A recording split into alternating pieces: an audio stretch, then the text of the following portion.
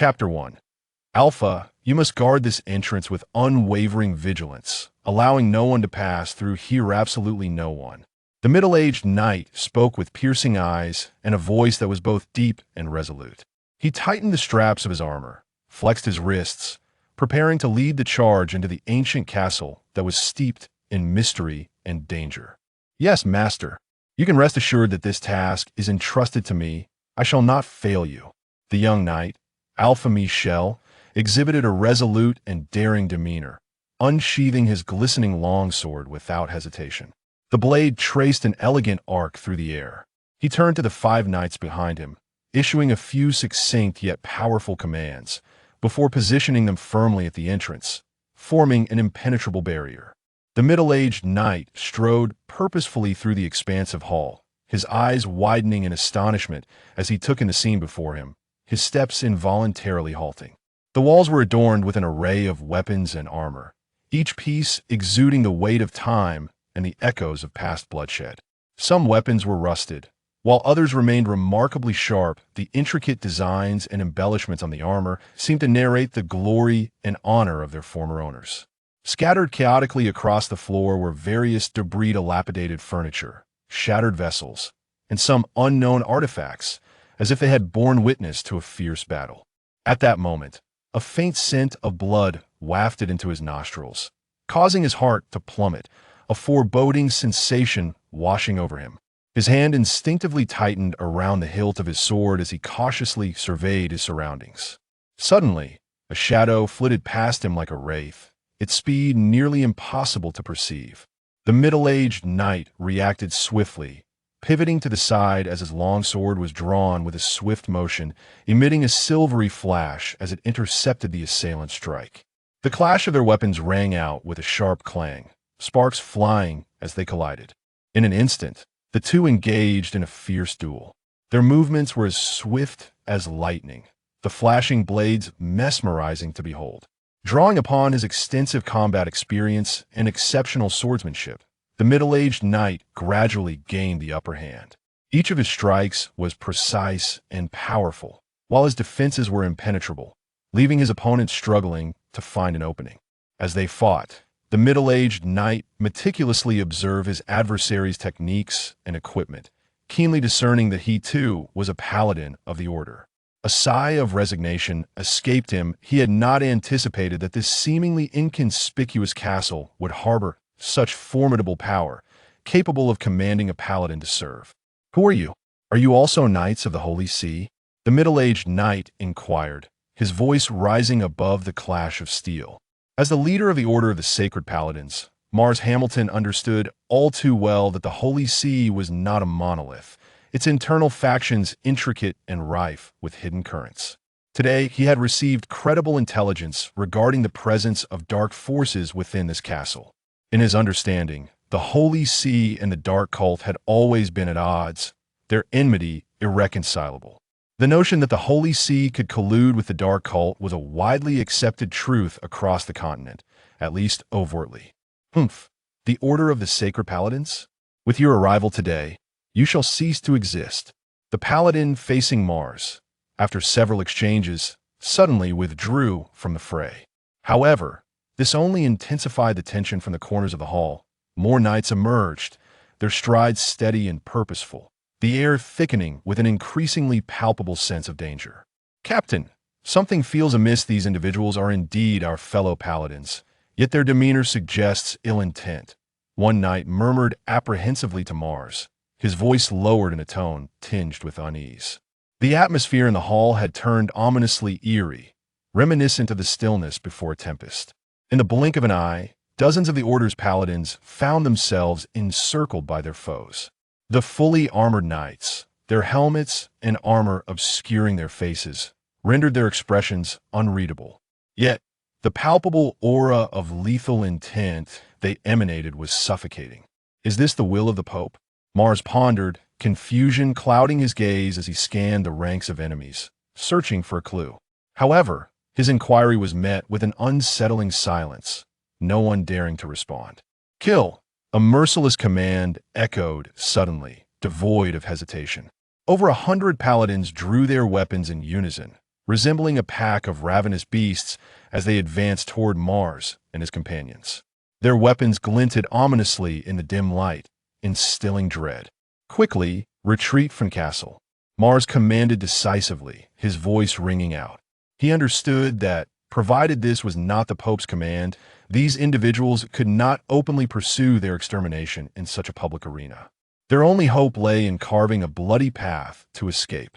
Yet, the enemy would not relinquish their grip so easily. Clearly, they had prepared meticulously, their encirclement resembling an ironclad fortress, leaving no opportunity for escape. Just as despair began to settle in, a deep and authoritative voice resonated through the hall. "Mars, do you remember me?" Mars instinctively lifted his head, directing his gaze toward the source of the voice. Emerging gradually from the shadows was a figure clad in a black robe. His silhouette loomed large in the dim light, eyes glinting with a mysterious radiance, as if harboring an intangible power that dared one to look away. "The Dark Knight Commander?" Mars' heart jolted, disbelief etched across his features. He recognized this individual as the Dark Cult's most formidable force, a figure of immense significance within the shadowy realm, second only to the Dark Pope in the hierarchy of the Holy See's adversaries. How could he be here? Wasn't the Pope supposed to have dealt with the Dark Knight Commander personally years ago? A wave of unease washed over Mars, a sense of foreboding gripping him. The Dark Knight Commander offered no answer to Mars' question. Instead, he approached with measured steps, exuding an air of authority. Stopping a few paces away, he spoke with a calm demeanor. "The Holy See has rotted, they have betrayed their faith and violated the will of the divine. Only darkness can save this world." Mars shook his head firmly, his eyes betraying unwavering loyalty and fervor for his beliefs. He could not accept the Dark Knight Commander's words in his heart. The Holy See was sacred and inviolable, and he himself was a man of steadfast faith, incapable of betraying the divine. "You do not believe? Then allow me to demonstrate," the Dark Knight Commander replied, extending his hand slowly. In an instant, a surge of potent and malevolent darkness erupted from him, like a black tide engulfing the entire hall. Mars felt his well-being eroded by this onslaught of dark energy, as if he were to be consumed by this shadowy realm, an unprecedented terror coursing through him. Fear gripped Mars' heart, an icy chill spreading down his spine. He knew that succumbing to the Dark Knight Commander's influence would mean becoming a puppet of the Dark Cult, subject to their whims, a pawn in their wicked schemes. Yet, the flame of faith and light and justice within him burned undiminished. He understood that he could not, nor would not, yield so easily. The middle-aged knight raised his head slowly, his gaze unwavering and defiant, meeting the Dark Knight Commander's oppressive stare. Though his voice trembled slightly amidst the tense atmosphere, the conviction in his words was indisputable. Darkness shall never triumph over light, for light embodies justice, and hope it is the greatest force in this world, impervious to any evil. The Dark Knight Commander's expression darkened in an instant, like the sky before storm. He could feel Mars' indomitable will and recognized that persuading such a person would be no simple task. However, a cold smile crept upon his lips, his tone dripping with unassailable arrogance. "You may die, yet I will still claim you, making your body a vessel for my dark power." In his eyes, everything was under his control. No matter how fiercely Mars resisted, it would all be in vain. Meanwhile, the Paladins were locked in fierce combat against a vastly superior force. Despite being outnumbered tenfold, the strength of the Order's Paladins was formidable. They fought valiantly, their exceptional swordsmanship and unyielding faith driving them ever closer to the door. Alpha, steadfastly guarding the entrance, was now utterly exhausted.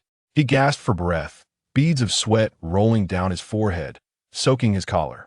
Despite every cell in his body screaming fatigue, his gaze remained resolute, the long sword gripped firmly before him. "Master, there are too many of them, I can barely hold the gate." Mars' eyes swept over the beleaguered yet resolute Alpha, then glanced at the fierce battle raging around them, swiftly reaching a decision in his mind. His objective was crystal clear: the Dark Knight Commander before him posed the greatest threat. As long as he could delay him, his comrades would have a chance to break through. "Min Jin, Lead the charge outwards. I will confront the Dark Knight Commander, Mars shouted, his voice imbued with an authority that brooked no dissent. Understood, Captain, leave this to me. Minjin Gurus replied without hesitation, a glimmer of determination flashing in his eyes. He swiftly charged into the fray with 3 knights, like a fierce tiger, brandishing their weapons with ferocity, carving a path for their comrades. Alpha, do not concern yourself with them. Our immediate priority is to break through. Minjin's gaze was piercing as he focused intently on the battlefield. Observing Alpha's intent to widen his attack, he immediately called out to him. He understood the urgency of the moment. Every second was critical to their survival, and they could not afford to squander energy on futile entanglements. Alpha paused, a flicker of confusion etched on his face. Master Minjin, why are the Oath Knights attacking us? They were once our comrades. As a paladin of the light, Alpha had always held the inner radiance as his guiding principle, steadfastly upholding the ideals of justice and fairness. Yet, the brutal scene before him struck like a heavy hammer against his beliefs, causing an unprecedented turmoil within his heart. A shadow of pain crossed Minjin's eyes as he quickly glanced at Alpha, his tone grave. They have been corrupted by dark forces. They are no longer the luminous knights we once knew. He was aware of certain truths, yet in this life-or-death moment, there was no time for elaborate explanations. In Alpha's heart, the luminous knights had always symbolized unwavering faith. Clad in the brilliance of justice, they were the staunch defenders of fairness and righteousness. However, the figures before him, once familiar comrades, now appeared utterly alien and grotesque. The radiant light that once enveloped the Oath Knights had vanished, replaced by a chilling aura of darkness, as if they were demons emerging from the abyss, sending shivers down one's spine. Minjin, too, was profoundly shaken by the sight before him, but he understood that as a leader, maintaining composure was paramount. He gripped his weapon tightly, his gaze resolute as he surveyed the battlefield, issuing commands with clarity and precision, orchestrating the knights' counterattack. With steadfast faith in the light, they wielded their weapons like fearless warriors, engaging in a harrowing struggle against the Dark Knights. However, the Dark Knight Commander's prowess far exceeded anyone's expectations. A cruel smile curled at the corners of his mouth as he suddenly swung his arms, unleashing a potent and terrifying skill. In an instant, a wave of black light surged forth, sweeping over the knights and knocking them to the ground. The knights cried out in agony, their bodies convulsing helplessly on the ground, a scene too grim to behold. Huh, how naive you are. Do you truly believe you can contend with me? Such overestimation of your own abilities. The Dark Knight Commander laughed triumphantly, his voice echoing mockingly through the vast hall, filled with derision and disdain. Mars gritted his teeth, enduring the excruciating pain that coursed through his body, the veins on his forehead bulging. With his hands pressed against the ground, he struggled to rise, his eyes ablaze with the flames of fury. Betraying an unwavering resolve, he understood that this confrontation was no mere clash of light against darkness, but rather a meticulously orchestrated scheme. Give you another decade, and perhaps you might pose a threat to me. But alas, that opportunity has slipped away. The Dark Knight Commander's laughter grew increasingly arrogant as he looked down upon Mars, his eyes brimming with disdain. Even if I perish, our order of the Holy Knights will never fade. The sacred power shall endure eternally, illuminating this land and dispelling the darkness. Mars surveyed the fallen knights around him. A sharp pang of sorrow surged within him, intertwining helplessness and indignation. He recognized that he was merely a 5-vow Holy Knight, while the Dark Knight Commander was at least a 7-vow Knight, a staggering disparity in rank that rendered this battle arduous from the very outset. No more. Henceforth, there will be no more Holy Knights. The Dark Knight Commander threw back his head and laughed maniacally, a sound that seemed to threaten to engulf the entire world. No need for doubt. My emergence is destined to eradicate your order from this realm. It is the divine will, one you cannot defy. His face twisted into a grotesque smile as he laughed with arrogance and triumph. Let the slaughter commence, Dark Knights. The Dark Knight Commander stood with his arms crossed, refraining from further attack. believing that only by witnessing the holy knights turn upon one another, blood spilling profusely, could he attain true exhilaration and satisfaction, a supreme reverence for the forces of darkness, mercilessly trampling upon the light. Corruption of darkness? What is happening? Alpha's face contorted with confusion, his eyes revealing a hint of fear and bewilderment. He turned to Ming-Yin, casting a questioning glance, hoping to glean an answer.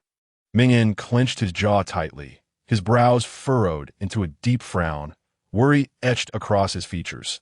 Just as he prepared to explain, another wave of attacks from the Holy Knights interrupted him. The urgency of the situation left no room for lengthy discourse. He had to react swiftly, engage the enemy. "We must not falter," Ming-Yin shouted hoarsely, raising his gleaming sword and charging headlong into the fray, leading the other knights into the fray with unwavering determination. Chaos engulfed Alpha as the cacophony of battle cries and the clashing of weapons filled the air, deafening. He gazed upon faces once familiar, now transformed into fierce adversaries. A tumult of complex emotions surged within him. Pain, anger, and profound helplessness. The armored holy knights bore heavy armor, wielding long spears, advancing like a relentless tide of darkness from all directions. Their eyes shimmered with an eerie light, their movements swift and rhythmically unsettling, as if fully controlled by the forces of darkness, stripped of their self-awareness. Alpha felt his thoughts struggle to keep pace with the chaos, his swordplay growing increasingly erratic, each swing feeling burdensome. "Focus, Alpha. You are a member of the Order of Holy Knights, a guardian of the light. You cannot be defeated." Ming-Yin's voice rang out from a distance, filled with urgency and encouragement. Upon hearing Ming-Yin's words, Alpha felt as though struck by a jolt of lightning, awakening him from his stupor. As he swiftly adjusted his stance, inhaling deeply, his gaze regaining its steadfastness, he swung his sword, channeling the sacred power within him, the blade gleaming like a radiant beacon as he fought fiercely against the approaching holy knights. Yet, despite Alpha and Ming-Yin's valiant efforts, drenched in blood and sweat, the immense psychological pressure exerted by the Dark Knight commander loomed over them like a heavy stone, stifling their breath. The Dark Knights seemed endless, waves upon waves surging forth, tireless and fearless, gradually overwhelming Mars and his knights, the situation growing increasingly dire. "You foolish knights of light, where is the deity you worship? Can he save you?" The Dark Knight commander's satisfaction was evident as he beheld the fallen holy knights. His voice dripping with mockery and contempt, as the battle raged on. The holy knights fell one after another into pools of blood. Now, only Mars, Ming-Yin, and Alpha remained, desperately holding on, their bodies marred with wounds. Blood staining their armor. Ming, take Alpha and flee. The Order of Holy Knights cannot vanish like this.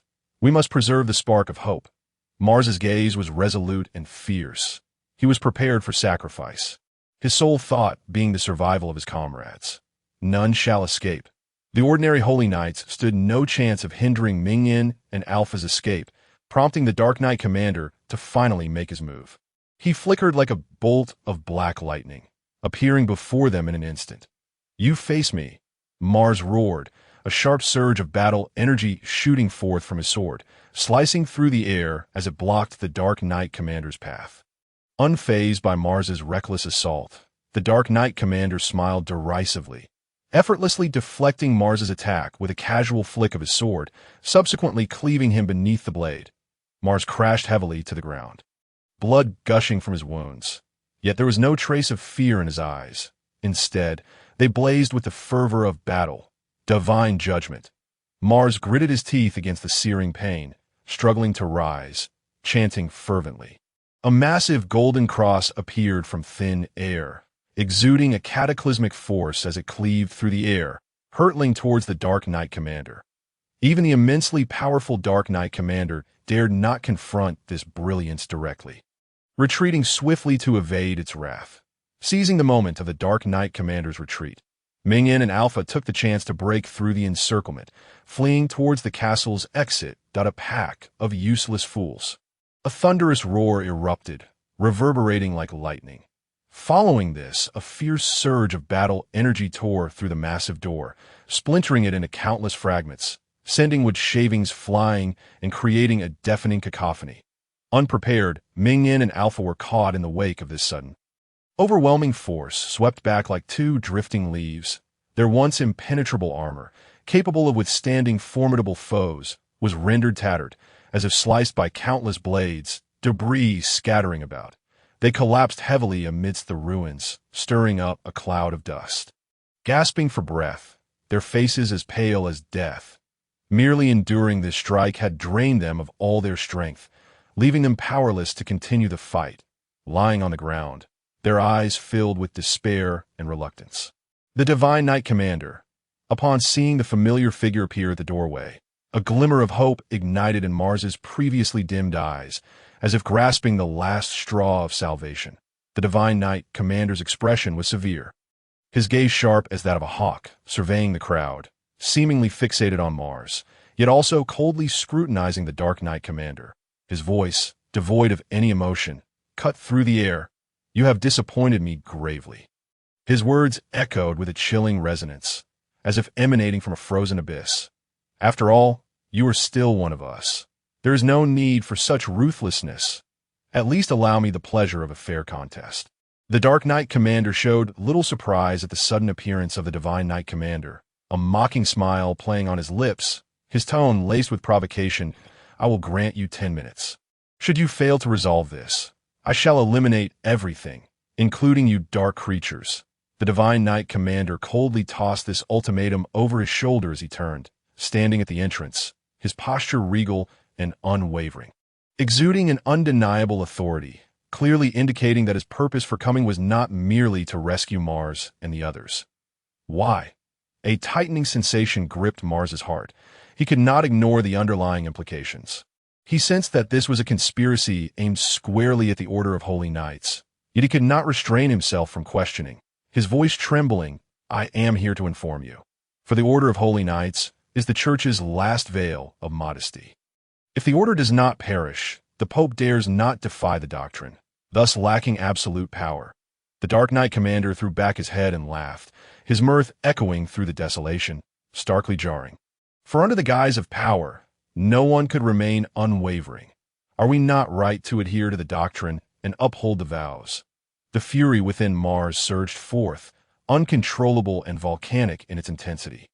He struggled to rise, yet the weight of his injuries rendered him powerless, forcing him to collapse once more, his voice hoarse with rage. However, human nature is steeped in darkness. The 10 Commandments, greed, pride, envy, wrath, gluttony, sloth, lust, theft, deceit, and murder command your adherence. Yet, how many in this world can truly abide by them? You proclaim the 10 Commandments, but in doing so, you stand in opposition to humanity, for even the Pope would not permit your existence. A flicker of derision danced in the eyes of the Dark Knight Commander as he mockingly scoffed, his words laced with disdain for the Order of the Lawful Knights. This order represents the last bastion of the Light Church. As long as they hold on to their faith, the Pope cannot sway their will, nor can he freely enact his plans to seize absolute power. "Silence. You have 5 minutes," intoned the Holy Knight Commander. His gaze turning icy as frost, he had tightened his grip on his long sword, its blade shimmering with a chilling light, clearly indicating that none present would leave this place unscathed. A bloody massacre was on the verge of unfolding. The air was filled with the anguished cries of the lawful knights, who had once steadfastly upheld their faith and fulfilled their duties. Under the blade of the Holy Knight Commander, they fell like fragile ants, blood gushing forth and staining the ground a horrific crimson. Ruthless and merciless, truly a faithful hound of the Pope, these individuals were now your responsibility to handle. The Dark Knight Commander, long imprisoned by the Pope, would not allow himself to be silenced now that an opportunity had finally presented itself. With a cold snort and a glint of cunning in his eyes, he turned to escape the bloody battlefield. "Do you think you can flee?" The Holy Knight Commander's gaze was as piercing as an eagle's, coldly uttering these words. Even though they shared a common goal at that moment, and even if the Dark Knight Commander's release hinted at an unspeakable secret deal, he would never allow such a perilous entity to depart unscathed. He understood that in this vortex of power, even the slightest oversight could lead to catastrophe. Moreover, the Dark Knight Commander was a significant threat. How could he not be restrained? Faced with the Holy Knight Commander's ferocious assault, the Dark Knight Commander exhibited neither panic nor intent to flee. Rather, a glimmer of excitement and provocation sparkled in his eyes. He resolved to seize this moment to unveil his long-concealed true strength, proving to the seemingly invincible Holy Knight Commander that he was no ordinary foe, but a formidable adversary capable of standing against him. The Dark Knight Commander slowly closed his eyes and inhaled deeply. A strange energy began to surge around him. Gradually, his body radiated a faint red glow, intensifying like a flame ignited. His skin transformed into a deep crimson. Muscles swelling under the illumination, becoming more developed and imbued with power. Simultaneously, the once ordinary longsword in his hand began to metamorphose. The blade twisted and contorted until it transformed into a colossal sword engulfed in black flames. Burning fiercely with an aura of terrifying malevolence, the Dark Knight Commander took steady strides, each step powerful and firm, causing the ground to tremble beneath him. An overwhelming and commanding presence emanated from him, as if he were the sovereign of this dark force. Witnessing this, the Holy Knight Commander dared not show any sign of complacency. He gripped his longsword tightly, its blade shimmering with silver light under the illumination. Slightly adjusting his stance, he focused intently on the advancing Dark Knight Commander, fully prepared to confront the impending attack. With a thunderous roar, the Dark Knight Commander swung the massive sword, ablaze with black flames, towards the Holy Knight Commander. The dark flames traced an eerie arc through the air, accompanied by a howling wind, as if to consume everything in their path. The Holy Knight Commander did not falter. He too swung his long sword to meet the challenge. The two blades collided with a resounding clash, sparks erupting like a dazzling firework display against the night sky. The tremendous force of their impact sent tremors throughout the room. Dust cascading from the ceiling, and the walls bore fine cracks from the shockwaves. Yet the Dark Knight Commander did not recoil from this clash. His eyes sparkled with a frenzied battle spirit as he once again swung the black giant sword, launching a more ferocious assault against the Holy Knight Commander. This time, his strikes came with greater speed and power, each swing a torrent that pressed the Holy Knight Commander into an unprecedented level of pressure. The Holy Knight Commander sensed his strength waning rapidly. Each block became increasingly laborious. However, fear and retreat did not flicker in his eyes. He was acutely aware that in this life-or-death struggle, surrender would equate to demise. Gritting his teeth, he unleashed his most formidable abilities in an instant. A brilliant golden light erupted from his being, growing ever brighter and enveloping the room in a resplendent glow, as if dispelling all darkness. The Dark Knight Commander felt this overwhelming power, and a wave of dread surged within him. Nevertheless, he was a seasoned warrior, quickly repressing his fear. Drawing a deep breath, he concentrated all his strength into the black giant sword and struck once more at the Holy Knight Commander.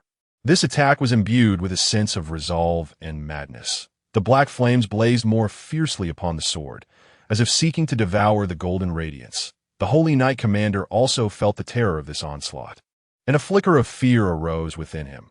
Yet his conviction remained unshakable. He poured every ounce of his strength into his longsword, countering the Dark Knight Commander's strike. The two swords met again, producing a deep, resonant sound that echoed like thunder throughout the castle, as if the very foundation trembled under the weight of the noise. The Dark Knight Commander's assault crashed forth like a surging black tide, carrying with it an inexhaustible force of destruction. Resembling a colossal beast from the abyss, claws bared, vowing to engulf the Holy Knight Commander entirely. The black flames and malevolent aura rampaged through the air, warping and tearing at the fabric of reality itself. Yet, the Holy Knight Commander stood firm, like a towering mountain, unyielding against the tempest. His courage blazed like a roaring fire, while his faith served as an unbreakable foundation. Sustaining him as he engaged in this life-and-death duel with the Dark Knight Commander, as the fierce battle raged on, the tide began to shift. Through his formidable dark power and frenzied assault, the Dark Knight Commander gradually gained the upper hand. Each swing of his sword carried a monumental force, causing the very air to shudder in its wake. Meanwhile, the Holy Knight Commander began to falter. Despite his valiant defense, The rapid depletion of his energy and the increasingly fierce onslaught from his opponent thrust him into dire straits, beads of sweat rolling down his forehead as his breath quickened and grew labored. Suddenly, the Dark Knight Commander let out a bone-chilling roar, unleashing his most potent ability. In an instant, the room seemed to be enveloped by a colossal black hand, darkness spreading like a tidal wave, devouring all light. The Holy Knight Commander found himself adrift in this boundless darkness, a solitary vessel in perilous waters, surrounded by shadows that threatened to consume both his life and will. However, at this critical juncture, the Holy Knight Commander felt a surge of powerful and mysterious energy erupt from within him, akin to a slumbering dragon awakening. This force ignited his fighting spirit, his eyes ablaze with fervor. Rekindling the flame of hope, gripping his long sword tightly, its blade gleaming defiantly, he launched a final counterattack against the Dark Knight Commander. Each swing of his sword was executed with unyielding determination, the blade slicing through the darkness with the intent to shatter the abyss. The Dark Knight Commander was utterly unprepared for the Holy Knight Commander's sudden and immense resurgence. He could not evade the onslaught and was struck heavily by the Holy Knight Commander's attack. The immense force sent him flying, akin to a kite severed from its string, tracing a black arc through the air before crashing heavily to the ground. His body left a long trail upon impact, and he coughed up bright red blood, staining the earth beneath him. If it weren't for the constraints of your commandments, I would not have been defeated. The Dark Knight Commander struggled to rise. His eyes filled with resentment and fury. He understood that this was not his true strength. Those binding commandments shackled him like chains, limiting his potential. Mars, let us join forces to slay him. All shall survive. The Dark Knight Commander's desperation for survival and longing for freedom drove him to disregard all caution, attempting to ally with the very enemy he had fought fiercely against moments ago. His voice bore a hint of urgency and allure, as if he were casting a lifeline to Mars. No, it is humanity that is shrouded in darkness, not the radiant church, nor the God of light. Mars resolutely declined, his gaze reflecting unwavering determination and resolve. This was a faith he had steadfastly upheld for many years, as immovable as a rock to him. Allying with darkness would signify a betrayal of his beliefs. All his steadfastness and efforts would collapse in an instant. Faced with the choice between life and faith, he unhesitatingly chose the latter, even if the path ahead led to a profound abyss. My lord, the Holy Knight Commander, I am willing to take my own life. Please spare them, for they know nothing. Mars looked at his injured brethren and disciples, his eyes filled with tenderness and reluctance. His sole wish at that moment was for their survival, but he knelt on one knee, beseeching the Holy Knight Commander, his voice tinged with a tragic nobility. The Order of the Righteous Knights must perish. The Holy Knight Commander's voice was cold and resolute. This was his bottom line, an order he must execute. Yet he did not seem intent on complete annihilation, as a flicker of complex emotion crossed his gaze. Minjin, Alpha, swear to sever ties with the Order of the Righteous Knights, Mars commanded loudly, his voice imbued with undeniable authority. He understood well that becoming a righteous knight was no easy feat. One need only adhere to one of the 10 commandments to gain recognition from any of the 10 laws. Becoming a holy knight also had its standards. One must remain true to oneself, steadfast for 10 years, even without the endorsement of the holy laws, as long as there was no opposition from them. One could still qualify. However, the Order of the Righteous Knights represented the Holy Church's mightiest force, requiring recognition from one of the holy laws and an absolute adherence to their tenets. Both conditions had to be met simultaneously. Regrettably, this once glorious order was to be expelled from the Church's ranks henceforth. This was not due to their betrayal of the Church, but rather because their unwavering faith and principles obstructed the ambitions of certain individuals within the Church. No, I am of the Order of the Righteous Knights in life, and I shall be their spirit in death. That Alpha's gaze was resolute, and he rejected the notion without hesitation. His voice rang out like a bell, reverberating in the dilapidated room, showcasing his loyalty to the Order and his steadfastness in faith. Minjin, the Order of the Righteous Knights is finished. You must abandon it. Mars recognized the urgency of the situation. His tone pleading, he looked at Minjin, his eyes filled with helplessness and hope. "Brother, have we been wrong to follow the tenets all along?" Minion's eyes brimmed with confusion and uncertainty, the pain of years of faith seemingly crumbling at this moment. His voice trembled, as if questioning the very convictions he had held dear. "Remember, it is humanity that is flawed, not the radiant church," Mars roared, his voice laced with profound sorrow and resentment. He lunged towards Min Jin and Alpha, as if to impart his final strength and beliefs to protect them from this cruel fate. "You have ambushed the commander of the righteous knights, defying the sacred texts. I hereby expel you both from the order." In a moment of desperation, Mars summoned all his strength to shove Min Jin and Alpha away. Yet at that instant, 2 daggers pierced his side, crimson blood instantly staining his garments. Min Jin and Alpha's hands still dripped with blood, remnants of an instinctive action amidst chaos, now serving as evidence of the ambush. "The order of the righteous knights shall never perish." Mars's eyes blazed with the last flicker of defiance as he let out a roar that seemed to pierce the oppressive air. Despite his grievous wounds, he charged valiantly towards the Dark Knight commander. In his heart, even in death, he wished to fall on this hallowed battlefield, for the faith he upheld, for the order of the righteous knights that was on the brink of extinction.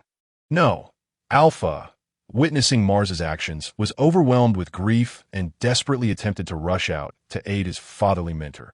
However, just as he took a step, Min Jin forcefully pinned him to the ground. The minion's eyes were filled with urgency and calm. He understood that now was not the time for impulsiveness. Both the formidable Dark Knight commander and the unyielding Holy Knight commander bore murderous intent towards them, and they had no capacity for resistance. Rashness would only lead to futile sacrifice. Survival was their only hope. "Are you members of the Order of the Righteous Knights?" The Holy Knight commander's gaze swept over Min Jin and Alpha, a flicker of hesitation flashing in his eyes. His voice was cold and authoritative, like a blade slicing through the tense atmosphere. "Reporting to you, my lord, we have been expelled by the commander of the Righteous Knights." Min Jin replied swiftly. He knew that Mars's earlier statement had effectively severed their ties to the order in name, perhaps their only chance for survival. "And you?" The Holy Knight commander turned his gaze to Alpha, scrutinizing him with an oppressive intensity. "I am of the order of the Righteous Knights in life, and I shall be their spirit in death." Alpha defiantly raised his head and proclaimed loudly. His voice was firm and unwavering, filled with loyalty to the order and steadfastness in faith. Even now, as his life hung in the balance, he did not waver. "No. Look at your hands. You have ambushed the commander of the Righteous Knights. You have broken the tenets. You are no longer one of them." Min Jin immediately retorted, his eyes brimming with anxiety. He understood that Alpha's stubbornness would only plunge them into greater peril. He had to find a way to ensure Alpha's survival. "No, that is not true. I did not ambush my mentor," Alpha repeated to himself, his voice growing softer. The crushing blows of the day had shattered all his convictions, toppling them like a house of cards. He felt as if the world was spinning. Everything before him blurred, and the pain and confusion within him became unbearable. With a thunderous crash, Alpha finally succumbed, collapsing to the ground. What brought him down was not the pain of his body, but the shattering of his beliefs, the deep-seated obsession that had defined him. His heart was filled with despair and anguish. The once unshakable faith now lay in ruins. "From this day forth, you shall be righteous knights," the Holy Knight commander coldly declared, stepping forward to sever a pinky finger from both Min Jin and Alpha. The sharp blade gleamed ominously, and with 2 muffled grunts, their fingers were severed, blood gushing forth. Then in a flicker, the Holy Knight commander vanished, leaving behind a scene drenched in blood and sorrow. "Thank you, my lord. The Order of the Righteous Knights is no more." Min Jin gritted his teeth against the excruciating pain. Clutching his hand as he lifted the unconscious Alpha, he dared not retrieve the severed fingers, for he understood that survival was paramount at this moment. He turned and hurriedly fled, his figure swiftly disappearing into the shadows of the castle, leaving behind an empty room that seemed to mourn the glory of the past and the desolation of the present. 10 fingers represented the 10 commandments, denoting 10 mysterious and potent forces. Severing even one finger signified the severance of the highest hope. Yet, a millennium had passed, and throughout this protracted era, no one had truly adhered to the Ten Commandments. What appeared to be sacred principles crumbled before the harshness of reality, revealing their fragility and vulnerability. "Damn it, why does my head hurt so much?"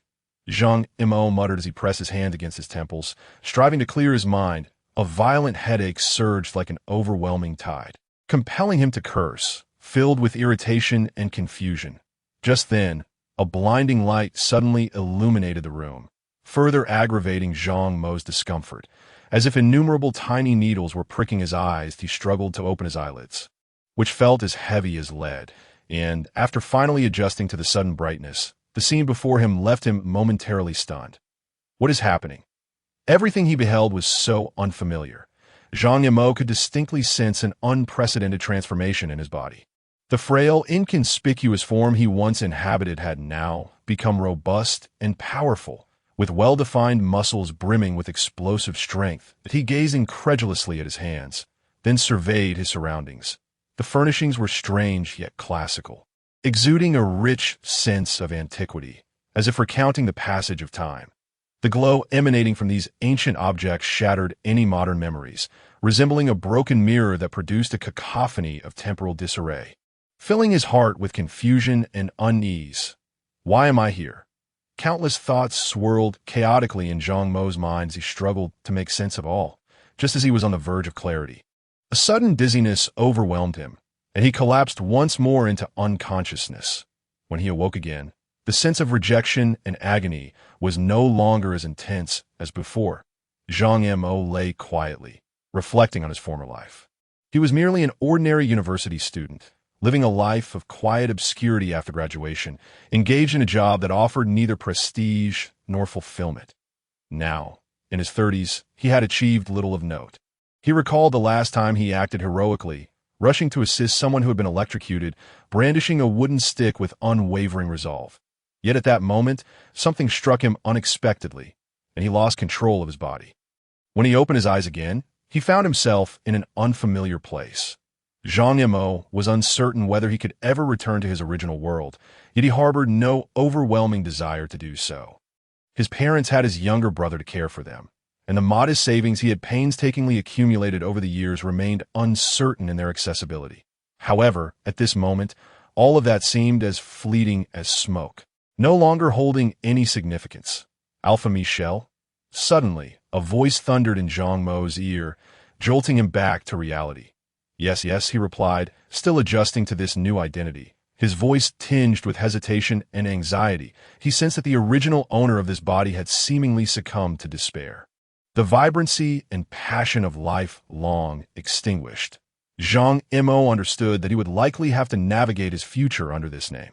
What transpired at the Amlan Castle 3 days ago? The questioner's tone was grave, his gaze exuding authority in the recesses of the original owner's memories.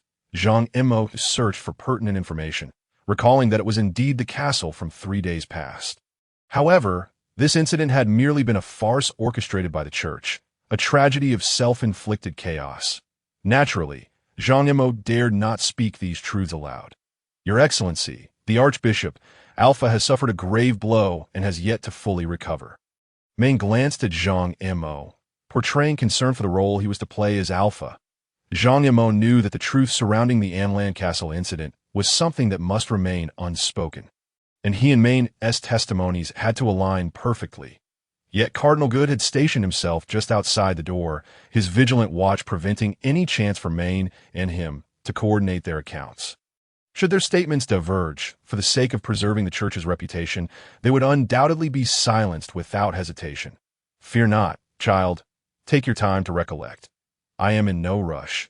Cardinal Good wore a seemingly kind smile, reminiscent of a benevolent father, and his voice was soothing, akin to a gentle spring breeze. Yet, Zhang Mo could sense the underlying scheming concealed within that smile. Your Excellency, we receive intelligence regarding the presence of dark creatures at Amlan Castle. Master Mars led us there immediately. Zhang Mo carefully recounted the original owner's memories, proceeding with caution. Yes, take your time. Relay to me everything you can recall. Cardinal Good regarded Zhang Mo with calm scrutiny, as though attempting to see through him. We arrived at the castle, where I was assigned to guard the entrance. Subsequently, we were surrounded by numerous knights, forcing us into a counterattack that we then received Master Mars's command to break free from the encirclement. But we were repelled. Zhang Mo narrated as accurately as possible according to the original owner's memories. This indeed mirrored Alpha's experience. And then, Cardinal Good pressed on, his eyes betraying a hint of urgency. Then the Master and the Knight Order charged forth, along with the Dark Knight Commander. The Master stated they had all been corrupted by darkness. Zhang Mo answered. Who were they? Cardinal Good persisted relentlessly. The Knights of the Order who prevented our escape. Zhang Mo replied truthfully. How did Captain Mars meet his demise? How did you manage to escape? A flicker of skepticism crossed Cardinal Good's gaze. The Dark Knight Commander was a figure of considerable power, rivaling that of the Holy Knight Commander. How could they have possibly escaped so easily? It was the Holy Knight Commander who saved us. However, the Master fell in battle against the Dark Knight Commander. Zhang Mo dared not divulge the truth, that it was the Holy Knight Commander and the Dark Knight Commander in unison who had orchestrated their destruction. Thus, he concocted a fabricated tale. How did you incur that broken finger? Cardinal Good's gaze shifted to the injury on Zhang Mo's hand, curiosity glimmering in his eyes that it was the Holy Knight Commander. Zhang Mo succinctly responded. The two engaged in a rapid exchange of questions and answers. Zhang Mo's nerves remained taut, fearful of revealing any slip that might expose him. How did you learn of the dark creatures residing in Anlan Castle? Cardinal Good continued his interrogation that I did not receive the information. It was Master Mars who did. Zhang Mo replied honestly, for Alpha was merely a foot soldier, entirely removed from such clandestine matters. Why would the Holy Knight Commander sever your finger? Cardinal Good was relentless that I do not know. Zhang Mo feigned confusion, though he was fully aware, yet dared not voice the truth. The swift succession of inquiries left Zhang Mo feeling immense pressure, beads of sweat forming on his forehead, his back drenched in perspiration. Alas, the Order of the Holy Knights is finished. Cardinal Good sighed softly, his interrogation concluding. Their testimonies were largely consistent, yet it was not the desired outcome he sought. However, this was precisely the narrative the Church wished to propagate, a heroic tale proclaiming that the Holy Knights, in their pursuit of honor and light, valiantly battled the Dark Knight Commander for 300 rounds, refusing to yield, ultimately meeting their demise in totality. This was a story that would immortalize the Church's resplendent image. As for the truth, it had long been buried beneath the dust of history. Yet, none of this bore any relevance to Zhang Mo now. His priority was to swiftly grasp the original owner's memories and achieve a seamless integration with this body. According to Alpha's recollections, Zhang Mo discerned that this world resembled a Western medieval era, where the Church of Light reigned above the realm, situated at the world's epicenter. Here, for great empires and numerous smaller nations existed. Though this was merely Alpha's subjective perspective, Alpha was a devout adherent of the faith, strictly adhering to the Ten Commandments. Aside from rigorous training, he indulged in few other pursuits. From Alpha's memories, Zhang Mo pieced together the reasons behind the downfall of the Order of Holy Knights. Adhering strictly to the Church's commandments proved exceedingly arduous for any individual, let alone the nobles accustomed to positions of privilege. Even upholding a single commandment was akin to climbing a steep mountain. Gradually, the great empires grew less devout, engaging in hypocrisy. Even among the knights within the Church, it was challenging to maintain such levels of compliance. The true Order of Holy Knights numbered barely over 1,000. To amend the doctrine, accommodate the great empires, and preserve their dominion, the Pope had no choice but to sacrifice these over 1,000 knights, rendering them mere pawns in the power struggle. However, these matters held little significance for Zhang Mo now. He harbored no aspirations of overthrowing the Church. He was fortunate to have distanced himself from the Order of Holy Knights. Otherwise, he would have been bound to uphold the Ten Commandments for a lifetime. Greed, pride, envy, anger, gluttony, laziness, lust, theft, falsehood, murder. Zhang Mo found himself incapable of adhering to such stringent precepts. Nonetheless, the might of the Holy Knights was indeed tied to their adherence to these commandments. Anyone who steadfastly followed any of the 10 Commandments for over 3 years would earn the Church's recognition. thereby gaining immense power.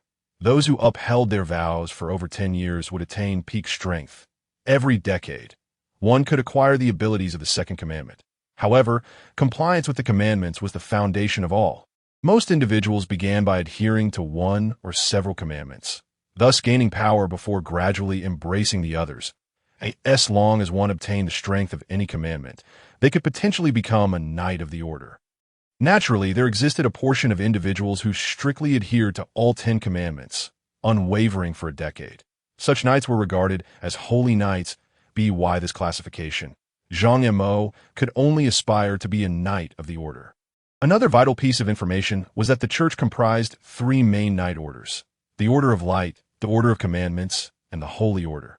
The Order of Light served as the church's primary force, tasked with upholding its authority and order. The Order of Commandments consisted of advanced knights who derived their powers from the commandments, staunch guardians of the church's doctrines, while the Holy Order comprised knights trained by the great empires, typically managed by the respective empires but falling under the church's jurisdiction in times of holy war.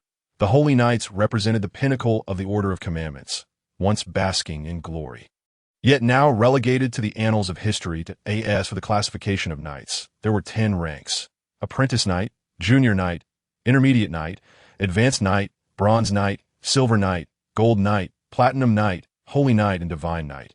Alpha was classified as a Junior Knight. Yet due to the enhancement from a commandment, his strength had reached the level of an Intermediate Knight. According to previous plans, after this mission, Alpha would undergo evaluation for Intermediate Knight status and the second commandment. Of course, below the Apprentice Knight lay the lowest rank, that of Squire, who did not truly belong to the knight classification but served merely as protectors to the knights. Alpha is accompanied by 10 knight attendants, all of whom were arranged by Mars. Alpha has only encountered them once and has never taken charge of them. To be frank, Alpha has laid a solid foundation for Zhang Mo, but now everything must rely on Zhang Mo himself. Alpha, the senior brother, merely intended to protect us and never genuinely wished to expel us from the Order of the Holy Knights. Now only Ming-En and Alpha remain. Ming-En gazed at Alpha and spoke earnestly. Teacher Ming-En, I understand. From now on, I will uphold the tenets and will not let you down. Though Alpha voiced these reassurances, his heart harbored doubts. Maintaining the 10 commandments, unwavering for a decade, seemed an impossible feat. No, Alpha, you must now forget all the rules of the Order of the Holy Knights. We are merely ordinary knights of the Order, Ming-En admonished, fully aware of the precariousness of their situation. A hint of concern flickering in his eyes. They're still watching us. We cannot afford to give them any excuses. What are your plans moving forward? Alpha, the child of Mars's junior brother, had lost his father in battle during the early years. Both Mars and Ming-En regarded Alpha as their own child, showering him with care. I do not know, Teacher Ming-En, Alpha replied, contemplating a return to the Knight Academy to restart his studies.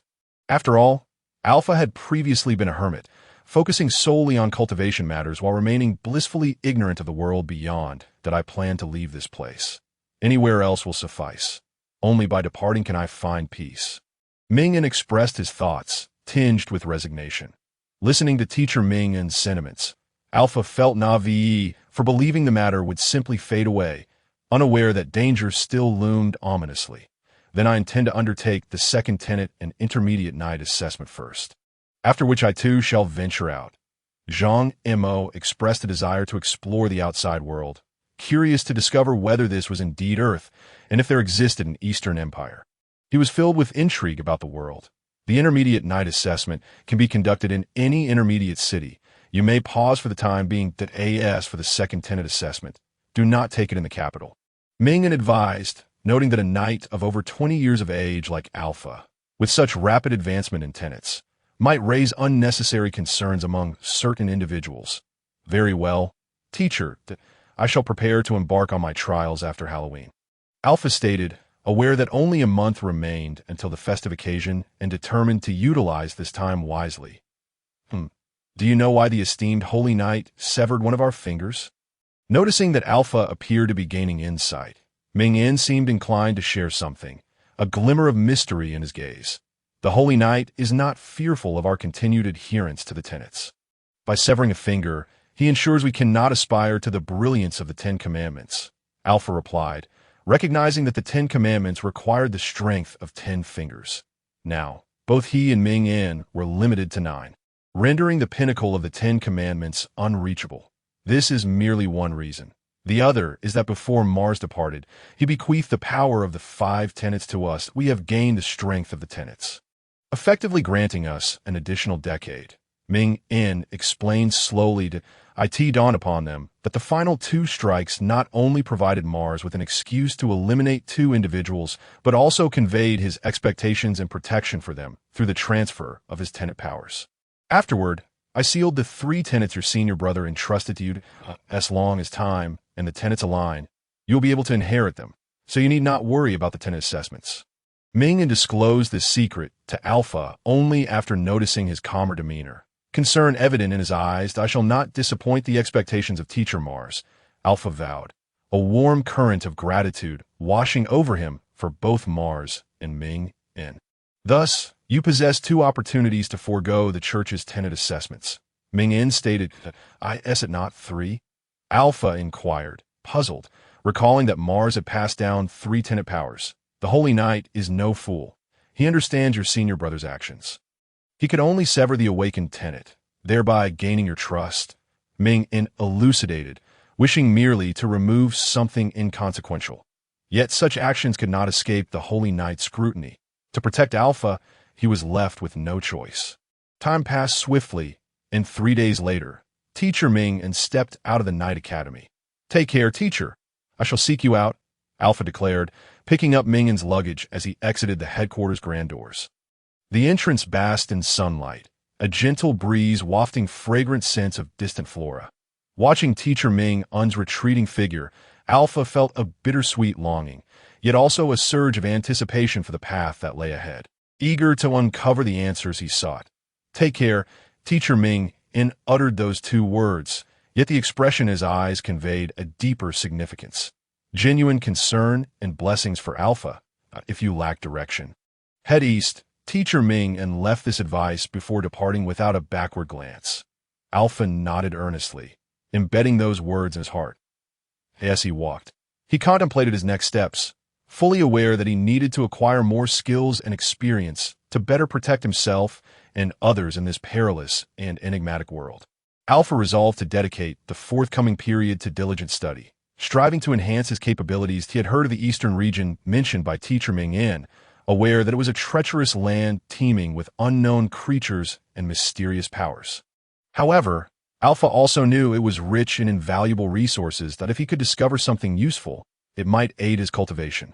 Crucially, the eastern expanse beyond the Eastern Bay's empire fell outside the church's jurisdiction. If the church would not relent, the east remained his sole hope, a sanctuary where he could escape the church's pursuit and initiate a new life. In the days that followed, Alpha diligently adjusted his mindset.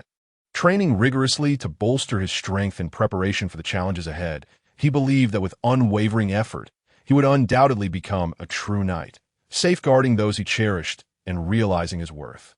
Before he knew it, Alpha arrived at the Night Academy. Isn't that our prodigious knight, Alpha? As soon as he set foot in the academy, several students intercepted him, although the Order of the Holy Knights had been dismantled. The revocation of their titles was not a straightforward matter. The church aimed to minimize the incident, allowing time to extinguish the flames of controversy, gradually erasing the memory of the event to preserve its own dignity. Gutierrez, what do you mean by this? Was my previous thrashing not sufficient?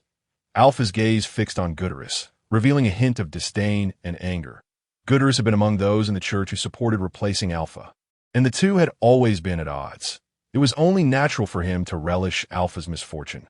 Gutierrez possessed remarkable talent, having attained the title of Intermediate Knight and 1 tenet, placing him a notch above Alpha in rank. Yet Gutierrez adhered merely to 1 tenet. His frequent change of partners and indulgence in taverns revealed that he had not relinquished the tenets of lust and gluttony, thus disqualifying him for being a knight of the order. Gutierrez smirked, wearing a mocking expression. You merely leveraged Mars's favoritism to enter the Order of the Holy Knights. Gutierrez, resentful of Alpha, believed that despite consistently losing their confrontations, it was Mars's bias that allowed Alpha to join the Order, while he himself was barred due to some so-called transgressions. Favoritism. Alpha's voice dripped with sarcasm, his eyes betraying a sense of contempt. Can favoritism truly obscure your disregard for the tenets? In truth, Gutierrez had the potential to join the Order, but his later misconduct was discovered, violating the tenets and resulting in his disqualification. TSK, TSK, TSK, Alpha. Were you not once so assertive? Why the sudden silence? Have you not had enough of a beating?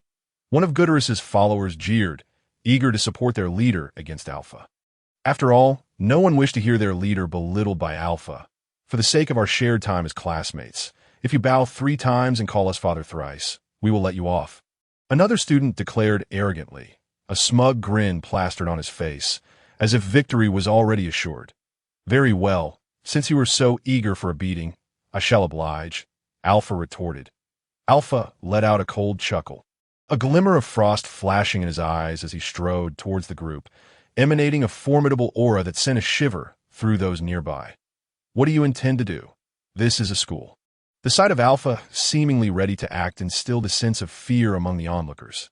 After all, fighting within the school premises was a violation of the rules and would incur severe punishment. Nothing much. I merely wish to reclaim my knight attendant, Alpha declared resolutely, making his way directly to the female student amidst the crowd. Huh, you mean Emma. I never expected you to truly adhere to the 10 Commandments. Emma is quite the genuine maiden, Gudrys sneered with a lewd smile, elongating his tone as he mockingly laughed. His piercing voice echoed around them, brimming with provocation and disdain. The glint of triumph in his eyes seemed to flaunt his so-called victory over Alpha. As Emma had evidently become his possession, him, it was a powerful mockery of Alpha's adherence to the code. Are you doing this of your own volition? Or are you being coerced? Alpha's gaze turned icy.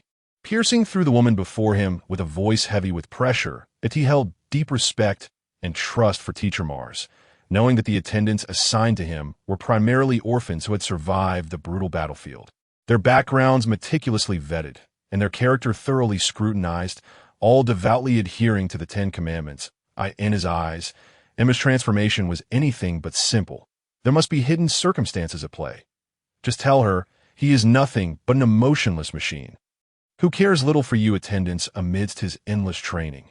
Gudrys leaned closer to the attendant, whispering insidiously, a cunning smile gracing his face. He sought to undermine Alpha's dignity further, attempting to dismantle the strength surrounding him to satiate his twisted vanity and jealousy towards Alpha. I am sorry, Master. I could not withstand the test of the commandments. Emma trembled slightly, her head bowed deeply. Unable to meet Alpha's gaze that in this world, the status of knight attendants was only marginally above that of slaves. And Alpha possessed the absolute power of life and death over them. Her voice was laced with guilt and anxiety, as though she had committed an unforgivable sin. When did this happen? Alpha fixated on Emma. His eyes filled with disbelief. He had assumed these attendants were loyal and trustworthy, never anticipating such a situation could arise. The soul inhabiting this body was no longer the single-minded Alpha devoted to training. He hailed from the 21st century, and a whirlpool of complex emotions surged within him, jealousy being a silent intruder. After all, witnessing one's former attendant fall into another's embrace was hardly pleasant for anyone. Tell him that after he fell, and after Mars departed, you followed me, along with your other attendants who fled. Gudrys wore a smug grin, his eyes filled with derision, ruthlessly piercing Alpha's heart. He aimed to utterly shatter Alpha's dignity. Leaving him humiliated before the crowd, you all share this sentiment. Alpha scanned the 3 students before him. Surprisingly, he displayed little anger. For him now, these individuals were relatively unfamiliar, and his soul belonged to the 21st century, leaving him with little identification with the so-called master persona. Nor did he ever intend to dictate their fates at this moment. He was more of a man, grappling with an array of peculiar thoughts, yet predominantly a sense of lament. Humans are born equal. It is only natural to make choices in pursuit of freedom. However, you have merely leaped from one cage into another. What difference does it make? His voice was calm yet tinged with resignation, as if recounting an unchangeable reality. This is the money you spent on them. 100, totaling 1,000 gold coins. Gudrys sneered contemptuously, tossing the pouch of coins casually. It rolled upon the ground, producing a dull thud. His gaze seemed to convey that these attendants were merely commodities that could be purchased. I now restore your freedom. You may leave at your leisure, to wherever your heart's desire. Alpha regarded the attendants with a steady tone. Yet, in response to his words, none moved, as if unable to fathom this sudden gift. This is your final opportunity, Alpha reiterated, a glimmer of determination in his eyes. Is what you say true? One attendant cautiously stepped forward, her eyes filled with doubt and hope, gazing at Alpha in disbelief. In her experience, she had never encountered a master who so easily offered freedom. You may depart now, or I can escort you out. Alpha exhibited little emotional fluctuation, understanding that forcing unwilling individuals to remain by his side was futile. Granting them freedom was preferable that I choose to leave.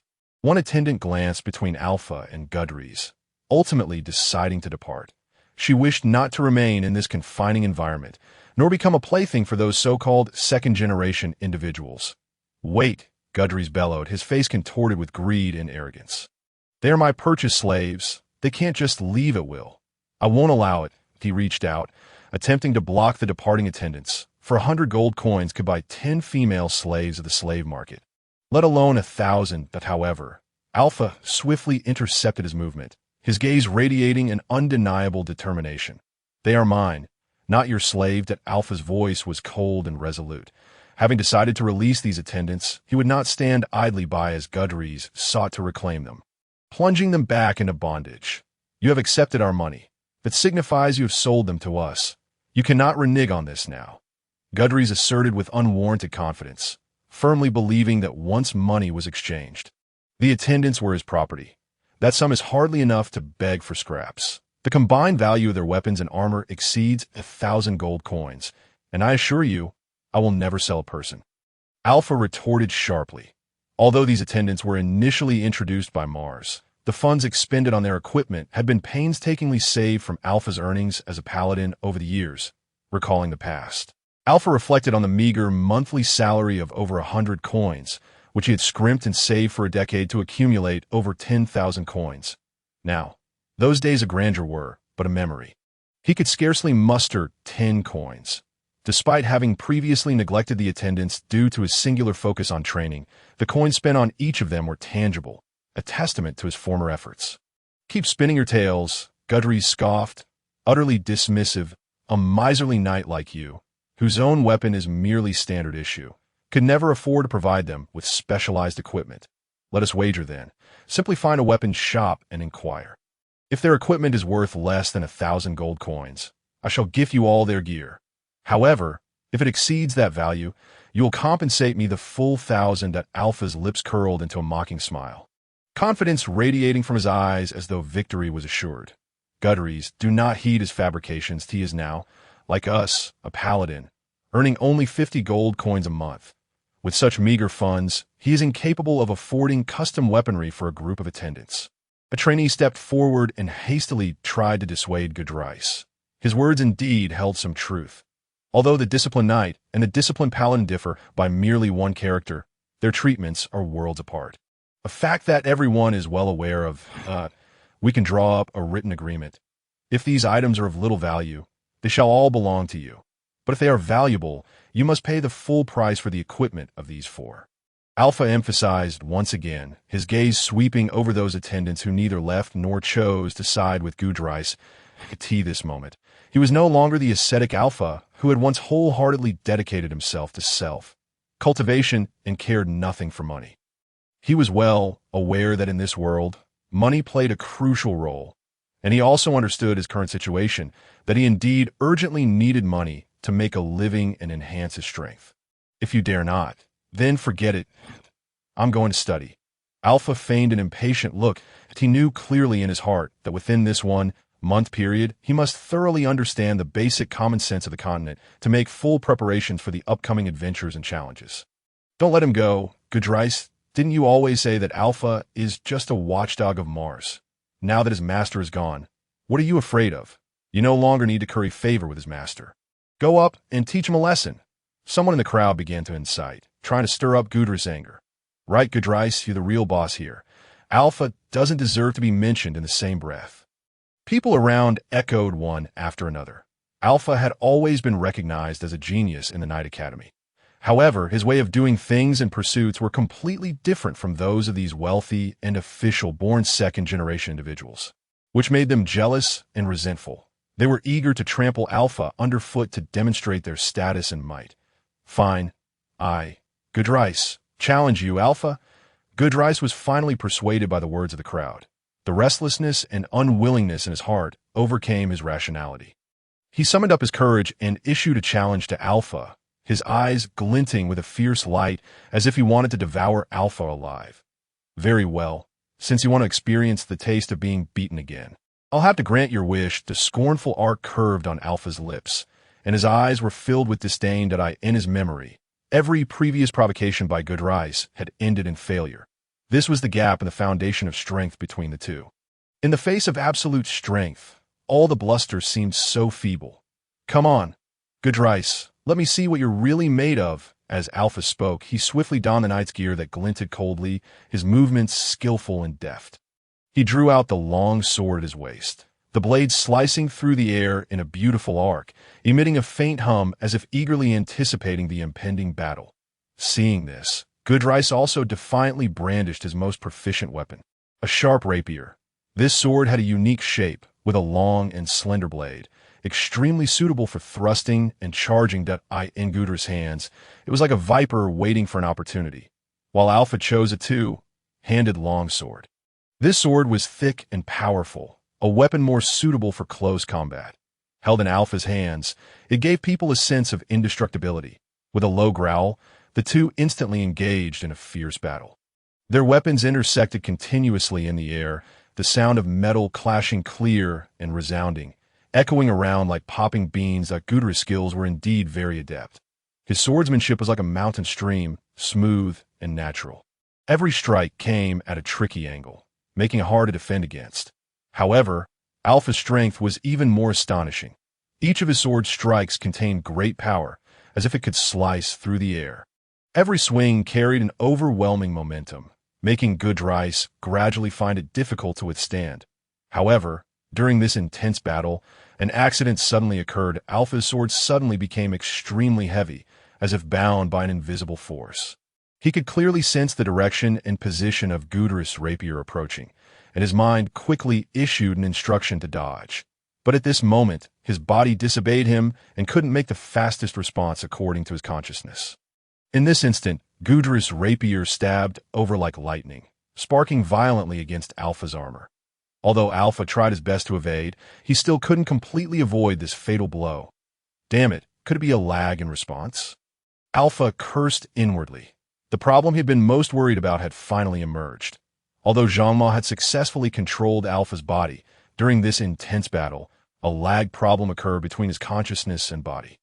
Clearly, both his consciousness and physical functions could keep up with the rhythm of the battle, but his consciousness couldn't timely convey instructions to his body to make the quickest response. Gudrice seized this rare opportunity and brandished his long sword, his movements as swift as lightning. Under this series of attacks, Alpha couldn't dodge at all and could only endure them passively. In Alpha's eyes filled with unwillingness, Gudrice, like a fierce beast, severely thrashed Alpha and finally knocked him down completely.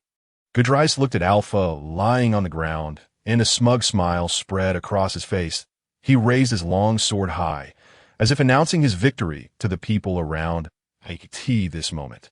He seemed to have become the king of this arena, enjoying the attention of everyone. Lying on the ground, Alpha's heart was filled with bitterness and helplessness. He knew that he had lost badly this time, and in a very frustrating way. The people around looked down on him, their eyes showing no sympathy at all, only coldness and mockery, as if watching a loser's farce. And I told you that you're just Mars watchdog. Gudrice shouted triumphantly, his voice full of arrogance and pride, that you're no match for me at all. Alpha didn't respond. He just silently watched Gudrice's departing figure, his heart filled with mixed feelings. After a while, he struggled to get up with great difficulty. Although he was battered and bruised at this time, looking extremely miserable. But now he was desperately eager to figure out the condition of his body and find a way to solve the problem of consciousness lag. "Aren't you leaving?" Alpha looked at the three attendants who stepped forward to help him up, a bit surprised, and a warm current surged in his heart. "We're your night attendants. Always will be. Whether you're poor and down, and out, or prosperous. As long as you don't drive us away, we'll always protect you," one of the attendants said softly, their eyes filled with firmness and loyalty. In this world, the status of a night attendant is actually equivalent to that of a high-level slave. A master has every right to kill on the spot any attendant who wants to leave. "Is this your confession to me?" Alpha looked at the three female night attendants in front of him, the corners of his mouth curving slightly, his heart filled with emotion. In this cold world, there are still kind-hearted people. Alpha, we're your night attendants and have always abided by the precepts of the disciplined paladin. If you force us to do something that violates the precepts, then please take our lives, one of the female knights said, a hint of vigilance in her eyes, biting her lips slightly. She mistook Alpha's previous words as having some improper thoughts about her body and immediately made her position clear, her words carrying an unwavering firmness. "Haha, just kidding. I just wanted to ease the tense atmosphere. And now there are no more disciplined paladins for you." Alpha was slightly taken aback, then smiled helplessly. He didn't know how to continue and paused before saying, "You can make your decisions as you like. I plan to leave the Night Academy after the festival.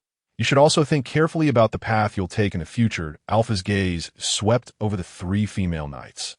He had to admit that they were all quite good looking. Although their skin was a bit rough due to long-term training and hardship, in his opinion, their appearance and figures were top-notch. But now, due to the precepts and various real-world factors, he could only look on with longing and sigh inwardly. The female knights' faces showed a look of great surprise, and a hint of doubt could be seen in their eyes. Apparently, they hadn't expected Alpha to make such a decision and were confused about their future whereabouts. "Don't worry. There are still more than 20 days until Halloween. You can take your time to consider.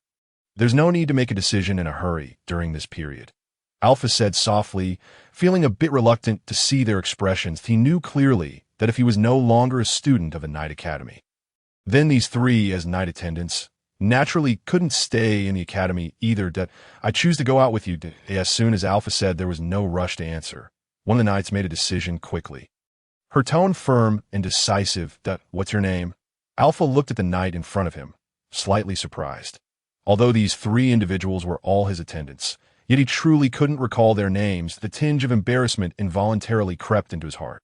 "I am Tasiligud, Taysai, who is determined to become the sword of the mightiest disciplinary paladin." On the young girl's innocent face was an expression filled with unwavering resolve, and her eyes sparkled with a fervent radiance.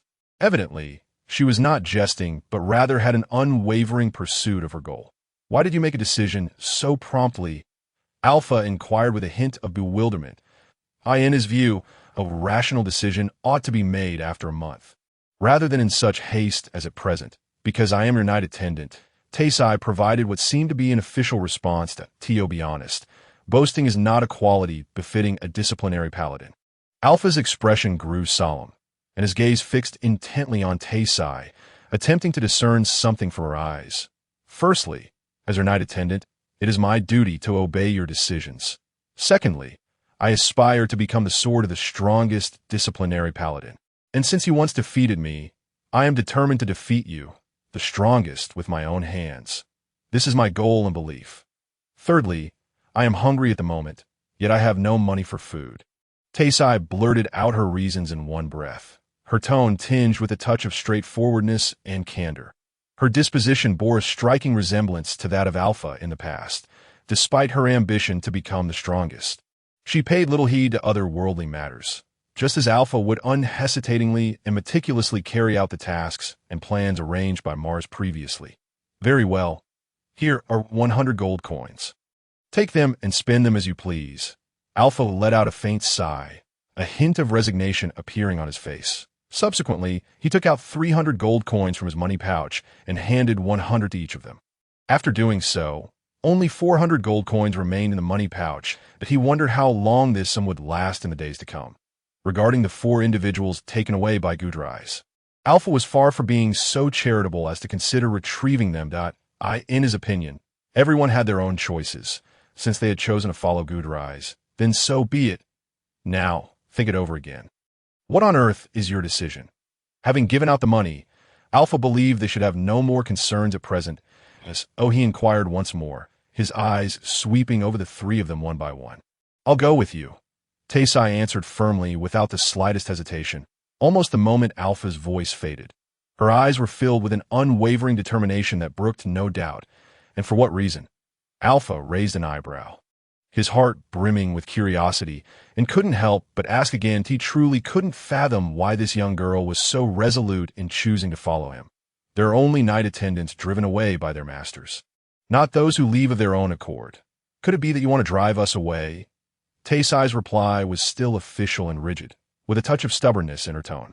It seemed as if this was a principle that they, the night attendants, must adhere to. No.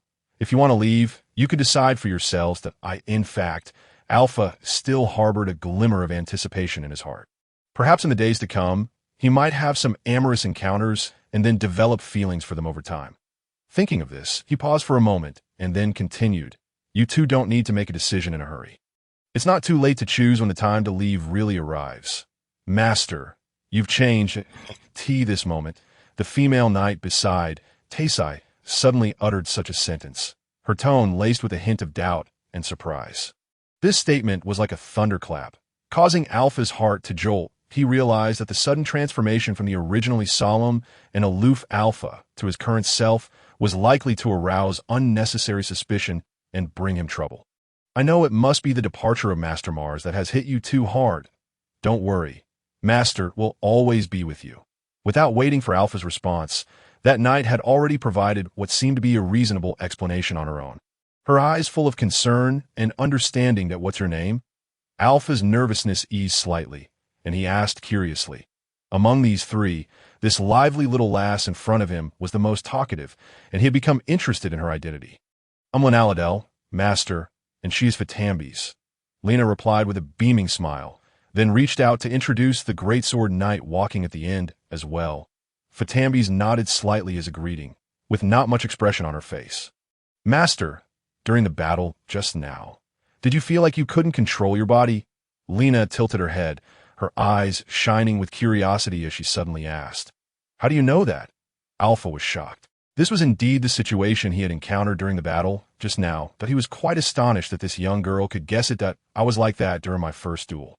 Clearly seeing the opponent's attack right in front of me, yet I couldn't control my body to react at all, that I could only watch helplessly as I got beaten. That I remember that feeling all too clearly.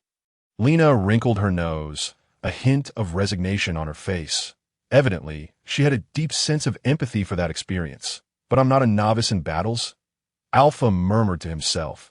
For the original owner of this body, Alpha, battles between knights were quite an experienced affair. But for Zhang Yamo, who had taken over this body, this was truly his first battle in the real sense. After all, in his previous life, Zhang Yamo had only studied martial arts for one semester during school physical education classes.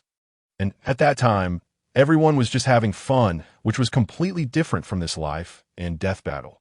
Then it's post-battle phobia that I'll take you to see a teacher. She surely has a way to cure you. Master, Lena's face was full of urgency and concern. Without waiting for Alpha's response, she grabbed his arm and started running. Taysai and Fatim knew where they were going, so they followed at a leisurely pace from a distance. You three can call me Alpha from now on. Don't call me Master anymore. That I'm really not used to it, Alpha said as he was being pulled along. Essentially, his consciousness was that of a modern person, and he really couldn't adapt to such a master-servant like a dress for the time being. Okay, Master, Lena responded, but her steps didn't slow down at all.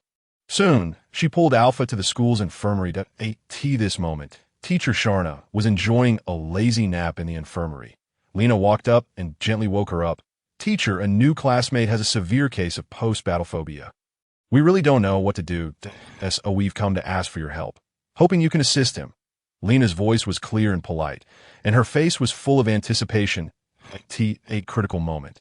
It really has to be me. Sharna secretly felt proud in her heart, and a satisfied smile involuntarily appeared on her face. Come in. Sharna stretched lazily and slowly sat up.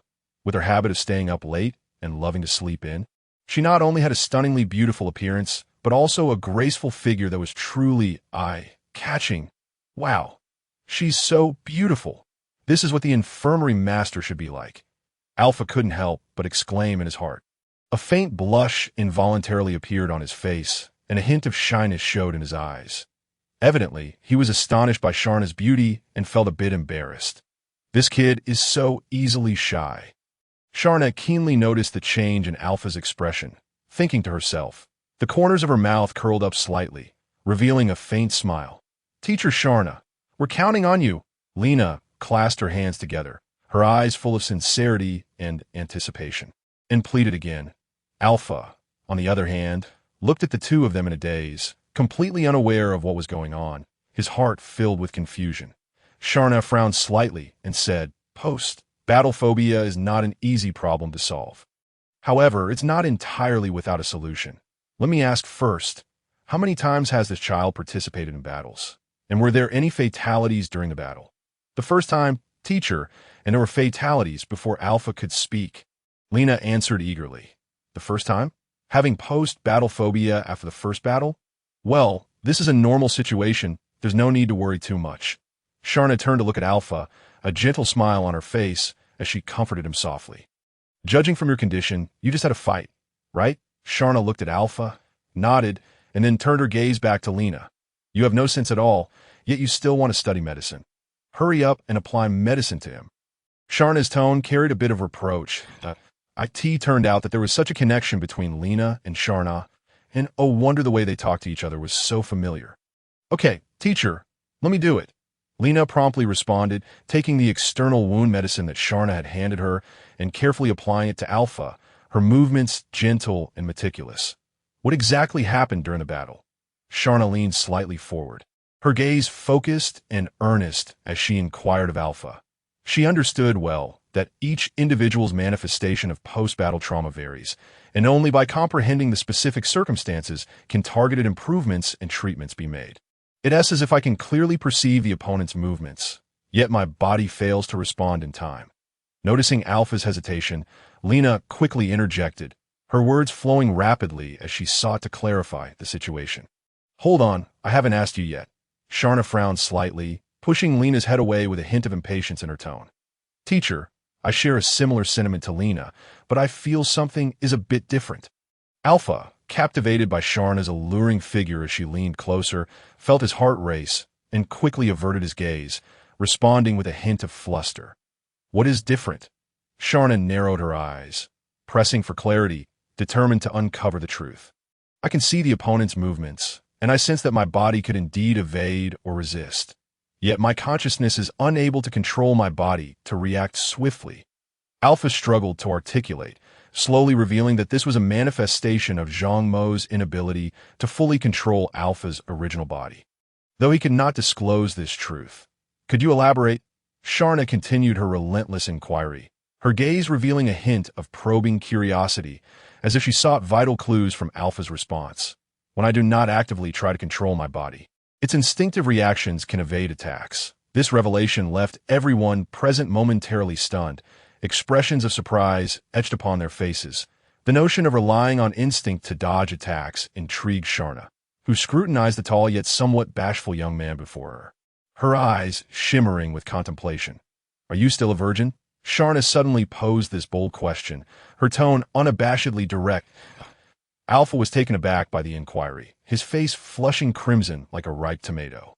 In this realm, as a paladin of the code, Alpha was indeed a genuine virgin. "Teacher, we are all paladins of the code. How could we possibly violate such tenets?" Lena, noticing Alpha's embarrassment, interjected again, her tone tinged with exasperation. "Look here," Sharna suddenly commanded, swiftly throwing a punch with lightning speed. Alpha barely had time to react, yet his body seemed to possess its own consciousness, accurately evading Sharna's probing strike. Sharna continued her series of tests, and each time, Alpha's body managed to respond in time. After these attempts, Sharna had gleaned a solid understanding of the situation that I believe I have grasped the specifics, but I would like to ask you one more question.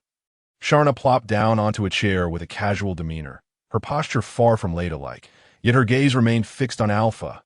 "Please, go ahead, teacher." Alpha replied promptly, his heart racing with trepidation, uncertain of what question Sharna would pose next. "What are your thoughts on the Paladins of the Code?" Sharna lifted her chin slightly, her eyes sparkling with anticipation, as if she wished to delve into Alpha's innermost thoughts through his response. The soft light filtering through the stained glass windows cast intricate patterns within the medical room of the Night Academy, creating an atmosphere imbued with mystery and solemnity. Alpha sat in quiet contemplation as he heard Sharna's sudden inquiry. "What do you think of the Paladins of the Code?" Caught off guard, Alpha fell into deep thought. A newcomer freshly inducted into the Knights Templar. This vast and enigmatic organization still appeared shrouded in a veil, filled with countless unknowns awaiting exploration. And he had yet to form his own unique and profound insights. However, this moment of reflection was not that of his former naive self. Alpha was acutely aware that the Paladins of the Code bore a significant and sacred mission within the hierarchy of the Church of Light. They were tasked with executing a series of carefully crafted missions and plans set forth by the Papal Council, which included leading and organizing the tribunal of the Church, acting as impartial judges to resolve internal disputes and corruption. They were also the sword of justice, ruthlessly striking down any heresy and malevolent forces that threatened the interests of the Church. This vocation resembled a towering peak, demanding unwavering faith akin to a rock. Formidable martial skills to carve a path through battle, and noble character, like brilliant stars illuminating others, that I believe the Paladins of the Code are indeed a noble and sacred profession, serving as the cornerstone of justice and faith, and the most steadfast force of the Church of Light. After a moment of contemplation, Alpha articulated the thoughts of his former self, who was still quite naive, with a superficial understanding of many matters.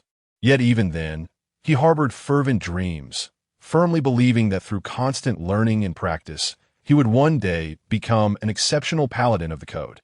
However, this was clearly not the genuine sentiment of the present Alpha. Sharna raised an eyebrow, a faint smile gracing her lips, her gaze sharp with insight. "It's not wise to deceive a doctor." She seemed to see through the hidden truth behind Alpha's words. Alpha paused, then smiled candidly, his expression turning serious. "In my view, any system that hinders development will inevitably be ruthlessly discarded by the wheels of history. The original tenets of the Paladins of the Code are no longer well suited for this rapidly changing era." He furrowed his brow, his eyes reflecting contemplation. Relying solely on doctrine to constrain individuals was nearly impossible. Humans are independent beings, with their own thoughts and desires, and cannot be entirely bound by singular rules. "Oh, I did not expect a Paladin of the Code to hold such views." Sharna expressed mild surprise, initially posing the question casually, yet she was taken aback by the profundity of the young man's insight, prompting her to regard Alpha with newfound respect. She inquired with keen interest, "Then why did you choose to become a Paladin of the Code? What does the faith of the Code mean to you?" Alpha pondered briefly, his gaze drifting toward the stained glass window adorned with sacred imagery, and he began to speak slowly. The tenets were meant to constrain oneself, not others, and certainly not an entire group. Originally, the tenets served as a system to govern humanity, and perhaps they played a significant role in the past. However, with the swift development of the times, the constraints of the tenets have become excessively harsh, lacking a corresponding powerful force for reasonable regulation that, if this continues, it will undoubtedly be replaced by a system more suited to the era. He paused, a glint of determination flashing in his eyes. "What I understand is akin to law. It governs the fundamental behaviors and consciousness of individuals. Yet the tenets demand everyone to embody the perfection of a saint. How can that be anything but difficult?" Sharna narrowed her eyes, a smirk playing at the corners of her lips as she deliberately led him on. "Are you suggesting that the Church of Light is on the decline?" Alpha's heart tightened, yet he maintained his composure, a sly smile gracing his lips. "I never said that." He was not about to fall into the verbal trap Sharna had set. Sharna nodded lightly, a glimmer of understanding in her eyes. "So, others have grown stronger." She had comprehended the deeper meaning behind Alpha's words and ceased to press the contemplative youth further. After a moment of silence, Sharna's gaze turned distant, filled with melancholy as she sighed softly. "There will come a day when the Paladins of the Code no longer exist." Her tone carried a sense of nostalgia for past glories. mingled with uncertainty about the future. Alpha shook his head gently, his gaze steady and resolute. The paladins of the code may fade away, but the spirit of the paladins will never perish. He understood that in this world, those who harbor lofty ideals and yearn to exist as saintly beings are never in short supply. Sharna arched an eyebrow. Her interest piqued as she scrutinized Alpha, seemingly probing into the depths of his thoughts. Will you become the next leader of the paladins of the code? Her gaze seemed to penetrate the young man's future. Alpha smiled softly, his expression imbued with a carefree and unrestrained spirit. I am tainted by worldly desires, captivated by the beauty and splendor of this realm. I cannot become a paladin of the code. How could he bear to give up this rich and colorful world full of temptations, as well as that wonderful life brimming with infinite possibilities? A faint sneer curved the corners of Sharna's lips, and her eyes were sharp with an all-penetrating gaze. It seems that all of this was just an act on your part. As soon as Mars left, you showed your true colors. She had seen too many people in this holy sea who were adept at disguising themselves. Regarding Alpha's transformation, she wasn't overly surprised. Alpha nodded slightly, with a calm expression. Perhaps, at least one has hope only when alive. He knew well in his heart that only by feigning complete despair and inability to recover from a heavy blow could he make the holy sea lower its guard against him and gain more opportunities for himself. Sharna shook her head slightly, and the emotions in her eyes were difficult to fathom. Whether you're truly down and out or just pretending, it doesn't matter anymore. She paused, and her eyes regained the professionalism and calmness of a doctor. Your symptom is a lack of training. Your consciousness can't keep up with your body's reactions, and you need to strengthen your training to improve your reaction speed. The topic returned to the starting point. Sharna was well aware that she was merely a doctor and a teacher. She was powerless to interfere and had no intention of meddling in the major affairs of the Holy See. This is different from the treatment method I had last time. Lena frowned slightly, her eyes filled with, and she quickly spoke. Her tone carried a hint of urgency, evidently surprised by the difference in treatment methods. Sharna shook her head gently, her eyes filled with professional certainty that, of course, it's different. Your situation last time was a natural reaction after seeing blood in your first battle, while his situation is due to the disharmony between his consciousness and body caused by bloody killings. With some training over a period of time, his condition will improve. After saying that, Sharna no longer dwelled on this matter, her tone flat yet resolute. Upon hearing Sharna's words, a hint of disappointment flashed across Lena's face. She had been full of anticipation, hoping to obtain more practical combat skills and efficient training methods from Sharna. But the reality was far from what she had imagined, and she couldn't help feeling a bit down. In the following days, Lena, Tasselai, and Fatham, 3 companions, under Sharna's guidance, carried out targeted rehabilitation training for Alpha on the training ground. Sharna looked at Alpha, whose reactions were sluggish, frowned slightly, and her tone carried a hint of doubt. I doubt if you're really that Alpha.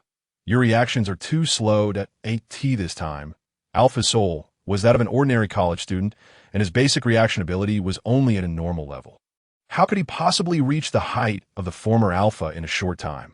Alpha blinked his eyes innocently, a hint of helplessness in his eyes. Sharna looked at him like this, sighed softly, and could only attribute Alpha's current situation to the blow brought by Mars. It seems that Mars dealt you a heavy blow. It seems difficult to make you recover to your previous level in a short time. Sharna shook her head slightly. She had originally thought this was just an ordinary problem, but after actually taking it on, she realized it was a thorny issue. Teacher, is there any way to solve this problem quickly? Alpha knew the root cause of the problem, but couldn't say it explicitly. He could only ask Sharna with a glimmer of hope. Sharna pondered slightly, her eyes thoughtful. The current training speed. It will take at least 2 years for you to recover to your previous level. I can provide you with some herbs to improve your nerve reactions and training methods. Even so, it will still take a year to recover. Sharna had tried almost all methods, but the results were not optimistic. It seemed that there was no possibility for Alpha to change the situation in a short time. Unless, Sharna suddenly spoke, a glimmer of light flashing in her eyes, but then she shook her head. Impossible, this method isn't suitable, she murmured to herself, as if engaged in a fierce mental struggle. Teacher, what did you mean by unless? Lena, who had been paying close attention to Sharna's reactions, immediately asked upon hearing herself talk. Her eyes were full of curiosity and anticipation, hoping to get the key clue to solving the problem from Sharna's mouth. The power of the Holy Ring. The first 3 levels of its precepts are mainly used to enhance physical constitution and strength, while from the 4th to the 6th level of precepts, they focus on strengthening the 5 senses and spiritual consciousness. Unless Alpha can awaken the 4th precept now, do you think it's possible? Sharna narrowed her eyes slightly, her tone carrying a hint of certainty and helplessness. As someone who knew well the secrets of the precept power of the Holy See, she understood the difficulty and improbability of this. Sharna sighed softly and continued to explain. The minimum interval for the awakening of each level of precepts is 3 years. And to endow the 4th precept, it requires at least 12 years of time for precipitation. The key is that this is only the minimum interval. Proceeding at this pace simply can't bring out the maximum effect of the precept power. It's completely a short-sighted approach. Lena frowned slightly, a flash of thought in her eyes. Indeed, that I've only been Alpha's attendant for 5 years, even if I could accept the power of the precepts now. Although I could get bonuses to various attributes, the effect produced by 5 years and 10 years are worlds apart. I don't intend to take the test at this time. She knew well in her heart that a rash attempt would only lead to losses outweighing gains. Hearing this, Alpha's heart suddenly skipped a beat that he remembered that Mars had previously bestowed upon him the power of 3 levels of precepts, although it still needed time to precipitate before activation. His body would be able to accept the 2nd level precept next month. Perhaps he could try this seemingly impossible method and activate the 4th precept in advance. This young man, Alpha, is indeed exceptionally talented. He started receiving rigorous training and participating in precept assessments at the age of 3. Now, in a little over 10 days, he will turn 22. Thinking of his talent and past efforts, the worries in Alpha's heart gradually dissipated. He told himself that he just needed to train step by step. In the following period of time, Lena became even more diligent and eager to learn. She frequently went to Sharna, humbly asking various questions about medical treatment and cultivation. Although the answers she received each time were not exactly the same, Lena always listened attentively, thought carefully about their profound meaning, and couldn't wait to apply these valuable skills to her actual cultivation and practice. At the same time, Lena also began to actively seek various training opportunities. She constantly pushed herself to the limit, striving to improve her physical strength and reaction ability. She even used Alpha, Tasselai, and another companion as test subjects for actual combat training. During this process, she showed no mercy and went all out in every training session, striving for the best results. As time passed, Lena was pleasantly surprised to find that everyone's strength had significantly improved. The 4 of them could control their bodies and powers more proficiently in simulated battles. Their movements became smoother and more natural, and their decisions became more decisive and confident. The difficulties that had once seemed insurmountable now no longer seemed so unattainable in their eyes. Time passed in a flash. Like a white horse galloping past a narrow gap, 20 days passed in the blink of an eye. For Lena, Tasselai, and Fat Ham, these 20 days had been very rewarding, and their strength had been significantly enhanced. However, Alpha's situation was not so satisfactory. Although he was also training hard, there was still a considerable distance for him to return to his once powerful self. Currently, he could only be considered to be in the stage of rehabilitation training. Perhaps what's truly important is not the starting point at the beginning, but the growth and progress gained during the process of hard work, during this period of living together day and night. The relationship between Alpha and the 3 of Lena became even closer, and the trust among them continued to deepen. Among these people, the most hard-working one was undoubtedly Tasselai.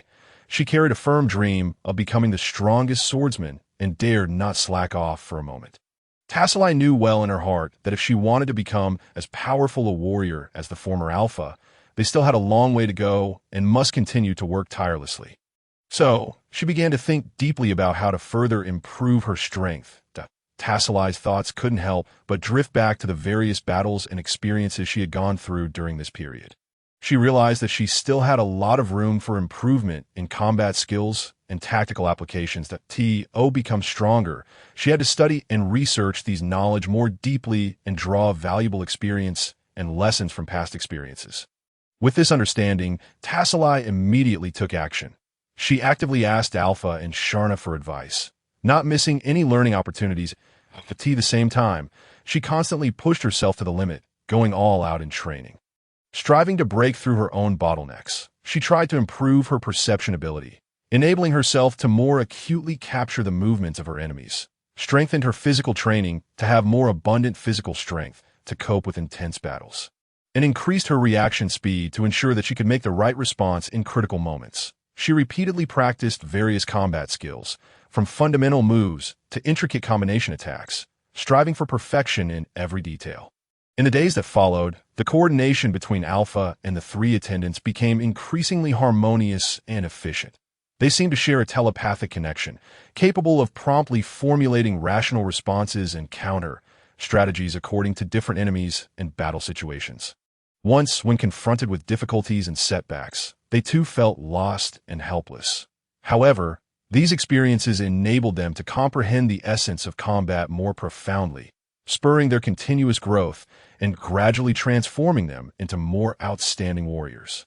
Apart from concentrating on training and enhancing combat capabilities, Lena dedicated her primary efforts to the medical field. She was well aware that in the harsh battles, having a healthy body and a positive mindset was of utmost importance, serving as the foundation for better facing various challenges and hardships. Thus, she paid great attention to a balanced diet and sufficient rest to ensure her body was in optimal condition. Simultaneously, she alleviated stress and anxiety through meditation and relaxation, maintaining a good mental state to remain calm and rational in the face of any situation. Unlike Lena and Tassalai, who were active and energetic, Fatum was remarkably taciturn, after getting along for more than half a month. The words he had spoken to Alpha added up to no more than 10 sentences, mostly simple greetings like good morning and good night. Besides focusing on training, Fatum's only hobby was cuisine. In his spare time, he was always immersed in the joy of researching cooking, painstakingly pondering how to create delicious dishes, adding a touch of special warmth to everyone's life. Sunlight filtered through the mottled leaves, casting on the serene courtyard. Sharna looked at Alpha with a complex expression and slowly said, "Alpha, your transfer appointment has arrived, that you're going to the Fatalia Empire in the west, to serve as the commander of the 9th Light Cavalry Regiment in Cross City." This position wields quite a bit of power. Although her words seemed congratulatory, the deep-seated worry on her face was impossible to hide. Upon hearing this, Lena was slightly startled, a flash of surprise crossing her eyes. She hurriedly asked, "Teacher, do you mean Cross City, the city of desire in the Fatalia Empire?" She usually paid attention to such anecdotes and naturally had heard of the reputation of Cross City. Tassalai, on the other hand, had a face full of disbelief, her brows tightly knitted, and her tone full of doubt. "Teacher, it's impossible for Alpha to be the commander." How could this be? She simply couldn't imagine how Alpha, with his current abilities and qualifications, could shoulder such a heavy responsibility. Alpha looked blank, quite puzzled by everyone's reactions. He asked in confusion, "Is there anything strange about it?" He was unaware of these circumstances, and, in his view, this was merely a new appointment, nothing out of the ordinary. Sharna let out a soft sigh, shaking her head slightly. Her eyes revealed a hint of helplessness. Truly, the ignorant are fearless. Like a newborn calf unafraid of the tiger. For a moment, she didn't know how to evaluate this naive young man in front of her. Subsequently, Sharna turned to Lena and said in a flat tone, "Lena, teach him some common knowledge." She really didn't want to waste too much breath on this. "Okay, teacher," Lena responded, cleared her throat, and straightened her posture, as if about to start a wonderful speech. "Lord Alpha, the Light Cavalry Regiment is an important legion directly under the Light Church.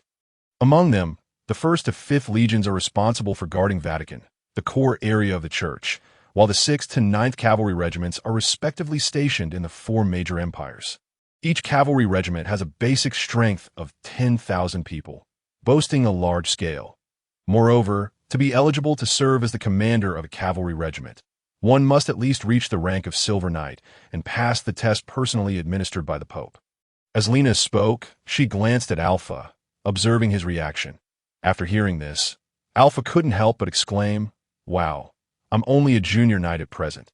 But Teacher Mars is only a bronze or silver knight, Yet he became the commander of the cavalry regiment. Didn't he? He thought of the old Commander Mars, who had always taken care of him, and was filled with doubts. Sharna slightly furrowed her brows and patiently explained, Mars' knight rank is a high-level bronze knight. He is indeed not a silver knight. However, he is a 5 precepts knight, and with the power of the precepts, he can elevate his knight rank.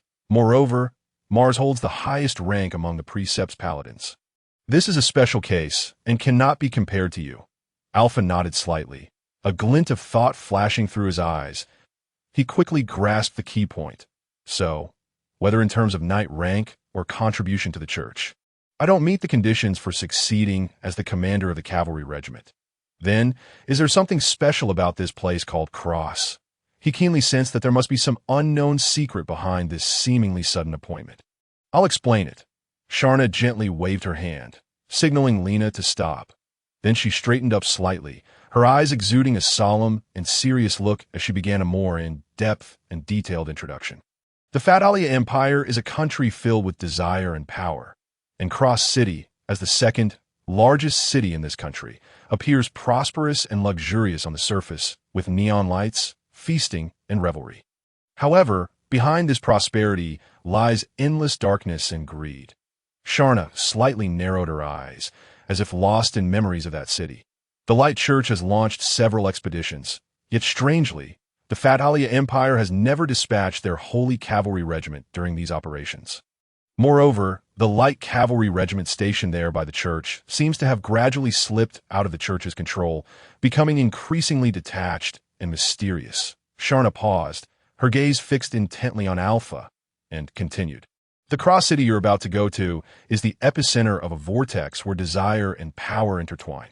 There, people's desires are infinitely magnified. Temptations such as power, wealth, beauty, and drugs are like deadly poisons, driving people to become selfish. They stop at nothing to satisfy their own self-interests. Your current identity as the commander of the 9th Light Cavalry Regiment of the Church may seem glorious, but in fact, it comes with a heavy responsibility. You not only have to deal with various complex political and military issues, but also handle numerous contradictions and disputes within the church. Bear in mind that the Fatalia Empire has long deviated from the teachings of the God of Light, and the entire country has fallen into the abyss of chaos and darkness. The situation is intricate and fraught with danger. In that city, relationships between people are governed by self-interest, and people can sacrifice others without hesitation for the sake of gain. As the commander of the cavalry regiment, you will face countless political intrigues and military challenges. Every decision is a matter of life and death. You must assess the situation and make the most correct choices based on your wisdom and courage. At the same time, you need to solve the problems within the church. Being transferred there as the commander, you hold great power. But this also means you will face more risks. You must constantly be on guard against mutinies within the cavalry regiment. Conduct in-depth investigations into the hidden forces behind them, and take decisive measures to suppress them. In addition, you bear the heavy responsibility of maintaining the peace and stability of the city. In the name of justice, you should combat crime and harmful forces and safeguard the peace of the city. In this city full of darkness, you will encounter various challenges and risks. You need to fully demonstrate your wisdom and courage, and also respect the rights and interests of others. Only in this way can you win the trust and support of the people. Of course, the struggle for power is never isolated. Where there are enemies, there will naturally be friends. You should be good at seeking like-minded friends in the darkness. Only by uniting all forces that can be united can you overcome numerous difficulties, emerge from the darkness, and embrace a bright future. But you must be aware that the greater the power of this position, the more challenges there will be. Sharna's words were like a heavy hammer, striking the hearts of everyone present. After hearing this, Lena knitted her brows tightly, a worried look on her face. The Fatalia Empire is out of control, and the 9th Cavalry Regiment seems to have defected. Won't we be like lambs to the slaughter if we go there, sacrificing ourselves in vain? Alpha, on the other hand, asked curiously, Teacher, why do you know so much about the situation in the Fatalia Empire? Sharna let out a soft sigh, a trace of sadness showing in her eyes. Because that's my motherland. Once, I witnessed too much darkness and bloodshed there. The chaotic environment was unbearable, so I came to the Vatican of the church.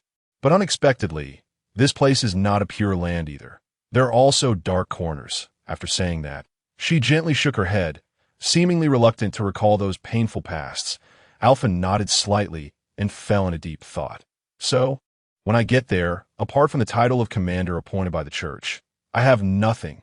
Nothing can be trusted, and I have to rebuild everything from scratch. In truth, he harbored no desire to take on this hot potato. However, given his current capabilities, he had no leverage to refuse. You know what your greatest challenge is at this moment? Sharona fixed her piercing gaze upon Alpha, intent on ensuring he comprehended the arduous circumstances that lay ahead. Aside from the title of captain appointed by the church, I possess nothing. No manpower, no funds, and no backing. Alpha sighed helplessly, fully aware of his predicament. Indeed, your most pressing issue is the lack of money. The Bright Knights stationed in a foreign land had their expenses predominantly borne by the major empires. However, the Fatalia Empire had severed its financial support 30 years prior, leaving all expenditures to be resolved by one's own ingenuity. If you had sufficient funds, you could hire mercenaries, adventurers, or even assemble a legion that, while lacking in faith, would still possess commendable combat prowess. As Sharona spoke, she discreetly glanced at Alpha, relieved to find no overt reaction from him. In truth, her mention of forming a faithless army was a deliberate test to gauge whether Alpha's heart was solely devoted to the God of Light. After all, for a knight of the church, commanding such an army would be a profound indignity. If it comes to that, could I perhaps decline the appointment? Alpha expressed little longing for power, especially for a captaincy that demanded immense wisdom and strength, qualities he believed he currently lacked. No, if you refuse, you will not survive until tomorrow. Sharona's tone was resolute, her eyes conveying an unassailable determination. Sunlight streamed through the window panes, illuminating the corners of the room, yet the atmosphere remained palpably tense. Whether I go or stay, it's death either way. What should I do? Lena clasped her hands over her head, anxiously pacing the room, her face etched with worry. Alpha gently sighed, reaching out to pat Lena's head, offering her soothing words. You should remain here. I can manage alone in Fatalia. His gaze bore traces of steadfastness and composure. No, I am your attendant. Ensuring your safety is my duty. The time spent in close proximity had deepened Lena's understanding of Alpha. She recognized him as a kind-hearted individual. While he occasionally indulged in harmless pranks or sought minor advantages, he was ultimately a trustworthy person. To that moment, the previously silent Sharona slowly spoke. Here, take this. It may aid you. With that, she removed a medal from around her neck. Alpha accepted the medal with a hint of surprise, holding it in his hand, his expression revealing a trace of bewilderment. What is this? Sharona stepped closer, her eyes filled with concern and expectation, softly explaining, This is a noble's insignia. Its bearer can traverse the capital unhindered. Once you arrive there, you can masquerade as a noble's attendant. Facilitating your movements, she carefully affixed the medal to Alpha's chest. A fleeting shimmer of reluctance and melancholy flickered in her gaze, as if she sensed the imminent hardships ahead. Teacher, with this medal, I won't become your servant, will I? Alpha's lips curved into a subtle smile, his eyes sparkling with a hint of anticipation, jesting lightly. After all, in his eyes, Sharona was an extraordinary beauty. Tall and statuesque, she possessed graceful lines reminiscent of a rose swaying in the breeze. Exuding an enchanting fragrance, her eyes sparkled like the most brilliant stars in the night sky, profound and imbued with mystery, as though concealing countless untold stories capable of discerning the depths of one's heart. Her attire was exquisite and opulent, with every cut and accessory meticulously selected to reflect nobility and taste. Her movements were marked by elegance and composure, each smile and gesture radiating a unique charm. Her smile resembled the warm sun of spring, radiant and welcoming, like a gentle breeze. Yet beneath that tender exterior lay a heart of strength and resolve. The delicate quality of her skin suggested an illustrious lineage, hinting at her true noble status. Lena, Taesai, and the others were equally youthful and beautiful, yet their prolonged training had rendered their skin rough and somewhat dulled, starkly contrasting with Sharona's delicate allure. You dream too grandly. You are not worthy of pursuing me. Sharona chuckled lightly at Alpha's words, though her gaze held a subtle warmth. However, you may keep this. Should you encounter peril and cross, you can present it. It might offer you a chance. As she spoke, Sharona produced a treasured heirloom from her bosom. It was a necklace, crystal clear and radiant, casting a dazzling brilliance in the sunlight, captivating the eye. The necklace was adorned with a unique gem, shaped like a mysterious pupil, subtly exuding an aura of formidable power. Upon seeing the necklace, Lena gasped slightly, her eyes widening in astonishment. She knew well that this necklace was a rare treasure unique to the Eastern continent. It was astonishing to see it here, even more so that Sharona would gift it to Alpha. This a token of affection. Teacher, although Alpha was unaware of the gem's true value, he sensed the heartfelt intention behind Sharona's gesture and playfully joked, "Get lost." A faint blush tinted Sharona's cheeks as she feigned annoyance, playfully kicking at Alpha, who deftly dodged her attempt. But this comes at a cost. The Sharona's smile faded, her expression turning serious, her eyes reflecting an undeniable gravitas, clearly indicating she was not jesting. "Speak plainly. Do you wish for me to pledge myself to you, teacher?" Alpha continued to underestimate the gravity of the situation, maintaining his playful demeanor. "Be serious. I mean it. If there comes a day when I require your assistance, you must help me. Of course, it won't involve anything against the tenets. It's merely for the well-being of our homeland." Sharona's gaze drifted into the distance, her eyes filled with nostalgia for her homeland and concern for its people, as if that direction held something she cherished deeply and could not relinquish. "Very well, teacher. I assure you, I shall not decline any task within my capacity." Alpha's smile faded as he responded earnestly, his eyes brimming with determination, and promised, "I am weary. You may leave now." Sharona sighed softly, gradually closing her eyes, issuing a dismissal, her voice tinged with fatigue. The soft light pervaded the room as Sharona settled down, seeking a brief respite. Just then, a shadow appeared behind her, stealthy and ghost-like. The shadow moved with agility and grace, seemingly merging with the darkness, making no sound. You believe he is the youth destined to change the era?" The shadow's voice was deep and hoarse, laced with an undercurrent of skepticism and inquiry. "I do not know," Sharona replied, her voice calm and steady, as if she had sensed the presence of the shadow all along, revealing no hint of surprise or alarm. Her gaze was profound and distant, as if lost in contemplation. "You do not know, yet you have entrusted him with the celestial stone." The shadow's tone brimmed with astonishment, its voice rising slightly, seemingly incredulous at Sharona's decision. The value of the celestial stone was self-evident, imbued with immense and enigmatic powers, a coveted treasure for countless individuals. "It is a feeling," Sharona sighed lightly, her tone imbued with a trace of helplessness and uncertainty. A flicker of confusion crossed her eyes, clearly indicating that she was not entirely confident in her choice. "That he cannot succeed. Not a single one of the personnel sent by the church can withstand their seduction. Women, lovers, wealth, and slaughter. They will employ any means necessary to corrupt and lead one astray." The shadow's voice was filled with conviction and disdain, seemingly dismissive of Alpha's abilities. That It was acutely aware of the darkness and malevolence within the Fatalia Empire, where such temptations acted as lethal poison, leading countless souls to perdition. "I am aware." Sharona nodded slightly, a faint smile gracing her lips, though her eyes betrayed a hint of sorrow. She understood that the path ahead was fraught with peril and challenges. The difficulties and temptations facing Alpha were beyond imagination. The second princess of Fatalia. Every decision you make must be grounded in reason. You cannot act impulsively. The shadow's tone carried a note of reproach and counsel, urging Sharona to carefully consider her choices and avoid reckless risks. Is there any distinction? A glimmer of determination and resolution flickered in Sharona's gaze. She had long awaited an opportunity to rise, yearning to save the suffering masses and liberate them from their dire predicaments.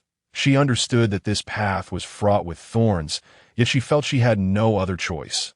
The shadow remained silent for a moment, seemingly touched by Sharona's words, momentarily at a loss for how to respond. They had been here for nearly a decade.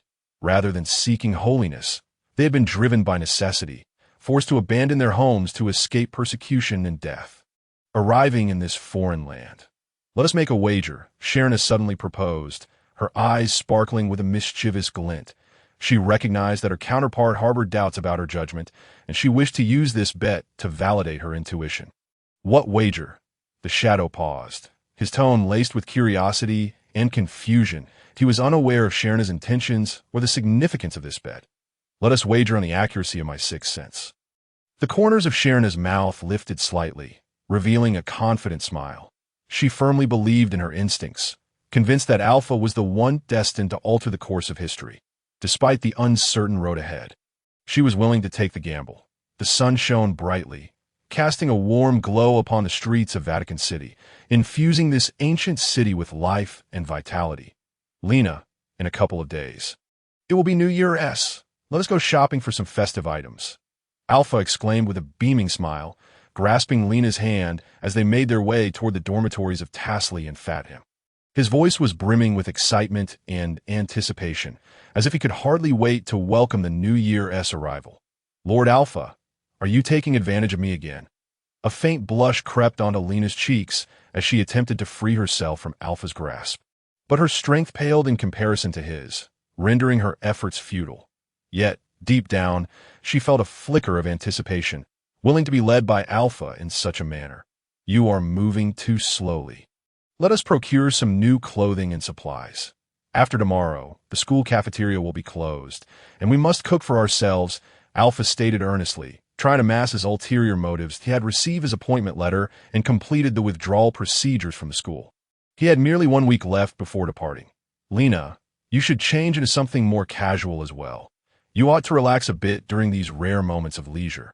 Alpha observed Lena clad in half her knightly armor.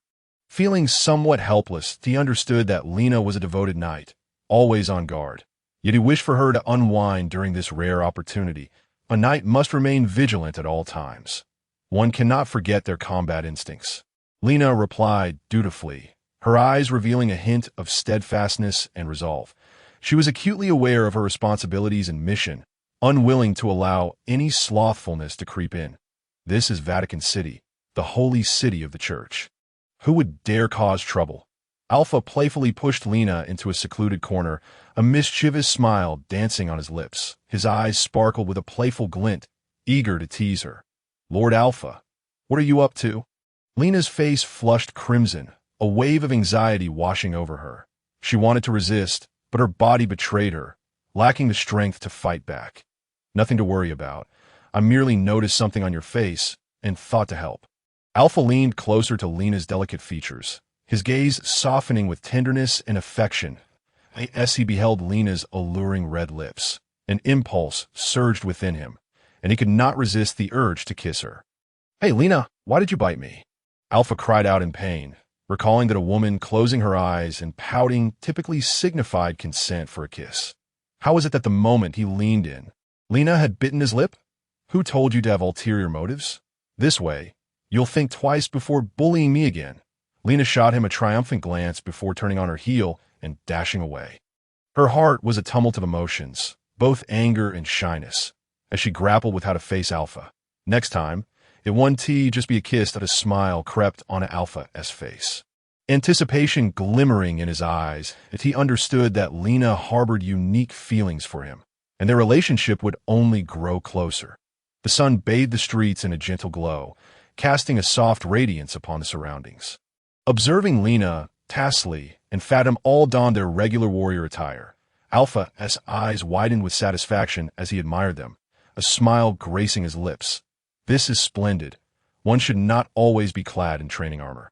It could be quite stifling that Lena's cheeks flushed slightly, her eyes sparkling with mischief as she shot a reproachful glance at Alpha. "I sent this a bit too generous for you, Lord Alpha." Her gaze conveyed both shyness and playful defiance. Clearing his throat, Alpha composed himself, adopting a serious tone. "Come, let us procure some essential supplies. In a few days I shall be on my way." He understood that no matter what awaited him ahead, Vatican City would no longer be a place where he could linger for long. Upon hearing this, Tasley took a cautious step back, and just as Alpha's hands were about to rest upon her, she swiftly elbowed him in the chest with surprising force. "Are you trying to kill me?" Alpha exclaimed dramatically, clutching his chest in feigned agony, his expression one of mock despair. Tasley huffed, not even looking back as she strode ahead, her tone cold. "That is entirely your doing. Do not blame others." She paid no mind to Alpha's misery that moment. Fathom, who had remained silent until now, unexpectedly inquired, "Are you all right, Lord Alpha?" His voice, though soft, carried a note of genuine concern. Alpha felt a warmth in his heart, surprised by Fathom's unexpected kindness. After all, he and Fathom were the least familiar among the trio, but he waved a hand dismissively, attempting to appear at ease. "I'm fine. I shall recover shortly." In truth, he was not seriously hurt. He had merely intended to tease Tasley. "Fathom, do not concern yourself with Alpha. He is merely pretending," Lena remarked, pulling Fathom away from Alpha's side. Alpha shook his head helplessly, a self-deprecating smile creeping onto his face. "Ah, I truly have poor luck with people." This marked Alpha's first venture outside the school since his arrival. The sights before him transported him to a medieval European setting, where towering Gothic structures lined the streets. Their spires reaching for the heavens and exquisite carvings on the walls recounted tales of time. Alpha pondered silently, unsure if this place was indeed Earth. However, having arrived, he resolved to make the best of it, setting his sights on a bright future, amassing wealth, becoming a respected noble, and marrying several beautiful wives. Such a life would render his transmigration worthwhile. Vatican City's commerce thrived, with shops lining both sides of the street. Among them, establishments selling holy water, talismans, and other blessed items were most prevalent, shimmering with a mysterious glow under the sun, seemingly imbued with some magical power. Yet, Alpha remained skeptical, determined not to squander time or money on such trivialities.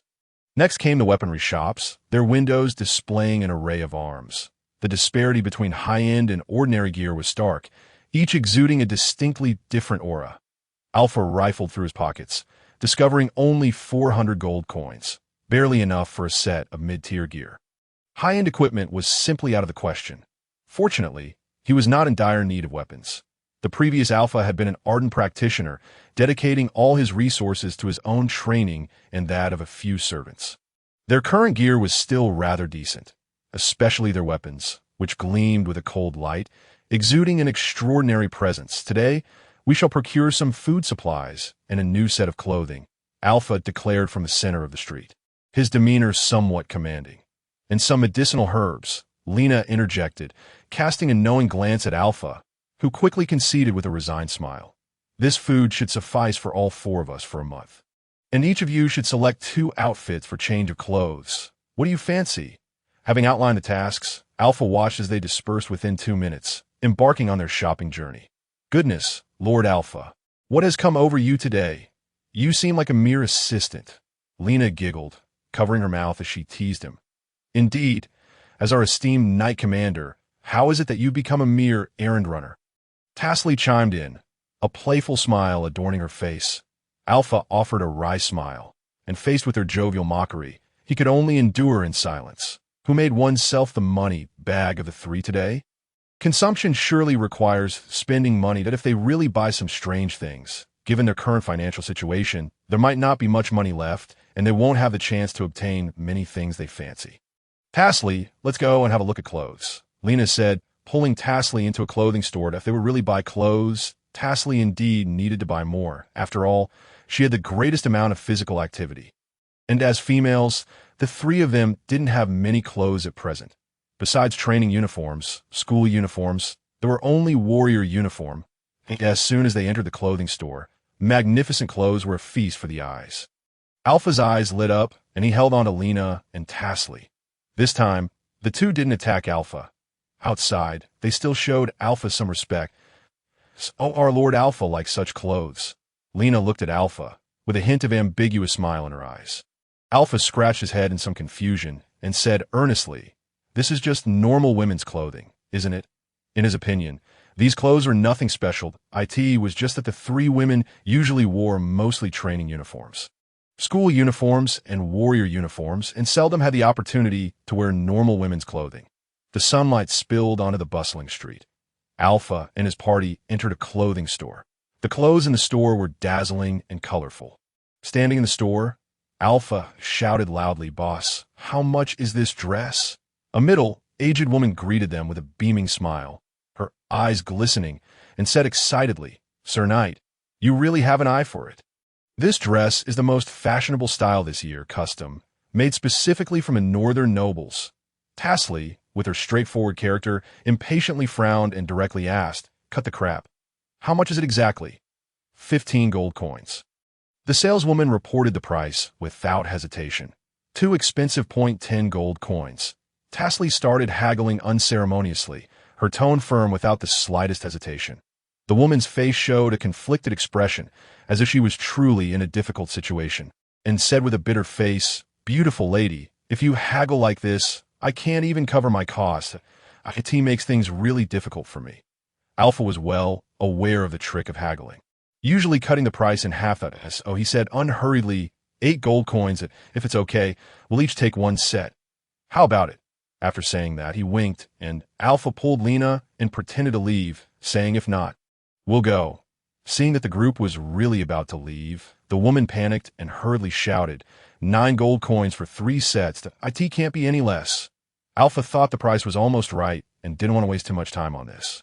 So he said readily, "Okay, deal." Alpha turned to Lena, Tasley, and Fathom and said, "You go and try on the clothes to see if they fit and are comfortable, that I'll wait for you at the counter." After saying that, he walked towards the counter, ready to pay. Soon, Lena changed her clothes and walked gracefully to Alpha's side, with an expectant smile on her face, and asked, "Lord Alpha, look at this dress. How is it? Isn't it beautiful?" Alpha looked up and saw Lena in the new clothes, with a graceful figure. The dress set off her figure even more attractively, that a glint flashed in Alpha's eyes, and he showed his appreciation without hiding it, saying sincerely, "It looks quite nice. That it suits you very well and shows off all your advantages." That this moment, Tasley walked over with several clothes of different colors, looking a bit hesitant, and stammered, "Lena, do you think the blue one looks better? Or the pink one? Or the white one?" Halfway through, she glanced at Alpha beside her, as if the following words were hard to say, considering Alpha was right there. Lena smiled naughtily and pushed the question Alpha, saying, "Lord Alpha, Tasley is asking you what color of dress she should choose."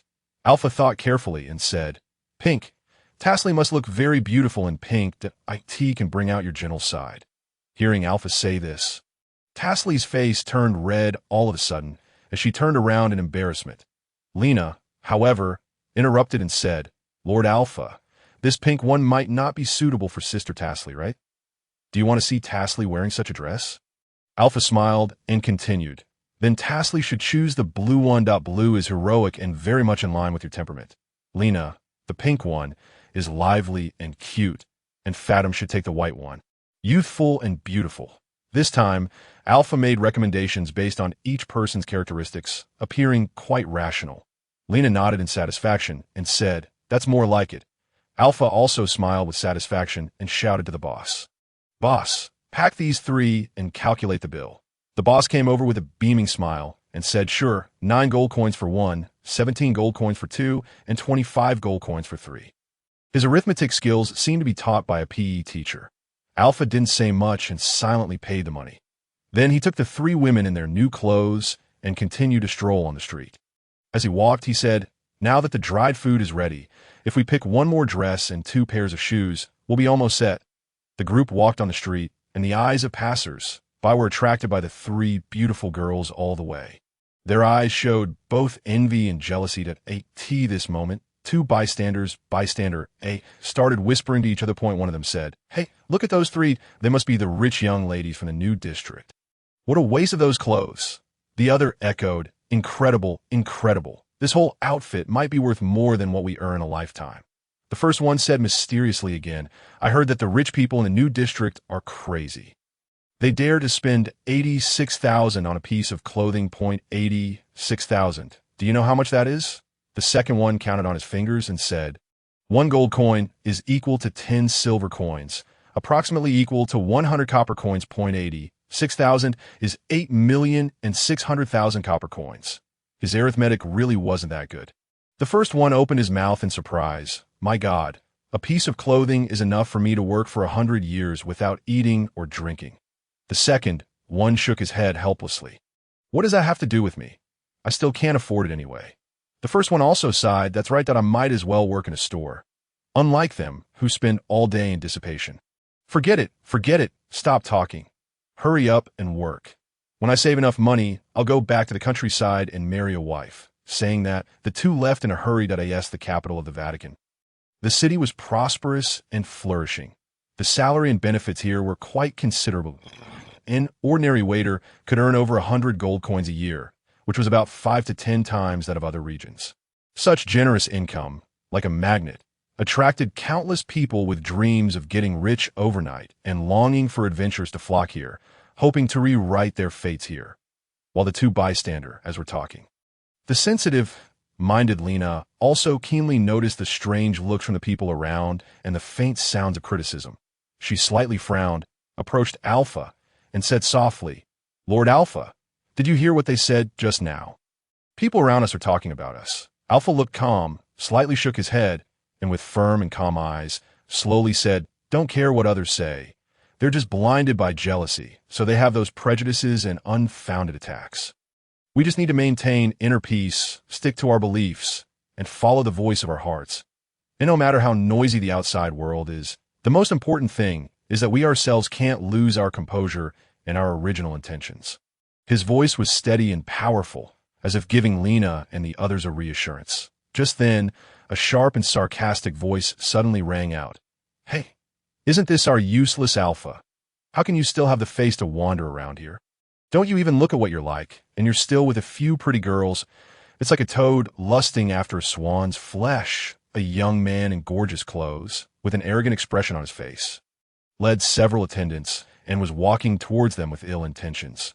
The young man's eyes were full of contempt and disdain. It seemed that Alpha was just a trivial existence in his eyes. The sunlight still spilled onto the bustling street of the Vatican. Alpha and his party were strolling leisurely, enjoying this rare moment. However, a hateful voice suddenly rang out sharply from behind. Hey, isn't this our useless Alpha? How can you still have the face to wander around here? Alpha was slightly startled, his brows furrowed slightly, and he slowly turned around. His eyes fell on the long-haired young man in front of him. With confusion in his eyes, he swiftly rummaged through his memories, yet could not recall ever having met the person standing before him. Observing his perplexity, Lena gently leaned closer to Alpha, whispering softly yet distinctly in his ear, My Lord Alpha. He is the knight apprentice who accompanied Gudrys last time. His name seems to be Tantalus, and I have heard he is a baron. Tantalus, arms crossed and a haughty grin plastered on his face, cast a disdainful and provocative gaze, loudly proclaiming, Are you three not afraid of being sold by this useless fool? You would be better off following me. I assure you a life of luxury and indulgence. His voice echoed through the street, drawing curious glances from passers-by. In truth, Tantalus had initially harbored a sense of trepidation toward Alpha, reluctant to provoke him. However, with Alpha's powerful ally Mars having fallen and the recent humiliation he suffered at Gudrys' hands, Tantalus felt emboldened. His fears vanquished, he plotted to ascend by stepping on Alpha's reputation, coveting both his honor and his women. A sardonic smile curled at the corners of Alpha's mouth as he feigned ignorance, coldly remarking, Who is this imbecile? Tantalus, incensed by such contempt, removed his gloves and hurled them at Alpha, shouting, Alpha, I challenge you in the name of nobility. Alpha raised an eyebrow, aware that this was a traditional challenge among nobles, and inquired, Are you seeking a duel with me? Tazzle, well acquainted with the implications, hastily approached Alpha and whispered an urgent explanation. My Lord Alpha, this is a fight to the death. It only ends when one party concedes or dies. During the duel, neither side may withdraw or substitute another, and no retribution is allowed for any injury sustained. Her eyes reflected concern, fearing that Alpha might make a rash decision in the heat of the moment. Noticing Alpha's hesitation, Tantalus's expression shifted to one of smug satisfaction as he continued his provocation. If you're afraid, then crawl through my legs and hand those three over to me. His avaricious gaze roamed over Lena, and her companions. Believing that as their knight commander, Alpha had the authority to dictate their fates, Alpha's eyes hardened. Despite a flicker of self-doubt, he resolutely declared, "Very well, I accept your challenge. However, they're my friends, not slaves. Regardless of the outcome of this duel, they shall remain free." Pausing momentarily, Alpha then turned to Tantalus and leisurely stated, "But if you wish to challenge me, shouldn't you offer something of value?" The Alpha of your would have regarded battle as merely a contest. Never indulging in such lengthy discourse, Tantalus, momentarily taken aback, wore a puzzled expression. "What do you mean? What do you want?" Alpha pointed to the elegant kipeos hanging in the shop behind him, a glimmer of desire in his eyes as he said, "I want 3 of those kipeos should I win." The exquisite garments had captured his attention at first glance, and he was determined to acquire them. Tantalus pondered. 3 kipeos would cost no more than 100 gold coins. And for the chance to elevate his status and gain women, he deemed the wager worthwhile. Gritting his teeth, he agreed, "Fine, if you win, I will purchase them." However, Tantalus felt a twinge of unfairness and questioned, "What of your stake?" Alpha smirked, a glint of cunning in his gaze, and replied calmly, "You're the one challenging me. If you refuse, it means you do not accept my terms, and I have the right to decline. Besides, my reputation is considerable. Do you not think that stepping on my name is the greatest prize?" He understood Tantalus's intentions all too well. The adage, when the wall falls, everyone pushes, applied perfectly here. Though Tantalus felt a pang of resentment, he was unwilling to forfeit this rare opportunity and clench his teeth, saying, "Very well, let us duel at once." Yet, Alpha shook his head, maintaining a serene demeanor. "No, I do not trust you. You must first pay the tavern owner. If you win, you can reclaim your money. That if I win, I will come to collect the garments." His insistence on involving a neutral party underscored his cautious nature. Tantalus felt a surge of shame and dissatisfaction, but, in pursuit of his goals, stomped his foot in frustration and begrudgingly handed 200 gold coins to the tavern keeper. This sum represented his entire allowance for the winter break. Should he fail, he would be left with nothing but bread to sustain him for the next 2 months. "Tantalus, we believe in you. You can surely defeat that worthless fool." The surrounding crowd roared with excitement, their spirits soaring. Some even initiated betting, wagering on who would emerge victorious in the duel. The cacophony of voices filled the street, creating an atmosphere thick with tension and exhilaration. "Can we duel now?" Tantalus, agitated by the surrounding clamor, spoke with barely concealed impatience. Eager to commence the battle, he believed that defeating Alpha would be a trivial endeavor, yet a flicker of unease lingered in his heart.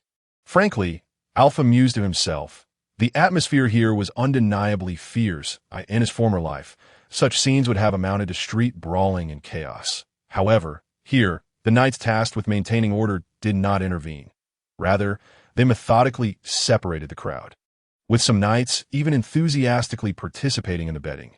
This bewildered Alpha greatly. "Lena, bet 100 gold coins on my victory. You can keep the rest. Should I lose, you must leave immediately. Go anywhere but here."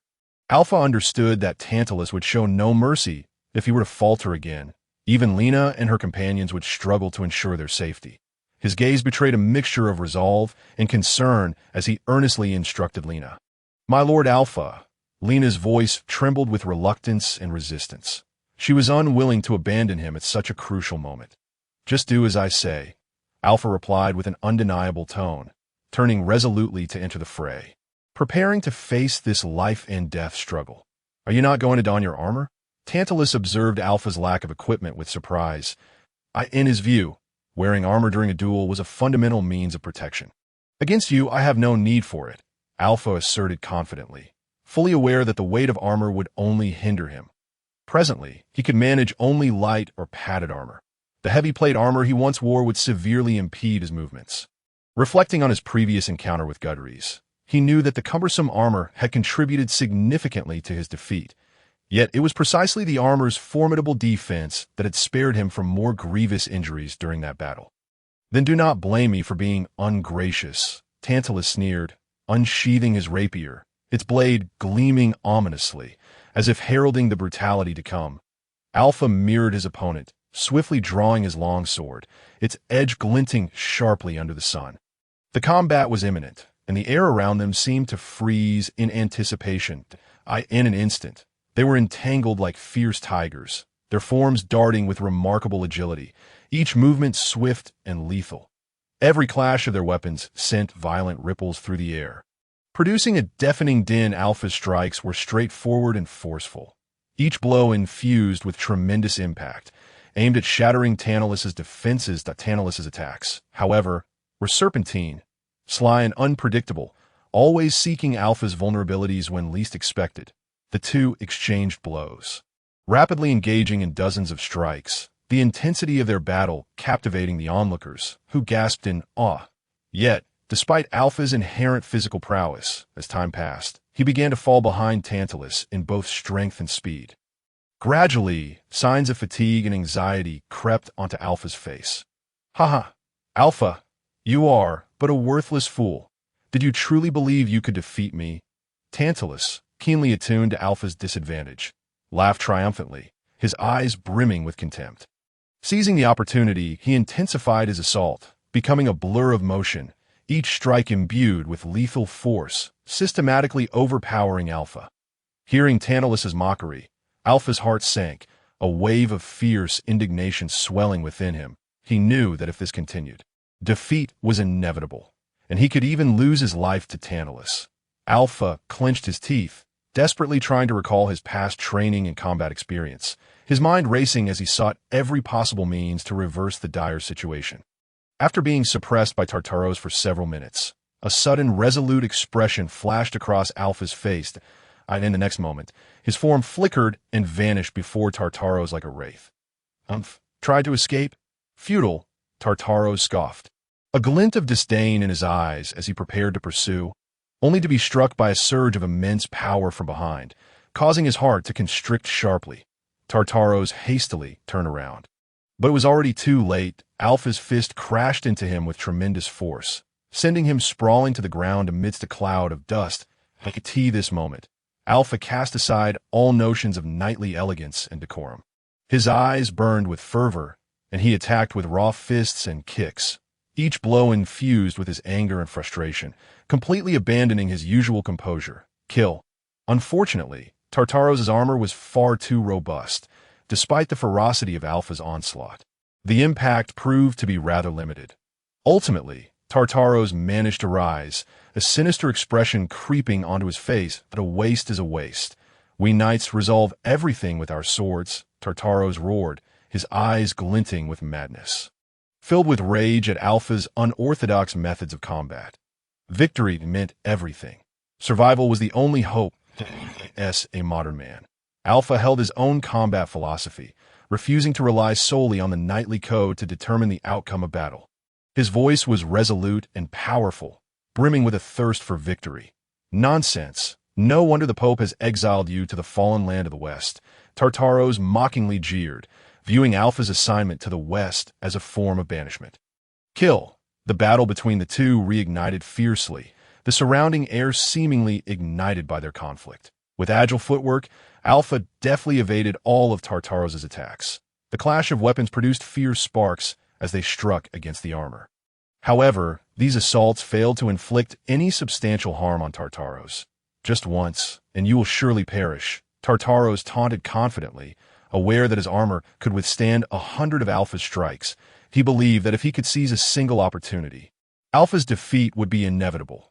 His gaze revealed a hint of ferocity as he closely monitored Alpha, searching for the next moment to strike.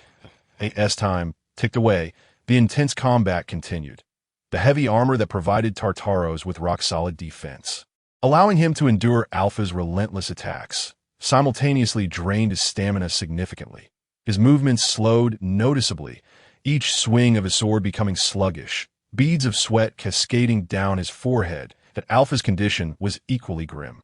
He too was panting heavily, his chest rising and falling violently, breath rapid and labored. Yet he gritted his teeth, enduring the fatigue and pain in his body, persisting in his confrontation with Tartaros. Finally, during a fierce exchange, Alpha seized the moment and succeeded in knocking Tartaros down once more. However, gazing at Tartaros' armor, resembling a tortoise shell, Alpha felt a wave of helplessness wash over him. He truly lacked the means to breach his opponent's formidable defense. While the gaps in the armor were evident weaknesses, how could Tartaros be so foolish as to allow Alpha to thrust his sword within? Alpha sought other avenues for a breakthrough, targeting Tartaros' right hand in an attempt to disarm him. But in their struggle of strength, Alpha seemed to falter. Tartaros gripped his weapon tightly, and Alpha found himself unable to wrest it away. In desperation, Alpha resorted to forcefully kicking Tartaros' head, though such attacks did not inflict physical harm. Each strike felt like a heavy blow to Tartaros' psyche, delivering significant mental damage. You are unworthy of being a knight. Tartaros bellowed in fury, his eyes ablaze with rage as he summoned all his strength to break free from Alpha's grasp. Yet, as he staggered to regain his footing, Alpha was quick to act, delivering a kick to his knee. Tartaros felt a sharp pain shoot through his leg, causing his knee to buckle, and he collapsed to the ground. Seizing the opportunity, Alpha delivered another powerful kick, sending Tartaros sprawling, followed by a relentless series of assaults that continued to bombard him with mental blows. No, how could I possibly be defeated by a worthless scoundrel like you? Tartaros' heart brimmed with indignation and fury. His pride severely wounded, he struggled to rise once more, his gaze reflecting a blend of madness and determination. However, just as Alpha prepared to launch another attack, Tartaros unexpectedly collapsed, as if he had lost all strength. Overwhelmed by anger, shame, and exhaustion, Tartaros fainted. Hooray! Lord Alpha has triumphed. Lena cheered excitedly, her voice ringing bright and clear, although Alpha's methods of combat appeared less than honorable to her. The victory was undeniably real. Tartaros' defeat stemmed more from Alpha's seemingly unscrupulous tactics, unsettling him, than from any significant physical harm he had suffered. Tarsalai, I told you to join me in betting. I wagered 50 gold coins at a 2-to-1 payout, which amounts to 150 gold coins, plus my original 50 coins, making a total of 200. Lena exclaimed joyfully, her excitement palpable, for that 200 gold coins represented a considerable fortune to her. A cherished little treasure. Fatum, you also bet on Lord Alpha's victory, right? How much did you wager? Lena eagerly pulled Fatum along, her face aglow with delight as she sought to exchange rewards with the bookmaker. The knightly code prohibits gambling, Tarsalai stated firmly and gravely, unwavering in her adherence to the tenets of her creed, her eyes revealing an unyielding resolve. Just then, amidst the crowd, Alpha seemed to spot a familiar figure, stirring something within him as he turned his gaze in that direction. Quickly, fetch your clothes, Alpha urged, pulling the exuberant Lena and Fatum along, both consumed by the joy of victory and the imminent acquisition of their garments. Oblivious to the flicker of disappointment that crossed Tarsalai's eyes, Lord Alpha, here is the prize money, totaling over 600 gold coins.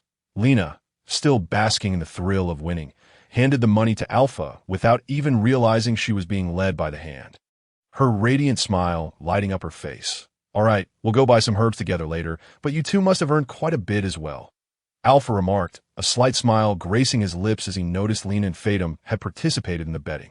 I wish I had bet everything on you, Lord Alpha, Lena lamented, smacking her forehead in regret for not placing all her funds on his victory, which could have yielded even greater rewards. Why does Tarsalai look so downcast? Alpha noted Tarsalai's unusual demeanor, curiosity piquing within him as he inquired. Perhaps she regrets not participating in the gambling, Lena speculated, assuming Tarsalai felt disheartened by missing out on the chance to win money. Tarsalai, wait, let me make it up to you, Alpha said, producing 100 gold coins in an attempt to compensate for Tarsalai's loss. I don't want it. Tarsalai promptly refused without hesitation, her commitment to the knightly code unwavering. She held no regard for such wealth. In her heart, the honor and faith of a knight surpassed the value of any amount of money.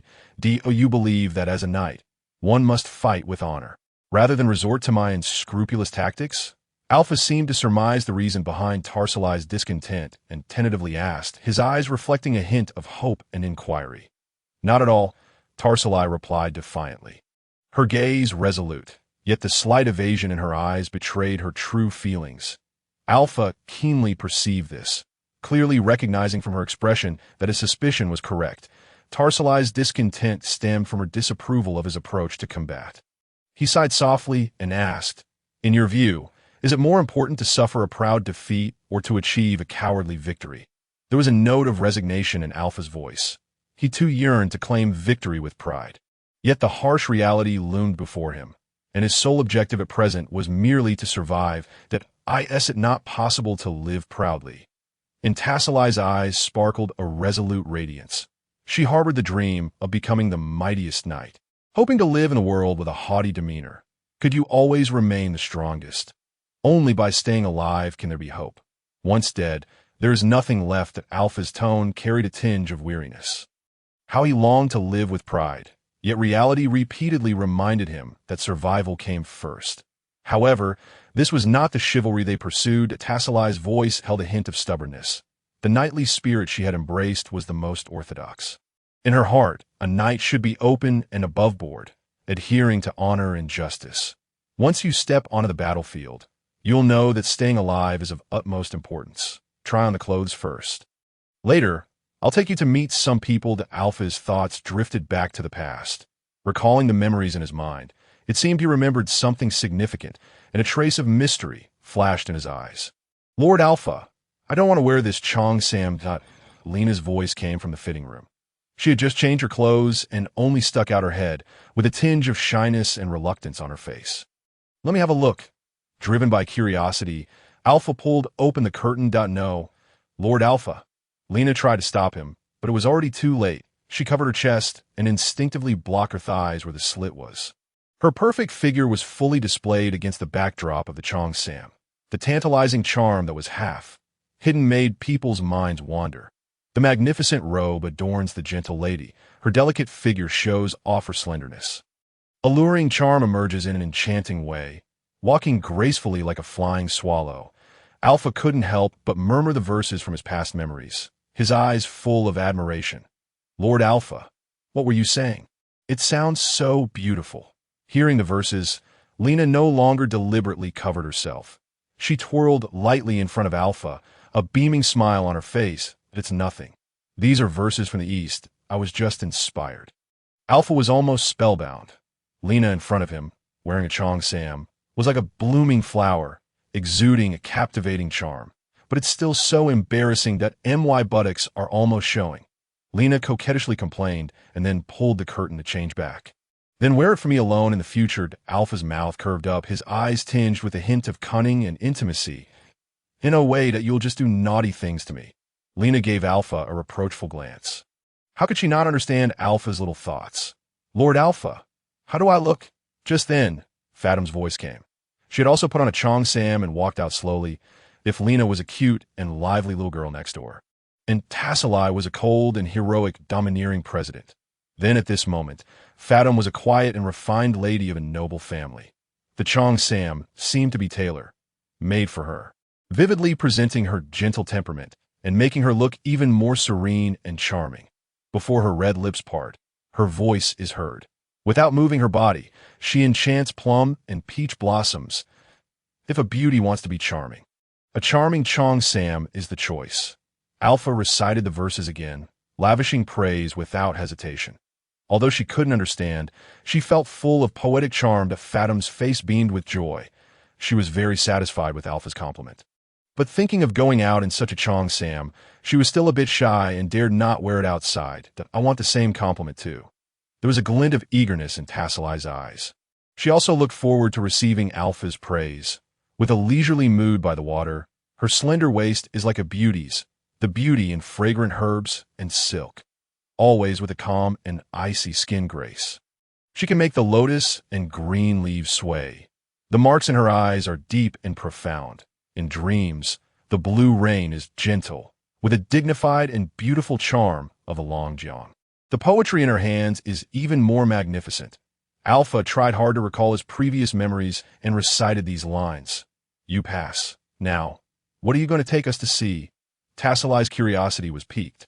Now, her mind was mainly focused on two things. Point one was to adhere to her precepts and beliefs, and the other was to know whom Alpha was going to take them to meet. "Boss, pack it up."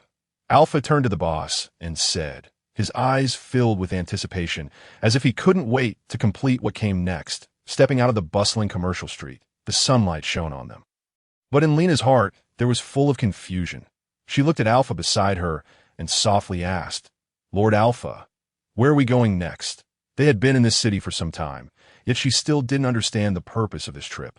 Alpha's mouth curved into a slight, mysterious smile, and his eyes sparkled with a profound light. "I'll take you to a nice place that, don't worry that you'll know when we get there, that let's go quickly." With that, Alpha took big steps and led the three women behind him towards the outskirts of the city. Time passed unconsciously. An hour later, the group stopped at a remote alley entrance. Lena looked around. The place was secluded, with dilapidated residential buildings standing on both sides of the road. The walls were covered with the marks of years of erosion. Looking extremely desolate, a sense of unease quietly welled up in her heart, and she couldn't help shivering.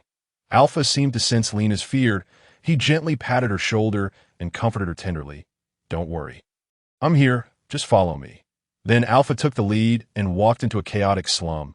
Lena gritted her teeth, steeled herself, and tightly grasped Alpha's arm, following him cautiously. Although it was still broad daylight, the slum was as dim as evening.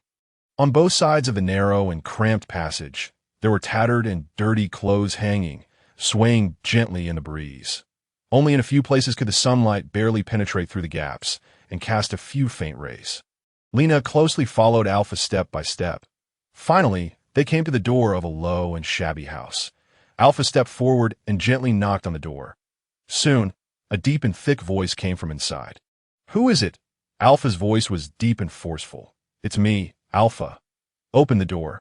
There was a brief silence inside, followed by the sound of a lock turning, and the door slowly opened at a gaunt and haggard middle-aged man appeared at the door. His eyes were wary. He first looked at Alpha, then at Lena. Finally, his gaze settled on Alpha. He slightly bent down and said, "Lord Alpha, why have you come suddenly?" Alpha didn't answer but walked straight into the room, saying as he walked, "Diggory, what? Aren't you going to invite me in for a seat? After all, I was once your knight commander." The middle-aged man Diggory quickly said, "Lord Alpha, it's just that this room is small and shabby. I'm afraid you won't get used to it. But please come in." He hurriedly opened the door wider to invite Alpha and the others in. Alpha sat down on a small wooden bench that had been polished until it was shiny, though it was originally greasy. The three women following him stood aside. Whether it was because there were limited stools or they disliked the stool for not being clean, that Alpha's gaze fell on Diggory. And he said in a calm tone, "That was you, wasn't it?" Diggory's heart tightened. Thinking that Alpha had come to reprimand him, he immediately knelt down with a thud, his voice trembling slightly. "Lord Alpha, it's all my fault. I shouldn't have violated the knightly precepts and participated in gambling. This is the money we won." Alpha interrupted him without explaining, only asking, were there others involved? Diggory had once been Alpha's knight attendant. Now, due to advancing age, his strength had greatly declined, and because of the injuries he had sustained on the battlefield, he had retired.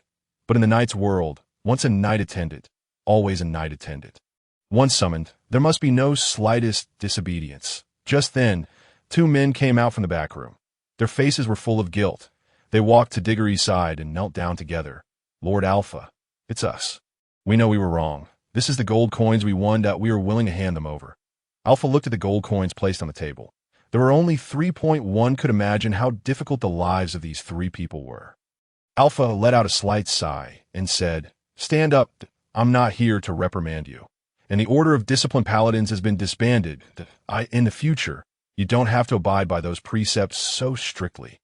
Hearing this, a flash of surprise passed through the eyes of Diggory and the others. Diggory raised his head, his face full of reluctance. "Lord Alpha, are you going to abandon us?" Although life was difficult, the glory of being a knight attendant had long been deeply ingrained in their bones, becoming an indispensable part of their lives. Alpha shook his head, his gaze firm. "I'm not abandoning you, that I'm about to leave here too. There's no point in you staying here." Alpha was well aware that the position of a knight's squire was a lifelong commitment. They remained there merely to respond to a potential summons. Yet in terms of livelihood, they had to rely on themselves. Moreover, true knight squires were not permitted to engage in occupations like being a mercenary, fighting solely for money. However, apart from combat, what else could they do? Leave the Vatican to go to a more remote area and start a new life of your own, that it's not too late yet. Alpha continued. Among these individuals, the eldest was no more than 30-something, all possessing the strength of a novice knight. It was still time to embark on a new life in fact, this was the ultimate destination for most knight squires. After all, not every knight squire could always strictly abide by the precepts and return whenever summoned. But, just as Diggory was about to speak, Alpha took out 100 gold coins and placed them on the table. This is for you three to divide as travel expenses that, if you have family members, take them with you.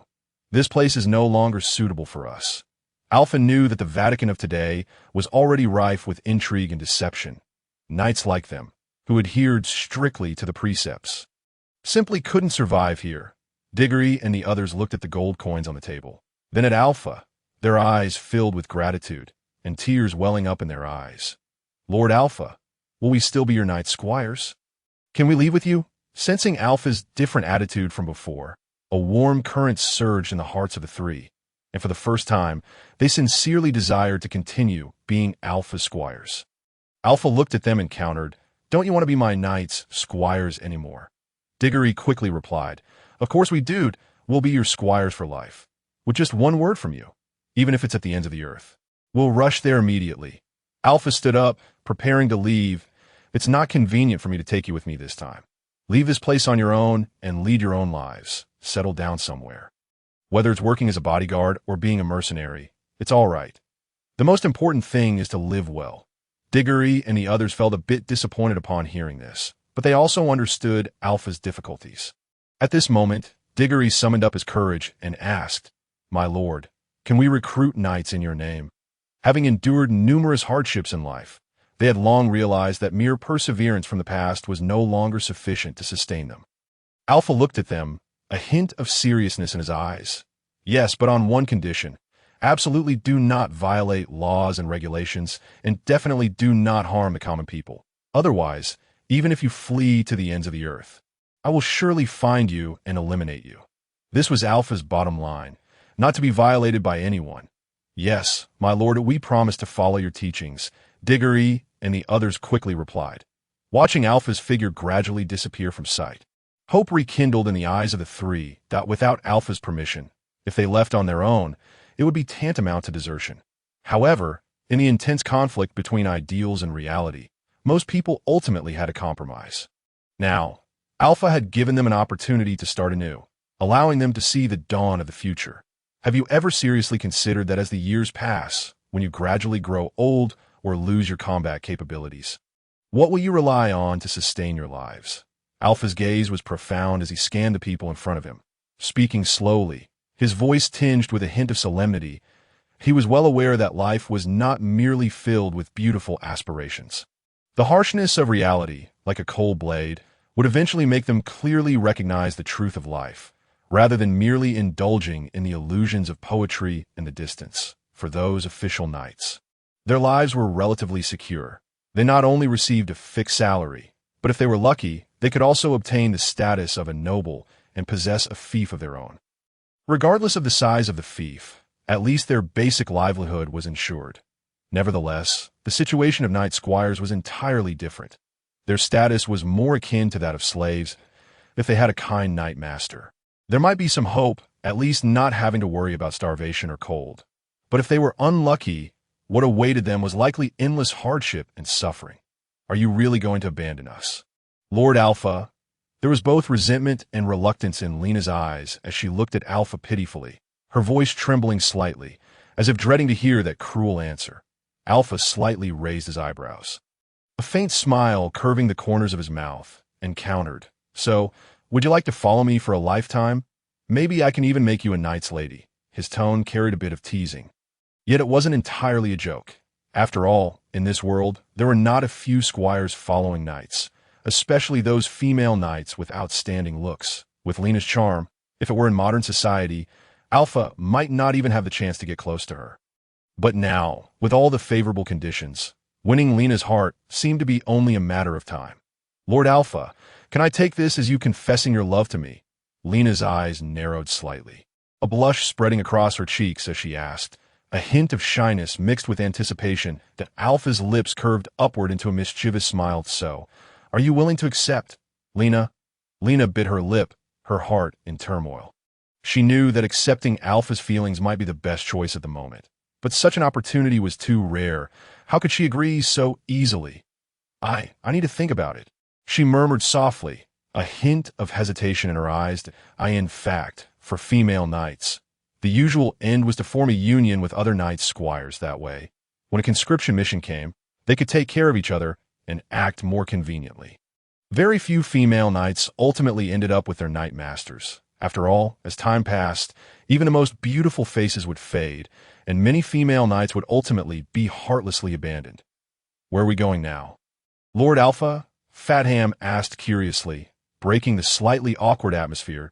We're going to the back street, Alpha replied, a hint of seriousness in his eyes. The back street was almost adjacent to the slums, a completely different world, filled with chaos and danger. The back street was a breeding ground for evil, filled with various illegal and criminal acts such as brawls, excessive drinking, and gambling. It was a paradise for criminals, where they could act recklessly without restraint. But for ordinary people, it was like a hell on earth, filled with fear and despair.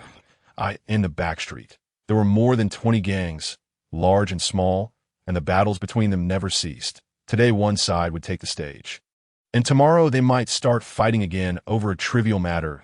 IT seemed to have become an integral part of their lives. Moreover, people here were rarely sent to reformatories or hospitals after getting injured. They were often thrown into a corner, left to fate, to live or die on their own. Alpha led the three through this bustling yet treacherous street. Along the way, they witnessed so much violence and bloodshed. Scenes of brawls were everywhere. The blood and chunks of flesh on the ground were horrifying, and there might even be corpses, either alive or dead, hidden in the corners, emitting a nauseating stench. Make way. Make way! Suddenly, an urgent shout drew everyone's attention that a figure, as agile as an eel, was darting through the crowd, its movements smooth and effortless. It was as if the surrounding noise and chaos had nothing to do with it. Gather! Alpha, acutely aware that this figure seemed to want to squeeze into their midst, immediately gave a low command and quickly stepped back himself.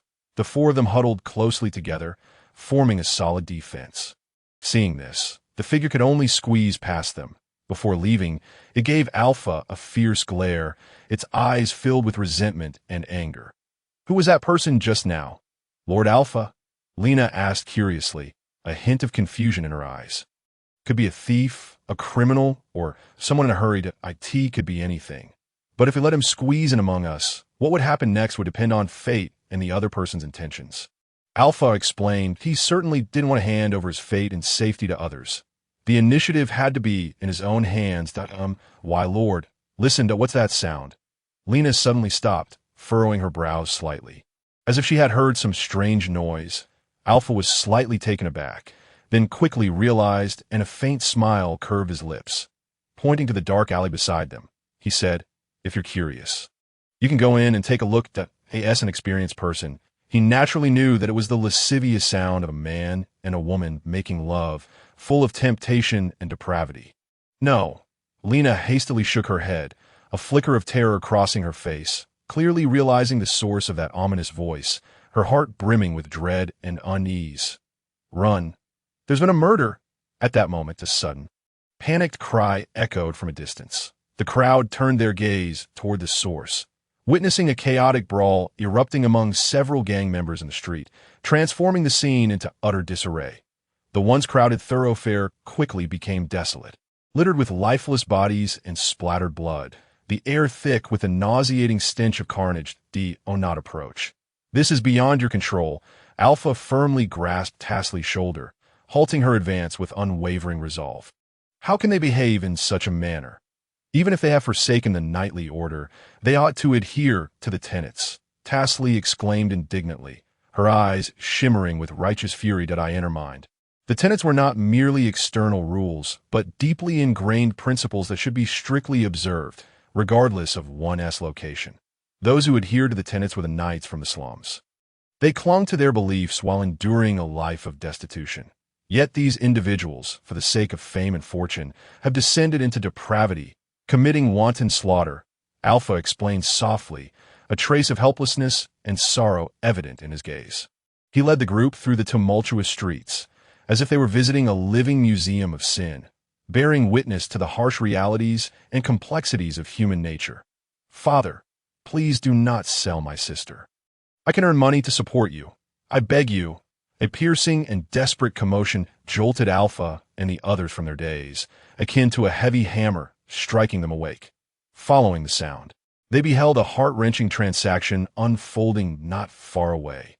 "Hannerm, I never imagined you, a gambling man, would have such a beautiful daughter. Could she possibly be the offspring of your ugly wife and another man?" A lecherous-looking man, exuding greed and depravity, was commanding three burly figures, treating a small girl with utter brutality. The girl's eyes were filled with fear and despair as she struggled, yet found it impossible to escape the iron grip of her captors. They knew all too well that if the girl were taken away, a horrific fate awaited her. "Boss, this girl is no longer a virgin." One of the equally repugnant men inspected the child's body, his face twisting in disdain as he shouted, "Hannerm, is this your doing? In that case, the price cannot be what you initially stated." The trafficker's eyes widened in fury, glaring at Hannerm with palpable anger and dissatisfaction. "Better I profit than anyone else. That I just deflowered her last night. She's still quite tender. 15 gold coins is already a bargain." Hannerm wore a revoltingly lecherous grin, shamelessly haggling as if the child he treated as merchandise was not his own flesh and blood, but rather a worthless object. "You previously quoted a virgin's price. Now the most I can offer is 10 gold coins. If you refuse, I shall take my leave." The trafficker roared in anger, hands on his hips, radiating an air of menace. The two men continued their back-and-forth bargaining, completely disregarding the wretched siblings on the ground, as if their dignity and lives were of no value in the face of money. "Brother, run quickly. Do not stay here." Upon seeing her brother's anxious and helpless expression, the sister's once empty eyes suddenly sparkled with a glimmer of hope. With all her strength, she called out in a faint voice, striving to protect her younger sibling, "Beast, how can you treat my sister this way?" The boy's eyes blazed with fury as he could no longer endure the cruel spectacle before him. Charging towards the man he called father, determined to rescue his sister from peril. "Get lost. I provide for you, and you think it's wrong for me to have some fun with your sister? Furthermore, do you believe I won't sell you too?" Hannerm, consumed by rage, completely disregarded familial ties, bellowing with venom, "Little brat, you dare bite me." The boy sank his teeth into Hannerm's thigh, causing the latter to grimace in pain, his face contorting into a savage expression as he kicked the frail child away. The boy crashed heavily to the ground, emitting a cry of agony. 15 gold coins for both. If you refuse, I will sell them to someone else." Hannerm, clutching his injured thigh, shouted angrily, his eyes filled with greed and madness. "What use do I have for this little boy? Am I to engage in charitable works?" The trafficker declared with evident disinterest in the boy, disdain dripping from his words that him, women could be sold for their bodies. While a boy required years of care before he could work, purchasing him would be a losing investment. You could make him work, even sell his body. I've heard some people have a particular fondness for young boys. Hannerm, in a bid to sell his son as well, uttered such abhorrent words, revealing his vile nature. "I beg you, save my brother. I am willing to serve you as a beast of burden." The girl, oblivious to her own suffering, suddenly fell to her knees with a thud, repeatedly bowing her head until her forehead was bruised. Yet, despite the numerous onlookers, very few were willing to lend a hand. After all, in this lawless backstreet, the selling of children was a common sight, and the populace seemed numb to it all. "Very well, I will give you 15 gold coins." The trafficker, fearing potential complications, ultimately decided to finalize the deal. "Wait!" At that moment, a clear and resolute female voice rang out as Tasley stepped forth from the crowd, her eyes reflecting justice and determination. "Lady Knight, I advise you not to meddle in this matter, or I shall show no mercy." The trafficker, upon seeing Tasley's attire, assumed she was there to disrupt his scheme and immediately threatened her with malice. Tasley, noticing Alpha's subtle nod of encouragement, felt her resolve strengthen. "This is 20 gold coins. I want them." According to the knightly code, Tasley could not directly confront the traffickers, as slave trading was not illegal in this place. Thus, with no other option, she chose to use money to rescue the unfortunate siblings. Deal! They are all yours. Hannerm's eyes lit up at the sight of gold, eagerly snatching the coins as if they were treasures he had long coveted. Have him sign this. Alpha, expressionless, tossed the bill of sale to Tasley. Sign here, without hesitation. Tasley seized Hannerm's hand, pressing it down to leave his mark, completing this peculiar transaction. You have stolen from our mafia. You shall not escape unscathed. The trafficker glared at Alpha and the others, recognizing they were outnumbered and outmatched, and had no choice but to retreat, vowing to gather reinforcements. Let us leave. We can no longer linger here. Alpha, acutely aware of the impending danger, decisively commanded, and the group promptly turned to depart. What are you two doing? Just as Tasley prepared to follow Alpha, she noticed the girl running in a certain direction and quickly inquired, "And why sister wants to get her belongings?" The boy explained hastily. "No need, just go," Alpha decisively instructed, urging Tasley to take the siblings away without delay. Just as they were about to exit the back street, a group of menacing gang members aggressively blocked their path. "Hand over all your money and the woman. Otherwise, none of you shall leave today." The trafficker, hiding among the crowd, bellowed with feigned authority. "Wait for me to lead the charge. Tasley will cover our retreat, while Lena and Fatim flank us on either side. We shall break through together." Alpha, understanding the confrontation was inevitable, calmly devised a strategy, his gaze resolute and fearless. "Kill!" At Alpha's command, the group surged forward without hesitation, igniting an intense battle in an instant. "None of you shall escape. Seize them!" With a fierce roar, a dozen ferocious gang members, wielding glimmering blades, swiftly closed in, trapping Alpha and his companions in the center. Their eyes gleamed with greed and malice, as if the prey before them were already theirs to claim. "Kill!" Unfazed, Alpha's eyes widened as he bellowed, unsheathing his sword and charging forward without hesitation. Although he was merely an entry-level knight, he felt confident he could hold his own against these gang members in a one-on-one duel. Yet, faced with the overwhelming tide of adversaries, Alpha could not help but feel a twinge of pressure. More critically, he was not clad in armor at that moment, making injury almost unavoidable in this fierce conflict. In this era, medical conditions were extremely limited. Once any wound became infected, it was highly likely to pose a deadly threat.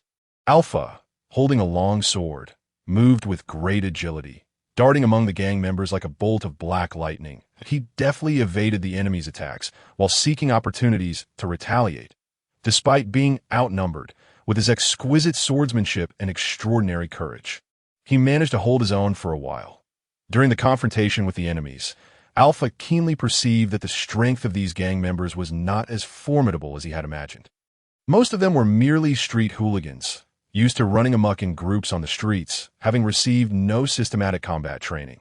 This discovery came as a bit of surprise to him, further strengthening his resolve to defeat the enemies. However, as the battle persisted, the situation gradually turned against Alpha. More and more gang members joined the siege, brandishing their long knives and slashing frantically at him. Alpha felt surrounded by a dazzling array of sword lights, impenetrable. His physical strength was depleting continuously, and his body began to feel extremely fatigued, but he was well aware that he could never retreat. For behind him were a kind-hearted woman and two innocent children relying on his protection. At the same time, Tasley and the other two also found themselves in a crisis. Their strength was inferior to Alpha's, and facing these desperate thugs, they couldn't help but feel a sense of fear. They fought valiantly against the enemy's attacks, but gradually found themselves struggling, and the situation became increasingly critical. Just as Alpha was on the verge of despair, suddenly a passionate shout, like a ray of dawn, pierced through the oppressive battlefield. Alpha looked up and saw a group of armored knights charging in like celestial soldiers descending from the heavens. The armor on their bodies sparkled brightly in the sunlight, exuding an imposing air. These knights held long lances, their eyes firm, and they bravely launched an attack on the gang members. For a moment, the shouts of battle shook the heavens, and the entire battlefield became even more intense. Witnessing this scene, a surge of enthusiasm welled up in Alpha's heart. Despite having just experienced a brutal massacre, he felt no fear at all. Instead, he felt an inexplicable sense of excitement. "Lord Alpha, we've come to your aid," Diggory shouted loudly, quickly removing his helmet to reveal a resolute countenance. Behind him were Takis, Minlet, and a group of former knight attendants. Some of them had been Alpha subordinates, while others were Mars knight attendants. With the addition of these dozens of armed knights, the situation reversed instantly, in the face of these well-trained knights. The gang members were powerless to resist and could only reluctantly choose to surrender. Drop your weapons and surrender immediately. Just as everyone thought the battle was over, suddenly, a group of disciplinary knights riding tall warhorses rushed over at top speed, surrounding everyone. Their appearance made the already calming atmosphere tense again. "I am Alpha, a disciplinary knight. We were just attacked by gang members, and these people are attendants who came to help us." Seeing this, Alpha quickly stepped forward, attempting to negotiate with the disciplinary knights. His tone was firm and sincere, with a hint of anxiety in his eyes. "Are you Alpha Michel?" A burly and imposing knight commander stepped out from the ranks. His gaze was as sharp as an eagle's, fixated firmly on Alpha.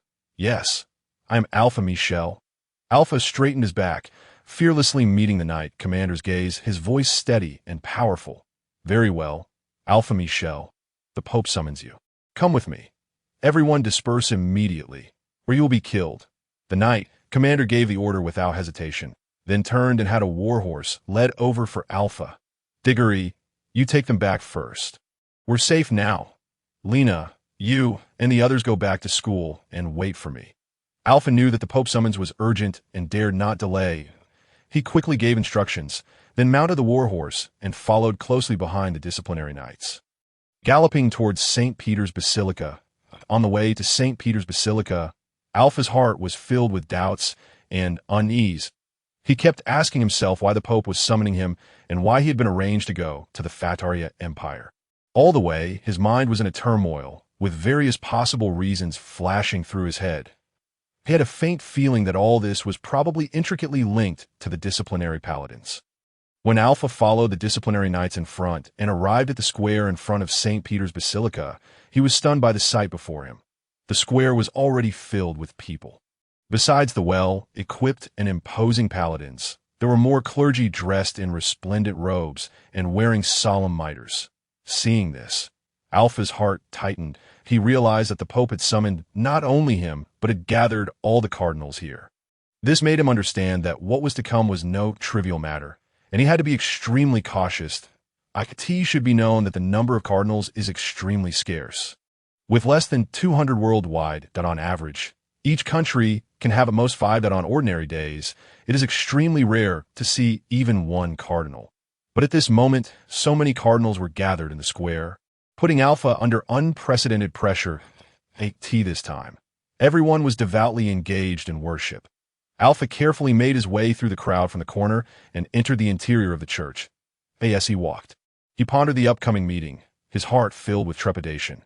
The inner hall of the church was even more vast and magnificent than the outer hall. 2 rows of over 100 giant stone pillars stood like giants, supporting the huge, semicircular dome.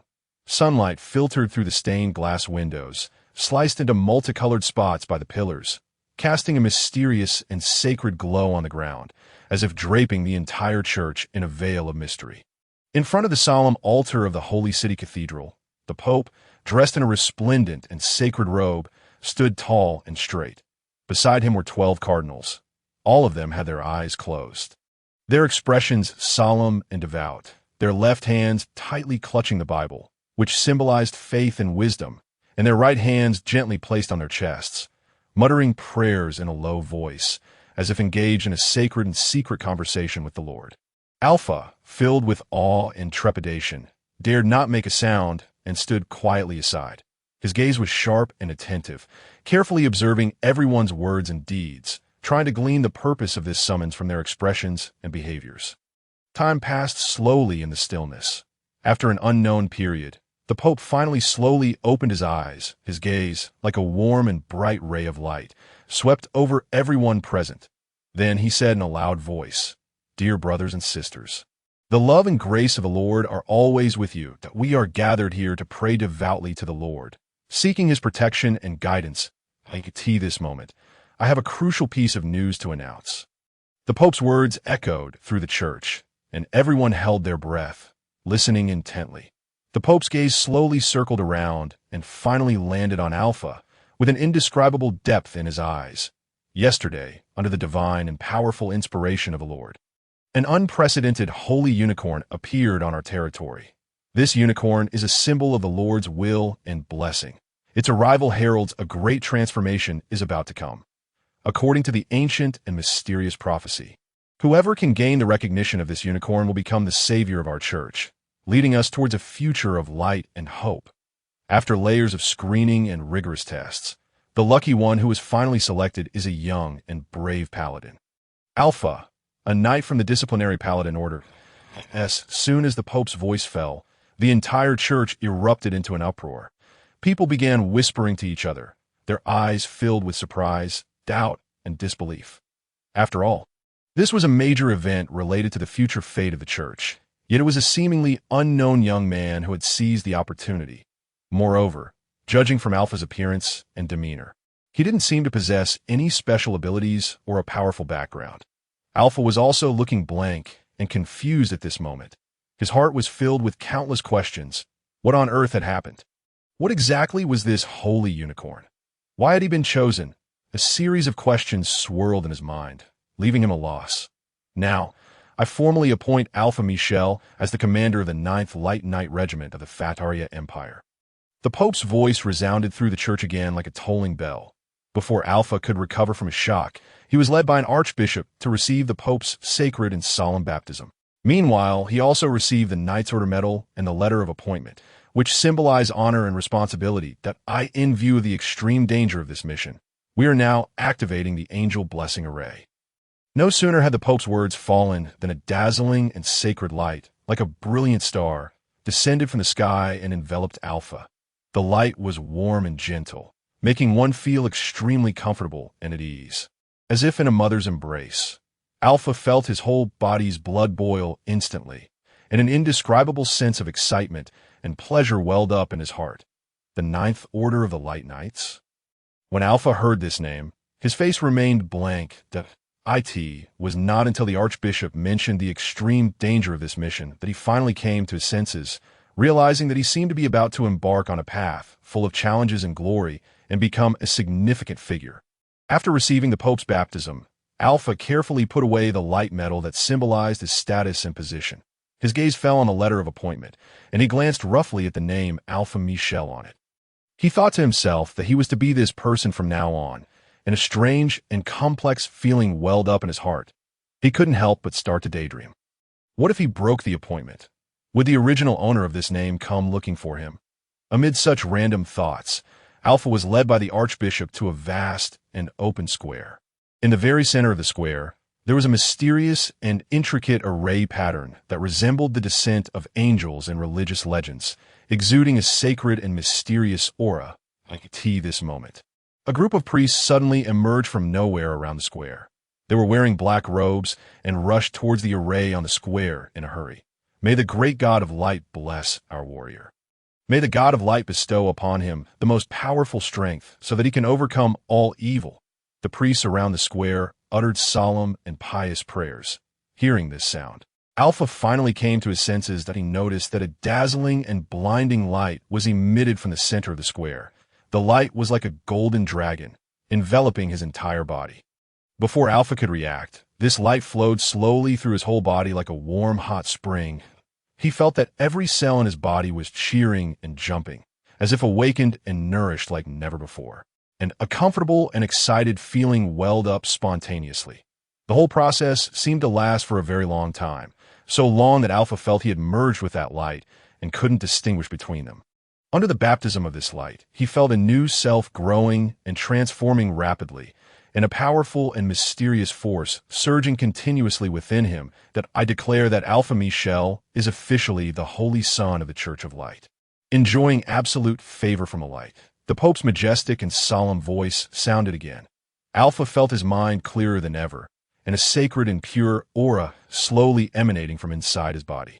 He seemed to have transformed into the legendary God of light, possessing infinite power and the ability to control everything in the world. Alpha slowly stretched his hand towards the sky. He keenly felt that the air was filled with countless energy particles, which were jumping and twinkling around him like elves as long as he was willing. He could call upon these energy particles at any time and turn them into his own power, becoming invincible. However, at this moment, a strong sense of crisis, like a cold glint, suddenly emerged from Alpha's heart. His gaze swept around rapidly, as sharp and alert as an eagle's. Soon, he detected a dark energy surging towards here like a fierce tide from afar. Alpha frowned.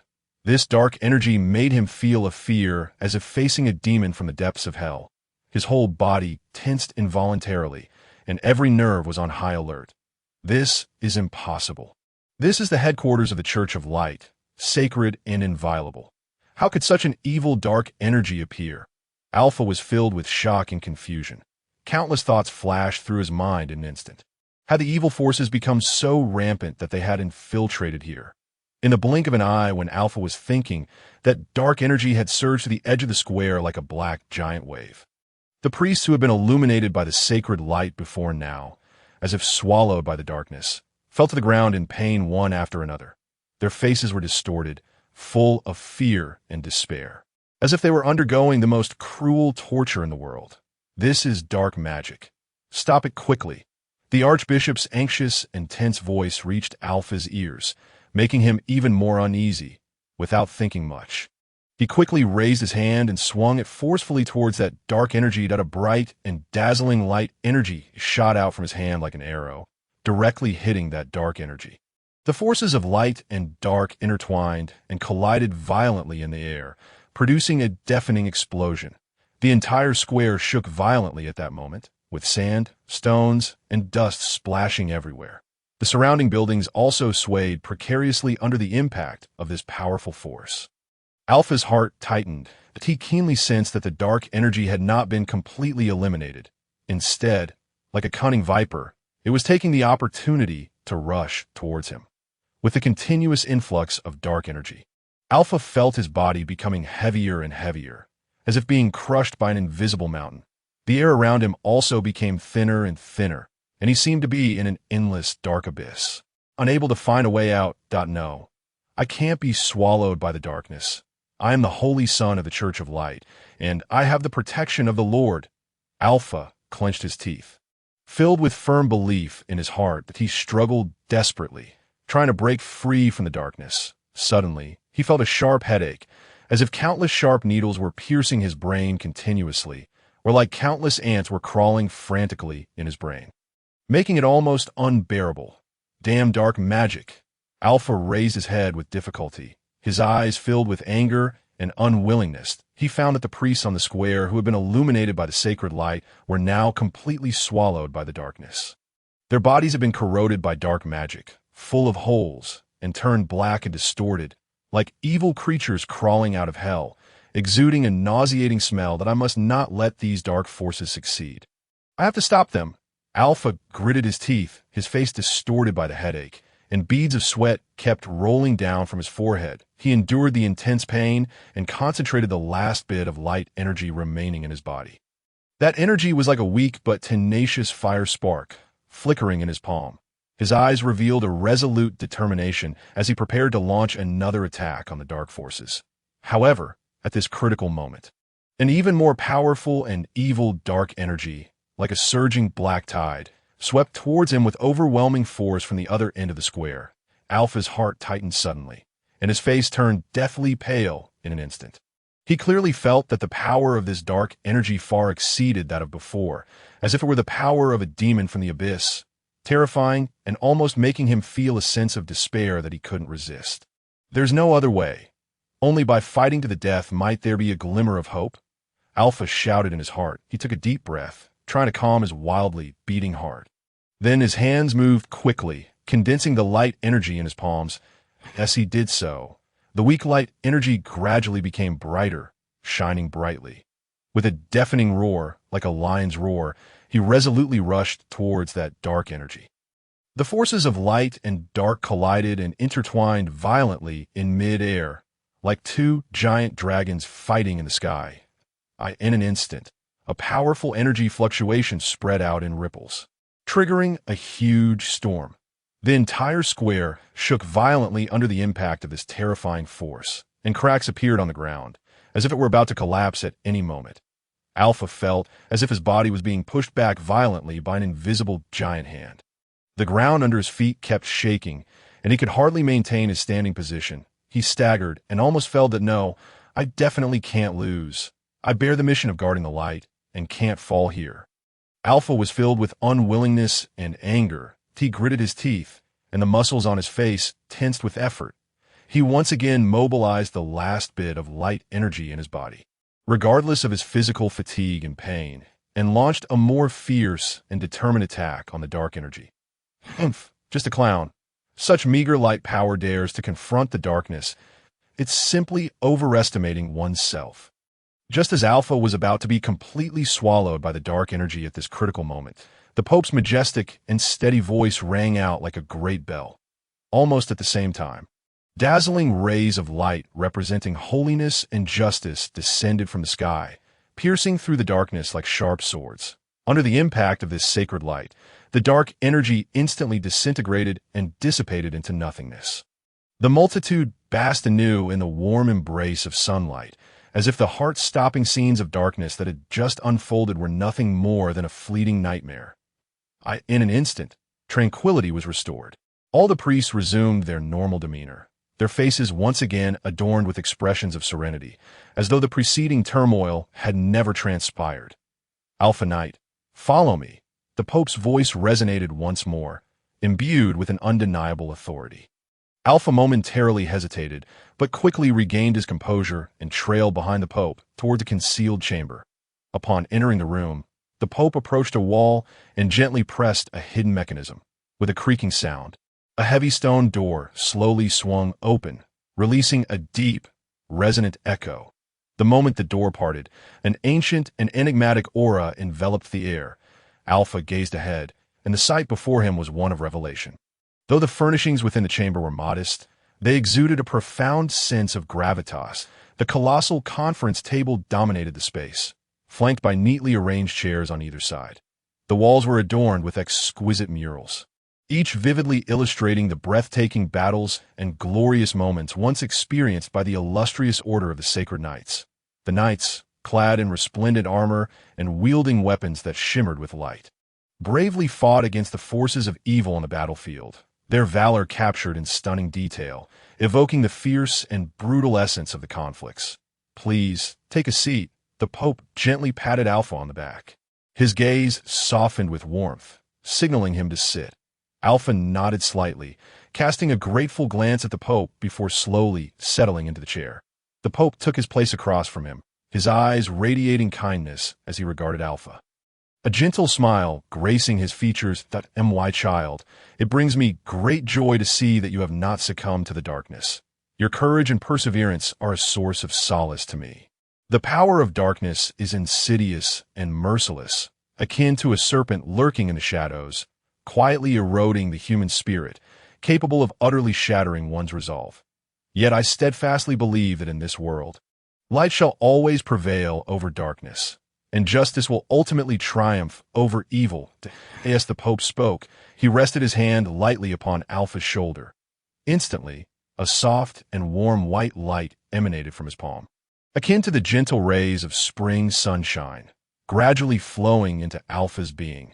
This comforting and soothing sensation stirred a warm tide within Alpha, recalling memories of his parents, who once offered him such tender solace, bestowing upon him strength and courage. Present. The Order of the Sacred Knights faces unprecedented challenges.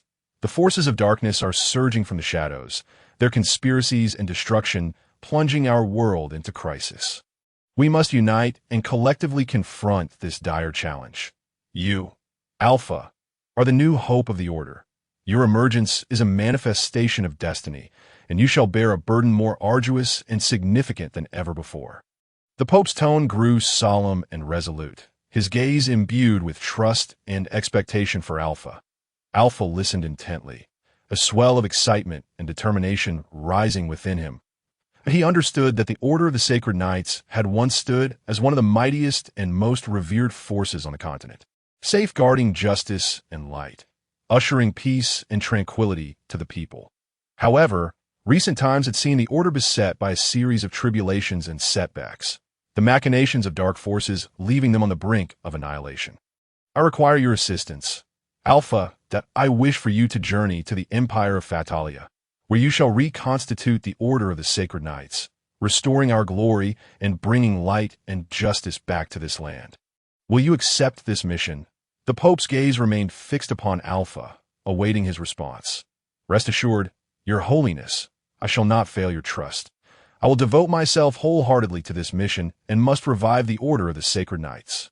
Alpha's eyes shone with determination, his countenance solemn. As if propelled by a divine force, he complied unhesitatingly with the Lord's decree. His voice resonated powerfully, echoing within the confines of the secret chamber, brimming with resolve and fervor. This is the advanced martial arts technique. You and your companions shall depart in 2 days. Now, you may select your suitable steed and equipment. The Pope's demeanor was calm, yet his eyes sparkled with anticipation as he readily handed the advanced martial arts technique to Alpha. Alpha accepted the technique, his mind a whirlwind of confusion and astonishment, lost in thought to the extent that he hardly realized how he exited the chamber. The events of that day felt so surreal and elusive. Initially, Alpha had only anticipated being appointed as the commander of the 9th Battalion of Fatalia. Yet now, the identity of the Holy Son, the mysterious divine baptism, and this sudden advanced martial arts technique left him bewildered, as if ensnared in a fog-laden dream, unable to discern a clear path forward. Just after Alpha departed the chamber, a shadow materialized silently, like a wraith, its form flickering in the dim light.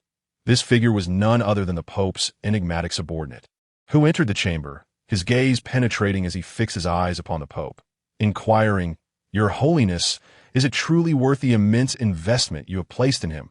The Pope narrowed his eyes slightly, his expression returning to one of calm and composure, beginning a rational analysis. The Empire of Fatalia has now slipped from the Church's grasp. The once mighty 9th Radiant Knights are but a memory. In such circumstances, I urgently require someone to restore order and avert disaster. The mysterious figure was already well acquainted with Alpha's circumstances. He frowned slightly, his tone laced with skepticism.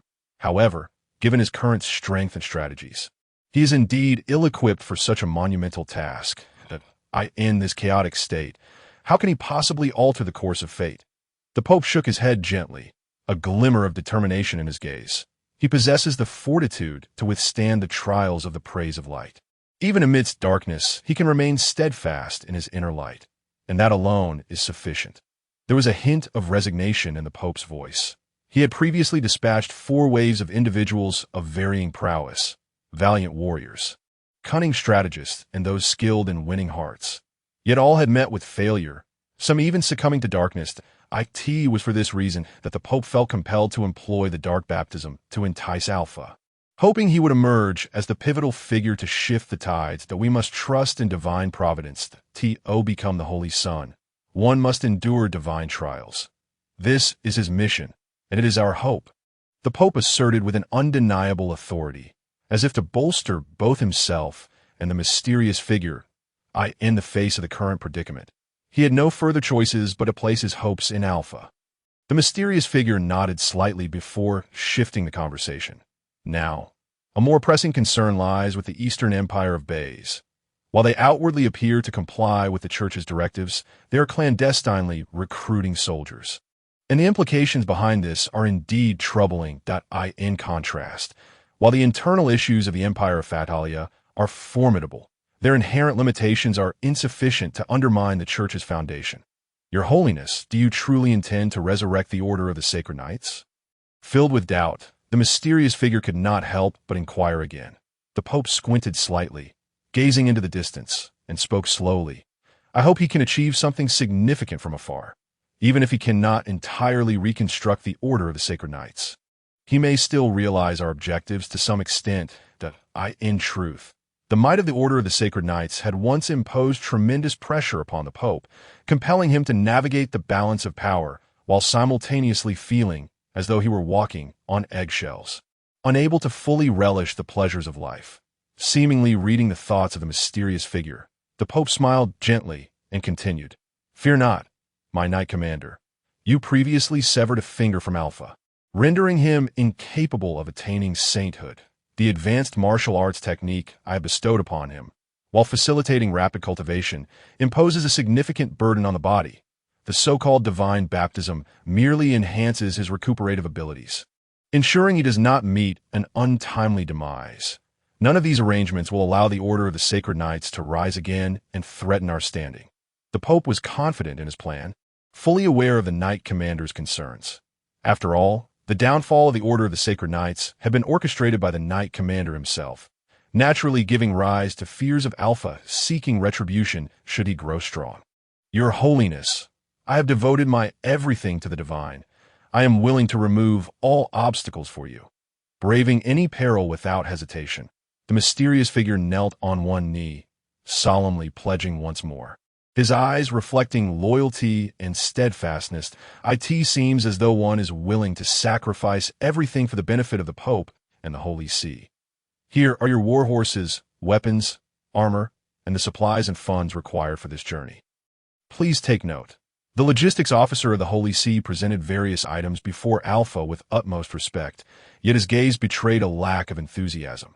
After all, only 12 cardinals and the Knight Commander were aware of Alpha's identity as the son of the Holy See. The others remained oblivious to it.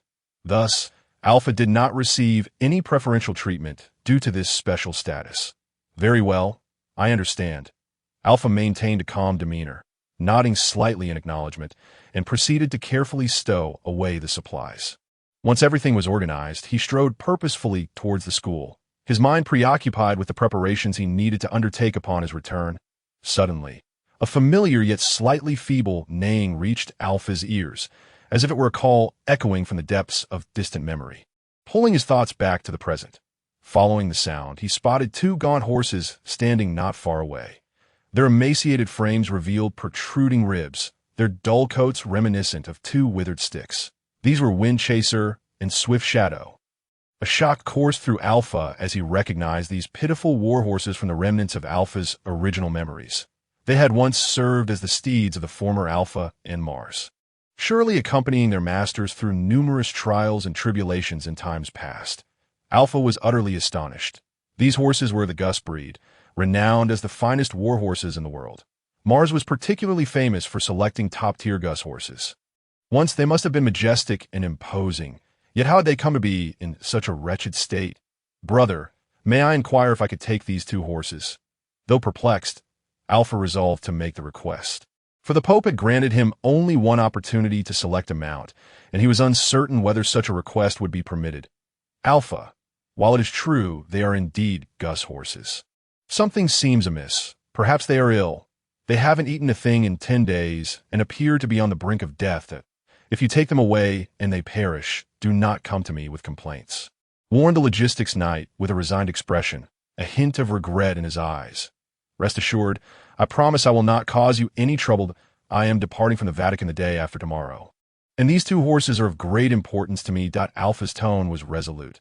Despite knowing the horse's dire condition, he steadfastly chose them. "Very well. If you insist, I shall allow you to take them. You may also take their gear from the stable."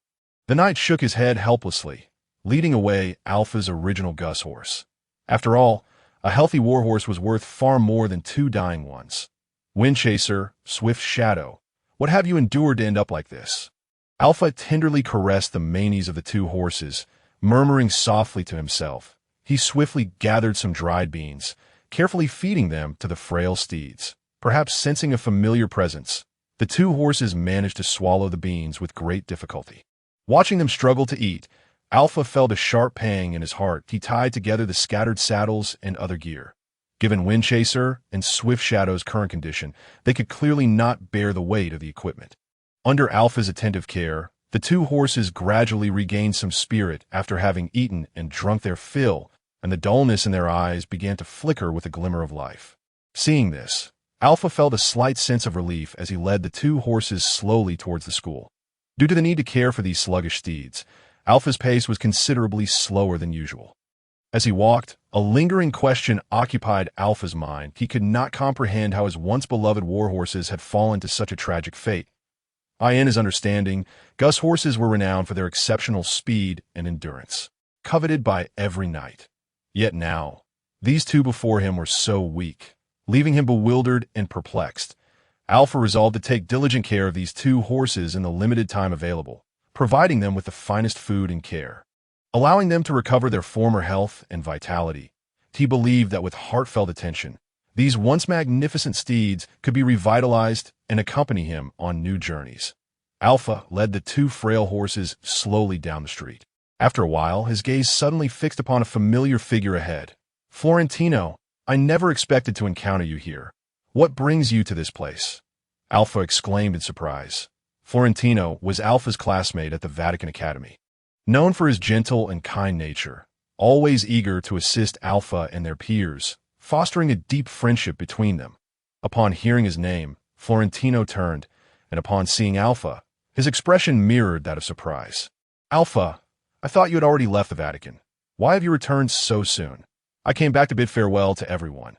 Alpha sighed softly as he spoke, reflecting on the scene before his departure. It seemed that his absence had not elicited much concern from anyone, leaving him to silently choose to leave, his heart inevitably tinged with melancholy. Why, Lord Alpha? What is the meaning of this? How did you come to bring back such frail horses? Surely you were not deceived." Lena, ever perceptive, rushed over, her face etched with confusion and concern upon seeing the two warhorses Alpha led. "Let us not dwell on that. We must pack quickly that we depart tomorrow." Alpha wished to avoid further explanation. Considering the upcoming new year, he decided to advance their plans in such a hurry. Lena took hold of the high-quality gear that had once belonged to Mars, which Alpha would not easily relinquish. Indeed, make sure to clean this equipment thoroughly and groom the horses well. Alpha instructed, delegating these tasks to others. "Allow me to handle these chores." A young boy who had come along stepped forward, eager to assist. "Very well. Go ahead and begin your work." Alpha replied expressionlessly, his mind occupied with how to properly accommodate the boy and his sister. Tasley has taken the little girl to see teacher Shauna. The child has been bleeding heavily, and it looks quite alarming. Lena recalled the girl's tragic circumstances, her voice tinged with trepidation. Fatim preparing dinner. It is nearly mealtime." Alpha glanced at the sky, curious. "Yes, Fatim is smoking meat. Dinner will be ready shortly," Lena replied, her eyes revealing a hint of longing for the meal, unconsciously glancing towards the kitchen. "Accompany me to the slums to find Diggory and the others. Time is of the essence, and I need to secure a card. Relying on acquaintances is both simple and less risky," Alpha stated, knowing that in such urgent circumstances, familiar faces could be more reliable. Of course, my Lord Alpha, I would be more than happy to accompany you." Lena readily agreed. "Lena, I have always wanted to ask, what exactly is a son of the Holy See?" As they walked, Alpha pondered the Pope's arrangements for him, confused and uncertain, prompting him to inquire of Lena. He was unsure whether the Pope truly valued him or was merely deceiving him. After all, the Pope had both proclaimed him a son and appointed him as a commander, bestowing upon him high-level magic, seemingly placing great importance on him. Yet the Knights of the SEMA Monitor did not regard him at all, leaving him to feel that his situation had not truly changed. A son. That is a position that could lead to becoming a pope. One of great honor. Lena gazed at Alpha in astonishment, surprised that he was unaware of this. Is it only under such circumstances that one can become a son? Alpha pressed further. Not at all. Nearly every knight commander can become a son, as can those who have made significant contributions to the Holy See. There are currently 10 sons, Lena elaborated. Upon hearing this, Alpha's heart sank. So, it is merely a symbolic honor. Alpha chuckled self-deprecatingly, realizing that this so-called status of being a son was merely a means for the Holy See to cast a wide net. He had been deceived. Just as Lena finished explaining, Tasley returned with the little girl. Alpha decided to have dinner before venturing into the slums. "Sister Tasley, how is the little girl doing? I hope she's not in any serious trouble," Lena asked with concern as she looked at the dazed child. Teacher Sharna mentioned that there is no major issue, but the poor girl has just started her monthly cycle and has suffered at the hands of that beastly man. resulting in inflammation and persistent bleeding. As long as she is kept clean and washed with saline, she should be fine, tacitly reassured Lena, acknowledging that while the situation wasn't dire, it had indeed been quite alarming at the time. "Oh dear, that frightened me terribly. I thought it might cost someone their life." Lena sighed in relief. "Lord Alpha, what shall we do with the two individuals we brought back?" Tacitly inquired, her concern for their arrangement evident. Although Alpha had permitted their rescue, she wished for a proper solution since they were her responsibility. "Let us send them to the orphanage," Alpha replied with a hint of resignation. He did not wish to neglect the two children, yet his own circumstances were quite precarious.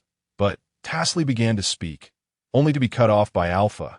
"How about this? You take them in, I'll provide the funds, and you will oversee their care." Alpha understood that taking in children involved more than merely feeding them. It encompassed education and safety as well. Money was not an issue for him, but he simply lacked the energy to raise them. However, the orphanage is hardly a place for humans.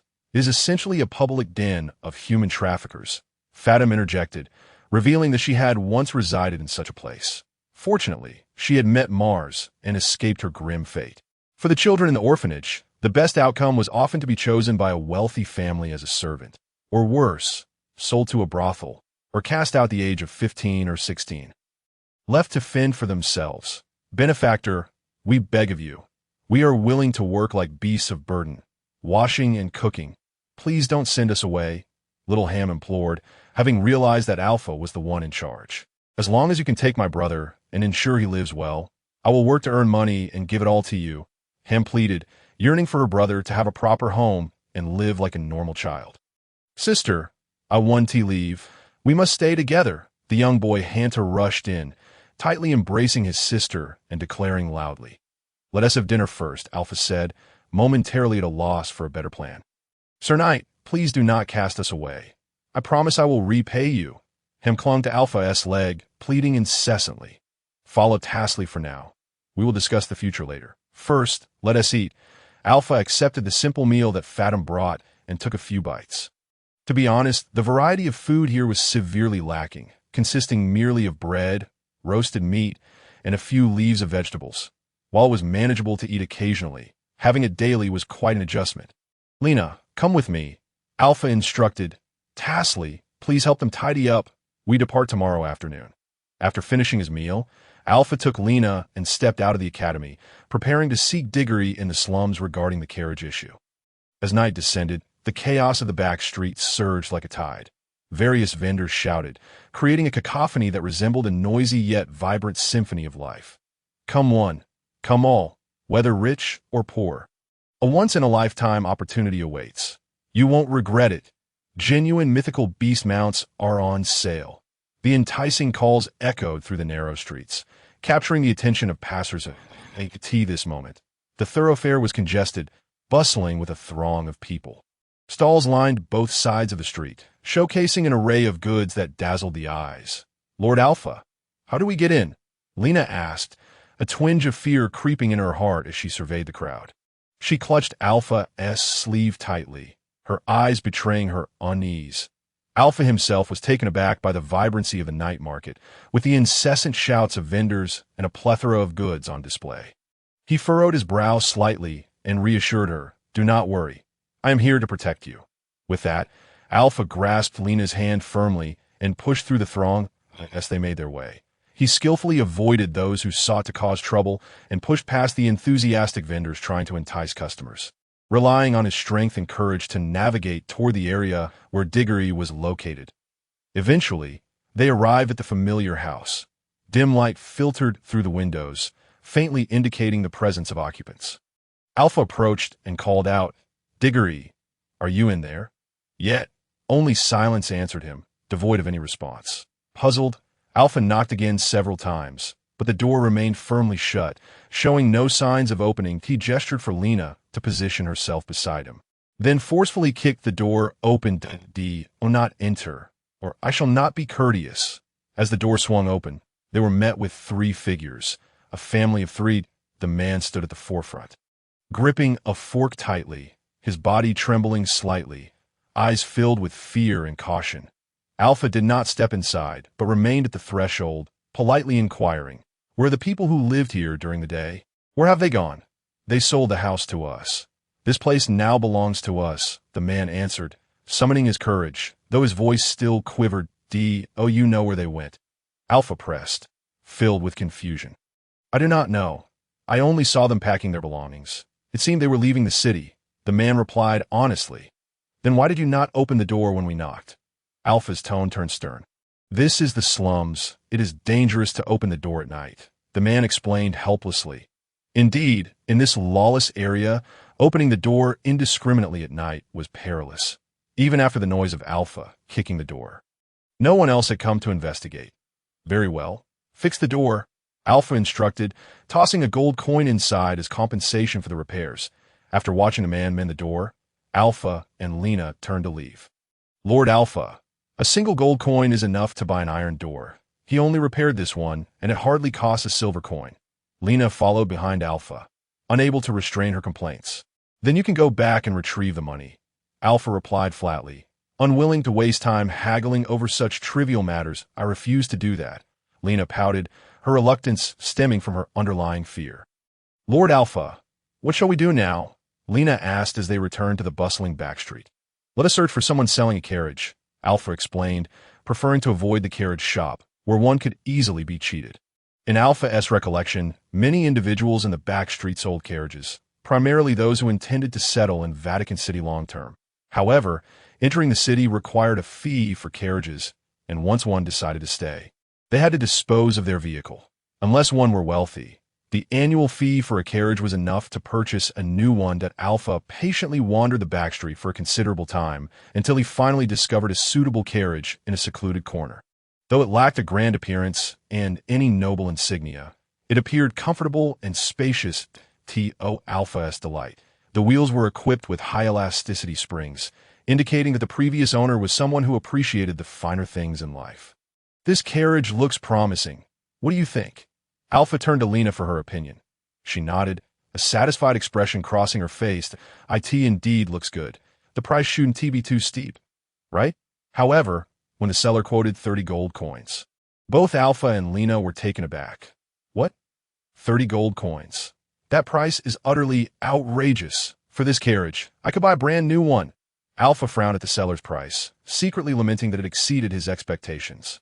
He strode forward with purpose, eager to engage the seller in earnest dialogue to ascertain whether a reasonable price could be negotiated.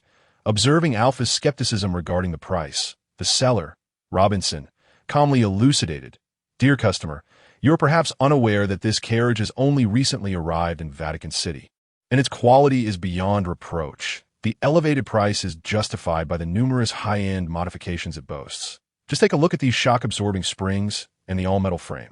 They come at a considerable cost.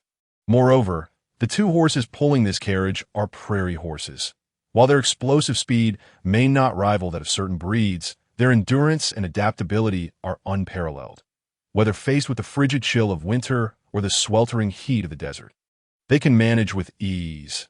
Alpha, having listened intently to the seller's exposition, found his interest in the carriage further piqued. He meticulously circled the vehicle, inspecting every detail from the frame to the wheels, from the interior of the carriage to the condition of the horses, leaving no aspect overlooked. After a thorough examination, he concluded that the carriage was indeed as commendable as the seller had claimed. Yet, despite his satisfaction with the carriage itself, the price of 30 gold coins still struck him as somewhat excessive. Thus, he resolved to engage in a bit of haggling with the seller, just as Alpha was embroiled in a debate over the price. A discordant voice interjected, "Robinson, this carriage has been sitting here for half a month. Soon you'll be paying 5 gold coins in parking fees.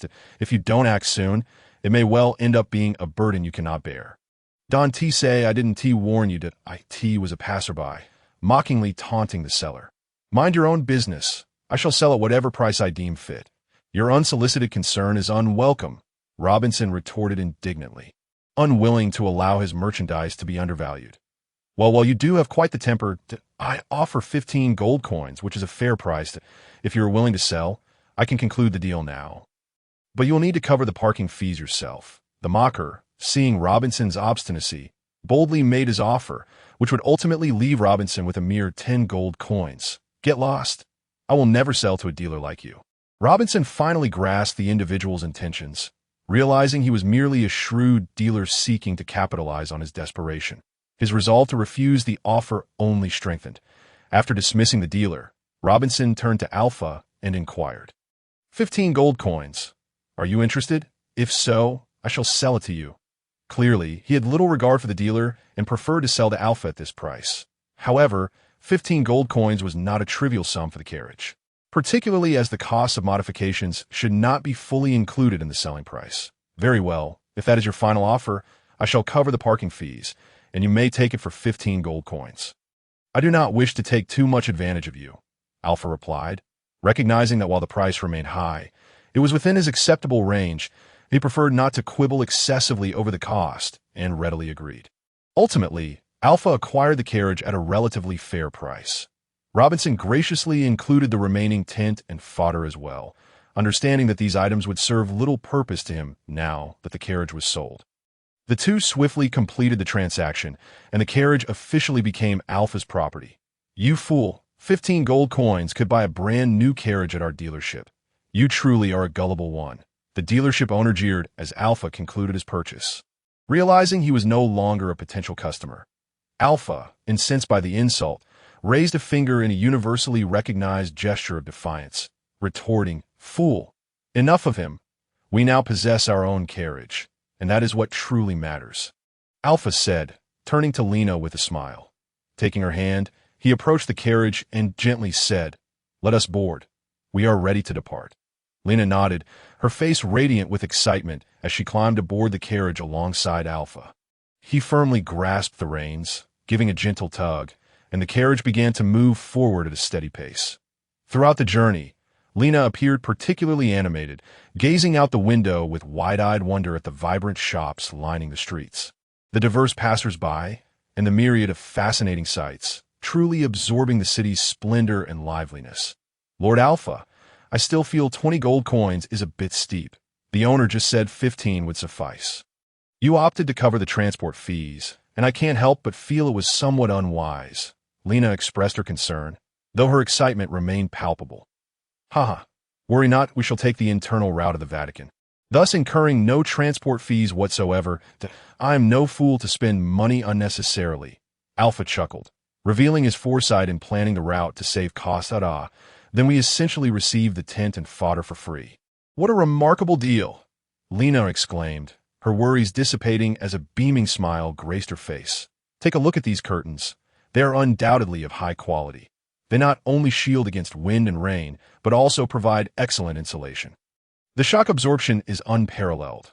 I dare say this is the finest carriage I have ever ridden in, Lena remarked, scrutinizing the interior for its various advantages.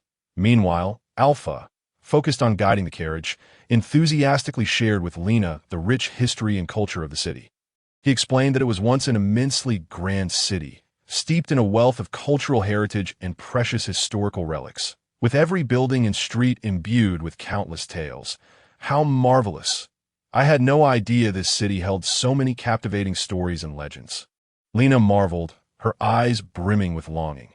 Indeed, this is one of the greatest cities in the world, boasting a venerable history and a luminous culture, Alpha replied proudly, his heart swelling with reverence for the city. As he drove, Alpha's thoughts began to drift. He mused that if this were Earth, it would be the 16th or 17th century, corresponding to the Ming dynasty in the East. That a profound yearning welled up within him. He resolved that he must visit the East when the opportunity arose, for in his heart, that was where he truly belonged. In this era, many nations were rapidly developing, with people's living standards and cultural sophistication continually on the rise.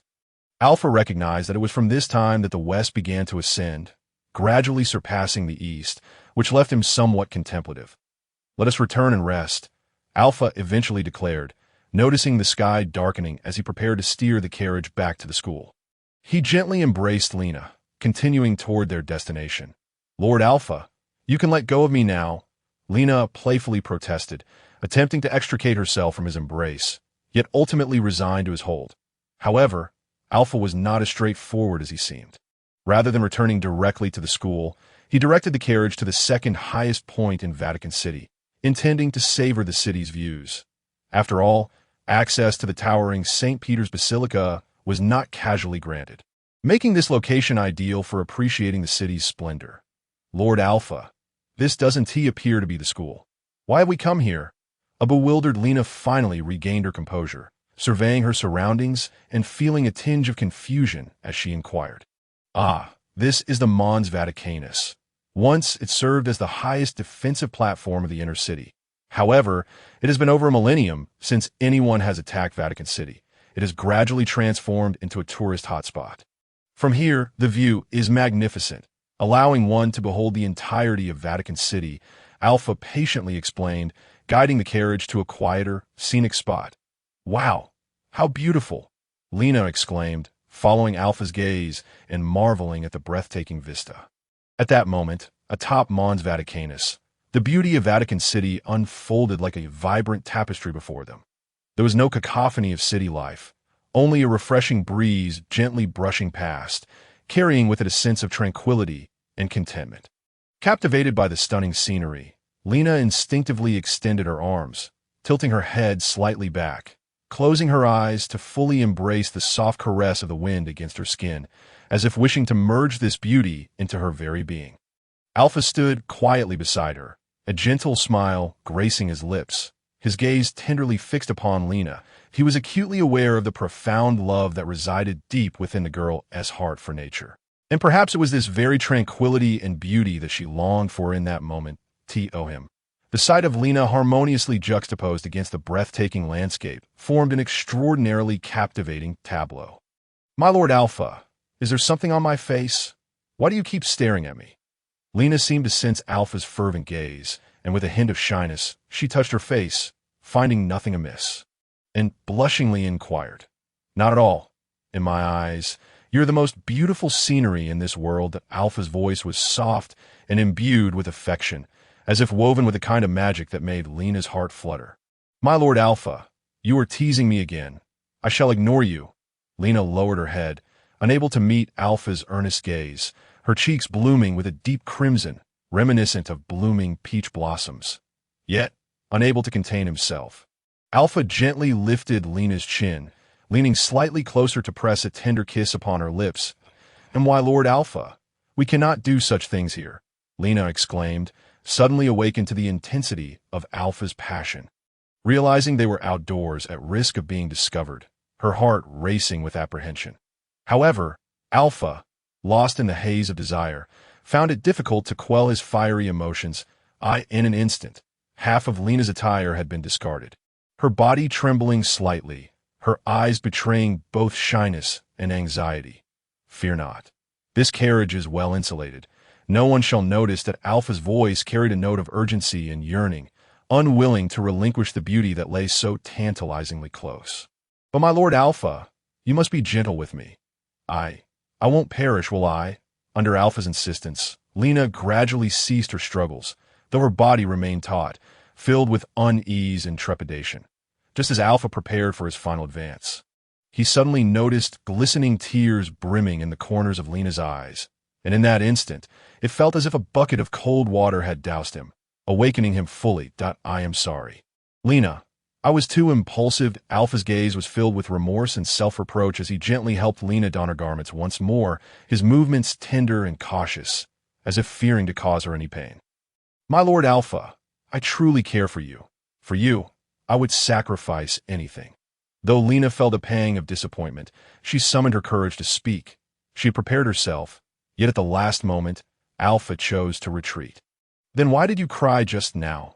Alpha gazed at Lena, concern etched upon his features, aware that her words were not entirely sincere. I am afraid. Hem has been bleeding profusely. I fear I might meet a similar fate. Will I die like her? Lena lowered her head, her voice quivering, revealing that her fears stemmed from witnessing Ham's plight. That man is a brute. Do not worry. I shall be gentle. Alpha, filled with compassion, enveloped the nearly bare Lena in a tight embrace within the carriage, whispering soothing words. Then, my Lord Alpha, is it possible now? Lena lifted her gaze, her eyes sparkling with a glimmer of anticipation, her emotions gradually settling, her affection for Alpha intensifying. Not just that moment, Alpha had regained his composure, his eyes reflecting a newfound rationality. I fear you may regret this later. Though Alpha spoke these words, his hands continued to roam inappropriately across Lena's form.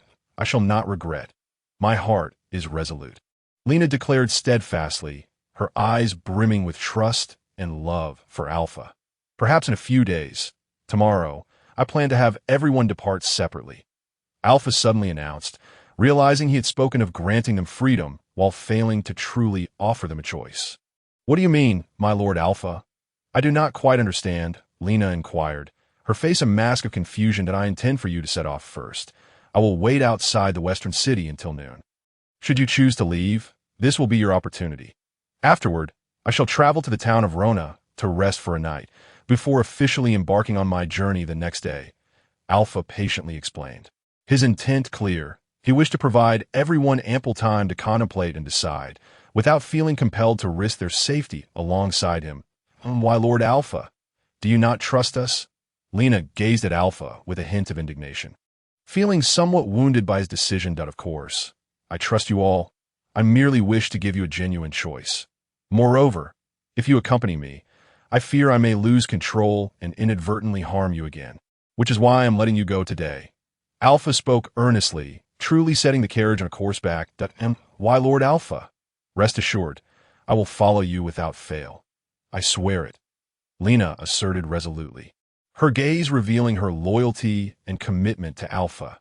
Director, that brat has returned, driving a carriage. Just as Alpha's carriage entered the school grounds, a figure rushed in to relay the news.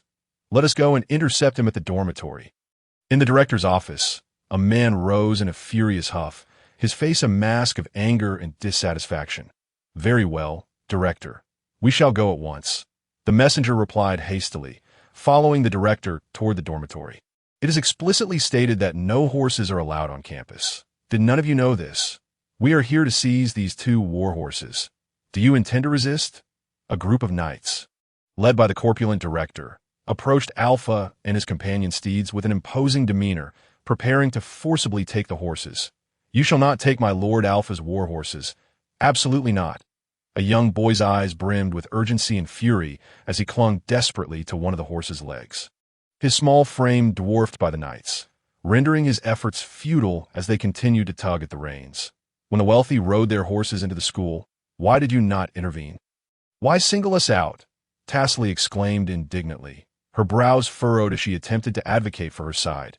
Yet the fat director paid her no heed, his expression one of disdain. That I care not for those matters.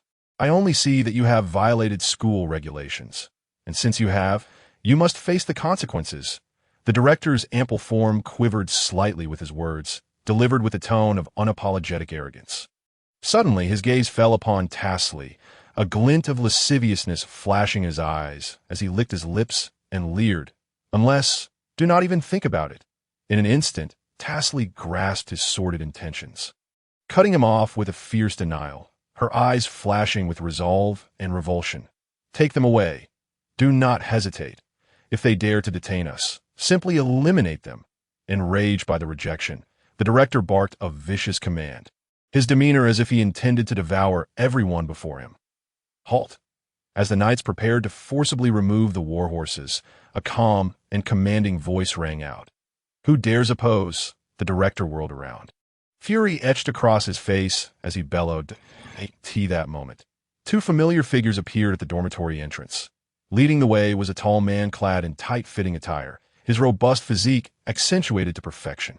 He bore a gleaming long sword at his back, standing tall and resolute, like a warrior ready to charge into battle. His gaze was clear and profound, seemingly holding boundless wisdom and strength, making it difficult for others to meet his eyes. Who else but Alpha? Behind him followed Lena, her eyes betraying a hint of nervousness, yet predominantly filled with trust in Alpha. That it is Master Alpha. He has returned, Ham exclaimed, his eyes lighting up with excitement upon seeing Alpha. Unable to contain his cheer, Alpha strode confidently into the dormitory, his steps steady and powerful, emanating a sense of reassurance. Why, Lord Alpha, you have finally returned. They wish to take our war horses, Fathom exclaimed, a surge of hope flooding her as she spoke urgently. At this moment, she truly comprehended the significance of Alpha and the power he embodied. Your arrival at the school in a horse-drawn carriage has egregiously violated the institution's regulations. I hereby formally notify you that all of your belongings shall be confiscated. The corpulent director, upon seeing Alpha, exhibited no trace of trepidation, remaining haughty as he spoke, seemingly aiming to assert his authority over Alpha Ditto. Then I must inquire, whose power reigns supreme, yours or that of His Holiness the Pope?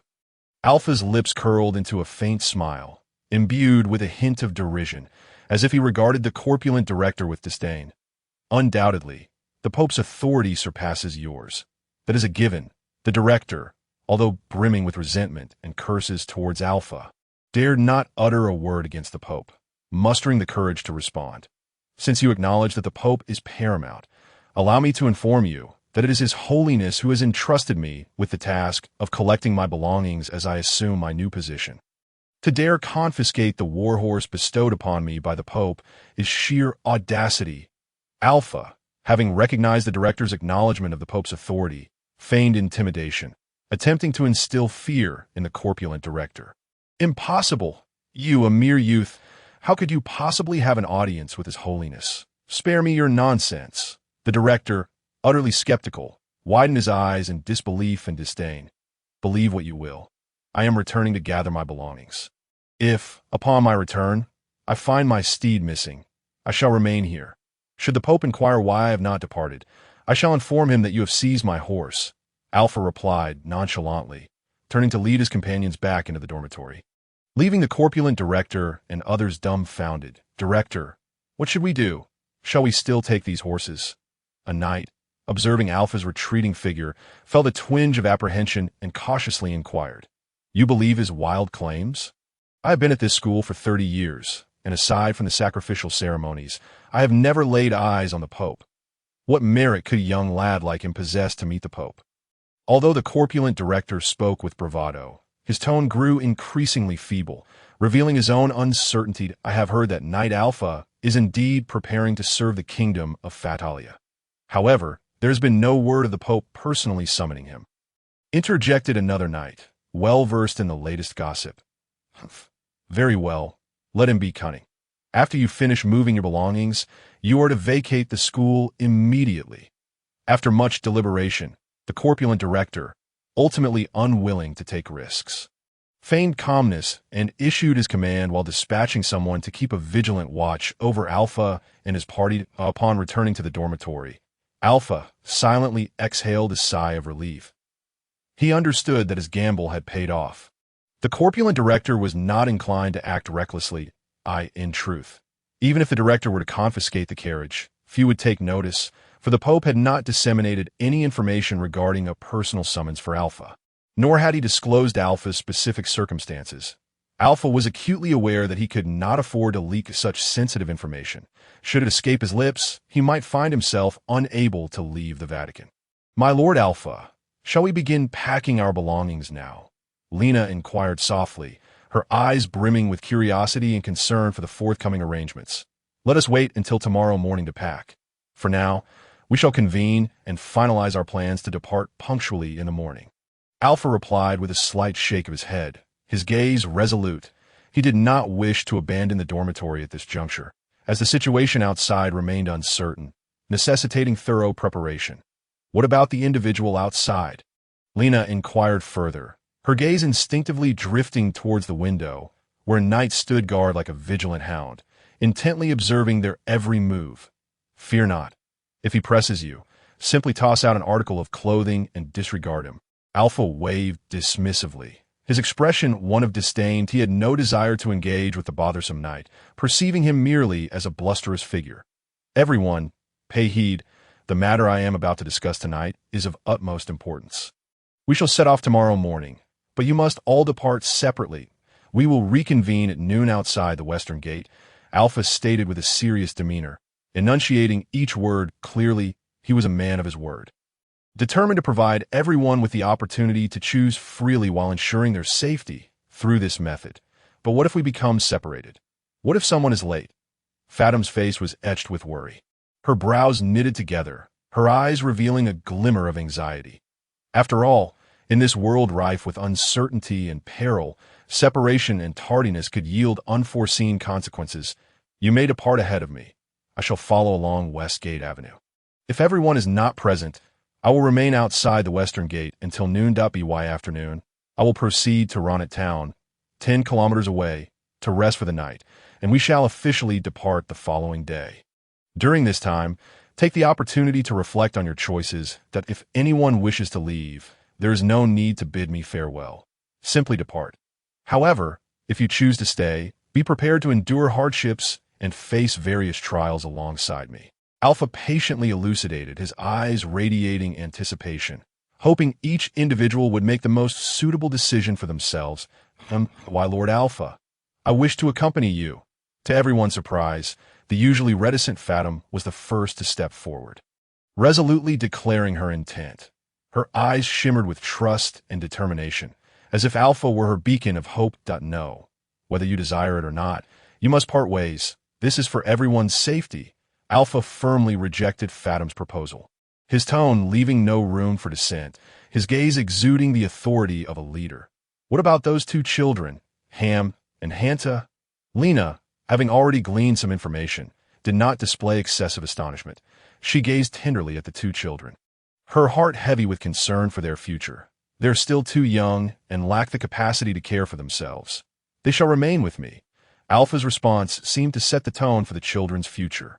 His gaze softened with a hint of affection, as he resolved to temporarily assume the responsibility of caring for the two. Everyone, it is time to rest.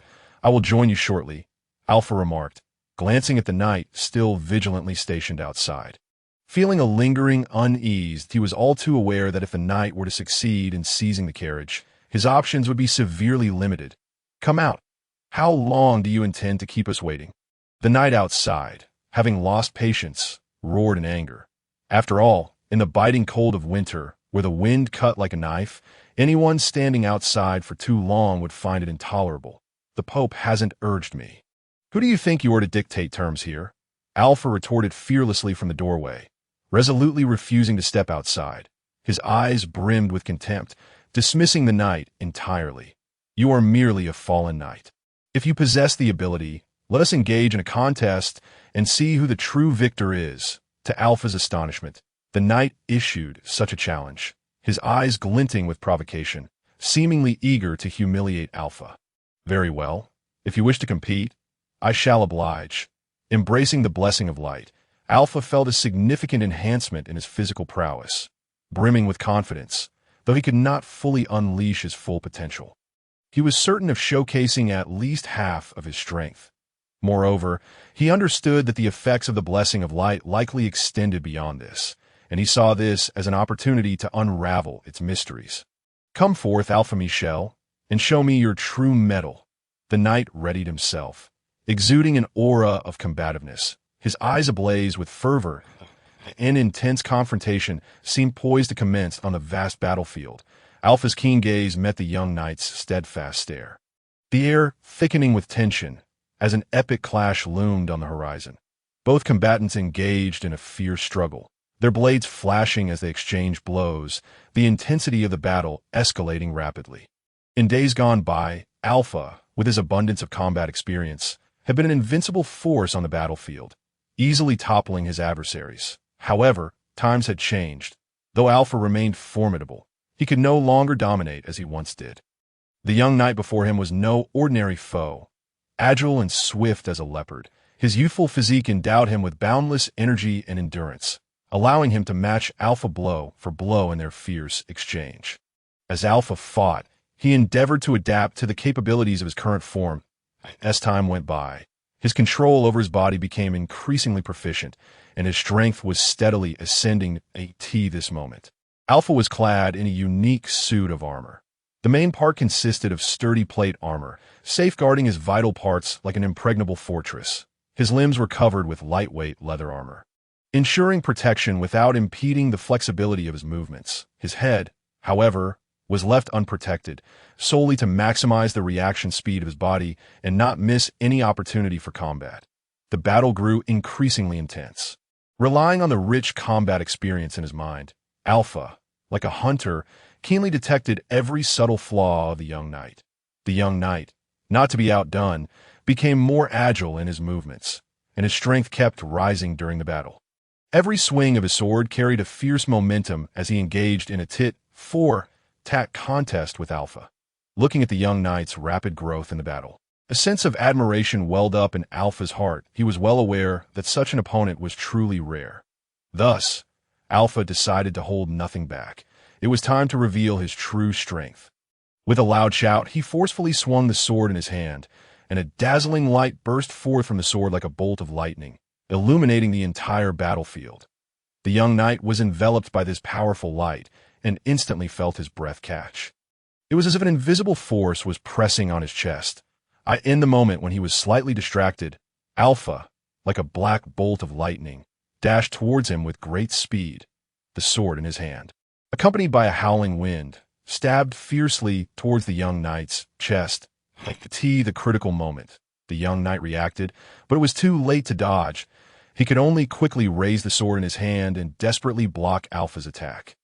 Alpha's strike was incredibly powerful. The young knight felt an immense force travel along the sword, numbing his arm and almost making him lose his grip on the sword. Gritting his teeth against the intense pain in his arm, he quickly adjusted his stance, staring firmly at Alpha with determination, ready to face the next round of attacks, seeing that the young knight had not been defeated by such a heavy blow. Alpha's admiration grew even stronger. He understood that the opponent in front of him was not easily overcome, that if he wanted to win this battle, he had to go all out. Therefore, Alpha concentrated his mind and began to his battle chi skills. A glow flickered in his palm, and a powerful current rapidly condensed, coiling around the long sword like a spiritual snake. This seemed to be a special skill, lightning magic, activated by the Pope's holy benediction. As the electric light flashed, the long sword seemed to transform into the scepter of the thunder god, exuding a terrifying pressure.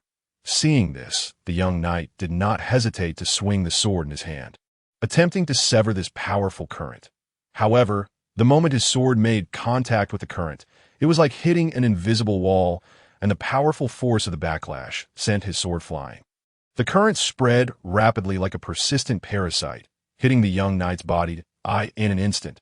He felt a severe, numbing sensation throughout his body, as if every nerve was trembling, and his body almost lost control, nearly causing him to collapse. But the young knight had an iron. Like while he endured the discomfort of his body and struggled to stand up, there was no trace of fear in his eyes. Instead, they were filled with fighting spirit. He once again gathered his strength, ready and vigilant, to face Alpha's next attack. Looking at this tenacious young knight before him, Alpha was filled with appreciation that he knew that this young man had unlimited potential. Given time, his strength would surely be limitless, perhaps even surpassing his own. After a moment of thought, Alpha decided to let the young knight off. He slowly withdrew the lightning on the sword, looked at the young knight with a gentle gaze, nodded slightly, and then turned to leave. "Remember, I am Alpha, and you, young man." Defeating this young man was the first time Alpha had defeated an opponent in actual combat since the IT also represented Alpha's new beginning. "I am Athos good lead. Is this your true strength? Knight Alpha?" Athos stared straight at Alpha with disbelief in his eyes. After all, the battle in which Alpha had been defeated not long ago was still vivid in his mind. Based on his understanding of Alpha, with his own strength, defeating the person in front of him should have been an easy task, but the current situation was far beyond his expectations. "Yes, I only showed you my strongest power because I appreciate you. Go back and train well. With your talent and will, your future is boundless." Alpha pretended to be profound, panting slightly. After saying that, he closed the door, although the lightning magic had only been cast for a dozen seconds. It had drained almost a large amount of energy in Alpha's body, like silk being drawn out. At this moment, his legs were slightly weak, and he could only slowly sit down, close his eyes, and rest to regain his strength. "I will definitely defeat you next time we meet." Athos's voice came from outside the door, carrying a bit of unwillingness and determination. Came the sound of his somewhat embarrassed footsteps gradually fading away. "His strength is getting stronger and stronger." Tasley stood aside, looking at Alpha, who now seemed slightly exhausted, with a hint of complexity in her eyes, recalling the previous battles. In the first one, Alpha was completely defeated. In the second, he won with a bit of luck, and in this third one, it was a complete victory without any suspense. These successive battle results clearly showed that Alpha's strength was constantly improving. Like a butterfly emerging from its cocoon, gradually revealing its true splendor. This is just Lord Alpha recovering his strength. Okay. Lena, who naturally knew Alpha's situation, quickly explained for Alpha when she heard Tasley's words seem a bit dismissive. Her eyes were filled with trust and adoration for Alpha. What will you choose tomorrow? Lena had already made up her mind in her heart. She was willing to follow Alpha for life, never leaving him. But at this moment, she was a bit curious about what choices the two sisters beside her would make.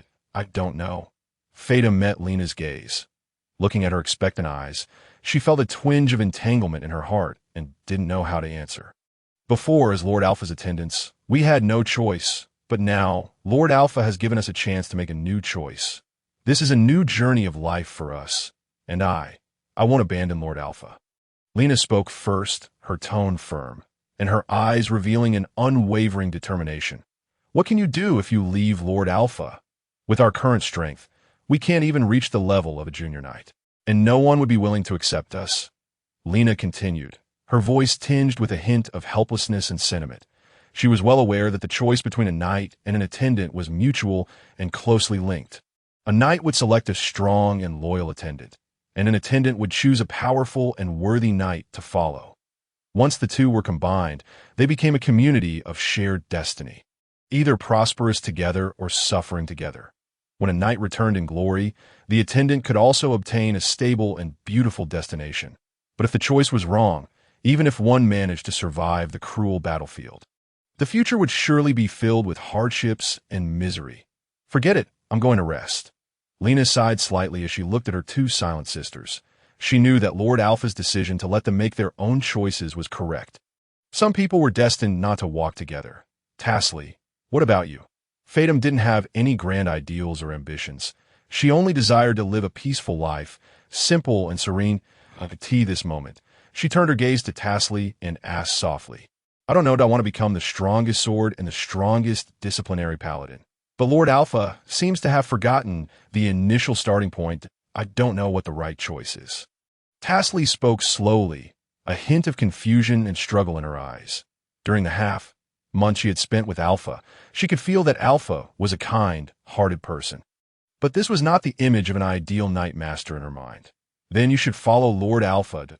He is going to the troubled western region, where there will surely be continuous battles, which is just suitable for you to hone your combat skills and enhance your strength. Fatum said softly. She didn't have Tasley's lofty aspirations. She only hoped to have a stable place to live. If Alpha was just going to the garrison to live a peaceful life, she would have no hesitation in choosing to follow. But Alpha is not the knight master I'm looking for. Tasley frowned slightly. It seemed that deep in her heart, she still had some recognition of certain behaviors of Alpha, but this still couldn't change her mind. But who else can be your knight master now? The disciplinary paladin order has been destroyed. Fatum explained in a low voice, a hint of helplessness in her voice. I could see this moment.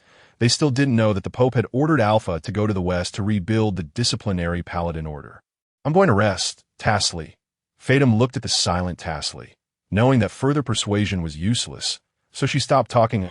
As the saying goes, when words fail to resonate, silence prevails.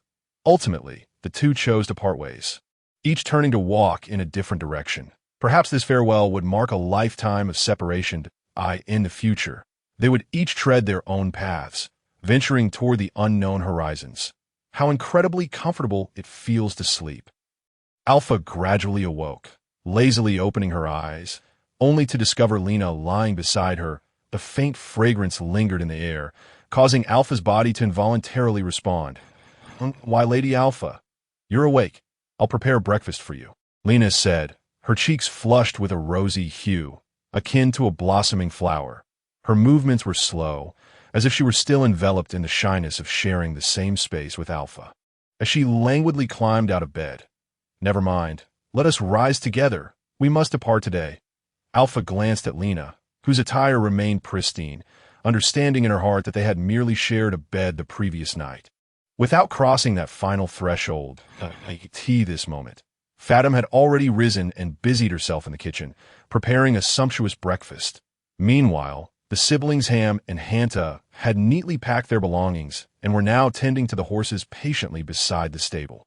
The two steeds, Chase and Swift, though still gaunt and their coats somewhat dull, possessed bright, spirited eyes, seemingly narrating tales of their gradual recovery. "Alina, how did you emerge from my Lady Alpha's room? Have you two already?" Upon seeing Lena exit Alpha's chamber, Fatim's eyes widened in astonishment, her voice laced with surprise. Alpha offered no explanation, her demeanor slightly awkward as she hurried off to freshen up. "Not quite yet." Lena's face radiated with a joyful smile, her gaze reflecting a blend of shyness and determination, as if she had already resolved to be Alpha's woman. "Lena, are you not afraid that in your old age, my Lady Alpha will cast you aside?" Fatim furrowed her brow, concern evident in her eyes as she felt compelled to voice her worries. She understood well that in the dynamic between knights and their servants, it was rare for a servant to choose their knight. Knights often held more options, and once a servant's youth faded, they would likely seek companionship with a younger, more beautiful woman. "That I have faith in my Lady Alpha," Lena stated, standing tall, her eyes shimmering with confidence as she spoke firmly. Meanwhile, Tazely endured a long night filled with turmoil and contemplation. Her heart surged with conflicting emotions, akin to tumultuous waves that refused to settle. She was acutely aware that she could not abandon her dream of becoming the most formidable paladin of the Sacred Order, a pursuit that had always guided her, like the brightest star in the night sky. Yet, Fatim's words struck her like a heavy hammer, leaving her perplexed. She was uncertain whether Alpha was indeed the right master to lead her toward her aspirations. Despite her differences with Fatim, Tazely held deep gratitude for her counsel. She recognized the need for more time to contemplate, to weigh the pros and cons, and to arrive at a sound decision. The following morning, Tazely rose with heavy dark circles under her eyes, her expression somewhat haggard. Even Fatim's warm greetings seemed to go unheard as she mechanically moved about. "Whoever finishes packing first can leave first. I shall be last." Alpha surveyed the steaming breakfast laid out on the table, a swirl of complex emotions rising within her. The group sat together in silence, partaking in what might be their final meal together. "Make sure you two load all the luggage onto the carriage," Alpha instructed, casting a glance at the Ham siblings, her eyes betraying a hint of command. "Very well, my Lady Alpha," the Ham sisters replied softly, then quietly returned to their meal, the atmosphere thick with a subtle sense of impending parting. "I've had my fill. I shall take my leave first." Tazely set down her bowl and, with determination, shouldered her belongings. Stepping resolutely out the door, her silhouette exuding a sense of finality and resolve, "I shall depart as well." Shortly after, Fatim also gathered her things and rose to leave, her steps heavy as if still grappling with the choices that lay ahead. "My Lady Alpha, I do not wish to walk alone." Seeing this, Lena immediately clung to Alpha's arm, her voice sweet and pleading, her eyes filled with dependence and reluctance. "That will not do. You must walk alone to the west gate." Alpha's tone was firm, allowing no room for negotiation, his gaze emanating an undeniable authority. "Then I shall wait for you at the west city gate, my Lady Alpha," with a clever glint in her eyes. Lena quickly stowed her belongings in the carriage, ensuring she could travel light. "Hanta, go wash the dishes. Ham, help load the luggage onto the carriage." Alpha methodically assigned tasks, then proceeded to load his heavy armor and other burdens onto the carriage. He also tethered the two horses, Chase and Swift, to the front, creating an impressive sight as 4 horses pulled the carriage with an air of grandeur. "Why are you still here? Do you want me to drag your carriage away?" The portly overseer, usually one to sleep in, had risen late today and was taken aback to find the carriages still unmoving, prompting an irritated outburst. "The Pope is not in a hurry." "Why should you be?"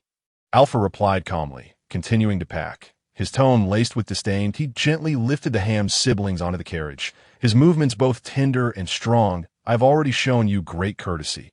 Do not push your luck." The overseer's face flushed as he spoke angrily, his pride in front of others paramount. "Good dogs do not obstruct the way. I am departing now." The sun had risen high, casting warm rays upon the earth. Alpha, seated at the front of the carriage, prepared to set off, his voice tinged with impatience. "Leave and never return. You are not welcome here." The overseer, incensed by Alpha's words, could no longer contain his fury, his jowls quivering with anger. "Suit yourself. Next time, I shan't come even if you invite me." Alpha scoffed dismissively, snapping the reins to drive the carriage forward. "Wait, Alpha, I wish to challenge you." However, even his departure was interrupted by a shout, as a student stepped forth to challenge Alpha. "Alpha, I want to challenge you." Blocking the carriage was the mid-level knight Tattalos, Gudries. Having heard of Adu's defeat at Alpha's hands, he deduced that Alpha had previously concealed his true strength. Thus, he had specifically come to confront Alpha. Eager for a contest, "I have already been defeated by you. Why challenge me again?" Alpha was not particularly interested in matters of reputation and was reluctant to accept this sudden challenge, revealing a hint of exasperation that "I wish to defeat the real you, to prove that you entered the sacred order through the back door." Gudries' eyes sparkled with fervor, desperately seeking to truly best Alpha to validate his own strength and beliefs. "Very well, but I require 100 gold coins. I in need of funds."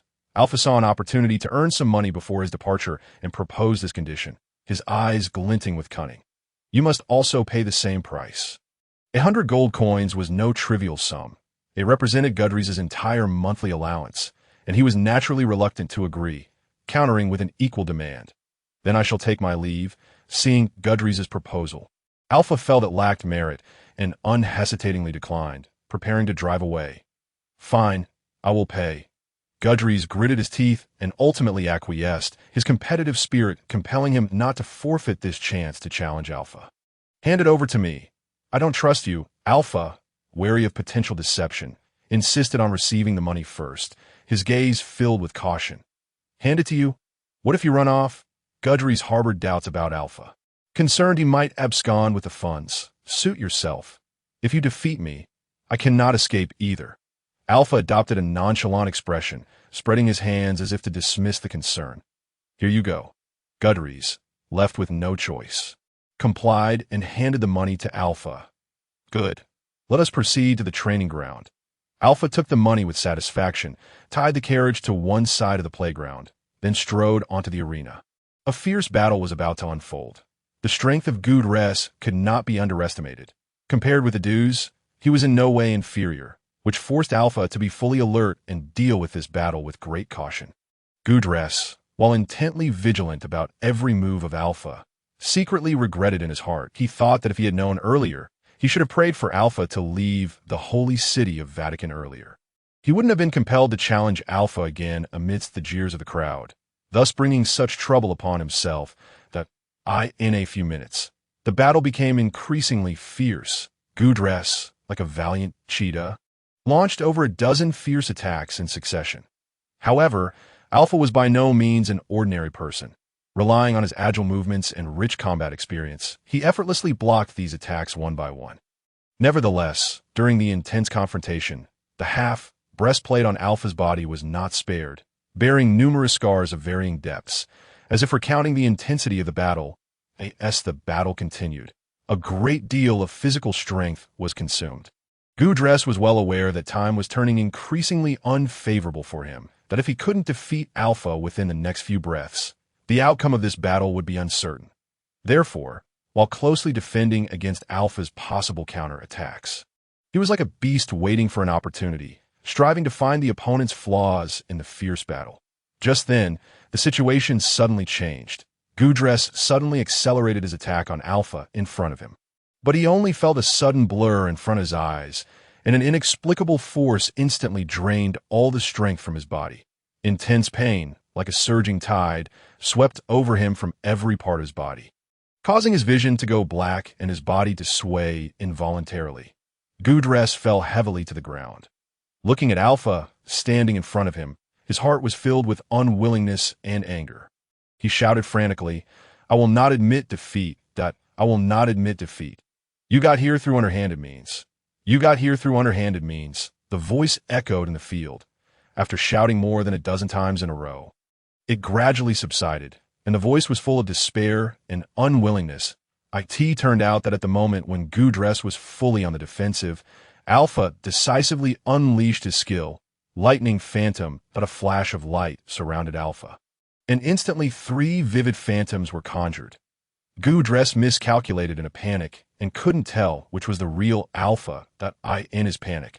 He hit the phantom and was thus rebounded by the lightning. Suffering a severe injury this moment, Alpha's eyes revealed a hint of disdain. He didn't even pay attention to Gu who had fallen to the ground. With a kick, he sent Gu off the arena. This phantom sword skill was a sword move that Alpha painstakingly studied last night from the advanced Do Chi formula given by the Pope. He ingeniously combined it with lightning to form this special move. In order to master this move, Alpha practiced until very late last night. Even when Lena came secretly, he didn't notice, and Gu being too focused on the outcome of this battle and bent on defeating Alpha, was attracted by the phantom sword that Alpha used for the first time, thus revealing his flaw. How is this possible? Gu under the arena was full of shock, his eyes wide as bells. And his eyes were filled with disbelief. He really couldn't accept the fact that he was defeated like this. I'm not convinced. There was a tremor in Gu voice that he still wasn't willing to lose this battle like this. The obsession in his heart made him shout the words of dissatisfaction again. Fine, then let's do it again. Looking at Gudrun's yielding appearance, Alpha felt a surge of fighting spirit in his heart. He decided to completely defeat this annoying guy and make him submit wholeheartedly. The two looked at each other again. In an instant, an unprecedented battle aura erupted between them like a storm. This time, Alpha didn't use a powerful combat skill, but chose an ordinary sword attack, which was relatively weak among Alpha's numerous skills. The improvement of basic swordsmanship requires years of painstaking practice and experience accumulation. It is absolutely impossible to achieve significant improvement in just a few days or months. Now Alpha was only relying on the basic skills left by the original Alpha to fight. However, the original Alpha was lazy by nature, and this basic foundation had gradually been consumed over the years. Bang, bang, bang. Their weapons collided violently, making a dull sound. In the contest of strength, they were almost evenly matched, and neither could easily gain the upper hand. Both Alpha and Gudrun were well aware of their own advantages and disadvantages. Alpha knew that his speed was faster, allowing him to move and attack quickly in the battle. However, in terms of strength, he was not as powerful as Gudrun, and Gudrun also knew that his strength was a sharp weapon. And each attack carried great destructive power, but in terms of speed and flexibility, he was far inferior to Alpha. Therefore, they both decided to adopt the most basic way of fighting, each giving full play to their own characteristics and launching ahead on confrontation. They kept waving the weapons in their hands, like two wild beasts, launching attacks at each other again and again, trying to make the other lose balance and reveal flaws. That Alpha's swordsmanship was like a nimble dragon, light and rapid. Each attack was like a flash of lightning, making it extremely difficult for Gudrun to defend against.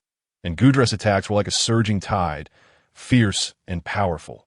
Each swing of the sword carried an overwhelming momentum, making Alpha not dare to be careless at all and could only dodge and defend carefully. The two sides attacked each other continuously, leaving no chance for the other. They faced each other, their eyes shining with the light of firmness and determination. Neither side was willing to slow down the speed of attack, and the intensity of the battle reached a fever pitch. Looking at Gudrun in front of him, Alpha's thoughts couldn't help but drift back to the past. He remembered the warm scene when the original Alpha practiced swordsmanship with the elders when he was a child, that time. He was still very young, his eyes shining with love and longing for swordsmanship, full of vitality and energy. That a sentence that the old senior had said back then emerged in Alpha's mind. The highest realm of swordsmanship is not technique, but state of mind. When he heard this sentence at first, he didn't understand its profound meaning and just thought it was a profound saying. However, now in the intense battle, he seemed to gradually understand the meaning of this sentence. Alpha took a deep breath, trying to cast aside the distracting thoughts in his mind and focus all his attention on the battle in front of him. His eyes became more focused and determined, as if the whole world only consisted of him, Gudrun, and the battle between them. With the change of his state of mind, the speed at which Alpha swung his sword became faster and faster. Each attack was like a precise scalpel, directly hitting Gudrun's vital points. Gudress gradually noticed the change in Alpha. He was to find that Alpha's attacks were becoming increasingly difficult to defend against, and his speed and strength seemed to have been greatly enhanced in an instant. Eventually, this pure swordsmanship duel, without gorgeous combat skills, complex techniques, or intrigues, ended with Alpha's victory. Alpha won this competition with his tenacious endurance. Perhaps this was also the special effect brought about by the Hymn of Light. Gudress looked at Alpha's gradually receding back, and a complicated emotion welled up in his heart, a mixture of unwillingness, admiration, and an indescribable strange color. "Lena, why are you sitting here?" Alpha exclaimed in surprise as he drove the carriage and had just traveled a few hundred meters. Lena was sitting by the roadside, and her figure seemed a bit lonely in the morning twilight. "I'm tired. I don't want to walk," Lena said softly, her head slightly lowered. In fact, she was afraid that Alpha would leave via another route. So she deliberately chose this place where she could see the farthest from the college, waiting eagerly for Alpha's appearance. "That you'll regret this." Alpha shook his head helplessly, jumped off the carriage, and there was a hint of concern in his eyes. "I'd regret missing you," Lena said, a flash of determination in her eyes. She suddenly threw herself into Alpha's arms, hugging him tightly, as if she was afraid that Alpha would disappear if she let go. All right, now let's go together." Alpha gently patted Lena on the back and said tenderly. Then he carried Lena onto the carriage, and a warm atmosphere filled the carriage. "Lord Alpha, why are you so late?" Lena had been sitting for a while and was getting a bit anxious. She was almost about to go back to look for them, so she couldn't help asking. "Sister Lena, the master had a fight with someone at school." Sitting on the other side, quickly explained, this moment. "Hamu and Hanta are diligently striving to learn how to drive a carriage. After all, these skills will eventually become part of their responsibilities, and they wish to master them swiftly to assist Alpha with certain tasks." Well then, Lena refrained from pressing further, understanding that Alpha's safe return was sufficient. "Hanmu, how is your health now?" Lena shifted the topic, her gaze filled with concern as she looked at Hanmu. I'm feeling much better now. It only hurts if I make sudden movements," Hanmu replied. Her cheeks flushed as she lowered her head, her voice somewhat subdued, clearly indicating that her physical discomfort still affected her spirits. "It's all right. From now on, we are all family, and everything will improve." Lena gently patted Hanmu's shoulder, offering comfort with a warm smile. "Master Alpha, I wish to request your guidance in martial arts training." Suddenly, Hanmu knelt before Alpha, her expression serious, her eyes brimming with desire and determination. For a moment, the carriage fell silent, the atmosphere growing somewhat tense. Lena dared not presume to speak on Alpha's behalf, and Alpha, at that moment, truly lacked the energy to teach the two. As he pondered how to respond, "Training in martial arts is arduous. Can you endure it?" Alpha asked gravely, scanning Hanmu and Hanta with a serious expression. "That I can endure it," Hanmu and Hanta replied in unison, their voices loud and resolute, as if to prove their determination to Alpha. "Once you embark on this path, there is no turning back. That I will train you with the strictest knightly discipline." A hint of intimidation laced Alpha's tone. He merely wished for them to reconsider thoroughly, aiming to dissuade them from this notion. "Master Alpha, as long as you do not send us away, we will surely persevere, no matter how difficult or exhausting it may be. We will not give up." That Hanmu's expression was unwavering, her eyes shining with indomitable spirit. "Very well, Lena, you shall guide them from now on." After a moment's contemplation, Alpha entrusted the two to Lena. In truth, he believed that the best candidate would be Tasley, given her solid foundation and talent in martial arts. However, Alpha was uncertain whether Tasley would remain, so he settled for this arrangement. "Master Alpha, why am I the one to guide them?" Lena expressed her surprise, hesitating to directly oppose Alpha's decision, instead subtly conveying her dissatisfaction, her eyes reflecting a trace of grievance. "What, do you not wish to accompany me?" Alpha's expression grew serious, his gaze fixed intently on Lena, seemingly awaiting her response. "No, I do wish to. I truly do." Lena, sensing Alpha's irritation, quickly acquiesced, a pleasing smile adorning her face. "That is much better." Alpha pulled Lena close, embracing her, a satisfied smile gracing his features. "This may not be appropriate." "Master Alpha," Lena protested verbally, yet her body betrayed her, leaning into Alpha's embrace, relishing in the warmth. Then you may sit in the carriage. Alpha said with a mischievous smile. No, I prefer to sit right here in your arms. Master Alpha, Lena cooed, wrapping her arms around Alpha's neck, her eyes filled with dependence. Could you urge the carriage to move faster? We need to be on our way. Suddenly, a voice broke the cozy atmosphere, prompting Alpha to reluctantly abandon his flirtation and prepare to hasten their journey. My apologies. We shall depart shortly, Alpha replied, deftly flicking the reins to increase the carriage's speed, thanks to an order from the clergy. The guards at the gate did not unduly trouble Alpha and his companions. They merely noted the carriage being pulled by 4 horses, 2 of which appeared gaunt, piquing their curiosity, leading them to speculate about any special purpose behind this arrangement. Alpha halted the carriage outside the town, and according to their agreement, Tasley and Fathom should have already arrived. However, upon surveying the surroundings, not a single soul was in sight. Master Alpha, how could Tasley and Fathom do this? You have treated them so well, providing them with food, drink, clothing, and even money. How could they abandon us? Lena returned from her search, her heart filled with indignation, unable to suppress her grievances. Everyone has their own aspirations. Do not impose your will upon them. Alpha sighed softly, his expression calm. He had come to terms with the situation. He understood that those who did not belong to him, even if forcibly retained, would have their hearts elsewhere. What significance would that hold? In truth, Tasley and Fathom had long since left the town.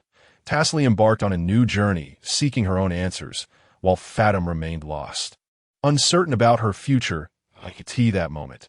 Fathom was hiding in the distance, quietly observing the carriage, neither departing nor possessing the courage to approach. Lena, start a fire and prepare some warm food. We shall eat before we leave. Alpha stood beside the carriage, a complex emotion flickering in his eyes, though his tone remained deceptively calm, deliberately stalling for time. Deep down, he knew it was impossible to claim he had no lingering thoughts of Tasley and Fathom. So he resorted to this method, hoping to gain a little more time, yearning for the slightest possibility of their return. Lena, your culinary skills could use some improvement, Alpha remarked as he bit into the hard bread in his hand, which was as tough as stone, rendering it tasteless and causing him to frown. Previously, it was Sister Fathom who cooked. I have no skills in that area, Lena pouted, her eyes filled with helplessness. Although Hanmu could cook, she had never made such hard bread, leaving her at a loss. Never mind, let's just have it with hot water, Alpha sighed in resignation, choosing not to complain further. Meanwhile, Hanmu and her sibling enjoyed their meal heartily. Seemingly unfazed by the hard bread, they asked for the hot water. It was Alpha's specific request.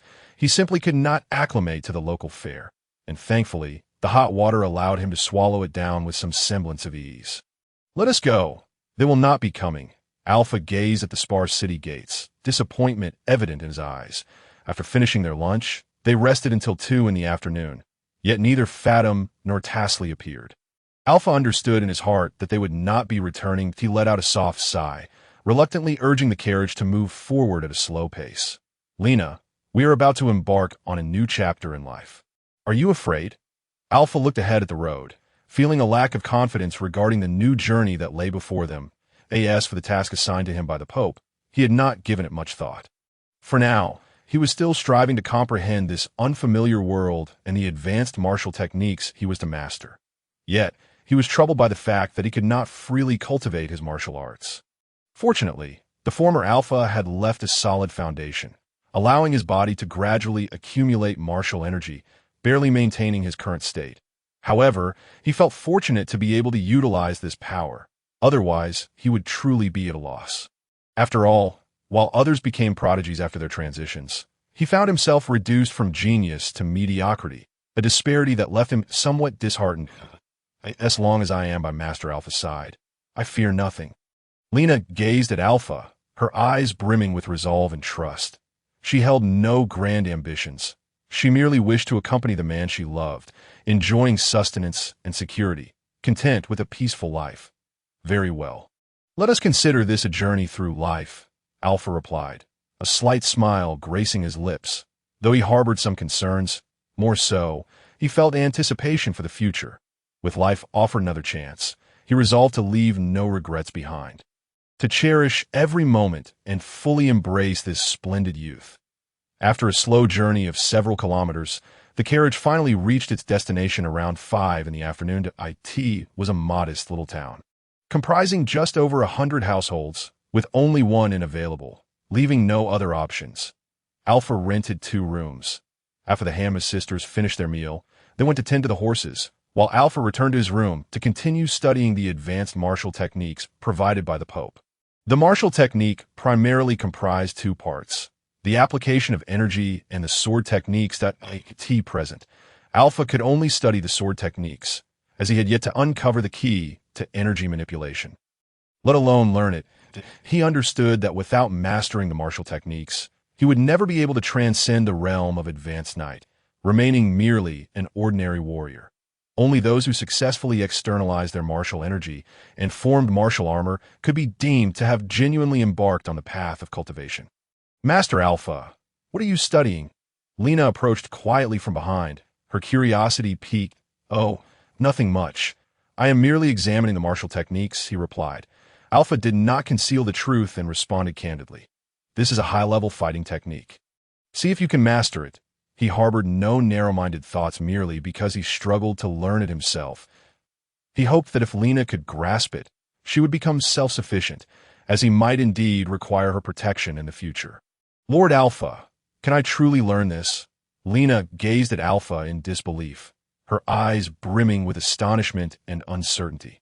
After all, as a knight squire, the techniques she had previously studied were rudimentary, inherently limiting the development of squires to prevent them from surpassing their masters and escaping their control. Do not worry. You can learn it and stand on your own. Perhaps one day, I might need your protection. Alpha stated earnestly that if he truly could not master the fighting technique, he would forever remain a lower-tier knight. And there might come a time when he genuinely required Lena's safeguard. Lord Alpha, I will never leave your side, Lena exclaimed excitedly, embracing Alpha and planting a fervent kiss upon him. Hurry and memorize it. I will check your progress tonight. Alpha's hands instinctively caressed Lena's delicate form, a mischievous smile creeping across his face. How can I possibly remember all of this? Lena, her thoughts consumed by the fighting technique, seemed to have forgotten the impropriety of the moment, her face etched with urgency. Focus on your studies. I will step outside for some fresh air. Alpha understood that their presence in such proximity would hinder their ability to concentrate. Then I shall stay with you tonight. Lord Alpha, Lena's voice was barely a whisper, as if she were uncertain if she had spoken at all. Rona Town was diminutive, consisting merely of a few dozen houses flanking the main road. It served as an intersection leading to Fairide and Naval, situated only a few kilometers from the cathedral. Consequently, its scale was modest, primarily catering to weary travelers seeking rest. Had it been over 100 kilometers from Vatican City, it would merely be deemed an ordinary village. The town stretched a mere 100 meters, with houses sparsely scattered along the roadside, imparting a sense of desolation. Even though it was only around 6 or 7 o'clock, the sky had turned dark and gloomy, with most households having extinguished their lights to retire for the night, leaving only a handful of homes aglow. Yet, the feeble flickers of light were insufficient to illuminate the desolate streets. Not far from the town stood a small hill, rising over 100 meters, its bare surface adorned only by a few scattered trees, visible in its entirety from the base. Alpha surveyed the hill, displaying no interest in ascending it. Who goes there? Who is it? Suddenly, a rustling in the grass caught Alpha's attention, but he swiftly drew his sword, remaining vigilant but refraining from approaching recklessly, observing the trembling foliage. He retreated a few steps, pondering whether it might simply be a wild dog or perhaps a vagabond. He retrieved a half-eaten, rock-hard bun from his pocket, intending to toss it towards the undergrowth. "Here you go," Alpha called out, raising his voice before tossing the bread towards the source of the noise. Fortunately, Alpha had only tossed it gently. Otherwise, the situation could have escalated beyond a mere shriek. "Are you in need of assistance?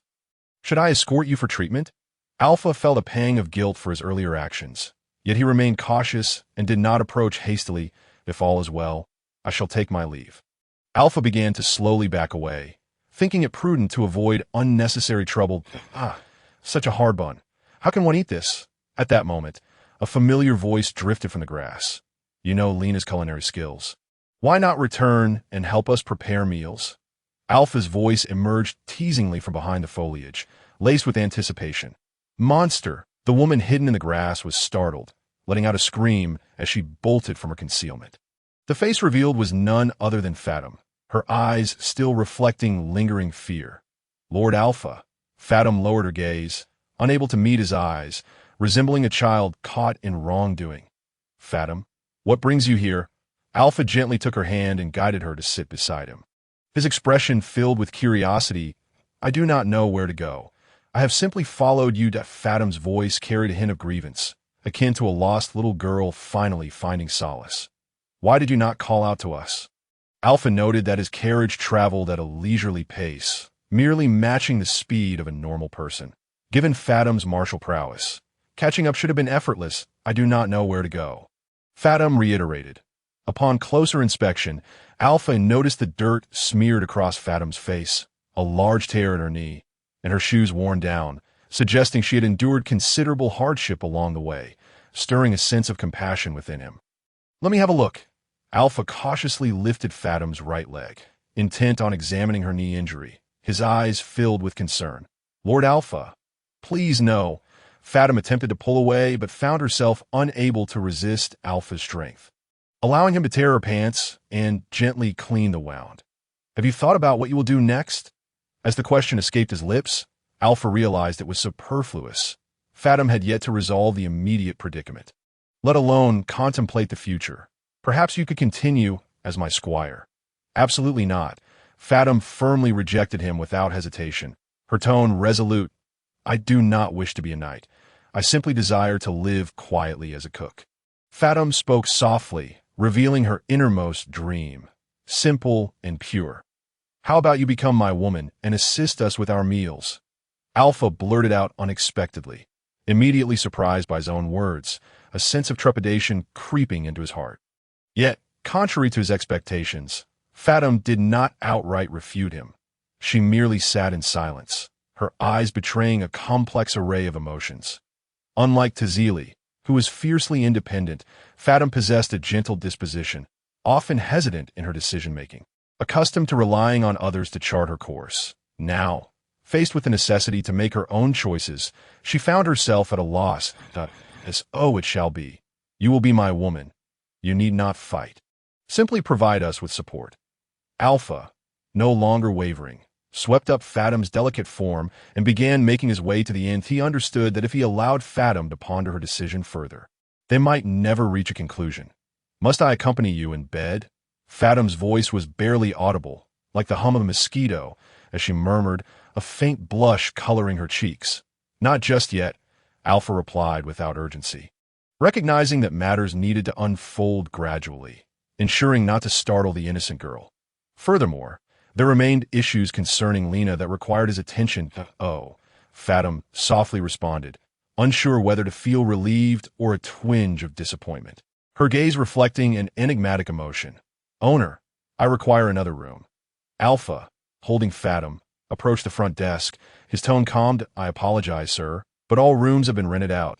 The owner appeared helpless. He too wished to earn more. Yet Rona Town was inherently small, with only a handful of guest rooms available.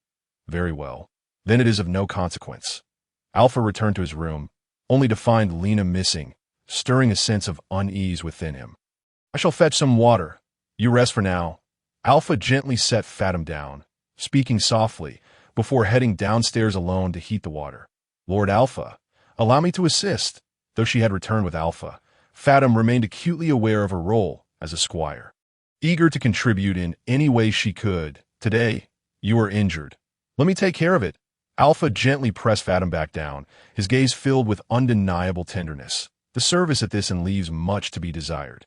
How could they expect guests to heat their own water? Alpha thought to himself, feeling somewhat exasperated as he approached the owner for assistance. The proprietor merely pointed him in a direction, leaving Alpha to fend for himself. Lord Alpha remains as gentle as ever.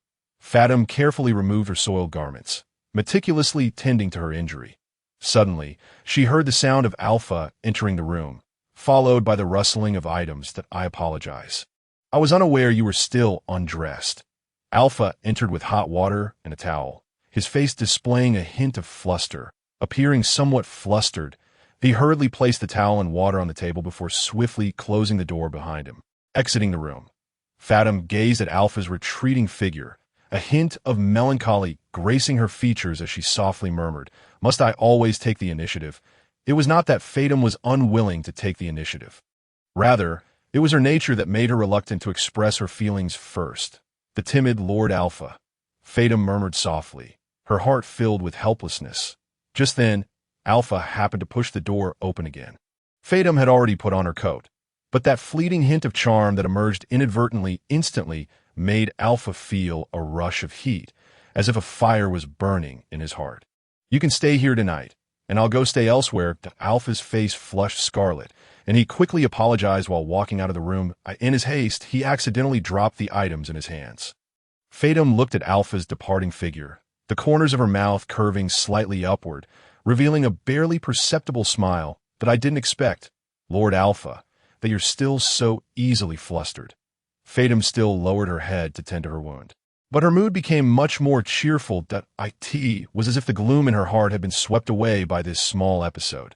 Outside the room, as Alpha walked in the corridor and heard the sounds of washing coming from the room, his body stiffened suddenly, and the alluring figure of Fatim involuntarily emerged in his mind. That a surge of heat instantly welled up in his heart. Alpha shook his head desperately, trying to calm himself down, and then quickly fled this place that made his heart flutter, his steps hasty, as if something was chasing him behind. As night deepened, all was quiet, and the whole world seemed to have fallen into slumber. In this serene atmosphere, a low and gentle footstep quietly entered Alpha's room. That a figure tiptoed towards Alpha's bed, moving with extreme caution for fear of making the slightest sound to break the tranquility of the night.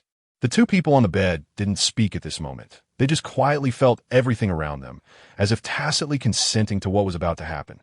Suddenly, two female voices rang out sharply at the same time. "You're not Lord Alpha." "Lena, Fatim." The two almost simultaneously called out each other's names. The room fell into an instant silence, filled with an awkward hush. It turned out that Lena had mistaken the person on the bed for Alpha and was about to reach out to take off Alpha's clothes directly, while Fatim thought the one getting into the bed was Alpha, so she didn't make a sound and acquiesced to the other's actions. "Lena, is this how you climb into Lord Alpha's bed?" Suddenly, Fatim stretched out her arms and tightly embraced Lena's delicate body, her tone tinged with a bit of reproach and surprise. "If I were Lord Alpha, you wouldn't have resisted either," Lena retorted in a low voice. The two were thus embracing, their postures appearing rather ambiguous, and the atmosphere becoming somewhat delicate. "I am Lord Alpha's woman. What does it matter?" Lena gently let go of Fatim, a hint of determination and confidence in her eyes. "Well, so am I," Fatim said defiantly, her tone equally firm. "What's wrong with your leg, Fatim?" Lena's hand inadvertently touched Fatim's bandaged wound, and a surge of worry welled up in her heart. She quickly asked with concern. "It's nothing. I knocked it when following your carriage," Fatim replied calmly, seemingly not wanting Lena to worry too much. "All right, I'll take a look at it for you tomorrow. Have a good rest tonight," Lena said as she gently put on her clothes and then tiptoed out of the room. "Close the door properly. If you're eaten by someone else, it would really be a huge loss," Lena reminded in a low voice, her voice carrying a bit of playfulness and worried. "I know. You go to sleep quickly." Fatim was also still in shock. She knew well that if it hadn't been Alpha or Lena this time, she might really have been violated by an outsider. In that case, even if Alpha were willing to keep her, how could she have the face to stay? "Lord Alpha." Lena crept close to the carriage and called out softly, "AT this time." Alpha had just calmed the restlessness in his heart and was almost in dreamland, but was abruptly awakened by Lena's call. Alpha's voice was gentle and tinged with a bit of sleepiness. "What's wrong, Lena?" Lena took the opportunity to slip into Alpha's makeshift bed, her tone tinged with a bit of dissatisfaction. "Why didn't you tell me when you brought Fatim back?" "It's so warm." Lena entered the quilt but found that Alpha's body was keeping a distance. She couldn't help but feel a bit puzzled. "Lena, what you're doing is very dangerous." The passion that Alpha had just quelled now burned fiercely again. A flicker of struggle flashed in his eyes. "Alpha isn't a werewolf. Can he still eat me?" Lena hugged Alpha's body tightly, saying coquettishly, "Yes, I am a werewolf. I'm going to eat you." Alpha roared frantically in his heart. How could he hold on any longer? Instantly, he transformed into a werewolf and pounced on Lena. That night, the moon hung high in the night sky, and the bright silver glow spilled over the earth like flowing water. Inside the carriage, there was an air of intimacy, filled with an ambiguous atmosphere. They stayed awake all night until dawn when the carriage finally stopped shaking. Finally, we can have a normal breakfast, with Fatum's return. Everyone finally had the opportunity to taste delicious food. Alpha couldn't help sighing, "It's good enough to have something to eat. Don't be picky, or I won't cook for you in the future." Lena yawned and walked over slowly. However, her walking posture was a bit strange, as if she still carried the fatigue from the previous night. That Fatum's cooking is the best. Although Alpha's tone of speaking to Lena wasn't very pleasant. It was undeniable that Fatum's culinary skills were recognized as the best by everyone. Everyone nodded in agreement that "I'll cook and prepare dishes for you all in the future, that I've decided to stay." Since she had cleared things up with Lena, Fatum had made up her mind to stay. Her eyes were filled with determination. Great, a warm welcome. Alpha took the lead and went forward to give Fatum a warm hug. Others followed suit. For a moment, the room was filled with a warm atmosphere that will set off in the afternoon and head to Narvel City, that will rest there for 2 days until the new year arrives. Tomorrow is the new year, and I don't want to spend this important festival on the road, that I hope we can celebrate it in a comfortable place. Alpha didn't want to spend this important festival on the road. Narvel City is a full 100 kilometers away from here. We have a long way to go. Lena complained. She had barely slept last night and had hoped to catch up on sleep during the day. But start traveling again. Objection overruled. The one who finishes eating last has to do the dishes. Alpha was the first to finish his meal, put down his chopsticks, and left the dining table, a sly smile on his face. "Lord Alpha, how could you do this?" Lena hadn't even had a chance to pick up her chopsticks. Seeing Alpha's actions, she couldn't help but reproach. "Sister Lena, eat slowly. We'll do the dishes and clean up." The Ham siblings were very sensible and took the initiative to take on the cleaning work, telling Lena not to worry. "All right, I'll teach you real skills in the future, in order not to do the dishes." Lena could only resort to temptation, hoping the Ham siblings would continue to help. That it seems they've recovered well. In almost a week, Alpha and the others will be able to walk briskly again. Alpha came to the stable to check on the condition of Wind Chaser and Swift Shadow. Seeing that their condition was getting better and better, he felt very gratified. After these 2 days of recuperation, Wind Chaser and Swift Shadow had put on quite a bit of weight, and at most a week, they would return to their original state. When they saw Alpha, a familiar face, they showed great affection, rubbing their heads against Alpha's face and making happy neighing sounds. "Come with me. Let's go out for some fresh air." While everyone hadn't finished eating yet, Alpha decided to take Wind Chaser and Swift Shadow out for a walk to let them stretch their muscles. A delicate carriage slowly traveled on the rugged mountain road. The wheels rolled, but it didn't cause much jolting, as gentle as a dragonfly skimming the water. The sleepy Lena had already fallen into a deep sleep. A serene smile on her face. Inside the carriage, Fatum was completely absorbed in studying the advanced Do-Chi manual, Pride of Do-Chi. This secret book was originally a precious gift personally bestowed upon Alpha by the Pope. Now Fatum had the opportunity to possess it. Before going to bed, she had pondered over it repeatedly, with only one firm thought in her heart. That is, she must protect Lord Alpha well in her sleep. Lena recalled the beginning of this journey, which wasn't as full of surprises and anticipation as she had imagined. On the contrary, the long journey made her feel extremely tired, but the thought of getting closer to Lord Alpha made her mood turn cheerful. And the corners of her mouth involuntarily curved slightly upward. Fatum, on the other hand, was focused on studying the secret book. She firmly believed that only by becoming stronger as soon as possible could she better protect Lord Alpha. The road ahead was arduous and long, which Fatum had deeply realized in the previous battles.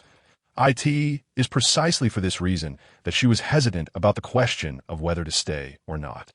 But now that she has decided to stay, she will not regret it anymore, and her heart is filled with firm belief. Alpha once said that if they encounter greater danger, relying merely on the low-level Do-Chi formulas taught by the school is far from enough. The high-level Do-Chi formula was given to Lord Alpha by the Pope. However, Lord Alpha did not hold it back selfishly, but gave it to herself and Lena. This selflessness made Fathom even more determined to protect Lord Alpha. Fathom pondered over the high-level Do-Chi formula repeatedly and finally gained some insights. She clearly felt that her physical quality was rapidly improving, her breath becoming deeper, and the solidity of her Do-Chi significantly enhanced. As time went by, Fathom gradually grasped the essentials of the high-level Do-Chi formula. She began to attempt to integrate it into her attacks, trying to enhance her abilities. The Fathom's offensive became increasingly fierce and sharp. With each strike precise, the IT seemed as if she could feel herself gradually stepping onto the right path towards power. However, just when she was filled with joy, thinking that she was about to reach a higher level, she suddenly felt a sharp pain, as if countless fires were burning inside her body, and her internal force started to riot out of control. Panic and despair welled up in Fathom's heart immediately. She clearly realized that the fire of her life was gradually going out, and an unprecedented fear enveloped her. At this critical moment, Lena suddenly woke up from her sleep, seeing Fathom's strange state. An uncontrollable worry surged in her heart. Without thinking much, Lena decisively cast the healing spell, trying her best to save Fathom's life. Lord Alpha, there's something wrong with Fathom's body.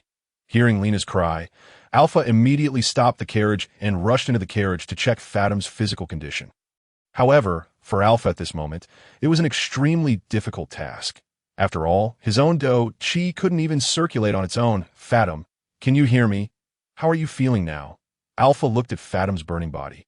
Extremely anxious. For a moment, he didn't know how to save her, and his eyes were full of anxiety and worry. I'm so hot, I feel like my body is about to explode, Fathom shouted with her last bit of strength. Her voice filled with pain and despair, and her body was trembling constantly. Alpha was extremely anxious. He knew that every second at this moment was of vital importance, and Fathom's life was hanging by a thread. He quickly placed his palm on Fathom's chest, trying to calm his flustered heart. Although Alpha couldn't actively use Do-Chi to promote his own cultivation at present, he had a unique talent in controlling Do-Chi. He could precisely control the amount and flow direction of Do-Chi, achieving extremely precise control that don't resist, don't fight back.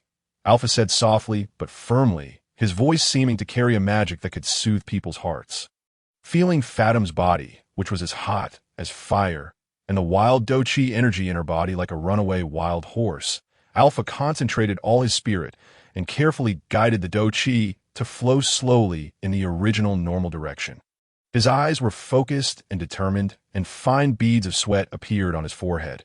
Every movement was filled with his efforts and concern. Time seemed to stand still at this moment. Every minute and every second passed extremely slowly. Finally, through Alpha's unremitting efforts, Fathom's body gradually returned to normal, and the originally burning temperature slowly subsided. Alpha secretly breathed a sigh of relief, but also felt a sense of fear. He didn't expect that the Do-Chi formula personally bestowed by the Pope would be so overbearing and fierce. Like a fierce flood beast, once out of control, it would be out of hand. Only then did he truly understand the Pope's good intentions when performing the holy benediction for him. If it weren't for the blessing of the holy benediction, I'm afraid he would have been devoured by the powerful force of this technique long ago and lost his life.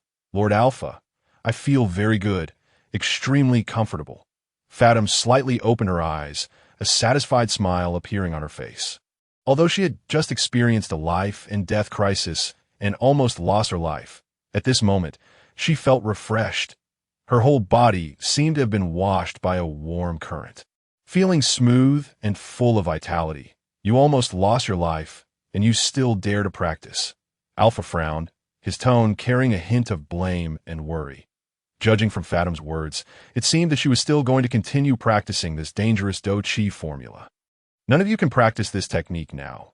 Wait until I find a solution. That Alpha's tone was decisive, leaving no room for negotiation. He knew well the overbearing and fierce nature of the Do-Chi formula. Practicing such a technique must be supported by a strong backup. Otherwise, the consequences would be disastrous, so he decisively stopped everyone from practicing this technique.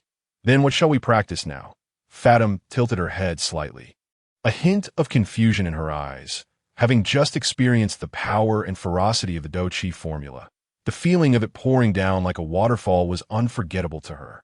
At this moment, she simply looked down upon the basic douchi formula taught by the school. First, learn my douchi method formula. Alpha said seriously, a hint of confidence in his eyes. His douchi method formula was the cultivation method of the disciplinary paladin.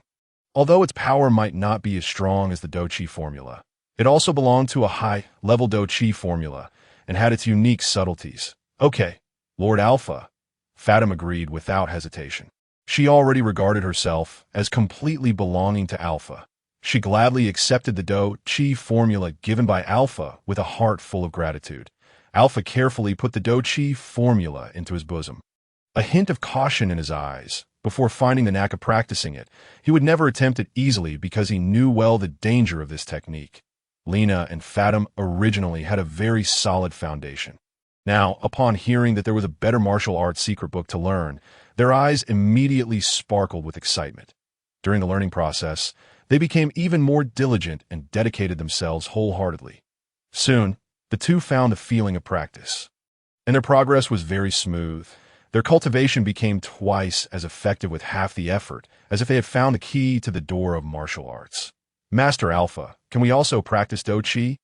Ham asked timidly, his eyes full of expectation and eagerness. Lena, now you're in charge of taking these two with you and teaching them douchi. Alpha said helplessly he himself hadn't fully mastered the cultivation method of douchi.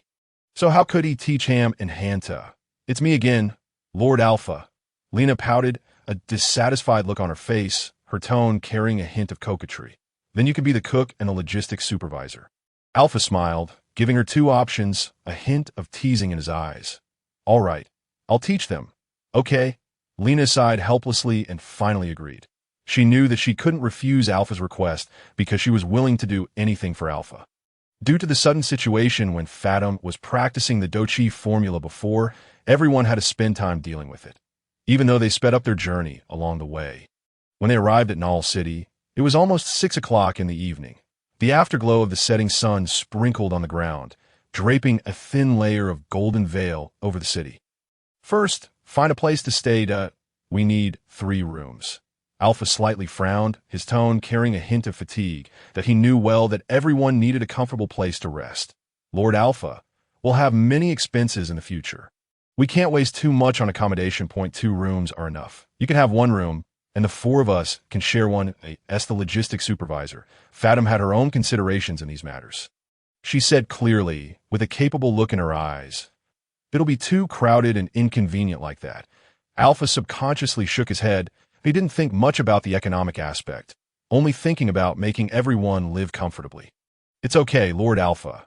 Hanta is just a 10-year-old boy. It's not a big deal. Besides, he'll be 11 years old tomorrow. Fatima explained patiently, a gentle smile on her face, that let's first go and see if there are smaller rooms. Alpha still stuck to his idea, always thinking that 2 rooms would be too crowded. He didn't want everyone to feel uncomfortable during the journey. However, it seemed that fate was playing a joke on them. They went to 3 inns in a row. Either there were no rooms available or there was only 1 room left. Alpha and his party were a bit helpless when they came to the 4th inn and learned that there were only 2 rooms left. Fatima took decisive action and booked these 2 rooms. She knew that in such a situation, they could only make do. After everyone had settled their luggage and items, night had completely fallen and the city lights gradually came on. Alpha and his party started their night market tour with anticipation. The night market in Naywire City, though not large in scale and with relatively limited varieties of snacks, yet its unique atmosphere attracts numerous people. Especially the aroma of toasted bread and grilled meat, wafting through the air, entices many to stop and savor.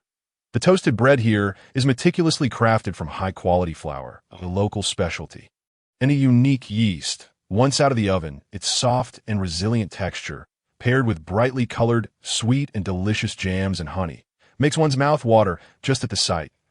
It seems that every bite can taste the distinctive flavor of this city.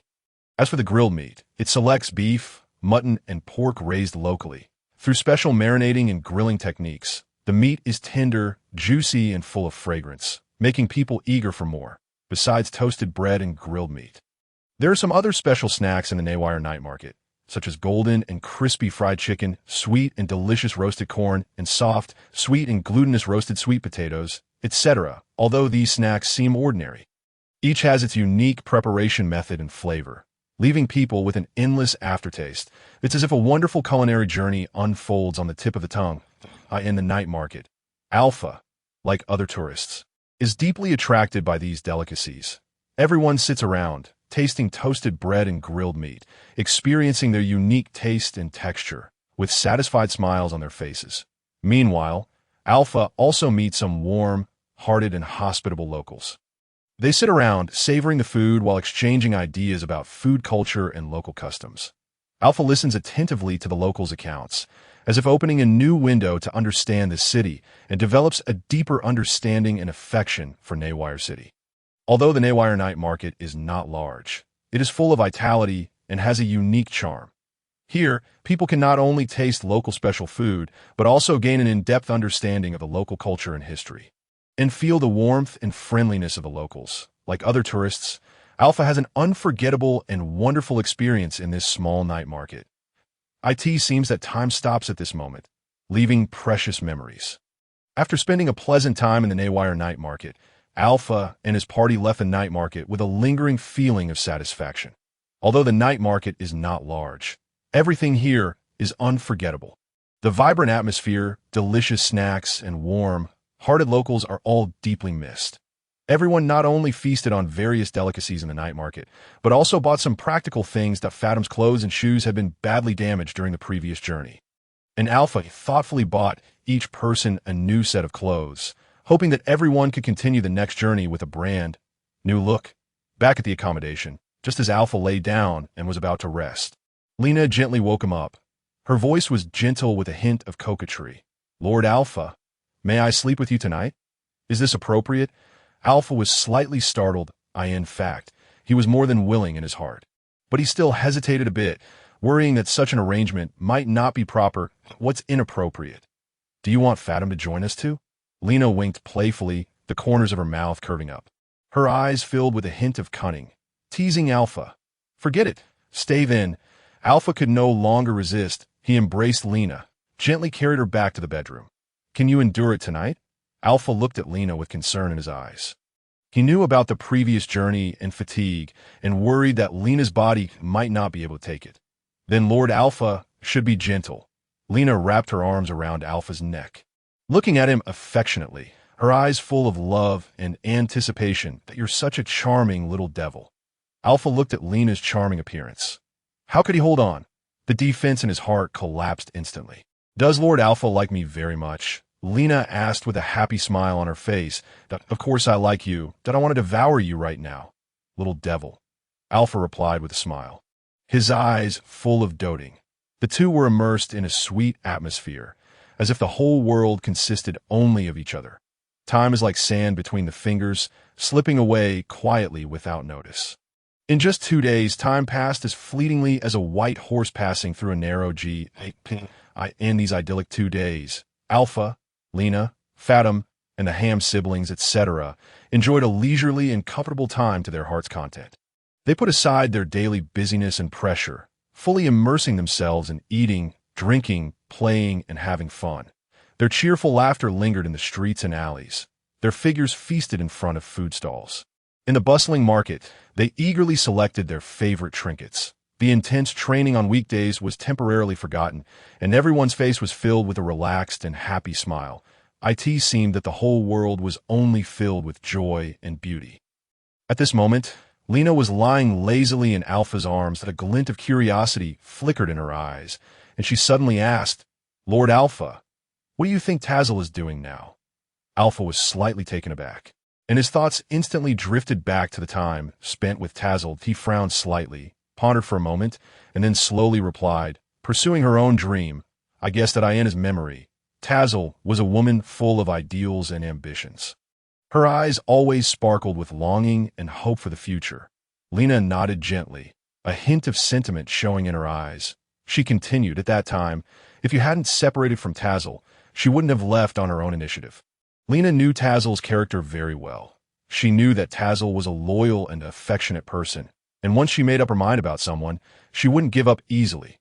Alpha sighed softly, a trace of helplessness showing in his eyes. He said, "Forced love is not sweet. If Tazel's heart isn't here, staying would just make her a walking corpse. It's better to let her seek her own dream. Perhaps this is the best choice for her." After hearing Alpha's words, a sense of loss welled up in Lena's heart. She gently bit her lips, a trace of sadness flashing in her eyes. But Alpha felt a kind of special satisfaction. At least Lena and Fathom were still by his side. Their company made him feel that life was still beautiful and fulfilling. After a while, as if remembering something, Lena suddenly asked, "Lord Alpha, my fourth seems to be a bit blocked. Can you take a look?" During these days of getting along, Lena and others found that Alpha had extraordinary abilities in Do-Chi control. Whenever they encountered problems in Do-Chi cultivation, Alpha could always, with his exquisite skills, help them check and unblock the blocked Do-Chi, guiding the smooth operation of Do-Chi.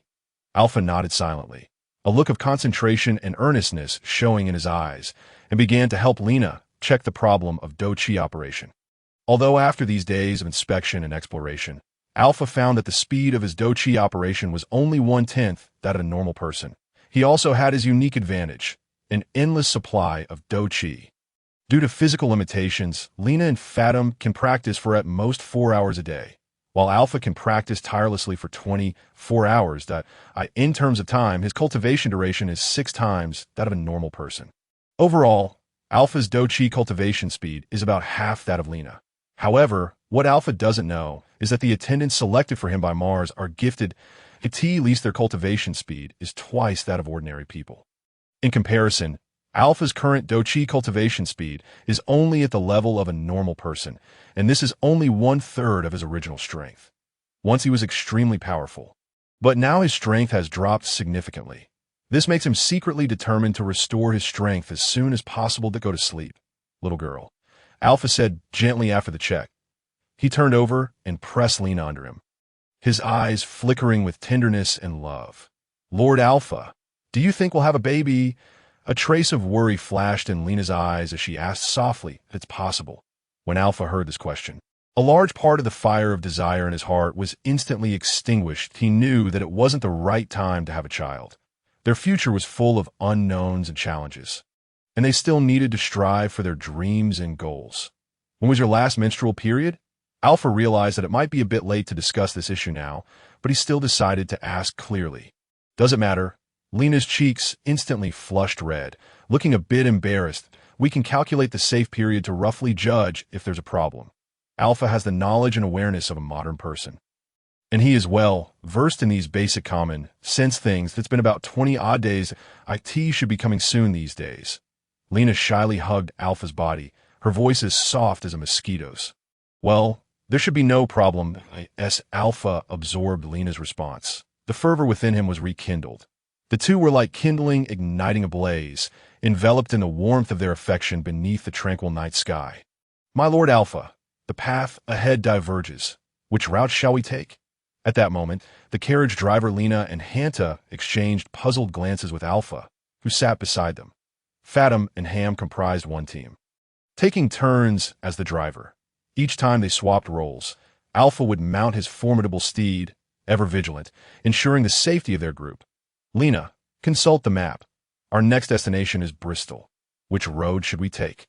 Alpha commanded, bringing the horse and carriage to a gradual halt by the roadside. Lena promptly lowered her head, scrutinizing the map in her hands. "Why, Lord Alpha, the map indicates that the path to the right leads to Bristol, but it bears the insignia of a skull. What does this signify?" Lena furrowed her brow, her gaze filled with a hint of apprehension as she looked at Alpha. "That likely indicates danger. We must remain cautious. If we circumvent to the left, how much farther will it take us?" Alpha inquired, a slight frown creasing his brow as he hesitated to take risks. "Approximately 100 kilometers," Lena estimated with a touch of resignation in her tone. 100 kilometers? That would require 2 days of travel. "Very well.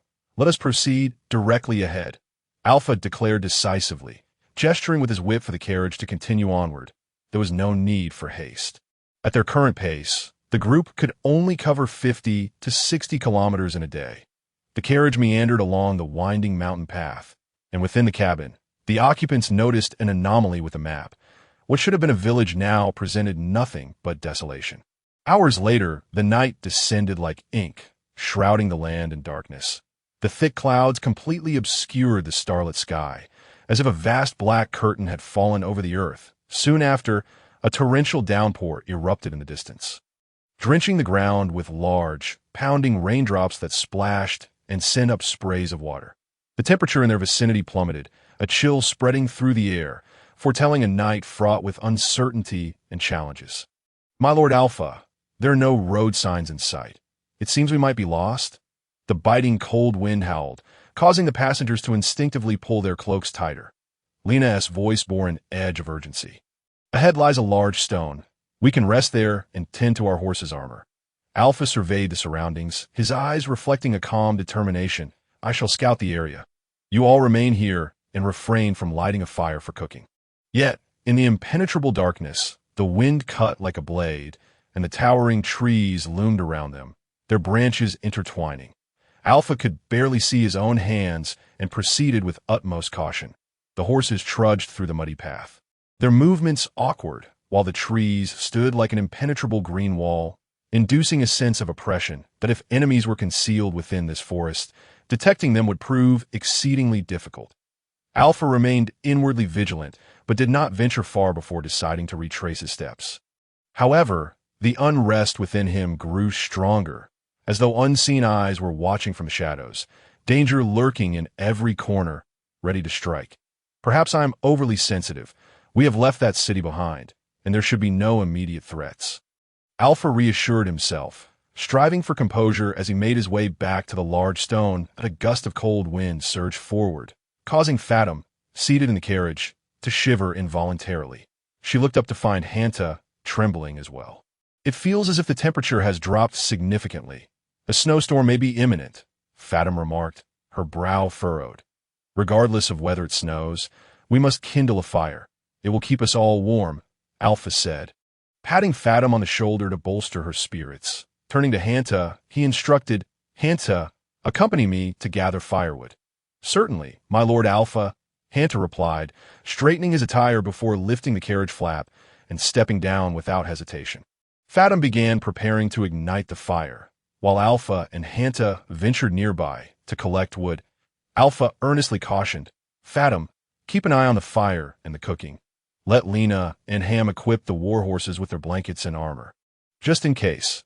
Although the group appeared unharmed, Alpha's underlying anxiety had not diminished, rather intensified. Outside the carriage, fierce winds whipped up sand and debris, stinging Alpha's face like bullets and nearly blinding him. He had to raise his hand to shield his eyes, squinting to survey the surroundings. "Hanta, take the firewood back to ignite the fire, then assist Lena in digging a windbreak pit. The weather is too severe to set up the tent. We shall wait for better conditions." "Understood, my Lord Alpha," Hanta replied, sprinting back with the firewood like an arrow released from a bow. Alpha hastily chopped several pieces of wood and hurried back to the camp. "Why is there nothing here? Could we have taken a wrong turn?" Fatim muttered as she approached the back of the carriage, skillfully retrieving a flint. As Fatim struck the flint against a metal piece, sparks flew forth, igniting the kindling. The flames flickered to life, casting a warm glow that dispelled the surrounding darkness and chill, bringing a sense of tranquility to the group's previously restless hearts. The immense stone stood nearby like a loyal sentinel, shielding them from the brunt of the wind. Without it, the fire's ignition would have been uncertain. Lena diligently excavated soil and stones, constructing a sturdy windbreak to ensure the fire could burn safely. With the fire lit, hope blossomed, and all yearned to endure the arduous night ahead. Fatim attentively tended to the fire and cooking, while everyone contributed their efforts, united in ensuring the flames would last. "My Lord Alpha, you have returned," Fatim exclaimed in astonishment, her eyes sparkling with delight as she noticed Alpha clutching two plump rabbits. "There are hunters' traps nearby. It appears there are others residing in this vicinity." Alpha stated that, of course, the rabbits were not caught by Alpha himself. He had merely borrowed the fruits of the hunter's labor. Beneath the frigid night sky, the group gathered around the comforting campfire, feasting on the aromatic roasted meat and sipping steaming hot soup. The chill gradually dissipating from their bodies, and a sense of solace settling within their hearts. The small fire felt like a warm haven amidst the vast wilderness. I could see that moment. The air was filled with the tantalizing scent of roasted meat, and the group reveled in the rare warmth and satisfaction. Suddenly, Lena halted her chewing, tilting her ears slightly. Her expression focused as she listened intently to the surrounding sounds. And why, Lord Alpha, do you hear cries for help? Alpha's previously relaxed demeanor stiffened instantly as he too ceased his actions, concentrating intently on the ambient noise. Yet apart from the howling wind and the crackling of the fire, nothing else reached his ears. Fathom perked up as well, listening curiously to, "I hear nothing." "Lena, could you have misheard?" A flicker of uncertainty crossed Lena's face as she hesitated. "Perhaps I did mishear." Following her words, a brief silence enveloped them as they resumed eating. "Help! Help!"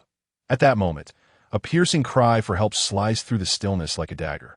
The group's hearts jolted, their actions abruptly halting as tension etched across their faces. Fathom stayed back to protect them. "Lena, come with me to investigate." Alpha reacted swiftly, decisively setting aside his meal, seizing his weapon and unhesitatingly positioning himself atop the large stone, his gaze sharp and eagle-like as he scanned the surroundings. Lena followed suit without delay, agilely climbing the stone and vigilantly surveying the darkened expanse above in their blurred vision. Three figures fled desperately through the nearby thicket, pursued by a pack of ferocious beasts that roared with chilling ferocity. Alpha resolved instantly, his gaze unwavering. "I shall go to their rescue. You keep watch over our surroundings." Scarcely had the voice faded when he firmly grasped his weapon, like a bolt of black lightning. He swiftly dashed into the peril-ridden jungle.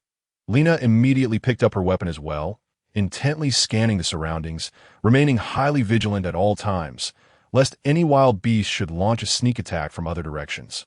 Alpha was running rapidly through the jungle, with a lithe and vigorous posture, nimbly evading the haphazardly arranged trees and rugged rocks. Hurtling towards the source of the soon, Alpha neared the foremost woman. This moment, a wild beast was lunging ferociously at the man at the rear. The man was cornered, with no way out, and his face was filled with terror. Alpha let out a thunderous shout and charged forward like a black whirlwind. The sword in his hand, with a fierce momentum, struck hard at the beast's head. The beast let out a deafening howl, and its massive body was instantly sent flying. It rolled several times on the ground before coming to a halt. Alpha promptly and deftly disposed of another wild wolf in front of him. Alpha rushed to the man's side and pulled him up. The man looked up, his eyes brimming with gratitude as he incessantly uttered words of thanks. "Benefactor. Thank you for saving us. You go behind the stone first, and I'll cover the rear." Before Alpha's words had died away, the wild wolves behind had successively arrived, and there were quite a number of them. Lena also approached quickly. The two of them retreated slowly in turn, facing the dozen or so demon wolves in front of them with vigilant readiness. These demon wolves seemed to sense the deterrence of the two and dared not act rashly for a moment. They merely growled in a low voice, their eyes glinting with avaricious light. The man was still deeply grateful and said again, "Truly, we're extremely indebted to you. Had it not been for your rescue, we would surely have perished. This isn't the time for gratitude. Tend to your wounds. The crisis has not been averted yet." Alpha stood solemnly on the stone. The piercing cold wind howled past, stinging his face. Lena and Fathom guarded the campfire, one on the left and the other on the right, their eyes alertly watching the surrounding movements. This time, the little girl in the woman's arms looked at the sizzling roasted meat on the bonfire, and her stomach growled involuntarily. She said in a feeble voice, "Daddy, I'm hungry." Alpha glanced at the little girl and said gently, "You can have some first that will keep watch." The others were not idle either. The number of wolves on the periphery had increased to dozens. They neatly formed a circle, glaring at everyone with a menacing look, their eyes revealing a kind of pent-up ferocity. The pack of wild wolves was in no hurry to attack. They just quietly encircled everyone, as if waiting for the perfect moment, much like experienced hunters waiting for their prey to show a flaw. At this time, the cold wind became even more biting, like sharp knives, cutting at everyone's faces. Small hailstones began to fall from the sky. The hail, about the size of a fingernail, glistened under the dim light. Like cold jewels, yet seemingly portending an even greater tempest on the horizon. Alpha had been on guard on the stone for half the night. Several of them took turns, and they were all utterly exhausted, their faces etched with weariness. Alpha realized that these wolves surrounding them were not only waiting for their physical strength to deplete, but also for them to lose their fighting spirit, so that they could swarm up and tear them to pieces. By then, none of them would be able to escape this cruel fate. Those they had saved did not seem completely defenseless from their appearance. Alpha was filled with doubts as to how they had been cornered by this pack of wild wolves, but he had no answer. As time ticked by, Alpha and the others watched the increasing number of wild wolves, and their anxiety welled up like a rising tide. With the night growing deeper, everyone's spirits were on the verge of collapse, and each was struggling to hold on. "This won't do, that we must come up with a plan." Alpha broke the stifling silence, his tone tinged with anxiety that if this goes on, we'll all die here. "Wait a moment, that I'll go out first to draw the wolves away. You take the opportunity to leave." "No way. How could we let you take the risk alone? If anyone goes, it should be me." Lena was the first to oppose, her eyes full of worry and determination. "Yes, benefactor, if we're going, we should all go together.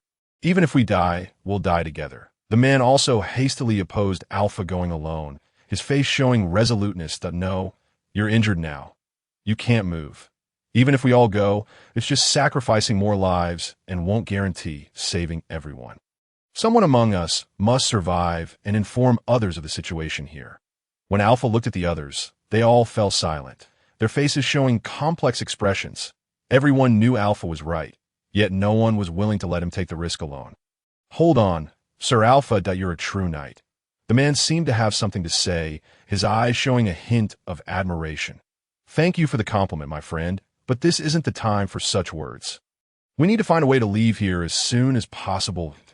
Do you have any suggestions?" Alpha, of course, didn't want to be the target of the wolves. He was anxiously waiting for the man's next solution. "Yes, there's a village about 5 kilometers ahead, that if we can make it there, we should be safe." The man had originally just wanted to go home, but never expected such a situation. He was filled with helplessness and worry. "There's no such village on the map." Lena held the map, searching carefully, with a puzzled look on her face. "Yes, our village isn't on the map, because it's surrounded by mountains on all sides, unless one of us leads the way. Others can't find it at all."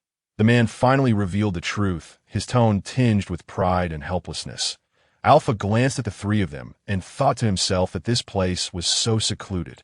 It seemed that these people were living in seclusion here, with their own secrets and ways of life. "You must have some rules, right?" Alpha asked while looking around for something, his eyes showing a hint of vigilance. "Yes, our rules don't allow any outsiders to come here." The man nodded. He didn't seem to intend to hide anything, his expression solemn and earnest. "Then why are you taking us there?" Lena asked somewhat discontentedly, her eyes showing a hint of suspicion and vigilance. "Because you're our benefactors, and the situation is urgent now, that we must report the problem." The man's smile gradually faded, and his eyes showed a hint of worry, as if he had a premonition of something bad. "What do you mean by that?" Alpha's heart skipped a beat, and an ominous feeling welled up in him. "Normally, this area is within the village's patrol range. It's strange that there's been no news for so long." The man's brows knitted tightly, and the worry on his face became more and more obvious. "Maybe it's because of the blizzard, the patrolling people didn't come out." Lena asked doubtfully, trying to find a reasonable explanation. "That impossible. And no matter what the weather conditions are, they won't stop patrolling. Because this is our home, and we must ensure its safety," the man said firmly, his eyes revealing deep love and a sense of responsibility for his homeland. "Then let's hurry towards your village. 5 kilometers isn't close. We need to get there as soon as possible." That Alpha's expression was grave. He keenly realized that the situation was far more critical than they had imagined and did not want to waste a single moment. So he made a decisive decision. Thus, Alpha promptly made a meticulous arrangement. "Later, Lena and I will be in charge of the perimeter security. Fathom will drive the carriage. Ham and Hanta, you stay in the carriage and don't come out. Make sure to protect yourselves." His voice was steady and powerful, and every word carried an unwavering determination. IT this time. There were only 2 sets of horse protective gear. Without hesitation, Alpha put them on Jue, Feng, and Jiying. and arranged them on both sides of the carriage like loyal guards, safeguarding the horses in the middle and adding a layer of protection for everyone's safety. Sir Alpha, could you give me a weapon? We also want to participate in the battle. The man stood up, his eyes shining with a determined light. The woman, who had been silent all along, also straightened her body, showing fearless courage. Keep the dagger for self-defense. Take care, Alpha said as he handed the dagger to them. Alpha and Lena mounted their war horses, looking heroic, and Fathom, as a heavy armored knight, was arranged by Alpha to drive the carriage. This arrangement might seem a bit unreasonable. Sir Alpha, I'm a heavy armored knight. Let me be in the front, and Lena can drive the carriage. Unexpectedly, the seemingly delicate Fathom was now clad in iron armor, exuding an aura of resoluteness, revealing a masculine and steel-like physique. Well, Lena, you and Fathom switch positions. The situation is urgent. There's no time for hesitation. Alpha immediately made adjustments, and the two quickly changed places. Everyone must survive. Alpha's eyes were full of concern and determination. He silently prayed in his heart, not wanting anything to happen to anyone. The command. The carriage began to accelerate slowly, moving forward towards the unknown ahead. Pay attention to protecting the war horses. Alpha knew well that once the demon wolves attacked the war horses, the probability of everyone in the carriage surviving would be extremely slim if they lost the carriage. Therefore, he repeatedly reminded, we'll follow this main road. Soon we'll reach a pass, and then we can go directly up the mountain along the brook. The man guided the route in detail, and everyone advanced cautiously according to his instructions. However, the attacks of the demon wolves were relentless. Alpha and Fathom held long spears, struggling to drive away the constantly pouncing demon wolves. But these demon wolves were extremely fierce that it was no easy task for the two to kill them. Moreover, these panicked demon wolves posed a huge threat to everyone. The continuous harassment of the demon wolves made the carriage go slower and slower. Fortunately, the frame of the carriage was made of iron, sturdy and durable. Otherwise, it wouldn't have been able to hold on until now. Even so, the surrounding wooden structures were still battered and broken, and many places had been torn open by the wolf's claws, revealing the internal structure. Fortunately, there were two short swords in the carriage for self-defense, which made the demon wolves somewhat wary and not too presumptuous. Whoa. Suddenly, the demon wolves howled together towards the sky, and the sound echoed in the silent night sky, sending chills down one's spine. Although the demon wolves were a great threat, in a short time, they couldn't cause substantial damage to the carriage. Whoa. Something in the distance seemed to respond to the demon wolf's call, and everyone's hearts instantly rose to their throats. Everyone be careful, Lena exclaimed, tightly gripping the weapon in her hand and vigilantly watching around. Alpha roared, charge through. His voice was as loud as a bell, and the long spear in his hand swiftly toppled one demon wolf, demonstrating powerful combat capabilities. Lord Alpha, we need to conserve our strength. Otherwise, we won't be able to hold on, Fathom reminded in a timely manner. She knew well that this was a long, drawn-out battle and couldn't exhaust their strength due to momentary impulse. I was impulsive. Alpha realized his recklessness and also understood that this was a battle that required wisdom and endurance, not blind brute force. The carriage moved forward with difficulty. Finally, it reached the crossroads. Along the path by the stream, everyone finally saw a pass. As long as they passed through this narrow path, they could reach the village. Hope was ahead. Now we need to be careful. There are often wild beasts here. Especially in this weather, they're more easily startled. The man reminded, his voice tinged with a hint of worried. Don't worry, that we'll protect ourselves, that let's try to reach the village as quickly as possible so that we can get help soon. Alpha said with confidence, his eyes revealing a firm determination. The originally calm mountain road had now become extremely perilous. The wind and snow grew stronger, like a fierce beast, roaring madly, almost making it impossible for the three to move forward. The weather here is too harsh. I'm worried we'll lose our way, Lena said with some worry, her face full of anxiety. Don't worry, that I'm familiar with the terrain here. We won't lose our way. The man tried to comfort everyone, his voice carrying a hint of calmness. However, things didn't develop as they hoped. When they were halfway through the journey, they heard the howls of wolves in the distance. The sound seemed like a call of death, chilling them to the bone. There are wolves. Charge through directly, Alpha shouted loudly, his eyes revealing fearless courage. Alpha knew that the previous call of the demon wolves was probably to summon this group of wolves. A fierce battle was inevitable. Lord Alpha, there are people ahead. Suddenly, Fatim's voice broke the tense atmosphere, her tone tinged with a hint of surprise. How is that possible? Alpha looked ahead in surprise, but the scene in front of him was beyond his belief. There were actually 5 knights behind the wolf pack. However, the other party didn't seem to have the intention of coming to rescue them. Their behavior was rather puzzling. Bruce, see if they're the villagers from your village. Alpha thought that since it was at most 1 kilometer away from the village, there should be a response from the village. He hoped Bruce could recognize these people. I'm Bruce. Who are you? Maybe because the distance was too far and the wind and snow were too heavy, the man couldn't see the faces of those people clearly and could only shout to ask. Bruce, I'm betters that you're finally back. The village has been attacked by magic beasts and suffered heavy losses. Betters only took 1 step forward and then stopped, as if waiting for something. Moreover, the demon wolves around didn't launch an attack. As if waiting for some command, they stared at everyone with greedy and fierce eyes. Bruce, you found a way to control the demon wolves. Come over quickly, Betters shouted loudly, his voice echoing in the wind and snow. Bruce looked at the strangers who came to help him in surprise, filled with doubts in his heart. He didn't know who these people were or why they came to help him in such harsh weather. But he knew Betters. Bruce wanted to go over alone to check the situation, but was blocked by the woman in the carriage. Bruce, something's not right. If they've controlled the demon wolves, why did they attack us? The woman in the carriage said with doubt in her tone, her eyes revealing keen insight, sensing something was wrong. And Alpha also felt a faint sense of doubt. The attacking behavior of these demon wolves was rather strange. They didn't seem to be treating everyone with the purpose of crazy killing.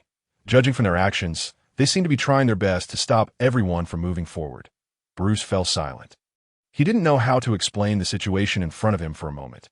After all, Betters had always been his rival in the village. The relationship between the two had always been delicate and complex, full of an indescribable tension. Let me speak. The woman knew her husband's character well, that he always tended to think too well of people and was too trusting. She knew that at this critical moment, she couldn't take chances anymore and had to stand up bravely. The woman then shouted loudly, "If you've come to rescue us, we're very grateful. But we have some wounded here. Can you come and help?" Her voice echoed in the wind and snow, carrying a hint of anticipation and anxiety. Alpha was full of curiosity in his heart, but he didn't ask rashly, he just silently observed everything around him. His eyes revealing caution and vigilance. Sister-in-law, the range of controlling the demon wolves is limited. Please come over. Walk slowly. One by one, Better said slowly. His tone seemed to be calming everyone down, trying to make everyone relax their vigilance. But there was a hint of unnaturalness in his words that I'll go over and test them. You stay here. Bruce decided to take the risk. He wanted to figure out the true intentions of Betters and the others, his eyes revealing firmness and determination. Alpha scanned the surrounding environment and keenly sensed the hidden danger. He knew that if these fierce demon wolves launched an attack, Bruce, being alone and weak, would have no way to defend himself and would be killed instantly. Bruce, you misunderstand. We're not here to harm you, but to help you, Betters reminded again, with a concerned look on his face, but the expression seemed rather fake. Bruce looked up at Alpha, his eyes carrying a hint of help, seeking, and hesitation. Let's go over together, Alpha said, his voice steady and powerful, deciding to face the unknown danger with Bruce and give him support and protection. The carriage moved forward slowly, neither too fast nor too slow. The wheels left deep marks in the snow. Inside the carriage, Betters and the others were whispering. Their expressions were serious, as if discussing something important. Just when the carriage had moved halfway, the discussion among Betters and the others seemed to have come to an end. The atmosphere became even tenser.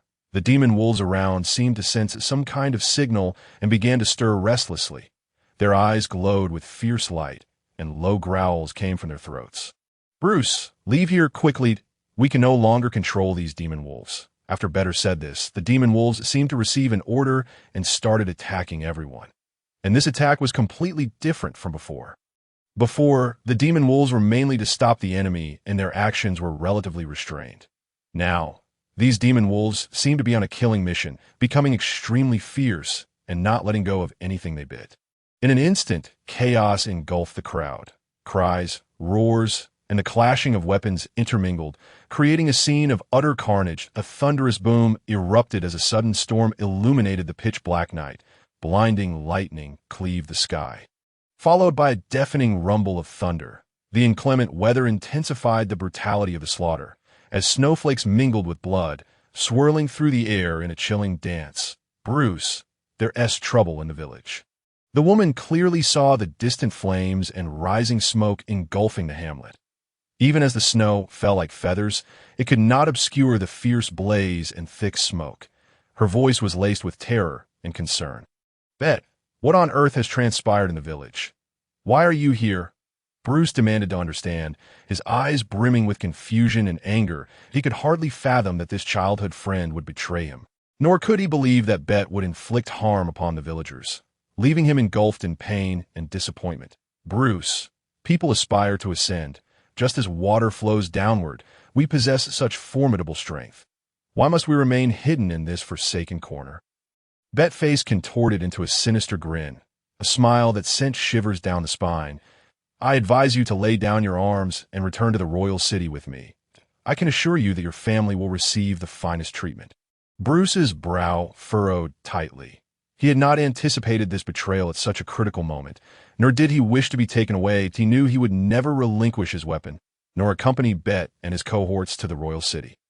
His gaze reflected a resolute defiance. What royal city? Which kingdom? Alpha suddenly inquired, his heart filled with uncertainty. This was the territory of the church.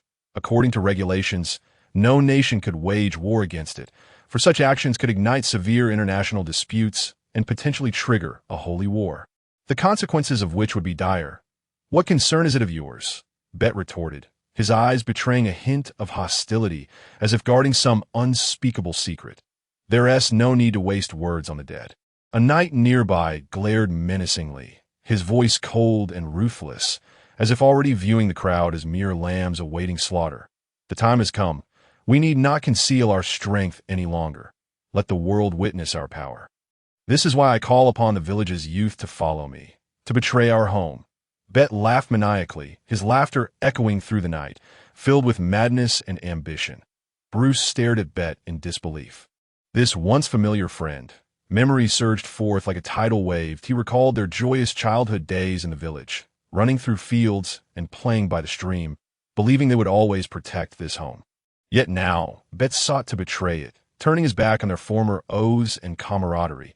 "Have you all lost your minds? Do you even comprehend what you are doing? This is treachery. You will ruin the entire village." Bruce bellowed, his voice saturated with fury and despair, as if issuing a final cry to this mad world. The surrounding demonic wolves grew increasingly agitated upon hearing Bruce's voice. They began to surge toward him and his companions, their numbers swelling and their onslaught intensifying, as if they sought to devour everyone present. Amidst the turmoil, Bruce heard a familiar woman's voice. "Bruce, we must leave this place immediately. We cannot control the demonic wolves." He turned to see Nars, the village doctor and one of his closest friends, who had once tended to the villagers alongside him and shared many cherished moments. "Are you a traitor too?" Bruce asked in terror, his eyes filled with fear and doubt, fearing the loss of yet another trusted ally. The woman shook her head. "Bruce, I do not know what they are doing, but I know you are right. We cannot betray the village. We must protect it." Nars was doing her utmost to calm the agitated wolves, her face etched with exhaustion, yet resolute. Hearing her words brought Bruce a measure of solace. A warm current surged within him. At least one person shared his desire to safeguard the village that had nurtured them, fighting for justice and dignity. "Nars, think carefully. If you defy the will of the powerful, they will leave you with no means to survive or die. Look at those women. Do you think it is worth it?" Bet shouted hoarsely, his tone laced with threats and manipulations, attempting to sway Nars back to his side. Nars trembled uncontrollably, Bet words evoking memories of the tragic fates endured by the village's unfortunate women. Any sign of resistance would result in brutal assaults by a pack of ravenous men. For them, death had become an unattainable luxury. Those men had lost all semblance of humanity, behaving like beasts, raping, devouring, tormenting. Each scene was more horrifying than the last. Nars, we are partners. Even if we perish, we shall do so together. We must stop them. Bruce's voice was unwavering and powerful, like a beacon in the darkness, providing Nars with a semblance of calm. That moment, Bruce seemed to hear the anguished cries from the village. The sound pierced his heart, and his tone turned resolute. But how can we stop them? They have summoned the demonic wolves. We stand no chance. Nars said, her face etched with worry, her eyes filled with fear and helplessness. Despairing at the predicament they faced, just then, a dazzling bolt of lightning, like a sword, sliced through the dark sky, illuminating the entire village and the anxious faces of those present. Bruce suddenly turned to Nars, his eyes shimmering with unwavering determination, like a blazing flame. There are always more solutions than difficulties. His voice brimmed with confidence and resolve, as if declaring to fate that they would not yield easily. Nars, we must unite to combat these demons. Bruce knew that in this critical moment, only through solidarity could they hope to find a glimmer of hope. They needed to act swiftly, or the entire village would plunge into an abyss from which there would be no return.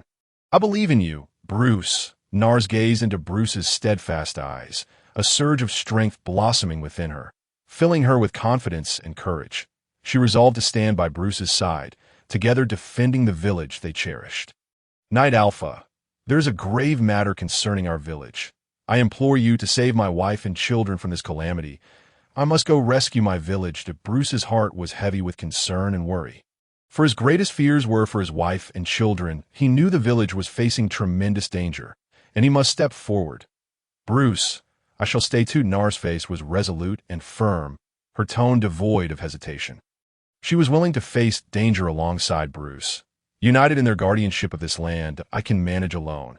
I will slay every last one of them. Bruce's eyes flickered with hatred and ferocity, a reflection of his anger toward evil and his unwavering commitment to justice. He was prepared to sacrifice everything to avenge the villagers. Bruce, do you intend to wield that kind of power? Nasha suddenly stared at her husband in alarm, her eyes filled with profound concern. She understood the terrifying consequences of such power and wished to shield Bruce from peril. I'm sorry, Nasha. I cannot accompany you for the rest of your life. Bruce did not look back, resolutely stepping onto the battlefield, his silhouette radiating sorrow and determination. Bet, you have long coveted this power. Now, behold it clearly. Bruce howled to the heavens, a surge of blood-red fighting spirit erupting from him like a torrent of molten lava. This aura emanated a chilling presence, akin to flames from the depths of hell. Enveloped in this crimson energy, Bruce resembled an invincible deity of slaughter, his gaze cold and merciless, as if capable of perceiving all wickedness. Before him, gods and Buddhas alike would fall. The once formidable demonic wolves, with their ironclad hides, now appeared fragile as paper beneath his assault, easily dispatched, leaving only a sea of corpses in their wake. At this moment, the battlefield was devoid of anything but merciless slaughter. Nothing could impede Bruce's advance. The fighting spirit enveloped his short sword, rendering it incredibly sharp. A 3-foot glint of the blade shimmered with a chilling light, proclaiming its invincibility. My lord, this is the most powerful technique of our Kintro family. Soul captured, IT can absorb all life around, enhancing combat prowess, including the user's vitality. Bruce was sacrificing his own life force to bolster his strength. This power would grow even stronger with each kill, until it threatened to burst his very being. Bet, witnessing the scene before him, was seized by a profound terror. He was reluctant to engage in combat with him, for he was aware that, unless he resorted to the soul-seizing battle skill himself, he was no match for Bruce at all. The knight nearby simply couldn't believe Bet's words. With self-conceit, he immediately charged forward. However, in just a fleeting encounter, his head was already severed from his body, and blood spurted out like a fountain. The other 3 knights didn't even have time to react, as Bruce had already lunged forward like a ghost. Only Betts, who sensed the unfavorable situation, had long since turned around and fled, his face etched with fear. The 3 knights hadn't even drawn their long swords before their bodies were cut in half by Bruce, and they fell in a pool of blood. Fatham, you stay here to protect them. Lena, follow me and charge forward. Alpha, worried about the battlefield situation, instantly dashed into the fray like a fierce tiger. His eyes were resolute, radiating a glow of justice. The remaining demon wolves were either severely wounded and lying on the ground, or had been so terrified that their souls had fled. Under the joint onslaught of Alpha and Lena, several more demon wolves collapsed in a pool of blood. The rest of the demon wolves completely became like stray dogs, with their tails between their legs, fleeing in disarray. With his extraordinary strength, Bruce had rushed into the village like a bolt of black lightning. The center of the village was already dyed red with blood, and the air was thick with a pungent smell of blood. Everywhere were the corpses of villagers, their faces still bearing expressions of horror and pain. Those demons were still brutally massacring the villagers. Dozens of knights were surrounding a young girl, committing beastly acts. And perhaps some of the villagers he had once known were among them. Upon seeing this scene, the anger in Bruce's heart erupted like a volcano that he knew that evil was contagious, and he had to put an end to all this. Enraged, Bruce charged straight, in an instant. Sword lights and shadows flickered, blood splattered, and the ground was littered with corpses. Every swing of his sword carried punishment for evil in defense of justice. Under the gloomy sky, the devastated village was permeated with an atmosphere of bloodshed and despair that Bruce's eyes widened in anger as he watched the villagers being brutally violated in front of him. His heart seemed to be ablaze. With anger and pain churning and surging, his thoughts involuntarily drifted back to the past. The beautiful times he had spent with these simple, hearted companions beside him flashed through his mind like warm scrolls. At this moment, however, the tragic scene before him was like a sharp blade, piercing his heart deeply. In an instant, that boundless anger transformed into firm resolve. The hint of determination flashed in his eyes as he tightly gripped the weapon in his hand, vowing to fight these cruel ruffians until the last moment. Just then, Bruce keenly detected that a group of villagers were fleeing helter-skelter, and the procession was interspersed with some injured elders and children.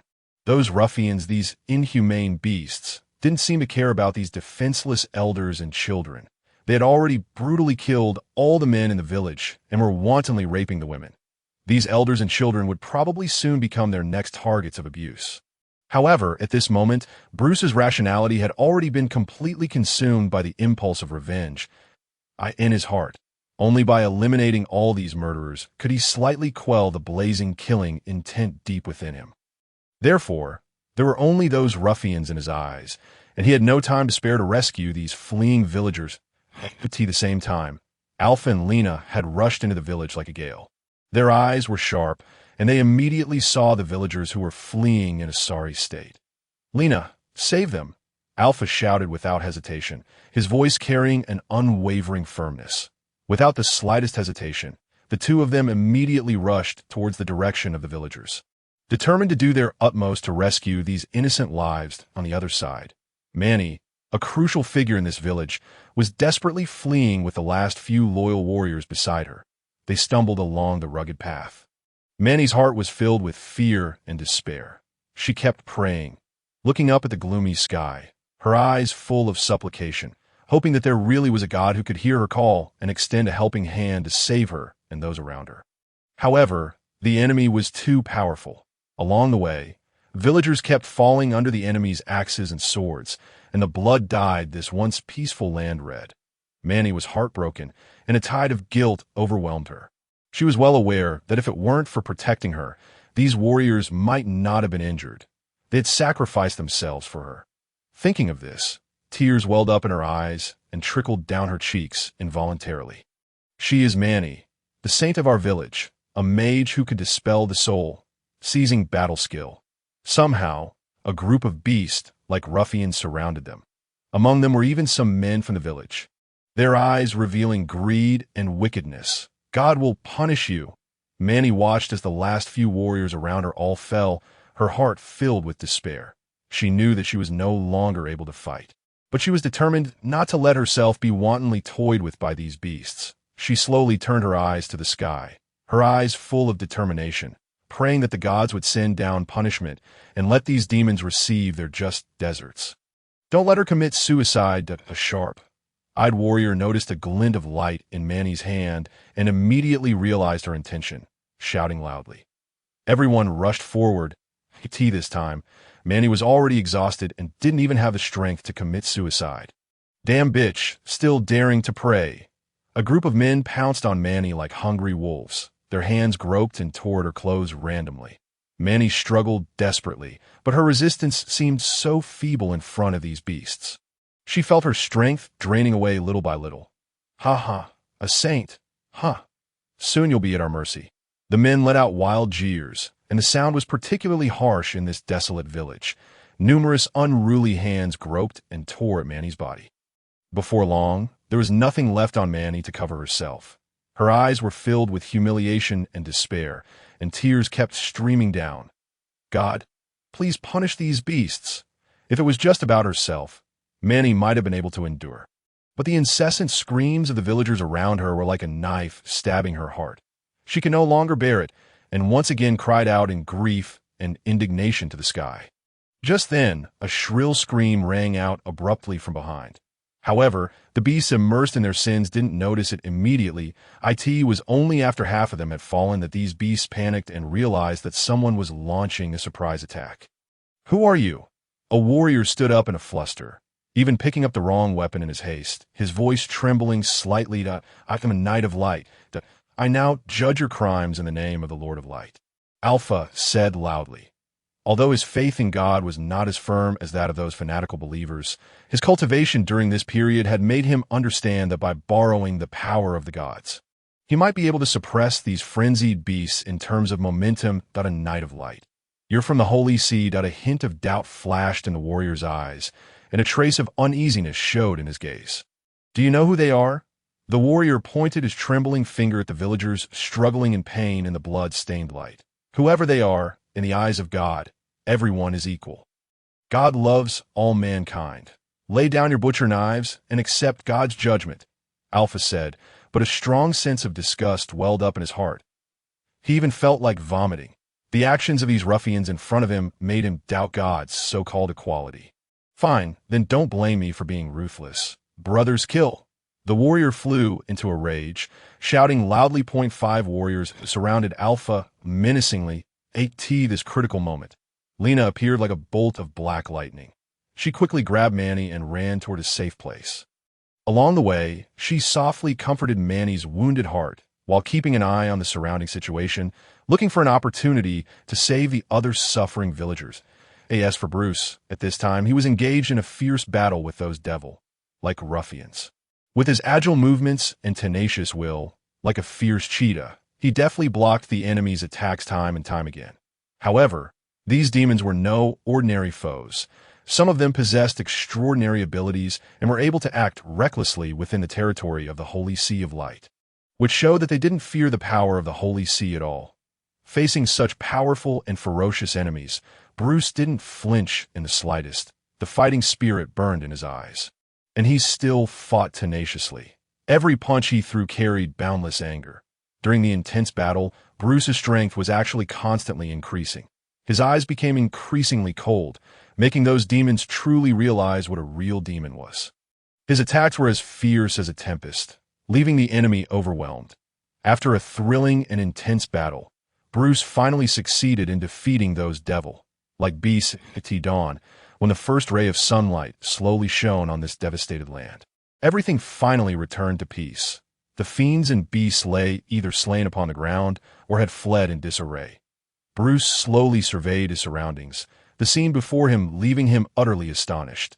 The entire village lay in ruins, a testament to slaughter and devastation, with numerous innocent villagers having fallen prey to this atrocity. Their bodies lay haphazardly strewn across the earth, the soil stained crimson with blood. Bruce drew a deep breath, stifling the tears welling in his eyes, as a surge of hatred rekindled within him. He resolved to exact vengeance for the deceased villagers at any cost. However, Bruce had also paid a heavy price. He had employed the soul-devouring technique, a forbidden art that consumed one's very life force. And now there was no turning back. He sat quietly at the village's edge, his gaze reflecting a mix of relief and desolation, patiently awaiting the arrival of death, as if bracing for the final judgment of fate. Bruce, through the howling wind, Nasha and Dr. Nars rushed in a frenzy, their voices fragmented by the tempest, yet resolutely calling out his name. Yet, the gears of fate turned mercilessly. They could only watch helplessly as the irreversible tide of time swept onward, engulfing them in a profound sense of powerlessness. I could see that moment. Manny approached with determined strides, her expression grave yet undeniably composed. "Bruce, there is still a way to halt the burning of your life force." Her voice was steady and strong, cutting through the chaos and despair like a glimmer of hope. Bruce's heart trembled, a flicker of anticipation crossing his gaze. He understood well that once the soul-devouring technique had been invoked, the curse of life force consumption would linger as an unrelenting shadow, persisting even after the battle had ceased. In no more than a day, he would resemble a candle nearly extinguished, depleting the last vestiges of his energy and descending into the abyss of death. What is the method? The Saintess. Previously, Bruce had been unable to reach out to the Saintess Manny due to the constraints of his status. Yet now, the brutal reality had ravaged the village beyond recognition, leaving no more than 20 survivors from the once bustling community. Bruce, having exhibited formidable prowess in battle, had become the village's last bastion of strength. Manny nodded slightly, her eyes fixed steadily on Bruce as she slowly articulated. "At the cost of diminishing your cultivation, you can cease the operation of the soul-devouring technique. However, the life force already lost cannot be reclaimed." Manny's ascent to Saintess was due to her mastery of this unparalleled skill. In this life-or-death moment, it could very well be Bruce's sole opportunity for survival. "I am willing. As long as I can be with Nasha, I would sacrifice anything," Bruce declared without hesitation, his eyes brimming with resolve and tenderness. Having endured this cataclysm, he had lost everything. Now, he longed only to stay by the side of his wife and daughter, to live a life of simplicity. "Very well, leave it to me." Manny spoke no further, swiftly weaving her hands into intricate seals, reciting incantations. Gentle light emanated from her palms, gradually enveloping Bruce. As the luminescence surged, Bruce felt the frenzied burning of his life force begin to stabilize, his strength slowly returning. Through Manny's efforts, the consumption of Bruce's life force was momentarily curtailed. He rose to his feet, his gaze now devoid of the prior confusion and despair, replaced instead by a steadfast determination. He resolved to confront the harsh reality head-on, to fight valiantly in order to protect his remaining family and the fellow villagers who had also survived this calamity. Meanwhile, amidst the mountain of corpses, Fatham, Lena, and others searched desperately within the nearly obliterated village, their eyes filled with anxiety and hope, as if seeking the belief that would sustain their existence. "We must save them." The survivors understood that life must go on. For those still living, action was imperative. Gritting their teeth against the sorrow in their hearts, they began to clear the ravaged village. Once a home to hundreds, it now harbored only 32 survivors. Among them, 8 girls had endured unspeakable torment, hanging on to life by a thread, their survival uncertain. Beasts! How could they do this? Dr. Nars bit down hard on her lip, her eyes brimming with fury and sorrow. She exerted every effort to treat each injured soul, yet when the 12-year-old child in her care gradually slipped away from life, her hands trembled uncontrollably, tears welling in her eyes. "These beasts, I will slay them all." Fatham clenched his fists, nails digging into his palms, blood trickling between his fingers as he gritted his teeth and shouted, "Batiste, I will kill you." His voice was filled with hatred and rage, a protest against the atrocities and a lament for the lives lost. "Nasha, I will spare not a single one of them. Your task now is to save them." Nasha's eyes were bloodshot, tears obscuring her vision. Yet she suppressed her grief, striving to remain composed. That moment, 7 gravely injured girls remained in the village, one of whom was her eldest daughter. She knew she could not falter. She had to be strong for her family and the villagers. "Lord Alpha, where are you?" Lena's voice trembled with tears, her throat hoarse, yet she continued to call out.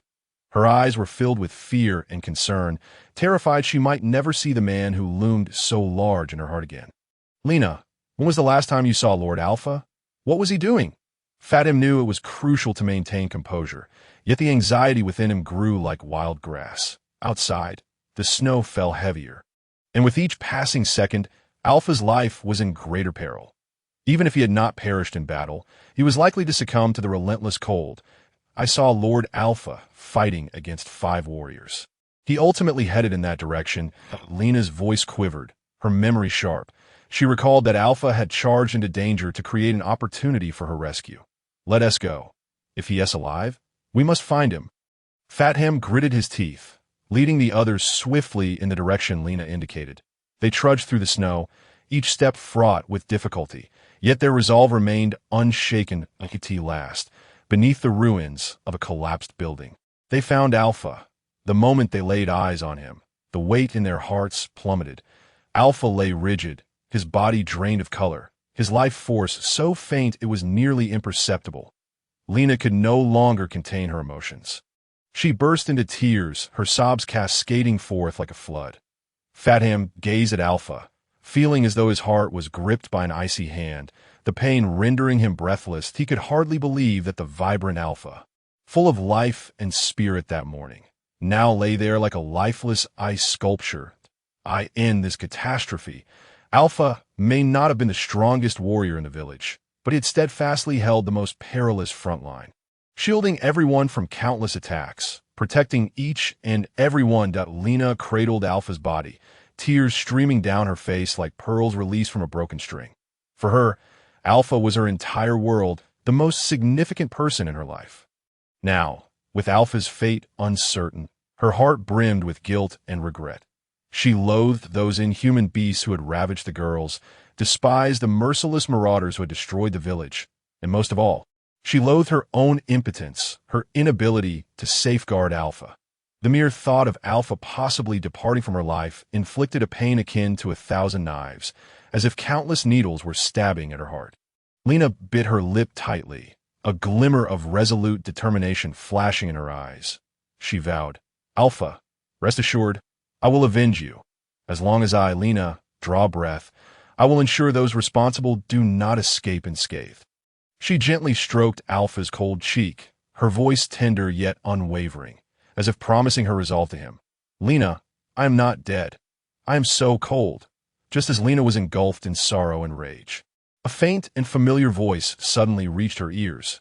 "Alpha, Lord Alpha, you're not dead." Lena's eyes widened in astonishment, watching the faint breath escaping Alpha's slightly parted lips, excitement bubbling within her as she called out, her voice filled with joy and exhilaration. "Quickly, let us carry Lord Alpha back." A smile, long absent, broke across Fatham's face, tinged with relief. She knew that as long as Alpha lived, hope remained. Together, they hastily lifted Alpha and brought him back to their makeshift shelter, laying him on a warm bed. Lena tended to Alpha with utmost care, her eyes filled with concern and affection, wishing fervently for his swift recovery. Fatham searched around for some herbs, although she was not particularly skilled in concocting potions. She had learned a thing or two over the years while accompanying Lena. She diligently prepared a bowl of medicinal broth for Alpha, silently praying, firmly believing that Master Alpha would surely recover. After drinking the broth, Alpha finally regained a modicum of strength. Weakly grasping Lena's hand, he spoke faintly, "Lena, I am fine now. You all should take a rest. Master Alpha, you must rest well. Once you have fully recovered, we shall seek out those bandits and eradicate them," Fatham asserted, her eyes shimmering with resolute determination, reflecting her thirst for vengeance and commitment to justice. Alpha nodded slightly before drifting back into a deep slumber. This sleep lasted for 3 days and 3 nights. On the 3rd day, Alpha finally regained his full health. His gaze brimmed with vitality and fighting spirit. After conferring with Fatham, they resolved to begin their search for the bandits. Their plan was to head to the nearest city first, gather intelligence, and ascertain whether there were any signs of the bandit group. They were acutely aware that the path ahead was fraught with danger and challenges. Yet, for the lives lost in the calamity, and for those who remained, they were undaunted and resolutely embarked on their forthcoming journey. In that somewhat dilapidated village, the atmosphere was taut, akin to a tightly strung bowstring, ready to snap at any moment. Bruce wore a grave expression, resolutely standing in front of several villagers, his eyes revealing a hint of resolve. Evidently, A confrontation was imminent. "Rohan, you cannot go over there. He is our benefactor." Bruce's voice was deep and powerful, resonating clearly in the still air. He leaned slightly forward, poised to intervene at any moment. Rohan's face was etched with anxiety and determination as he retorted loudly. "You know who we are. He is a knight of the church, that if he goes out, we are doomed." This secluded village seemed to conceal unknown secrets, secrets for which they were willing to turn against their benefactor in order to protect. "Our village has suffered greatly. We can no longer bear any more risks. Bruce, step aside." Another knight, his face fierce, ruthlessly shoved Bruce aside. Presently, Bruce's strength was no longer what it once was, and he was unable to resist this sudden onslaught, falling awkwardly to the ground. "What you're doing is no different from those beasts. Without them, how many of us would still be alive?" The voice of Saintess Manny rang out like a thunderclap. Imbued with undeniable authority, without hesitation, she stepped forward, placing herself in front of the crowd, her eyes filled with anger and disappointment. But a villager opened his mouth, seemingly wishing to argue, but the words caught in his throat. He understood the truth of Manny's words, yet the harshness of reality left him in a dilemma. There are no buts. If heaven does not grant us a chance, we will perish wherever we go. Manny's gaze was piercing, sternly surveying the crowd, her tone brimming with defiance against fate. "What do we do now?" Although the crowd dismissed Bruce's words, they dared not defy the saintess's command, her orders carrying the weight of divine decree. Confusion filled their hearts as they grappled with their uncertain future. "I will confide everything to Knight Alpha. If you are afraid, you may gather your belongings and leave now." A flicker of determination flashed in Manny's eyes as she resolved to reveal the village's secret to Alpha. Manny was acutely aware that the existence of the village was no longer a secret. Even without Alpha's intervention, it would not be long before they were compelled to abandon the land they had inhabited for so long. In resignation, some began to pack their things while others prepared to depart, the village steeped in a sense of desolation and helplessness. "Narcisse, we still have several critically injured individuals." That Manny's face was etched with concern as she softly inquired. The reason they had not left immediately was that a few girls were gravely wounded and unable to move freely. Point 2 remain in critical condition, while one has stabilized. Narcisse's voice was filled with weariness and resignation. She sighed softly, adding, "The 4 girls have already passed away. At most, 3 will survive. Take good care of them."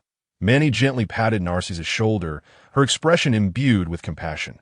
Then, she and Bruce proceeded towards Alpha's chamber, her demeanor serious, as if she were about to step onto a battlefield to confront a life-and-death struggle.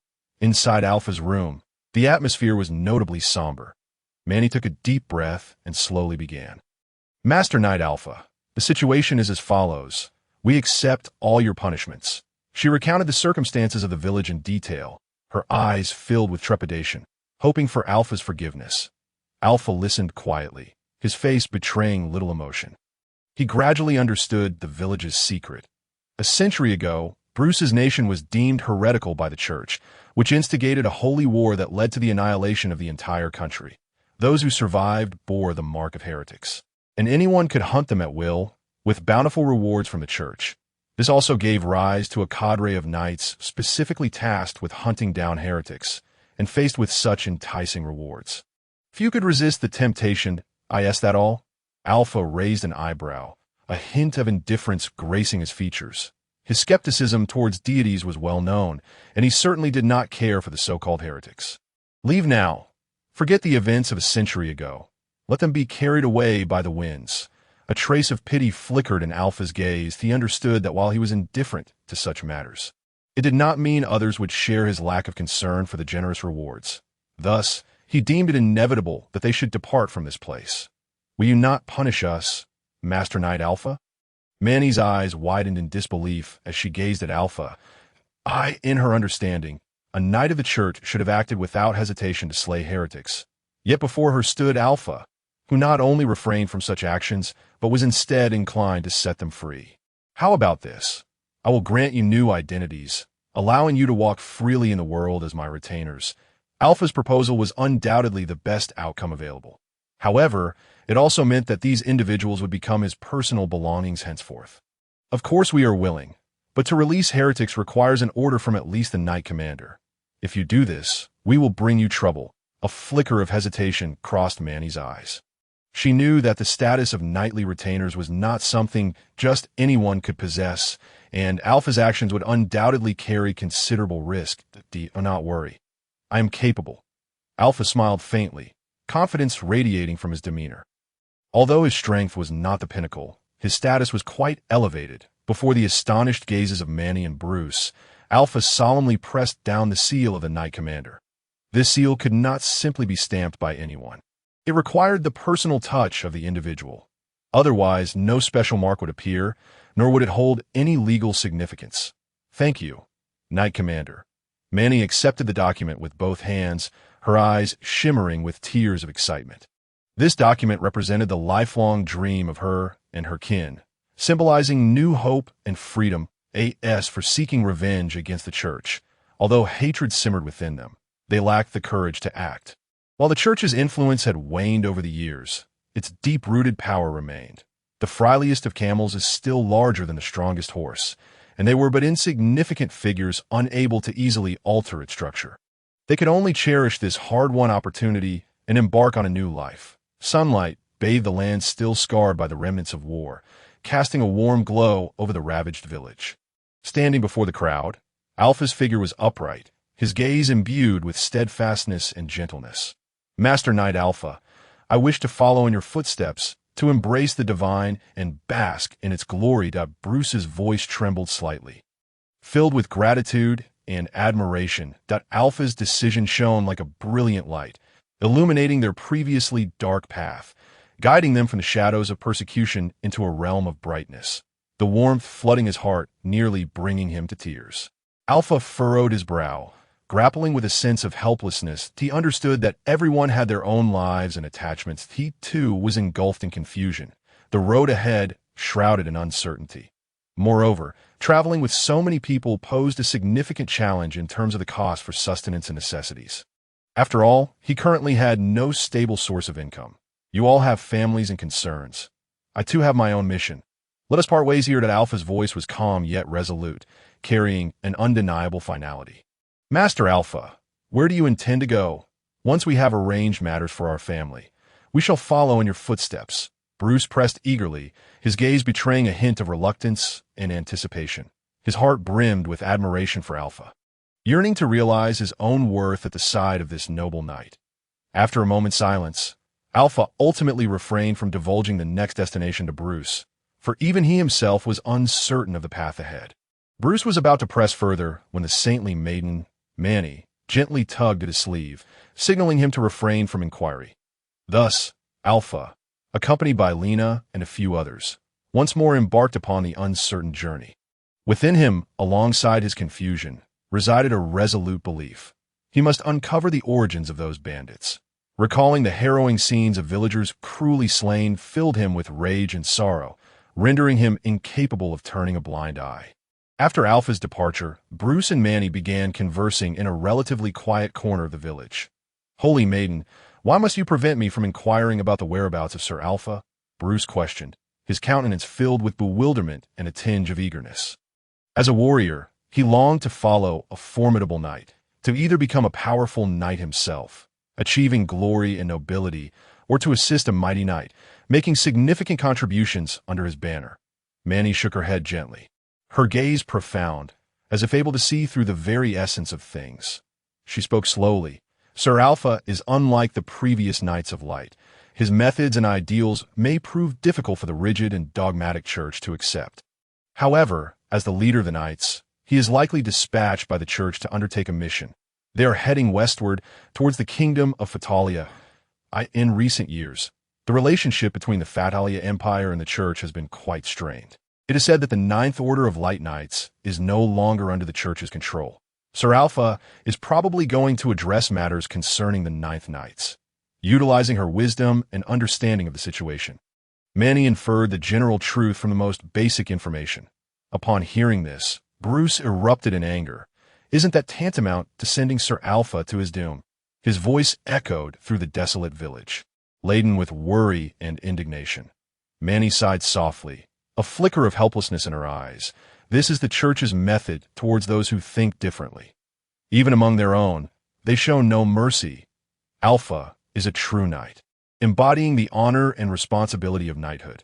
He will not flee from the fray. Why sending Alpha to handle the situation?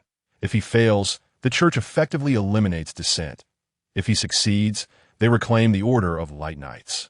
Regardless of the outcome, the church suffers no loss. In truth, Manny may have overestimated Alpha. He was currently engulfed in confusion, and perhaps before long, he would abandon everything and vanish, indifferent to the church's missions. Manny continued her analysis. The Ninth Order of Light Knights is stationed in the city of Sin, Cross.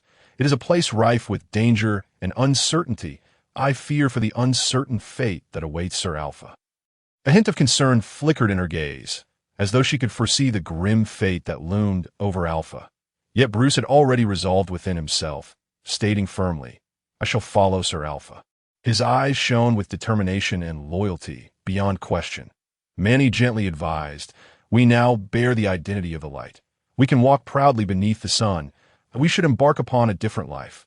She hoped Bruce would cherish this hard-won opportunity to forge a better future for their kin. However, Bruce misinterpreted Manny's intention, believing she wished to persuade him to start anew. Instantly, he became defensive, retorting, "But all this is granted by Sir Alpha." In his heart, Alpha's kindness outweighed all else.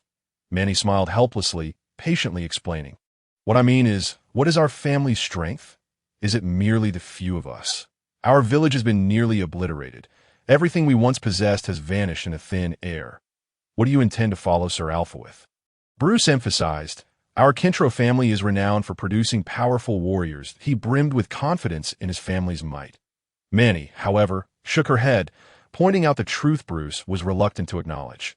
"No, the true strength of our Kintro family lies in our techniques. The methods that swiftly yield formidable warriors. We possess the means to rapidly cultivate strong warriors, the wealth left by our ancestors, and now even the identity to roam the world. We can certainly cultivate our own legion." A glimmer of hope sparkled in Manny's eyes as she painted a bright future for the Kintro family. Indeed, the most crucial aspect was that identity. Without it, the Kintro family would be like cheese exposed to a pack of wolves, tempting all to take a bite. I understand now. We shall devote ourselves to training a cadre of warriors, then seek vengeance upon our enemies for our fallen kin, and subsequently support Sir Alpha. Bruce finally grasped Manny's intent, his eyes ablaze with resolve. "Yes, exactly.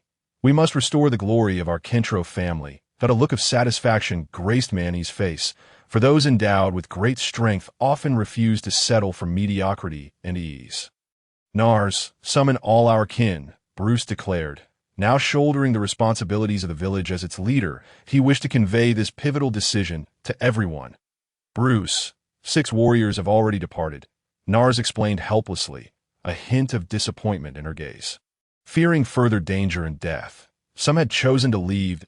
No matter. Gather all who remained. I have significant news to announce concerning the future of our Kintro family. Bruce's tone was resolute. He was now not just a warrior, but a village leader, determined to lead his kin in avenging the humiliations they had endured and to venture into a broader world. Having received Manny's reminder and recognized his family's strengths, Bruce resolutely opted to lead his kin out of the forest and into the expansive world beyond. When he announced this decision, the hearts of the villagers brimmed with resistance. After all, no one wishes to easily forsake the home that had sheltered generations, leaving behind the familiar environment. Moreover, guiding these untrained kin into the world was fraught with uncertainty and challenges, not guaranteeing success, and could even expose them to greater peril. Although Bruce had already made up his mind, unwilling to miss this chance to alter their fate, he felt for those who had only just begun to recover from disaster and barely managed to fill their bellies, not wanting to plunge them back into homelessness. However, when Bruce produced the certificate symbolizing light, everything changed. That document, emblematic of hope and freedom, illuminated a future for the villagers. Everyone resolutely chose to leave their ancestral abode, steadfastly following the knightly order led by Bruce, embarking on an unknown yet hopeful journey. The cold wind howled as a cart struggled along an empty road, seemingly forgotten by the world. unmarked on any map. With an uncertain path ahead, inside the cart, Lena wore a puzzled expression and could no longer contain herself, asking, "Sir Alpha, where exactly are we headed now?" Alpha furrowed his brow slightly, peering through the window at the endless wilderness, and replied slowly, "We shall continue along the main road until we find a place where people dwell." Previously, he had painstakingly procured planks and exerted considerable effort to repair the damaged cart. Although the restored cart appeared somewhat unsightly, it was no longer so drafty. Currently, they were heading northwest amidst the biting winter chill. Had the cart still been drafty, the frigid air would have felt like daggers, unbearable for anyone. "Let me in to warm up," he said, and without hesitation, he climbed into the cart. The warm air enveloped him, and without a second thought, he embraced Fatim's delicate form, relishing the warmth emanating from her. Fatim's cheeks flushed slightly as she shot Alpha a disapproving glance, yet ultimately acquiesced to his actions. Breathing in the subtle fragrance of Fatim, Alpha's thoughts began to drift, stirring unfamiliar emotions within him, accompanied by a subtle physical reaction. Just then, "Sir Alpha, what do you see ahead?" Lena's sudden exclamation struck like thunder, interrupting Alpha's reverie. With a resigned gesture, he gently brushed his fingers across Fatim's face before stepping out of the cart. Following Lena's, a massive ancient castle loomed into view. The scale of this ancient castle is beyond imagination, stretching an impressive 200 meters in length, a width of 100 meters, and soaring to a height of 50 meters. From a distance, it appears as an impregnable fortress. However, the ravages of time have left deep scars upon its structure. The outer walls have weathered severely, with chunks of plaster occasionally peeling away, producing a chilling, rustling sound that echoes ominously in the stillness. Within the pitch-black castle, not a glimmer of light penetrates the darkness, and a sinister atmosphere envelopes the air. The gaping doorway resembles the gaping maw of a monstrous beast, instilling fear and trepidation in those who gaze upon it. Suddenly, a fierce wind rises, and the previously subsided blizzard once again unleashes its fury. The biting cold, akin to a myriad of sharp blades, stings the skin, prompting everyone to instinctively tighten their sleeves in a futile attempt to ward off the penetrating chill. What shall we do? Nightfall approaches. Lord Alpha. The abrupt onset of the blizzard has caused the temperature to plummet dramatically, and one could endure a night spent exposed to such harsh conditions. Alpha furrowed his brow, surveying the surroundings. Apart from this eerie castle, there was not a single suitable shelter from the snow. After a moment of contemplation, he finally stated, "Let us seek refuge within, but do not venture too deep." Despite the castle exuding an inexplicable aura of strangeness and danger, there was no alternative at this moment. The blizzard raged on, with the wind swirling the snowflakes around like a white demon, making every step arduous. Alpha's vision blurred increasingly, leaving him with only a vague outline of the castle. The tempestuous winds and snow not only obscured their previous tracks, but seemed to meld the castle into the very earth itself. If one did not observe closely, discovering the entrance would be nearly impossible. Just then, a faint metallic scent of blood wafted into Alpha's nostrils with the wind. His heart raced. Indeed, it was the scent of blood. Moreover, mingling with the blizzard was the familiar odor of a wolf pack. Alpha's heart sank with apprehension as he carefully wiped away the traces left by their group. Yet, even so, they could not escape the keen senses of these beasts. How could this be? Did not Lord Alpha already eliminate those wolves? How could they still roam in such weather? Lena's voice trembled with anxiety as she gripped her iron sword tightly, straining to listen for any sounds around them, her eyes darting vigilantly in search of the wolves' presence. A wolf's howl pierced through the blizzard, growing clearer and closer by the moment. The hearts of the group raced, as they could almost see the glimmer of the wolves' eyes in the dark. They had never anticipated that these creatures would possess such acute senses. Despite their carefulness, they had still been detected. Alpha silently cursed, maintaining a facade of composure, his eyes flashing with a fierce resolve as he pondered. "Since you have discovered us, do not blame me for being ruthless. I shall eliminate you all." With a thunderous shout, Alpha surged forward like a bolt of black lightning, his iron sword slicing through the air, shimmering with cold brilliance that he charged into the wolf pack. weaving and striking amidst the flashing blades. Each wolf falling with a pain see or wide-eye in a short while. The ground was littered with the carcasses of the wolves, leaving only one, gasping for breath. Alpha strode towards the ailing creature, swiftly ending its life with a decisive strike. These were merely the scouts of the wolf pack. The main force must be just behind. We must quickly enter the castle, Alpha declared. Although the blizzard posed many inconveniences, it had an even greater impact on the wolves. Otherwise, these wild beasts would have fled long ago, knowing they would not stand a chance. The carriage creaked as it entered the castle, that moment. A resounding crash echoed through the otherwise silent environment. It was the castle's drawbridge descending. Alpha raised the oil lamp, peering into the darkness behind him, carefully assessing the situation. It seemed this place had been abandoned for ages, falling into disrepair with everything severely weathered. Alpha inspected the ropes of the drawbridge. A gentle touch caused them to shatter into several fragments. Perhaps the vibration from the carriage's entrance had finally overwhelmed the already fragile ropes, leading to their demise. Lord Alpha, do you see that? Is it a ghost? Lena gasped, her face pale, clutching Alpha's arm tightly as she peered through the gap of the drawbridge at the pairs of flickering willow, the wisps outside. Her fears spreading like a tide. Oh, not be alarmed. Those are merely the wolves, their eyes reflecting the light. Alpha reassured Lena softly, holding her small hand. As the carriage could no longer retreat, they had no choice but to halt and rest. The group gathered remnants of the dilapidated drawbridge and kindled a fire. The warm flames danced in the darkness, illuminating a small area around them, and as they beheld the bright fire, a sense of safety washed over their hearts. Fat Ham and Ham prepared some broth to warm everyone. Lena, gather more firewood with Hanta. I shall scout the surroundings. Do not stray from the fire's light. This castle is too peculiar, and Alpha's heart brimmed with vigilance, necessitating a reiteration of his warning. With that, he took the oil lamp and ventured into the darkness, his figure gradually fading from sight. Not far from the foreboding castle lay a concealed cave. Inside, the atmosphere was tense as a group of knights gathered quietly. Their faces were tightly wrapped in thick cloth, revealing only their eyes, which glimmered with a cold light, exuding an air of mystery and menace. One among them slowly raised a hand, and the murmurs that filled the cave fell silent, as if the very air had solidified.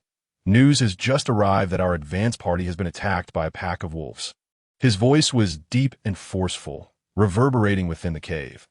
According to the survivors, the castle lies 3 kilometers ahead, yet it is now completely surrounded by wolves. This news struck like a bombshell, prompting the surrounding knights to whisper anxiously, their faces reflecting their unease. Clearly, they were troubled by the imminent situation, that we cannot allow this operation to fail. The leader stepped forth, his gaze resolute as he scanned the crowd, then gestured for silence. We have 2 options. One is to abandon this mission and await another opportunity. The other is to dispatch reinforcements to assist our advance party in completing the task. His voice was steady, yet carried an undeniable authority. We cannot forfeit this opportunity. An urgent voice broke the brief silence. Indeed, we have prepared for this for far too long. We cannot give up over a minor obstacle. The other knights echoed in agreement, their eyes reflecting unwavering determination, unwilling to easily relinquish this mission. Moreover, the Lord of the Vampire's castle has long since issued a decree to eradicate this stronghold. Now that his daughter has been captured, if we return empty-handed, we will surely incur his wrath, someone added, his tone tinged with resignation and pressure. Very well. The leader's tone was resolute, his eyes flashing with determination. Then we shall dispatch reinforcements. This mission is of utmost importance and must not falter, that I will personally lead the reinforcements to the castle. Everyone must prepare and await our return. His words resonated like thunder, echoing throughout the cave. The surrounding knights nodded in agreement, their eyes reflecting trust in their leader and steadfast faith in the mission. Subsequently, they rose and departed the cave, their footsteps steady and resolute. The leader watched their retreating figures, a shadow of gravity crossing his expression, that he understood that this operation was fraught with peril, its outcome uncertain, and he could not foresee how many would return safely. As night descended, the cold moonlight cascaded upon the earth, draping the world in a silvery veil. This moment, the reinforcements resembled a host of dark phantoms, riding swift steeds as they silently charged towards the flickering flames in the distance. The air was filled with the echoes of anguished cries and the growls of wolves, reverberating in the still night sky, instilling an eerie dread. The reinforcements swiftly crossed a vast plain, finally reaching the battlefield before the castle. The scene before them was devastating. They beheld the castle encircled by wolves and the advance party valiantly resisting the onslaught. A flicker of urgency flashed in the knights' eyes as they quickened their pace. The thunderous clatter of hooves drowning out the cries and roars on the battlefield. Charging towards the castle like arrows released from a bow, the arrival of the reinforcements invigorated the beleaguered soldiers of the advance party, reigniting hope within their eyes. However, the wolf pack did not retreat in fear of this unexpected reinforcement. Instead, they launched an even fiercer assault, their eyes glinting with a bloodthirsty light, revealing sharp fangs as they lunged toward the knights. The reinforcements quickly joined the fray, fighting alongside the advance party, wielding their weapons with valor against the encroaching foes. The leader, at the forefront of the charge, exemplified valor, his gaze icy and resolute, in his grip.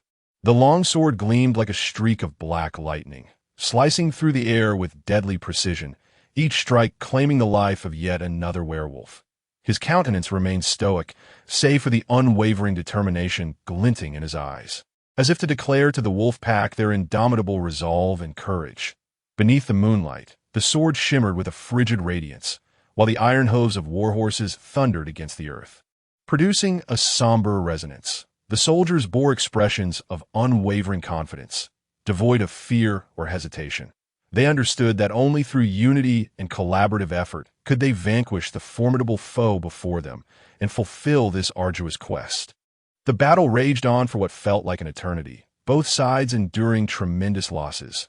Though the wolf pack was ferocious, the reinforcements exhibited even greater prowess, gradually gaining the upper hand through exceptional combat skills and indomitable will. The leader fought with increasing fervor, dispatching werewolves with relentless vigor. His gallant actions shone like a beacon in the darkness, inspiring the soldiers to press forward. At long last, after a fierce melee, the wolf pack was decisively defeated. The battlefield before the ancient castle was littered with corpses, the air thick with the metallic scent of blood. The soldiers erupted in jubilant cheers, brandishing their weapons in celebration of this hard-won victory. Meanwhile, within the castle, Lord Alpha noted that the ghostly flames outside seemed to diminish. Lena's voice carried a note of surprise as she observed the dwindling flickers, her anxiety gradually subsiding. The cold moonlight cascaded over the blood-soaked battlefield, the triumphant shouts resonating throughout the vicinity.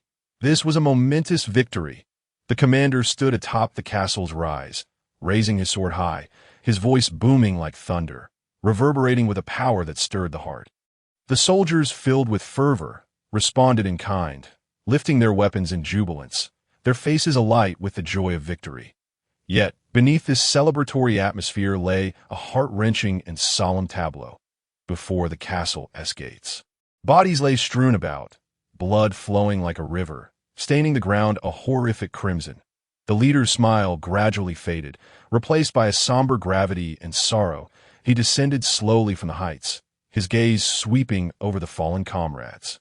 His heart heavy with grief and guilt, he understood all too well that this victory came at a terrible cost, borne by the valiant souls of both the vanguard and reinforcements, each fallen figure a cherished companion, a closest ally. The commander approached the castle's entrance in silence, gazing up at the tattered golden banner that hung above. The image of a lion's head, though somewhat obscured, remained faintly visible. It seemed to silently narrate the former glory and pride of the bloodline, while simultaneously betraying a sense of unwillingness and rage to these soldiers. The banner symbolized the promise of future honor, urging them onward to fight for justice and dignity. Taking a deep breath, the leader stifled his sorrow and pushed open the castle's grand door. The door creaked ominously as it swung wide, resembling a gaping maw poised to consume them. Inside, An eerie silence enveloped the chamber, thick with a foreboding atmosphere, devoid of life, as though time itself had come to a standstill. The commander led his soldiers with caution into the castle, traversing a lengthy corridor until they arrived at an expansive hall at the center. A colossal blood pool magic circle emanated an uncanny glow. A dark crimson hue that appeared as if blood were ablaze. The nauseating stench of the blood pool pervaded the hall, assaulting their senses and inciting revulsion. This blood pool seemed to be the very core of the castle's energy, radiating a potent and malevolent force. The commander approached the magic circle with solemn determination. He understood that their adversaries were a ruthless clan of vampires who had once mercilessly slaughtered human cities, seizing their wealth and resources, bringing endless suffering and calamity to humankind. To avenge the innocents who had perished, they must obliterate this blood pool, thereby weakening the vampire's power. Pour the silver powder and holy water into the blood pool. Destroying it will significantly diminish the strength of the vampires, the commander declared, his voice imbued with undeniable authority. He had meticulously prepared for this mission. Having researched extensively to uncover the vampire's weaknesses, he was acutely aware that vampires were undead entities.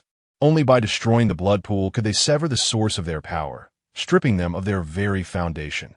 Standing before the magic circle, the leader gripped the holy water and silver powder tightly, preparing to cast them into the blood pool. Suddenly, a low voice called out, startling him into raising his gaze, where he beheld a figure standing before him, clad in an opulent black robe adorned with intricate designs that glimmered with an eerie light. The man possessed the distinctive fangs of a vampire. His sharp teeth glinted ominously in the darkness, his blood-red eyes reflecting coldness and cruelty, and in his hand he wielded an exquisite longsword, its blade shimmering with an otherworldly blue glow, as if imbued with boundless magic. "Who are you?" the commander inquired warily, tightening his grip on the holy water and silver powder, a hint of tension in his expression. "I am the master of this castle," the man replied, a sinister smile curling at the corners of his mouth. "I am aware that you intend to destroy the blood pool, but I advise you against such folly. Otherwise, you shall come to regret it." "That is impossible." The commander resolutely shook his head, his eyes aflame with indomitable will. The vampires had once ravaged their cities, plundering their resources and committing unforgivable acts. They must retaliate, annihilate the blood pool, and make the vampires pay for their transgressions. With that, the commander disregarded the man's warnings and resolutely poured the silver powder and holy water into the blood pool. Yet, the pool remained eerily calm, showing no signs of change, as though the silver powder and holy water were merely droplets in the ocean, failing to stir even the slightest ripple. You have fallen into our trap. This was all orchestrated for you." The vampire cackled, his laughter echoing harshly throughout the hall. As his mirth resonated, the dark castle suddenly illuminated, the blood-red sconces igniting to cast an ominous glow. Countless vampires emerged from the shadows, like phantoms, silently encircling the knights within the hall. "Boss, the blood pool is a ruse," one knight exclaimed in terror, his voice trembling. "And no wonder we faced no resistance upon entering. It was all part of their scheme." "Indeed, it is a fade," the vampire sneered, his eyes gleaming with triumph. Welcome you. We slaughtered every human and livestock within a 10-kilometer radius to create this false blood pool as bait. You foolish mortals have truly walked into our snare." With a wave of his hand, several vampires presented their captive, the Lord's daughter, Linda Emile, bound to a massive crucifix, her garments disheveled, her face a mask of fear and despair, her eyes reflecting a profound yearning for life and a dread of her captors. "What do you intend to do?" the commander demanded, rage boiling within him as he beheld Linda bound to the cross. Clenching his sword tightly, he shouted, "Release her." "Nothing much. We merely wish to use your blood to transform the lovely Miss Linda into one of our noble kind," the vampire replied with a smile, his eyes glinting with greed and malice. "This is no mere bite. Becoming a vampire requires not only the contagion of the virus but also divine will, with a high probability of immediate death. Only through ritual magic can we ensure a 100% success rate," that I shall make the beautiful Miss Linda one of my own, and then negotiate with the Lord, the vampire continued, his eyes gleaming with satisfaction. The Lord cannot become a vampire, otherwise he would be annihilated by the church. Thus, we shall take his most cherished one, granting us leverage over him. That is impossible. The Lord would never acquiesce to your demands. The commander asserted firmly, shaking his head, that he would not betray humanity nor justice for the sake of one woman. By capturing Miss Linda, we can ensnare anyone, including the Lord himself, the vampire retorted with a cold smirk, exuding confidence that we vampires have the time and resources to accomplish anything. You cannot thwart us. Tears streamed down Linda's face as she remained bound to the cross, her eyes filled with helplessness and despair. The leader's heart was brimming with wrath and remorse. Gazing at Linda, he was consumed by self-reproach that he understood that he should take responsibility for this failed mission. After all, he had been deceived by the Blood Clan's guile, leading the knights into a perilous situation and Linda into such a dangerous predicament. The leader recalled his former vow to fight for the tranquility of humanity and utterly eradicate all the Blood Clan and dark forces. Now, unable to even ensure the safety of the city lord's daughter, he felt deeply ashamed. His heart was filled with agony and turmoil, yet he knew that this was not the time for self-reproach. He must rouse himself, lead the knights out of this plight, and rescue Linda. Knights, although we are in a difficult situation, we must never give up. We must unite to rescue Lady Linda and defeat these Blood Clan members. The leader shouted loudly, his voice imbued with an inspiring power. We are the embodiment of justice. We cannot be defeated by evil. We must fight for the dignity and future of humanity. However, at that very moment, a horde of vampires lunged at the knights. They let out shrill howls like ravenous wolves, baring their sharp fangs, ready to tear the knights to pieces. The leader took the lead bravely, brandishing the long sword in his hand and engaging in a fierce battle with the vampires. His swordsmanship was proficient, and each swing of the sword could accurately strike the vital parts of the vampires. At the same time, he also cast magic, with rays of light shooting out from his hands, repelling the vampires. But soon, he realized that they were at a numerical disadvantage.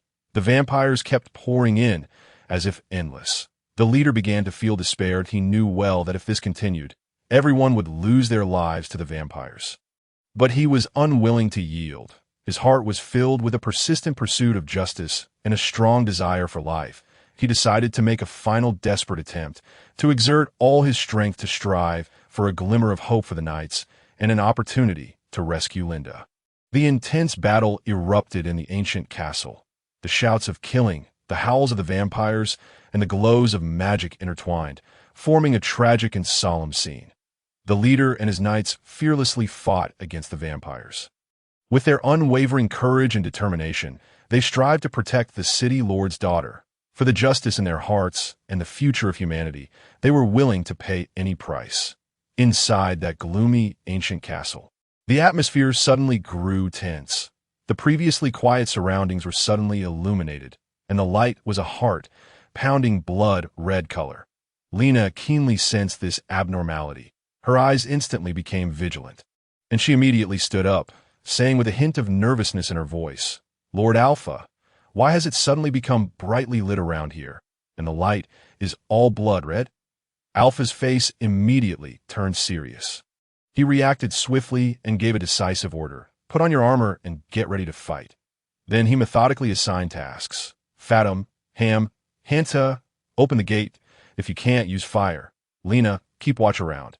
However, scarcely had he finished speaking when several dark shadows swiftly flashed overhead like phantoms. "It's the Blood Clan, Lord Alpha." Lena had sharp eyes that by the broad wings on their backs, sharp fangs, blood-red eyes, and long claws. She immediately and accurately identified their identities, her tone full of caution. "Fatum, stand guard with me." Alpha quickly adjusted. The three of them immediately shielded the two children tightly behind them. They held their long sword high, their eyes intently staring at the bloodthirsty Blood Clan enemies overhead. Their bodies were tense, ready to respond to the enemy's attack at any moment. There are human women that I want the one on the left, and you can have the one on the right." Two Blood Clan members let out a disgusting laugh. Their eyes looking at the human women were filled with lust, and their greedy gazes seemed to devour them. Just as these two Blood Clan members were still immersed in their evil fantasies about the human women. Discussing how to enjoy them, a long spear, like a black bolt of lightning, unexpectedly appeared on the chest of one of the Blood Clan members. That Blood Clan member didn't have time to react at all. It was pierced through the chest by the long spear, and the huge impact force pinned it directly to the wall. However, the Blood Clan's terrifyingly powerful vitality manifested at this moment. Even though it had suffered such a fatal injury, it still struggled to break free from the control of the long spear. "Lena, throw the fire to the door and burn it open for me." Alpha knew clearly that at this moment, they simply didn't have the ability to confront these Blood Clan members head on. He had never intended to actively go in and eliminate the Blood Clan. He just hoped they wouldn't cause trouble for him. With his current strength, which was rather limited, it was already a stroke of luck not to be caught by the enemy. The top priority was to escape quickly. Lena acted promptly, throwing the fire to the door. A fierce fire blazed up instantly, and the intense heat blocked the approach of the Blood Clan. Those Blood Clan members looked at the fire in front of them and didn't dare to approach easily. Helplessly, they could only redirect their attention to the few humans inside the ancient castle. However, since the surroundings were surrounded by fire, the Blood Clan could only attack from the front, which inadvertently gave Alpha and the others a slim chance of survival. "Fathom, hold on. Lena, keep setting fires." Alpha shouted commands while brandishing the long sword in his hand and unhesitatingly engaging in a fierce fight with the charging Blood Clan members. In fact, Alpha originally had the strength of an intermediate knight. With the blessing of the power of the commandments, he could even reach the level of a high-level knight. But now, due to various reasons, he could only exert the strength of a junior knight. And the powerful power of the commandments could not be utilized at all. However, Alpha knew in his heart that he still had one chance to activate the commandments, but he was a bit worried. Could his soul from another world really succeed in activating the power of the commandments? At this time, the Blood Clan had charged in like a tide. Fathom bravely rushed forward and directly withstood the fierce charge of 3 Blood Clan members. This was already her limit, but her face showed a resolute expression as she resisted with all her might. Alpha himself was engaged in a fierce battle with 1 Blood Clan member. With Alpha's current strength, he couldn't resolve this battle in a short time. "Lena, cover Fathom." The fire was still raging. Lena had completed the task of setting fires. Seeing this, Alpha immediately ordered her to return to the battlefield quickly. "Lord Alpha, there are too many Blood Clan members. What should we do?" Lena's voice carried a hint of anxiety. Although her strength was inferior to Alpha's, after joining the battlefield, she could relieve some pressure on Alpha and the others. Fathom was under great pressure. Her arms were extremely sore, and sweat kept dripping from her forehead, yet she never had the slightest thought of giving up. She brandished the long sword in her hand, and each swing was filled with a firm will as she strived to resist the attacks of the Blood Clan. Lena also joined the battle. She skillfully used the surrounding fire to attack the Blood Clan, trying to share some of the pressure for Fathom. The two of them cooperated with each other, trying their best to hold the line.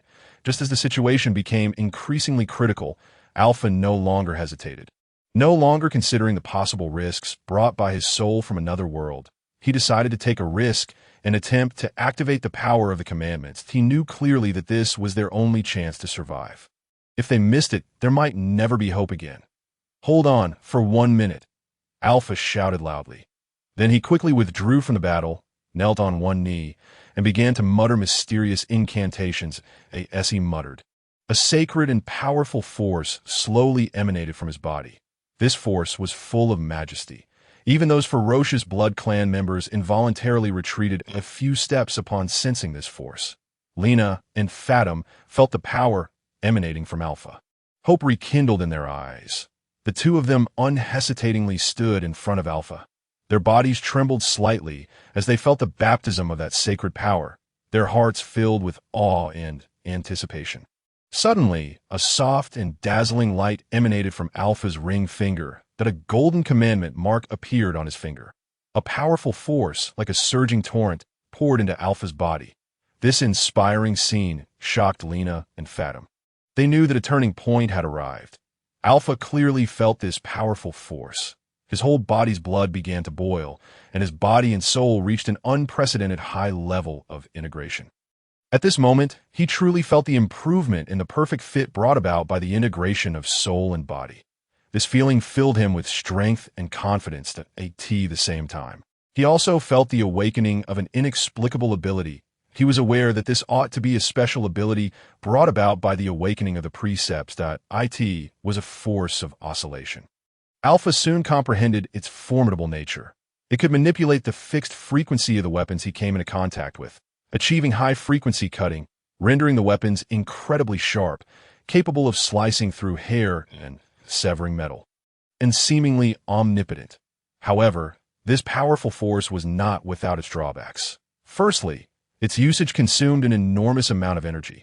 With Alpha's current amount of Do-Chi, he could use it at most 10 times.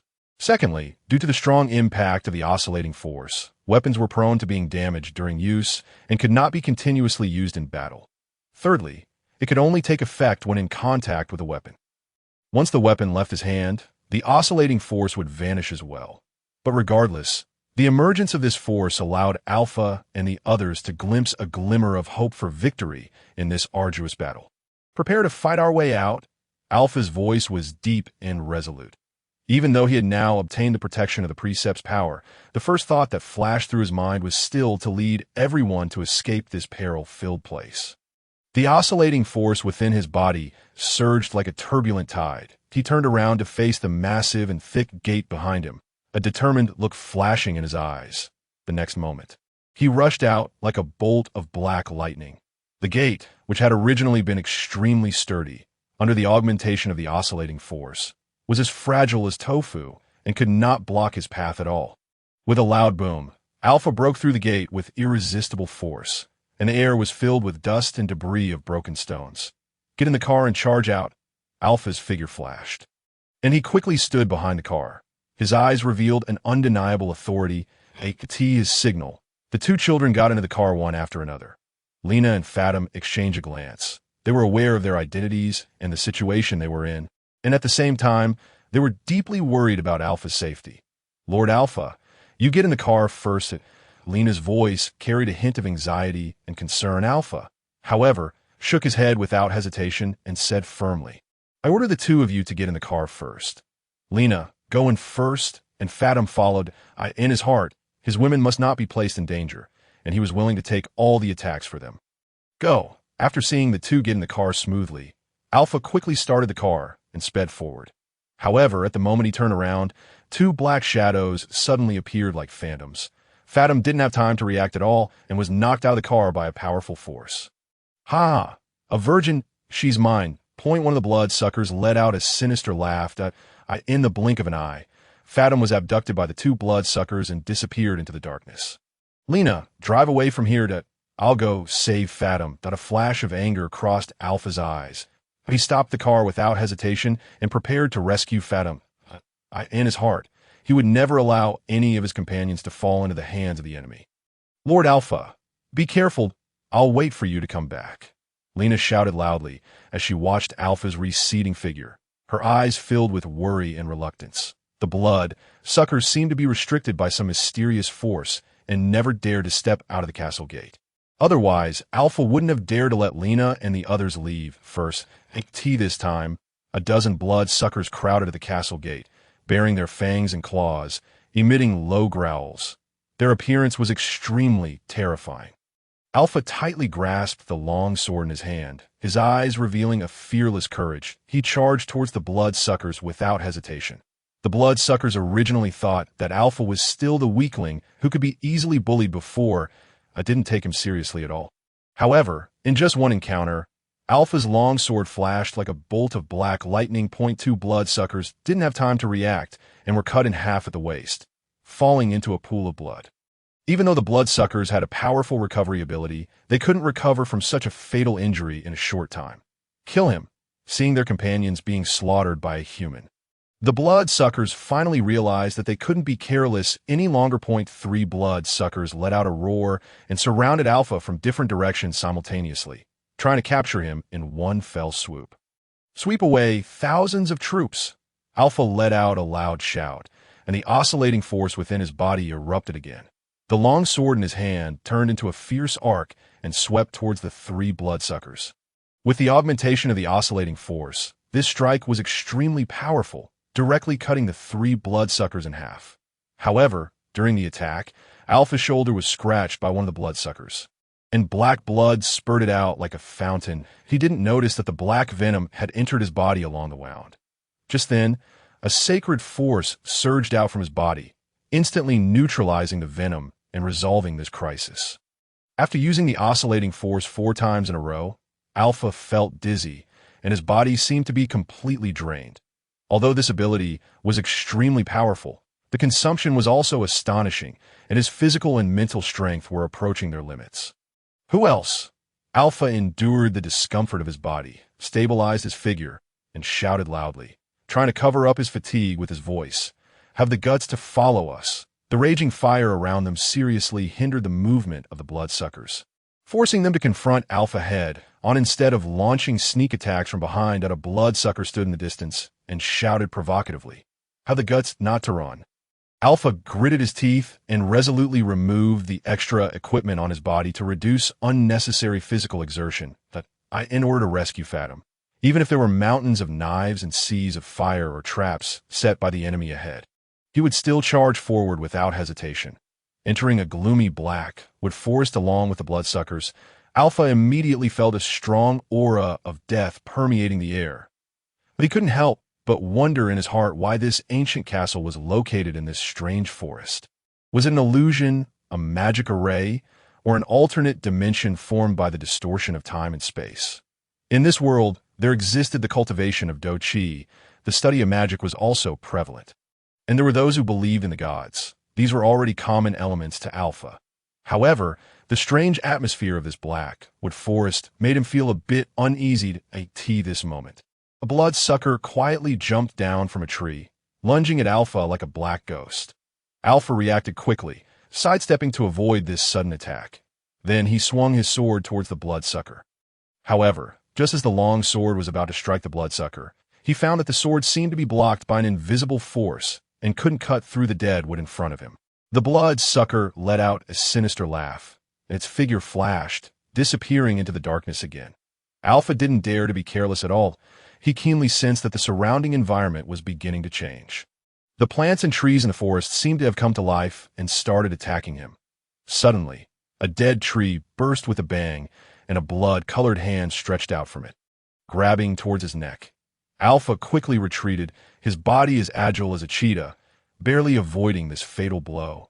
Only then did Alpha realize that the bloodsucker, just now, was deliberately diverting his attention. And the real killing move was hidden in this seemingly quiet forest. This forest seemed to have been parasitized and utilized by the bloodsuckers, becoming a trap they set that you're too inexperienced. Kid, just as Alpha was thinking, more than a dozen bloodsuckers rushed out from all directions simultaneously, besieging him like hungry wolves. Alpha let out a roar, and the energy within his body surged wildly. He had the unique skill of sweep away thousands of troops. Invisible air waves centered around him spread out in all directions. Wherever they passed, the dead trees broke one after another, and more than a dozen blood-suckers were sent flying by this powerful force. Young man, quite a brilliant move. Next, let me experience your abilities. After a bloodsucker stabilized its figure, it charged towards Alpha again, its eyes revealing a trace of greed and ferocity.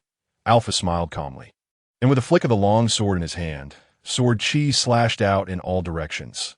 However, this was just a ruse. It was difficult for even a high-level knight to release Do Chi externally. The Do Chi slashes he released just now were merely illusions created by using the light praise. Since bloodsuckers were dark creatures, this illusion had great destructive power on them. At this moment, Alpha could only use this method to intimidate these bloodsuckers. However, the effect was surprisingly good. The surrounding bloodsuckers disappeared instantly, hiding in the darkness, waiting for an opportunity to strike.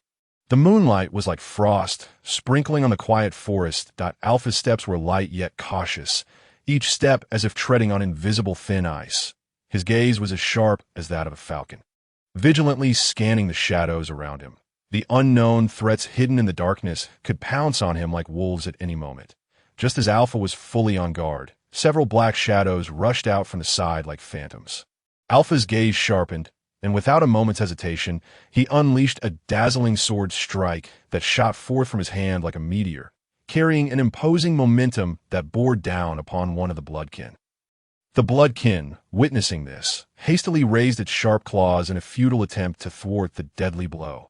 However, the sword strike was unstoppable, piercing through its claws in an instant, in the blink of an eye. A glimmer of cold light flashed, accurately severing its neck. In that fleeting moment, the bloodkin's head was cleaved from its body, and blood gushed forth like a fountain, its form collapsing lifelessly to the ground. Twitching briefly before succumbing to stillness, this marked Alpha's inaugural triumph in slaying a bloodkin for the magical combat aura invoked by a supernatural ability, Ode to Light, and it was also his first battle following the complete fusion of his body and soul. A fleeting joy of victory flickered in his heart, yet he was acutely aware that this was merely the beginning of a long and arduous journey. The remaining bloodkin, witnessing the demise of their companion, ignited with fury, their eyes ablaze with wrath, they emitted deep growls, their speed abruptly accelerating as they surged towards Alpha like a swirling tempest of darkness. Alpha snorted disdainfully, his form flickering like a wraith as he deftly evaded one bloodkin's assault. Simultaneously, his sword lunged forth like a viper, striking mercilessly against the bloodkin, leaving a gruesome gash in its wake. The bloodkin let out a shriek, its body swaying a few times before ultimately collapsing. Its fate uncertain. Alpha showed no mercy, once more swinging his sword, the blade flashing like lightning amidst the trees. A flurry of fierce sword energy shot forth, akin to the scythe of death, systematically dispatching the remaining bloodkin.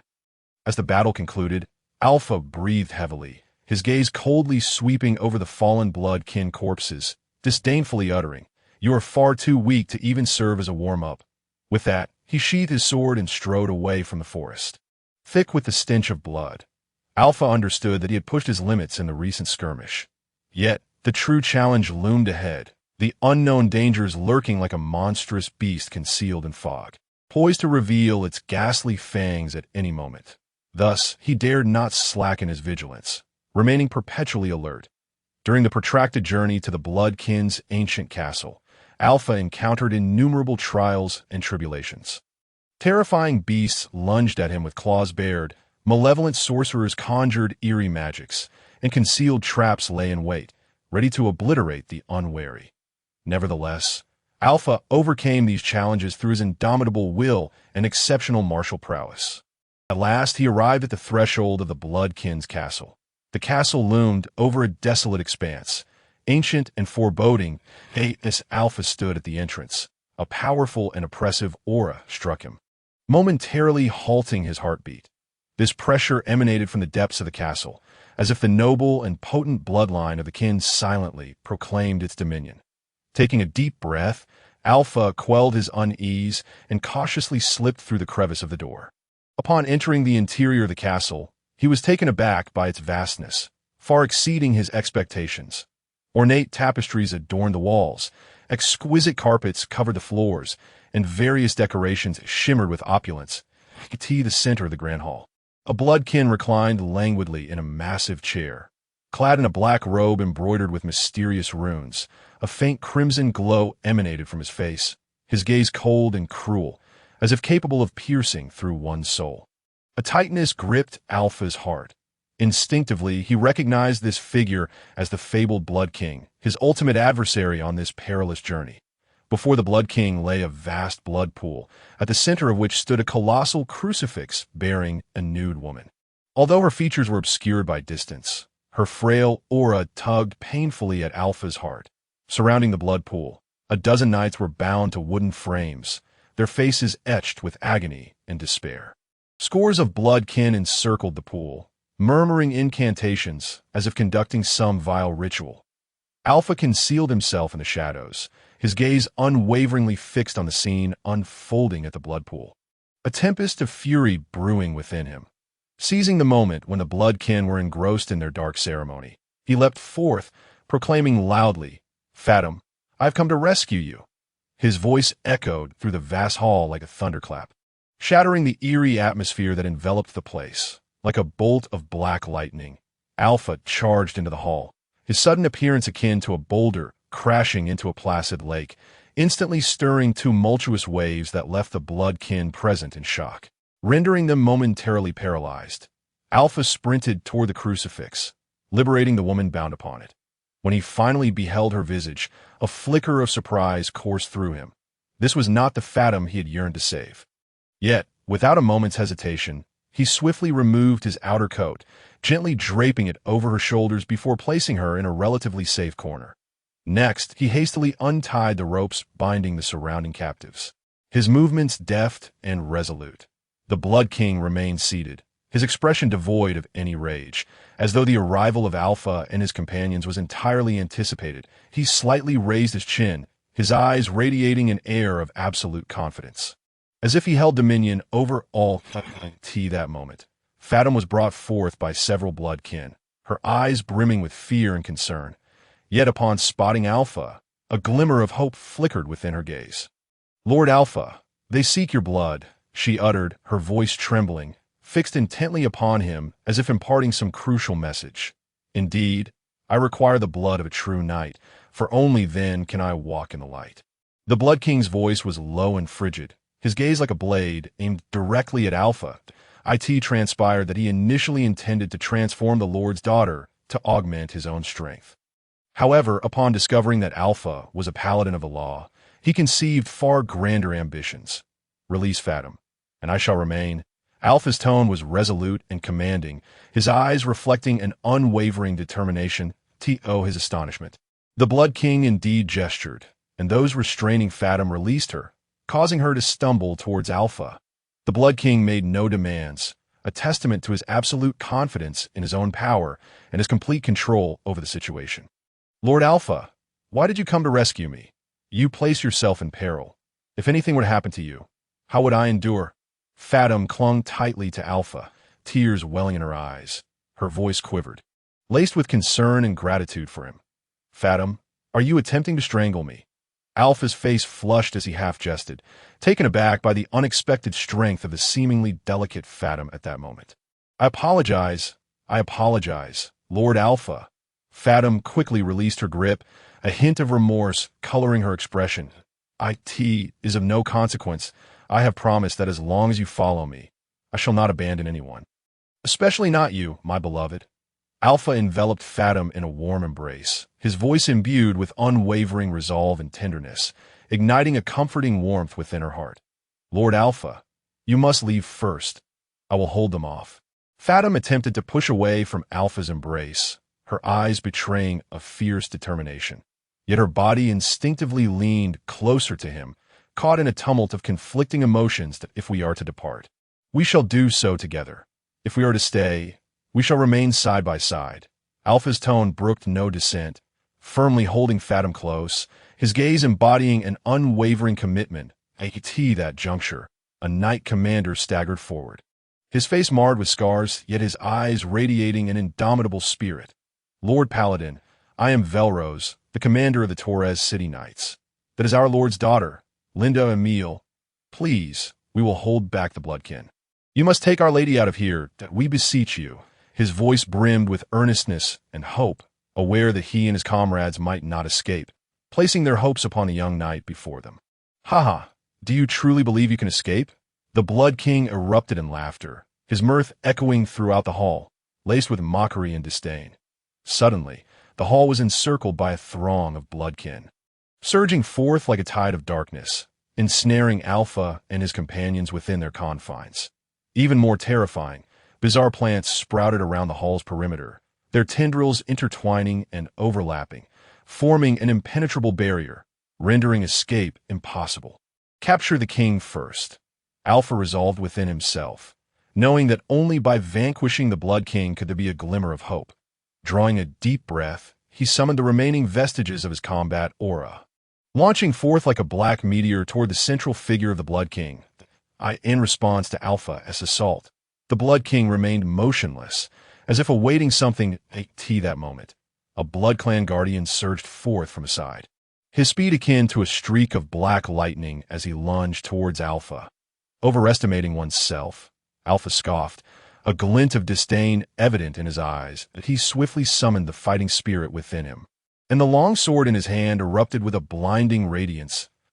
In a mere exchange, he cleaved the Blood Clan Guardian down, the Guardian's body crashing heavily to the ground, blood splattering in all directions. "Are you a Bronze Knight?" The Blood Clan King was taken aback, a flicker of apprehension crossing his face. He had not anticipated that the youth before him possessed a level of fighting spirit far beyond his expectations. Only a Bronze Knight could wield fighting spirit with such ease to slay his right-hand guardian. "You may try it yourself," Alpha retorted, suppressing the weakness coursing through his body, striving to maintain an exterior calm. His gaze bore a provocative challenge, anxious that any hint of vulnerability might betray him like a tea this moment. He was a strong bow at the end of its draw, outwardly defiant but inwardly frail. On the brink of collapse. "All of you, attack! Kill him!" The Blood Clan King commanded his remaining kin with caution, while he himself concealed within the shadows, waiting for the opportune moment. Faced with the encroaching Blood Clan, Alpha swung his long sword in a wide arc. The sword's energy danced like a black whirlwind, weaving through the throng. None of the Blood Clan could withstand his strike, and in a single exchange, dozens lay at his feet. Yet Alpha's body had reached its limit. He felt the world spinning, his form slipping from his control, each swing becoming an arduous task. "Lord Alpha!" Fathom's voice rang in his ear. Yet it was too late. The Blood Clan King, like a specter, launched a sudden ambush from behind, his formidable fangs plunging towards Alpha's neck. A cry of agony escaped Alpha's lips as the searing pain enveloped him. Fear spreading like wildfire, he sensed the insidious force attempting to invade his body, as if to consume his very soul. In that critical moment, a surge of divine power erupted from within Alpha, akin to a tidal wave that repelled the encroaching malevolence. Indeed, to prepare for potential dangers, the Pope had bestowed upon him a sacred blessing before his departure. This divine blessing transformed into a sacred force that melded with Alpha's being, igniting when the Blood Clan King's fangs pierced his skin. This time, it was the Blood Clan King who shrieked in pain, his teeth fracturing upon contact with the sacred force. He hastily severed his own fangs in a bid for self-preservation. Yet his visage was scorched black, emanating a foul odor of charred flesh. "Why do you possess the power of the sacred benediction?" The Blood Clan King cried in terror, his voice laced with fear and resentment. This was no ordinary sacred benediction. It was a magic blessing personally bestowed by the Pope. The divine force ruthlessly ravaged his body through Alpha's blood. The Knight Commander seized the moment, snatching a weapon and engaging the surrounding Blood Clan in a fierce melee.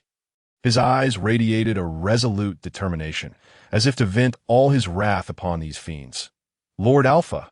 Fathom yearned to rescue him, but was swept aside by the chaotic throng. She could only watch in despair and terror as Alpha fell into the blood pool. Her heart heavy with dread. "Don't let him fall in!" The Blood Clan King shouted in panic. Yet it was too late. That Alpha's body plunged into the blood pool with a resounding splash. The sacred power surged from Alpha's wounds, swiftly neutralizing the dark forces within the pool. The blood within began to churn, emitting eerie sounds. Ultimately, the dark power within the pool was dissipated by the sacred force, leaving behind a vast and pure energy, which flowed into Alpha's body like a torrent. In the dead of night, silence enveloped the world, the darkness thick as ink. Zhang Imo tossed and turned in his bed, suddenly jolting awake, drenched in sweat. His breath rapid as if he had just completed a marathon. This dreadful nightmare clung to him like a specter, each awakening drowning him in an ocean of fear and despair. He gripped the sheets tightly, his knuckles whitening, attempting to regain his composure. Yet his emotions surged uncontrollably, like a runaway stallion. In Zhang Mo's mind, the scenes from the dream remained vividly clear. In that illusory realm, he had transformed into a paladin, clad in armor and wielding a blade, engaging in a harrowing struggle against the malevolent Blood Clan. Yet the woman he cherished, Fathom, had perished in that brutal confrontation, her despairing gaze and gradually cooling body becoming an indelible scar in Zhang Mo's heart. Zhang Imo inhaled deeply, striving to quell the tumult of fear and pain within. This recurring nightmare had drained him, pushing his sanity to the brink that he knew he could no longer sit idly by. He must find a way to escape this tormenting nightmare. Trembling, he grasped his phone, scrolling through his contacts until he landed on the name Lee H.L. Ahau was his dear friend and an experienced psychologist. Perhaps he alone could guide him out of this dark abyss. The call connected, and Li Hao's drowsy voice came through the receiver. "Hello, Zhang Mo. Why are you calling me at this ungodly hour?" As Zhang Mo prepared to voice his inner turmoil and dread, he suddenly felt a powerful and sinister force surge towards him, as if an invisible hand clutched his body and soul, dragging him back into that terrifying dream once more. His form was tossed about in the air by this force, twisted and pulled like a leaf in the wind, utterly powerless to resist. "Lord Alpha! Lord Alpha!" In a daze, Zhang Mo heard a familiar voice, that of Fathom, tender yet urgent. Alpha struggled to open his eyes, feeling utterly exhausted, as if he had endured a protracted and grueling battle. Lacking even the strength to lift his hand, the scene before him gradually came into focus. Fathom looked at him with a face full of worry and concern, her eyes shimmering with hope. "Lord Alpha, we have triumphed. We have vanquished the Blood Clan," Fathom exclaimed excitedly, her voice trembling with the exhilaration of survival. "What transpired? Has the Blood Clan been eradicated?" Alpha's awareness slowly returned to reality, filled with confusion, unable to discern whether the recent events were dream or reality. The horrifying nightmare had left his thoughts in disarray. "Indeed, Lord Alpha, the Blood Clan has been obliterated. The Blood Clan king vanished after sustaining injuries from you. After you purified the blood pool, the remaining Blood Clan members transformed into ordinary humans, easily dealt with by Weir and the others," Fathom explained, embracing Alpha tightly, as though fearing he might suddenly disappear. "I'm so weary. Allow me to rest." Sensing the crisis had passed, Alpha's taut nerves finally relaxed, and he closed his eyes, surrendering to sleep, as if to disperse the accumulated fatigue of the past days. The Blood Clan within the ancient castle was successfully annihilated, and were led the remaining knights to set the eerie fortress ablaze, reducing it to ashes, effectively eradicating the threat. Fathom and Alpha successfully reunited with Lena, and Alpha lay in the warmth of the carriage, drifting into a deep slumber, only awakening around noon the following day. "Lena, where are we now?" Alpha laboriously lifted his arm, feeling the ache throughout his body. Yesterday's battle had drained him significantly, and he had yet to fully recover. "Lord Alpha, we are currently heading towards Torres City with Sir Weir and the others. Due to the snowstorm, our progress is slow," Lena explained, noting that the primary reason was the fire that burned throughout the night until the castle collapsed, prompting the group to finally set off. "There is a village ahead. Lord Weir has instructed us to halt there for a respite," relayed a knight bearing news to the group. Once a company of over 100 knights, only 30 remained, their spirits low. Fortunately, the Blood Clan had been eradicated, and the Lord's beloved daughter was successfully rescued. A silver lining amidst the calamity. Everyone, stop and rest, were ordered, sending scouts ahead to survey the village while the main force remained stationary, awaiting further news. Before long, the scouting party returned, breathless. "Captain Weir, the village up ahead has been decimated. There are no survivors, based on the condition of the bodies. It appears the massacre occurred from yesterday afternoon to last night. All valuables have been looted, likely by the mountain bandits in the vicinity." The knights, upon hearing the report, wore expressions of shock. This village was a crucial supply point along the road to Torres City, frequented by many travelers and merchants. Originally, the population of the small town was not large. Most of them were merchants coming and going. Whether this massacre was an ordinary bandit robbery or there were other hidden reasons, no one knew. Go in and check the situation. Look for the living," ordered Will. "This is within the jurisdiction of Torres City. With such a thing happening, they will probably have to handle it themselves. So, it's advisable to conduct a thorough inspection by the way to see if any clues can be found." Entering the small town, a strong smell of blood assailed the nostrils, making one nauseous. The scene before their eyes was like a living hell, a sight. The houses were ransacked, the doors and windows broken, and the furniture strewn all over the place in a state of utter chaos on the streets. Countless corpses lay in all directions, with blood gushing out, staining the ground a horrifying dark red. Not only were they ransacked completely, but the people were also brutally massacred, with no one spared. What was even more heinous was that countless women were brutally raped and killed. Their corpses were twisted in posture, with expressions of pain and fear still lingering on their faces. Even innocent children failed to escape this calamity, their tender bodies falling in a pool of blood, which made one's heart ache. Beasts, a group of beasts, gritted Lena's teeth, her eyes blazing with anger, and a murderous aura involuntarily spreading. Her hands were tightly clenched into fists, her nails digging into the palms, leaving deep marks. This is the same as Bruce's village. It should be the work of the same group of people, thought Alpha, his eyes filled with anger and grief. Watching these innocent common people being slaughtered, a strong desire for revenge welled up in his heart. He secretly vowed to seek justice for these deceased. This should be the work of the Thieves' Alliance of the Fataria Empire, sighed Will softly, a look of helplessness and resentment on his face. As if he knew the inside story thoroughly. The Thieves' Alliance of the Fataria Empire? What is that? Alpha's gaze was firm. He wanted to completely eliminate these villains and knew well that only by knowing both the enemy and oneself could one be invincible in every battle. So he was eager to understand the details of this Thieves' Alliance. They are a bandit gang secretly supported by the Fataria Empire. Once, they were hunted down by the Holy See with all their might. With no way out, they fled into the territory of the Fataria Empire. When the Holy See relaxed its vigilance, they rushed to the border area like wolves, wantonly robbing and killing innocent civilians. We have organized forces to encircle and suppress them several times, but each time ended in failure. With too few people, we simply can't contend with them, and it's hard to win. But once too many people are sent, they cunningly learn the news in advance and flee. Will shook his head helplessly, his eyes full of fatigue and unwillingness. Sir, after statistics, it is found that the number of the deceased reaches 862. The knights carried the corpses one by one to the square and placed them neatly. The densely packed corpses covered the entire square. The scene was horrifying, as if the air was filled with the breath of death. No young women. Will keenly sensed something was wrong, his brows knitted tightly, a hint of worry in his eyes. They should have been abducted by those bandits for their amusement. They shouldn't have gone far, speculated Alpha, a trace of anxiety flashing in his eyes.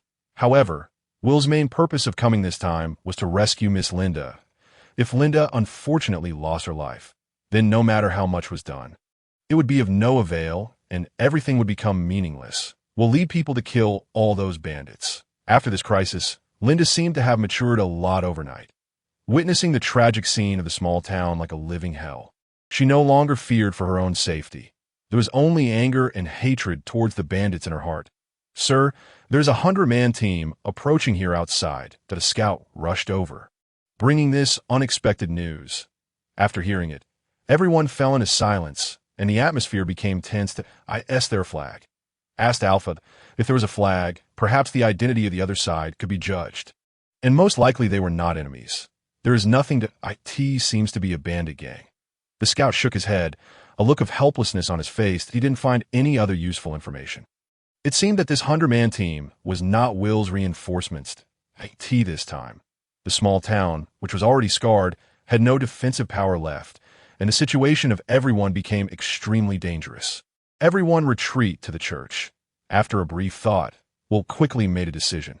His voice was steady and forceful, leaving no room for doubt. Retreat. Will loudly issued the order, then led the knights and carefully escorted Linda's team towards the direction of the church. Soon, the bandits outside rushed into the town like a pack of hungry wolves. They surrounded the church tightly and shouted arrogantly, "Hand over all the women and money, or we'll kill you all." That voice was full of threat and greed, making people shudder. "Hand over all the women and valuable things to me, or none of you will survive." "Kill without mercy," roared the bandit leader, his eyes flickering with greedy desire. Looking fierce and ferocious, in fact, everyone knew in their hearts that whether they handed them over or not, these extremely cruel bandits would not spare a single life. "What should we do, Lord Alpha?" Lena asked anxiously, unable to hold back, her eyes full of worry. Alpha's expression was cold and stern. He quickly made a deployment. Everyone arm yourselves fully and get ready for battle. Lena, later you are in charge of protecting the carriage to ensure the safety of the supplies and personnel. Fatum, you and I will keep watch around and pay attention to the bandits' movements that at this time, Alpha's gaze would turn towards Will and his group from time to time, waiting silently for their decision. Captain Will, immediately organize people to kill these bandits with all your strength. Don't leave any of them. Linda's voice was sharp and urgent, and the tone of her command was uncompromisingly tough. However, she seemed to have overlooked the huge gap in strength between the two sides. There were only 30 of them on their side, while there were more than 100 bandits on the other side. Moreover, their side had just experienced a big battle with casualties and great physical consumption.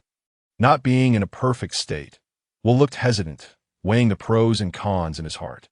Seeing this, Alpha stepped forward and said sincerely, Captain Will, with such a huge gap in strength, if we attack rashly, I'm afraid the outcome will be more bad than good. In my opinion, it's more prudent to find a way to break through and seek external help first. Light can never compromise with darkness. We must take the initiative to attack and give these bandits a head on blow. Linda refused to give in, citing the Holy Sea's motto, trying to silence Alpha, but Alpha was not swayed. He firmly retorted, Miss Linda, the Lord has also taught us that when dealing with enemies, we can't rely solely on brute courage. Sometimes, we need to use wisdom more, that we can't make meaningless sacrifices. This battle seems to have no chance of winning at present. Blindly attacking will only cause more people to lose their lives in vain. Hearing this, Linda's face darkened. She retorted without showing weakness. When did the Lord say such a thing? Why have I never heard of it? As she spoke, she subconsciously wanted to take out the Bible to look it up, but suddenly remembered that when she was captured before, everything on her had already been ransacked. Now having nothing on her, she blushed in embarrassment. Alpha ignored Linda's embarrassment and turned to Will, asking, Captain Will, which direction do you think is more suitable for us to break through? Will slightly frowned, thought for a moment, and then said, the west is the closest to Torres. Theoretically, it's a good choice, but I've observed the deployment of those bandits. They're the most enemies in the west, and the defense is the tightest. The difficulty of breaking through is extremely high. Will secretly regretted that if it weren't for Linda's random command, he would have already led everyone to try to break through AT this time. A guard came forward and said respectfully, no trace of the enemy has been found on the southern road. However, that side is a mountainous area with a complex terrain that if we choose to break through from the south, we will have to abandon our war horses in our current state. Without the help of war horses, it's almost impossible to escape successfully. Go north. Almost at the same time, Alpha and Will blurted out. The two looked at each other and smiled knowingly. A knight looked worried and couldn't help asking, but the north is the location of the bandit leader. The enemy's attack must be the fiercest. We really have the confidence to break through from there? Will smiled confidently and explained, who said we must break through from the north? The so-called strategy of catching the thief is to catch the king first. Our goal is to kill the bandit leader. As long as we can successfully get rid of him, these bandits, leaderless, will naturally fall apart. The Will's idea coincided with Alpha's. However, Alpha's idea was more flexible, that he thought that it would be great if the bandit leader could be successfully killed. If it really couldn't be done, then they should resolutely choose to break through and preserve their strength. Alpha turned to Linda and proposed, Miss Linda, in order to reduce the number of protectors and concentrate our strength to deal with the bandits, you can take our carriage to in this way. We can spare more knights to engage in the battle. Linda's complexion changed, and she refused without hesitation, saying no. How can a noble share a room with a commoner? What kind of impropriety is this? As the daughter of the city lord, Linda has lived a life of ease and luxury since childhood, and the deep-rooted sense of noble superiority in her bones is firmly established. Alpha sighed helplessly and patiently persuaded, Miss Linda, this is not the time to be particular about such things. We are about to launch a charge and need more knights in the battle. If you are captured by the bandits, they will not show mercy just because of your noble status. You want to become a hostage of the bandits and cause more trouble for our actions. Having said that, Alpha took a careful look at Linda. He had to admit that Linda was extremely beautiful, with delicate features and an outstanding temperament, more charming than Fatum and Lena. even though her face was covered with dust. Her hair was in a mess, and her clothes didn't fit well when she was captured before. Her beauty was still hard to conceal. Even a knight as determined as Alpha couldn't help but take a few extra glances occasionally. Linda hesitated for a moment and finally gritted her teeth and said, "All right, but if you can't successfully kill those bandits, I will never let you off easily." Helplessly, Linda could only give up her noble carriage and choose to ride with everyone. "Listen up, charge ahead later, and aim directly at the bandits.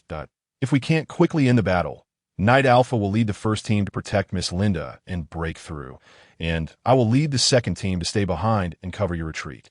Will decisively gave the order, his voice firm and forceful. More than 20 knights quickly gathered together. They stood upright, holding their long lances high, and their eyes revealed determination and fearlessness, the command of will. The knights charged forward like arrows, leaving the bow towards more than 100 bandits in front. The horses' hooves raised dust, and the drum, like sound of the hooves, echoed on the battlefield. Facing the charge of the knights, the bandits quickly reacted. They drew their bows and knocked their arrows. The bowstrings taut, and the sharp arrows shot towards the knights like shooting stars. The arrows whistled through the air and hit the knights' armors, making a clear metallic clashing sound. Some arrows directly pierced through the knights' bodies, and blood gushed out instantly. The knights' screams echoed on the battlefield, making people's hearts tremble, although under the fierce attack of the bandits. The knights did not flinch at all. They tightly grasped their long lances, their eyes firmly fixed ahead, ready to deliver a fatal blow to the bandits. The bandits felt a bit flustered when they saw the knights' brave charge. But they were all extremely vicious villains and did not choose to retreat. Instead, they all raised their weapons, ready to fight the knights to the death. The knights' long lances stabbed out like lightning, cutting through the air and accurately piercing the bandits. The bandits let out screams and fell one by one into a pool of blood. Some bandits tried to counterattack, but their weapons seemed so powerless in front of the knights' hard armors and could not cause substantial harm to the knights. The entire battle process lasted only a few minutes, but for both sides, every second was a matter of life and death, and the outcome hung in the balance, under the full force charge of the knights like fierce tigers. The first wave of ordinary bandit gangs finally could not resist and were completely defeated. They fled in all directions in a panic, leaving behind a messy battlefield and corpses lying in all directions. However, before everyone could breathe a sigh of relief, they realized that this was just the beginning. A more powerful bandit force was hidden in the dark. Their equipment was excellent, and their weapons were advanced. Not inferior to a regular knight order, a more severe challenge was waiting for the knights. "Chief, those knights are charging over. Should we call on the brothers on both wings to launch a pincer attack?" A bandit nervously watched the knights, fighting bravely, and couldn't help asking the chief for instructions, a hint of unease showing in his eyes. The chief had deep, set eyes, his brows slightly furrowed. After a moment of thought, he said, "Don't be hasty. Look at their numbers and the way they moved. Something's not right. We can't act rashly or be careless. These enemies don't seem like ordinary bandits. They are well-trained and act in an orderly manner, more like a regular army. There might be some ulterior motives behind them. We must act cautiously and not attack rashly." The chief was extremely meticulous in his thinking. He keenly sensed the unusualness of the current situation and didn't dare to be negligent in the slightest. This time, the night order led by Will successfully broke through the defense line of the first layer bandit force. And Alpha didn't hesitate at all. He quickly set off with the remaining knights. Their target was the south, preparing to break through from there. Originally, Alpha and Will had formulated a meticulous plan if the enemy noticed their actions and transferred personnel from other directions for reinforcement. Then Alpha would change direction and break through from the west, taking advantage of the gaps after the enemy's troops were mobilized. However, the actual situation was unexpected. The bandits remained stationary and did not make any large-scale troop movements. In this case, Alpha could only abandon the original plan and follow Will's actions, moving towards the south, past the order. "All personnel, listen up. Immediately surround and annihilate these knights. Not a single one should be let go." When the bandit chief saw that all the target knights had set out, he finally stopped holding back. The fierce look flashed in his eyes, and he gave the order without hesitation. as soon as the order was given. Will's night order clashed violently with the 40 or 50 fully armed bandits in front. The power of both sides collided instantly, erupting with a huge sound. Surprisingly, Will's knights, with the powerful force of the charge, were evenly matched with the well-equipped bandits, and for a while, it was hard to tell who would win. "Chief, it's bad. They've changed direction and are breaking through towards the southeast. Our forces there are relatively weak, and the brothers in the east can't rush over in time to surround them." A bandit in charge of reconnaissance ran over panting, reporting in a panic. Everyone took a closer look and saw that the Alpha team, galloping at high speed, had deviated from the original direction and skillfully inserted into the gap in the southeast direction, like a flexible fish finding a breakthrough in the enemy's defense line. Interesting, it seems these guys are quite capable. You take the second and third teams and chase after them, but be sure to kill them. The chief was not flustered by this sudden change. He quickly reacted and decisively gave the order.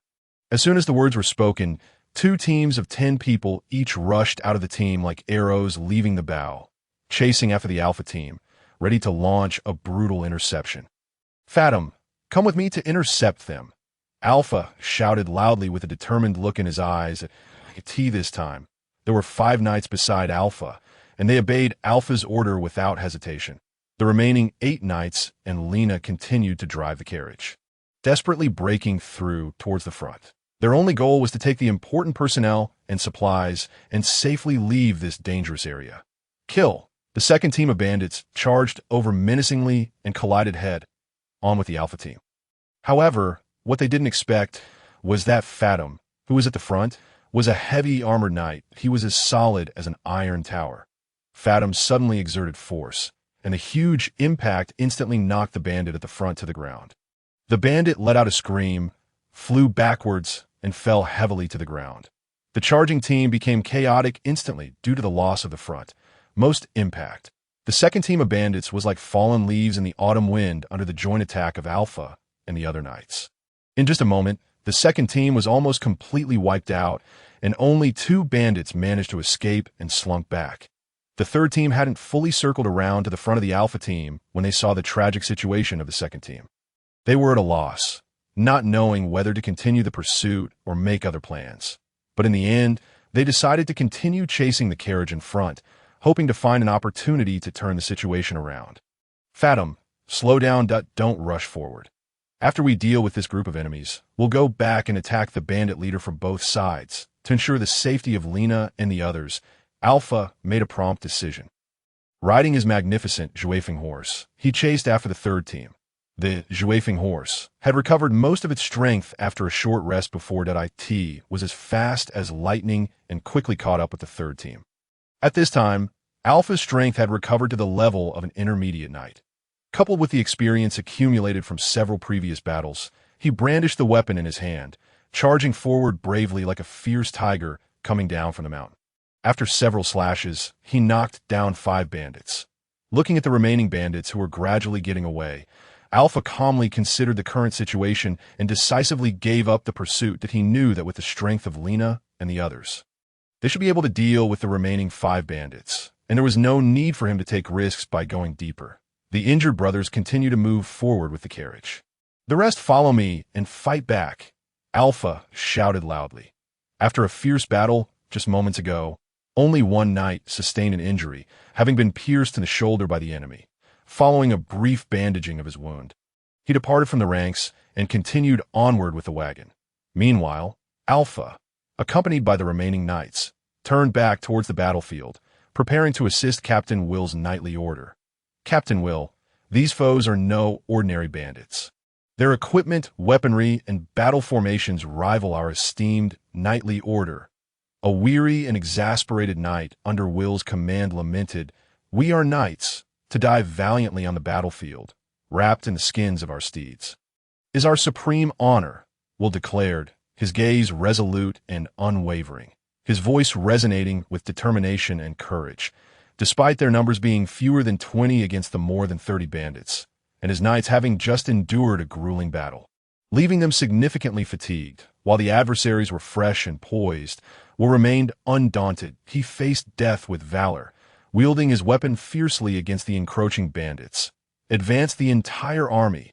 Annihilate them completely," commanded the leader of the bandit group.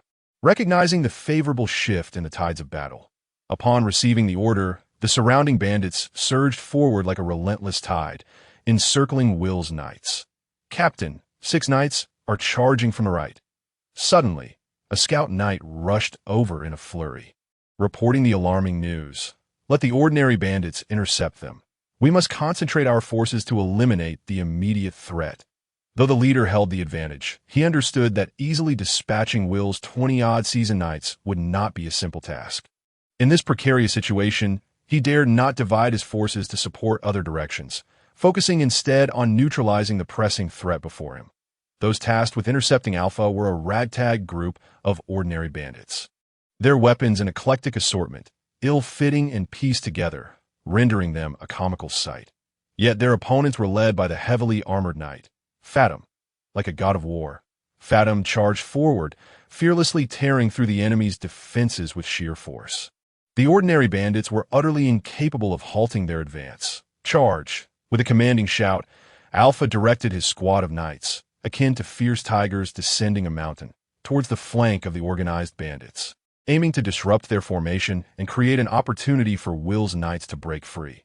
"What a bunch of useless fools! They can't even hold them back. 4th squad, intercept them."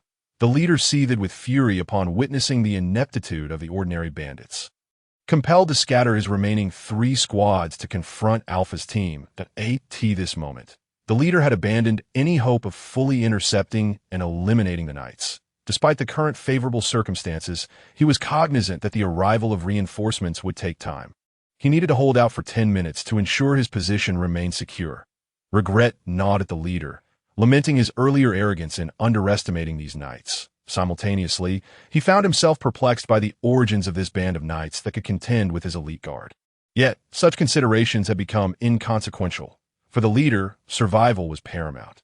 Gripping his weapon tightly, his eyes betrayed a flicker of anxiety and unease as he keenly observed the evolving battlefield. "Kill!" Fathom's strength appeared to surge once more. It turned out that during his leap into the blood pool to rescue Alpha, he too had been invigorated by the mysterious energies within, successfully breaking through to the rank of a novice knight. Now, bolstered by his superior equipment and newfound strength, he charged forth like an unstoppable war chariot, toppling 3 bandits, rendering them feeble before him. Alpha, likewise transformed by the blood pool, had significantly enhanced his physical prowess, officially ascending to the level of an intermediate knight. This was the strength that Alpha was meant to possess, previously stifled by Zhang Mo's inability to fully harness it as a traveler. At last, Alpha had genuinely become an intermediate knight, his eyes gleaming with confidence and courage as he wielded his weapon, fearlessly fighting amidst the enemy ranks, an unstoppable force. "Maintain formation. Do not let these minions disrupt us. Our target is the bandit leader. Charge!" Alpha's gaze burned with intensity as he locked onto the distant bandit chief, his voice ringing out with authority.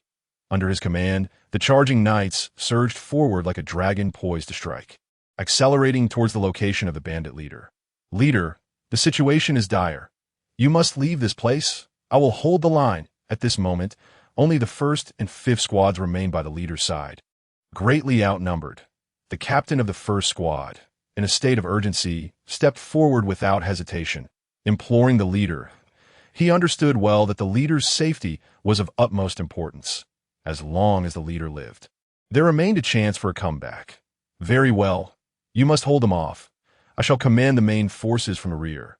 When I return with reinforcements, we will ensnare these knights." The leader did not waver. Making his decision with resolute clarity, he recognized that remaining there would only serve as a hindrance. Thus, he spurred his steed forth, a streak of black lightning racing away from the ranks, heading towards the rear. "The leader is fleeing. Look, the leader has run." Will, an experienced veteran, keenly sensed this shift and called out loudly, his voice echoing across the battlefield. Although the bandit group did not immediately scatter, the sight of their leader's retreat diminished their morale significantly. The once orderly formation beginning to fracture. "Kill!" Fathom roared, charging at the enemies before him. However, this time he was successfully intercepted. The first squad comprised the leader's elite guards, each possessing extraordinary skills, capable of taking on 10 foes alone. Their strength and combat experience vastly outstripped that of the ordinary bandits. Faced with such formidable opponents, Fathom felt an unprecedented weight of pressure. Stay here and eliminate these bandits. I will pursue the bandit leader. Without hesitation, Alpha made his decision upon witnessing the unfolding scene. With a powerful shout, his sword flashed like a gleaming arc, severing the Iron Man, attempting to obstruct Fathom in two, then, without looking back. He plunged into the throng, chasing after the fleeing bandit leader. Witnessing Alpha's immense strength, the bandit group was gripped by fear. They dared not obstruct him any longer, merely putting on a show of resistance. In truth, Alpha's strength was not exceptionally overwhelming. His true power lay in his fearsome shockwave ability. Following the transformation by the blood pool, Alpha could now unleash his shockwave force 20 times, which was the source of his confidence in pursuing the bandit leader alone. Will, seeing Alpha chase after the leader, also broke away from the group, closely trailing behind Alpha in pursuit. The swift wind chaser horse lived up to its reputation as a magnificent steed, galloping with astonishing speed, quickly overtaking the bandit leader. However, the leader was no ordinary foe. He was formidable in his own right, engaging Alpha in an intense battle. The two exchanged blows, their swords clashing and glimmering, neither yielding an inch. Although Alpha's shockwave power was formidable, it required an element of surprise to achieve optimal effect. Should the opponent become aware, avoiding contact with his weapon would easily negate its impact. Thus, unless Alpha engaged in close combat with the leader, utilizing stealth tactics, he had little chance of gaining the upper hand given their comparable strengths. Under Alpha's relentless pursuit, the leader's speed gradually diminished. Just then, Captain Will arrived just in time to join the fray. They disregarded any notions of knightly decorum, opting instead to unite in their efforts to defeat the bandit leader. They understood that enemy reinforcements were mere moments away, likely to arrive within seconds. Time was of the essence. If they did not swiftly eliminate the leader, they would find themselves in an even more precarious situation. The leader sensed the mounting pressure, furiously swinging his massive blade, striving to break through Alpha and Will's coordinated attacks. Yet his efforts were in vain. Alpha and Will's synergy was impeccable, their strikes merging seamlessly, leaving the leader scrambling to defend himself, unable to find a single opening. As the sound of approaching reinforcements grew louder, Alpha and Will felt the urgency intensify. They knew they had to defeat the leader quickly, or all would be lost. In this critical moment, Alpha suddenly spotted a flaw in the leader's defense. A spark of determination ignited in his eyes as he seized the opportunity without hesitation. Utilizing the speed advantage of the Windchaser's steed, he leaped forth with sudden vigor, channeling his entire strength into the longsword gripped tightly in his hand, unleashing a lethal strike towards the leader. The leader, in a state of sheer terror, realized that his path had been irrevocably blocked by Weir, leaving him with no means to evade Alpha's impending blow. He yearned to resist, yet it was already too late. That Alpha's sword, as swift as lightning, pierced through the leader's body. Simultaneously, the leader's great blade struck Alpha's shoulder. Both men emitted agonizing cries, but it was evident that Alpha's assault was far more fatal. The leader staggered momentarily before collapsing to the ground, his body cleaved in twain by Alpha's sword. Weir rushed over, confirming the leader's demise. In the distance, reinforcement from the enemy had arrived. Upon witnessing the scene before them, they halted in their tracks, their hearts filled with dread and shock at the sight of their leader's corpse and the remains of their comrades. Alpha and Weir, panting heavily, bore various injuries, yet their eyes sparkled with the light of victory. For they knew they had succeeded in their mission. The approaching bandits, seeing these two bloodied yet formidable knights, momentarily hesitated to act rashly. Alpha swiftly tended to his wounds before remounting his warhorse. At that moment, only he and Weir remained on the battlefield, but not a single bandit dared to advance and attack. Observing the absence of any bandits willing to charge, the two swiftly returned to join the other half of their nightly company. Uniting to vanquish the remaining foes, after a fierce battle, only half of the knights survived. Although merely 18 knights remained, each bearing wounds, their spirit remained unyielding, akin to a triumphant lion returning from conquest. instilling awe in all who beheld them. With their fallen comrades' bodies in tow, they departed from the site, where understood that completely eradicating the bandits was now an unattainable goal. They had already paid a steep price and needed to regroup with Linda before devising a long-term strategy. Kill them. The remaining bandits, witnessing the knights' preparations to leave, felt their fear gradually supplanted by rage. They let out frenzied cries and charged towards the knights. However, the knights did not falter. They stood united, ready to face the enemy's final onslaught. Slay them. Avenge our leader. After a brief moment of chaos and confusion, the bandits hastily elected a new leader. Yet this new chief evidently lacked the requisite authority and leadership skills to command this unruly and ferocious band. His orders fell upon deaf ears, failing to elicit any effective response from the bandits. Consequently, the outlaws could only watch helplessly as the knights regrouped, calmly departing, their hearts brimming with resentment and fury. In truth, the critical factor lay in the fact that this band of knights masquerading as bandits was originally not numerous, comprising barely 100 members. Having recently endured a brutal conflict, nearly half had been slain by the knights. And with prior casualties, their numbers dwindled to less than 50. That if these bandits relied solely on their existing strength and pursued the knights in a conventional manner, the cost would be exorbitantly high. At that juncture, the diminished bandit forces would struggle to effectively manage the local brigands, who were eyeing them hungrily, rendering any such endeavor a fruitless venture. After much deliberation, the new leader ultimately chose not to issue an immediate pursuit order, opting instead to consolidate his remaining forces, bide his time, and await a more opportune moment to strike. The bandit leader gazed at the knights' retreating figures, a glint of hatred and greed flickering in his eyes. He understood well what this failure signified. Yet, he was not one to concede defeat easily. He resolved not to abandon his ambitions. Clenching his fists in determination, he contemplated how to reverse the situation and deliver a harsh lesson to the knights. The new leader calmed himself, meticulously assessing the dire circumstances at hand, realizing he must swiftly devise a novel and effective strategy. He began to scrutinize his team, seeking a means to counter their adversaries. Though each bandit was imbued with greed and cruelty, they also possessed unique skills and specialties. Some excelled in hand-to-hand combat, displaying remarkable bravery.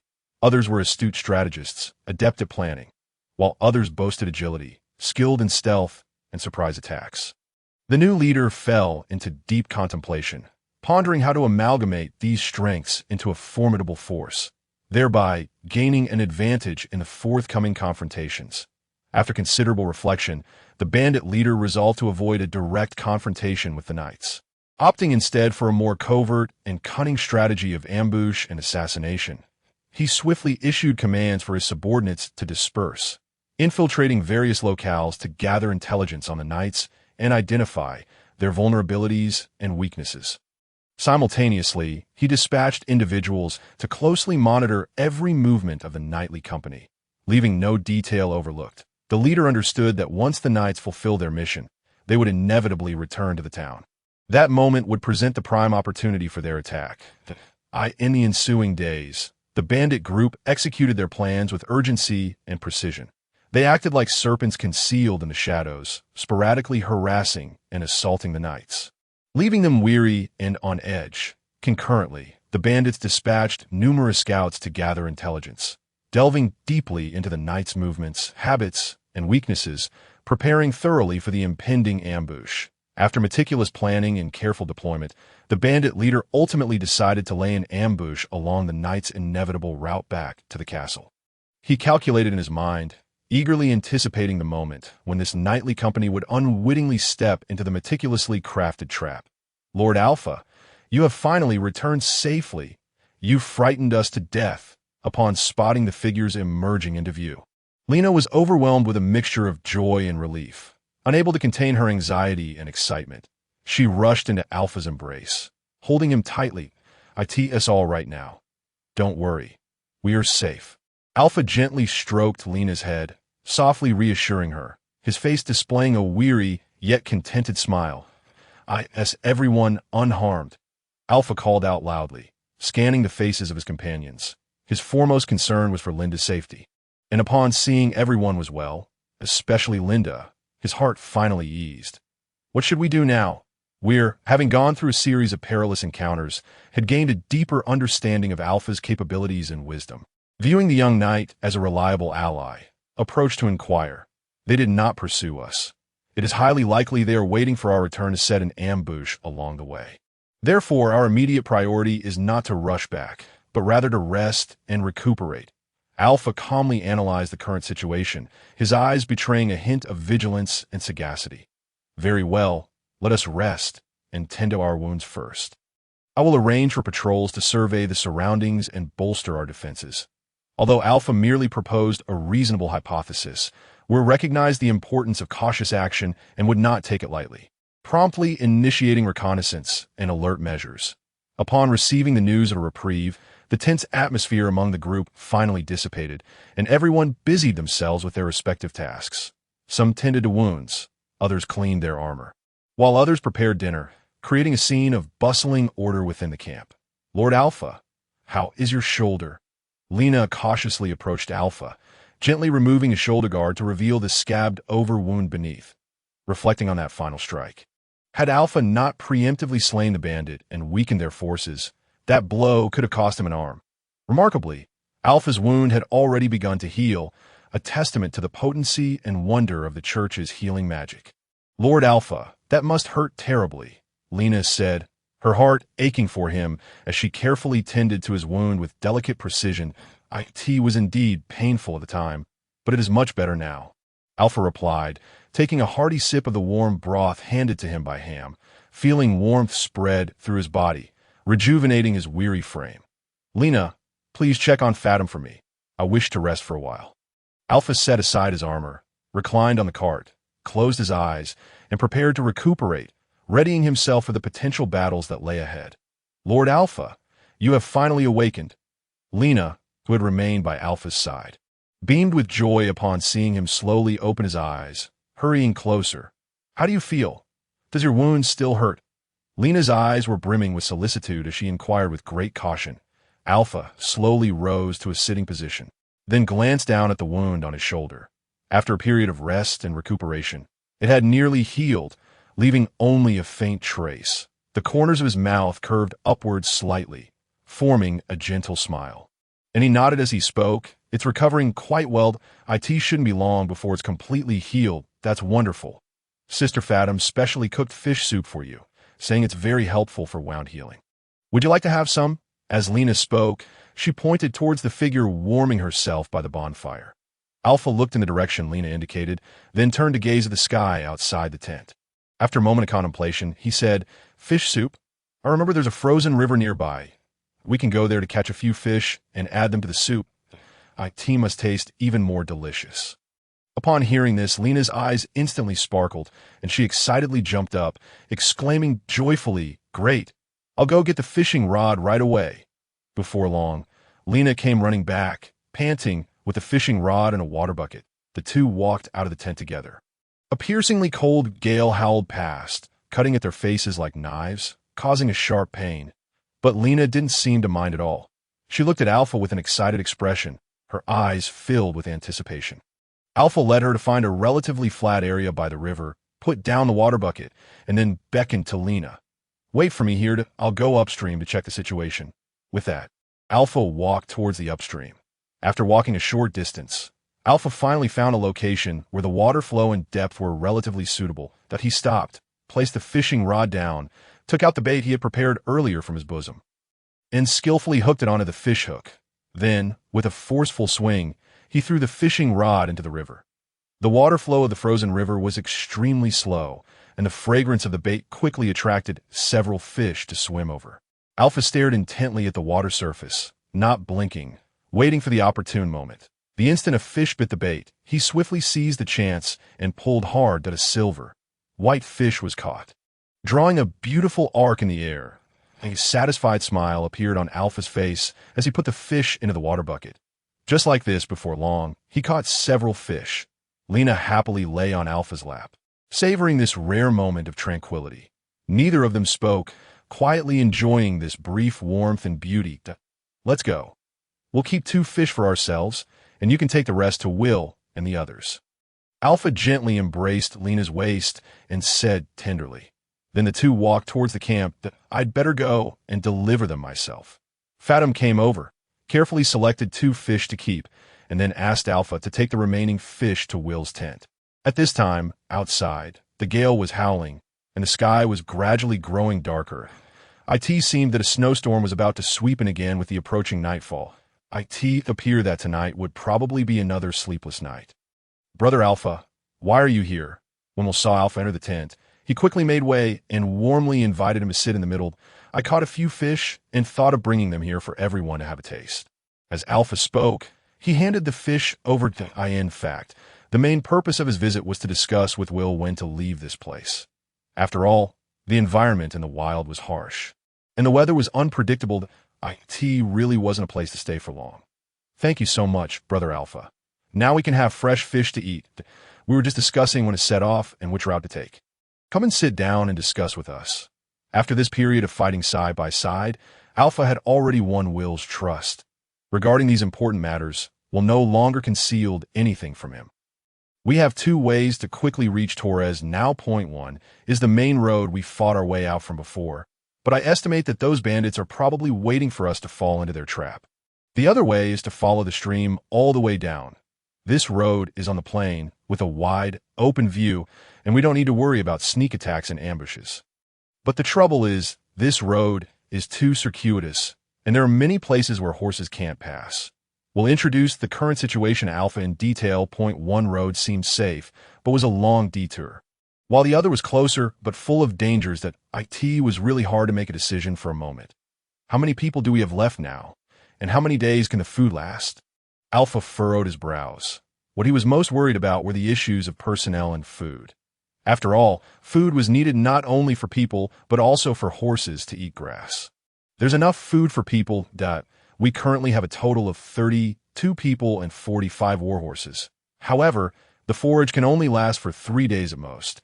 We'll truthfully explain the situation. 32 people, excluding 3 non-combatants, there are 29 people who can fight. Alpha calculated silently in his heart. No, I'm a junior knight, and I can also participate in the battle. At this moment, unexpectedly, Linda suddenly lifted the curtain and walked in.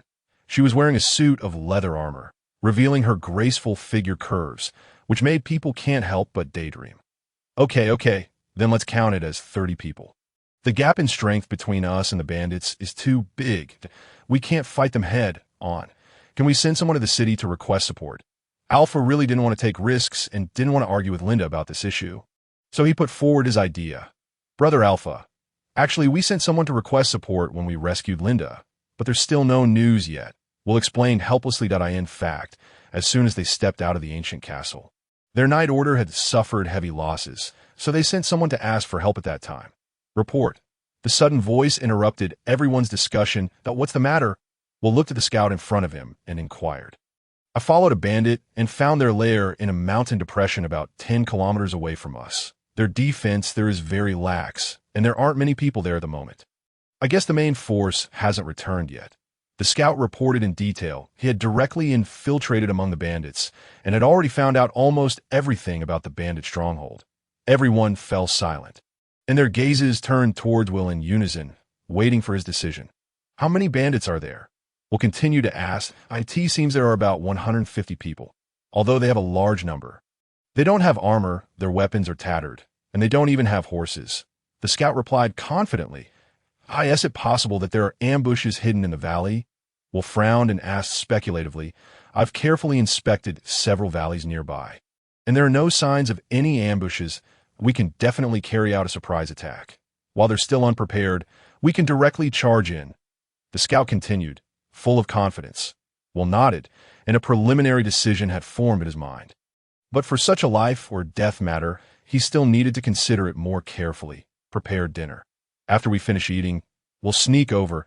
Will finally made the decision that he left 10 people to protect Miss Linda, and Alpha went to support him together with Fathom. Wait a minute. Leave no one alive in this operation. Will repeated the order, a hint of determination showing in his eyes. Everyone drew their long swords. In the faint moonlight, the sword blades glistened with a cold light. They advanced cautiously towards the bandits' mountain gate. A fierce battle seemed about to unfold, to ensure the secrecy of the operation. When they were still far away from the bandit den, they decisively abandoned their war horses and chose to sneak in on foot. They made careful arrangements, leaving only 5 people on their war horses to patrol and block the surrounding area, resolutely preventing anyone from leaving this road to avoid the leakage of information. This time, the snowstorm was raging, with the gale carrying snowflakes, howling wantonly. This harsh weather made the already laxly guarded bandit den even more disorganized. In the bandit den, there were hardly any sentries still sticking to their posts. Most of them had hidden in the houses to escape the severe cold. Alpha and a dozen others crept forward cautiously and silently reached the bottom of the bandit city wall. So-called city wall was actually just a fence made of thick wooden stakes inserted into the ground. However, this city wall was more than 3 meters high, and with the ice and snow covering it. The surface was smooth, making it extremely difficult to climb up. Everyone crouched at the root of the city wall and peeked into the camp through the gaps. They saw that the bandits in the camp were all huddled in the houses, warming themselves by the fire, looking lazy, and no one was willing to come out for inspection. Who's there? Suddenly, a bandit seemed to have heard a slight noise outside, turned around abruptly, and looked outwards warily. I clearly saw a figure just now. Why is there nothing now? The bandit mumbled to himself in a tone laced with suspicion. Instantly, the hearts of those outside the fence leaped to their throats. They dared not even breathe, lying prone on the ground, petrified of being discovered. Did you miss here? Or did you have too wild a time last night? I heard you had your way with that maiden 8 times last night. Now you're having auditory hallucinations, aren't you? A companion beside him sneered. What's 8 times? I once had a dozen rounds with that woman in one night. The bandit boasted, not willing to be outdone. You're bluffing. It's not like every entry counts as one time. The companion clearly didn't believe him. Don't believe me? I'll go drag one over right now and show you. The blizzard caused a sudden drop in temperature, dampening the bandit's desires to some extent. But to save face, this bandit still bravely stepped out. Who? The bandit had barely stuck his head out when, before he could react, his mouth was covered by a powerful hand. A chill ran down his neck as his throat was slit by a sharp blade. Almost simultaneously, before the 3 bandits in the room could sound the alarm, their heads were severed from their bodies, and blood gushed out. Alpha, you lead the first team to clear from the left. I'll lead the second team to clear from the right. Show no mercy. Don't let any of these thieves escape. We'll command it in a low but decisive voice. Due to the shortage of manpower, they didn't have extra personnel to guard the prisoners, so they could only take such decisive action. Soon, the entire camp was thrown into chaos. Caught off guard by this sudden and seemingly out-of-nowhere attack, most of the bandits, still indulging in carnal pleasures and lying in the arms of women, had their lives easily snuffed out. They didn't even have a chance to resist before meeting their demise. After nearly an hour of intense fighting, they finally managed to clean up the bandit stronghold. At this point, only about 30-odd women remained in the stockade. Their eyes were filled with fear and confusion as they awaited the judgment of Will and his men. Captain Will, what should we do with these people? Faced with these innocent maidens, Alpha was at a loss. It was too cruel to kill them, yet it didn't seem right to leave them alone. Alpha had no experience whatsoever in handling such matters. Our mission is to protect the common people. Now we don't know which bandit suddenly attacked where, leaving these innocent maidens trapped in this den of thieves. Since we've eliminated this group of bandits, we naturally should rescue these maidens and take them back to Torres City. Wait for their relatives to claim them. If no one claims them for the time being, send them to the government-run women's shelter. That way, we'll have found them a safe place, Will said, looking at these helpless maidens with a gentle yet firm tone. However, a problem soon followed. It was extremely difficult to figure out how to transport these women and ensure their safety along the way. Captain Will, there's a cellar at the back. Come and take a look. The knight outside seemed to have discovered something new and rushed over to report. Tell them to gather all the supplies and let these women take care of themselves. In desperation, Will could only give such an order. Most of these women were from poor families, and collecting supplies was relatively easy for them. Soon, supplies such as clothes, quilts, and food piled up in a warehouse. These women also started cooking, as the bandits usually didn't feed them enough, so they could only quickly check what was left over by the bandits and just manage to fill their stomachs. This is it, Captain Will. The guard pointed to a cave. Only then did they notice that there were over 100 young women imprisoned in the backyard of the bandits. These women were confined in a narrow and dark dungeon. Their clothes were tattered, full of stains and holes. Their bodies were covered in wounds, and their faces were etched with fear and unease, their eyes revealing endless despair. This time, it was Will's turn to be troubled. They hadn't yet properly dealt with the previous 30-odd women, and now there were over 100 more. Release them first and make proper arrangements for them. Will could only take things one step at a time, and, with a sense of helplessness, made such a decision. Over 100 women were rescued from the cellar. Will and his men arranged for some people to help them wash their bodies, change into clean clothes, and led them to the firewood shed to look for their luggage. At the same time, some clean clothes and quilts were distributed to them. Then hot water was boiled to give these women simple wound treatment. Finally, they gathered these women together and patiently listened to them tell their stories. Some of the women recounted in detail how they were suddenly attacked, their homes burned down, their relatives killed, and themselves abducted here. These accounts left Will and his team even more perplexed.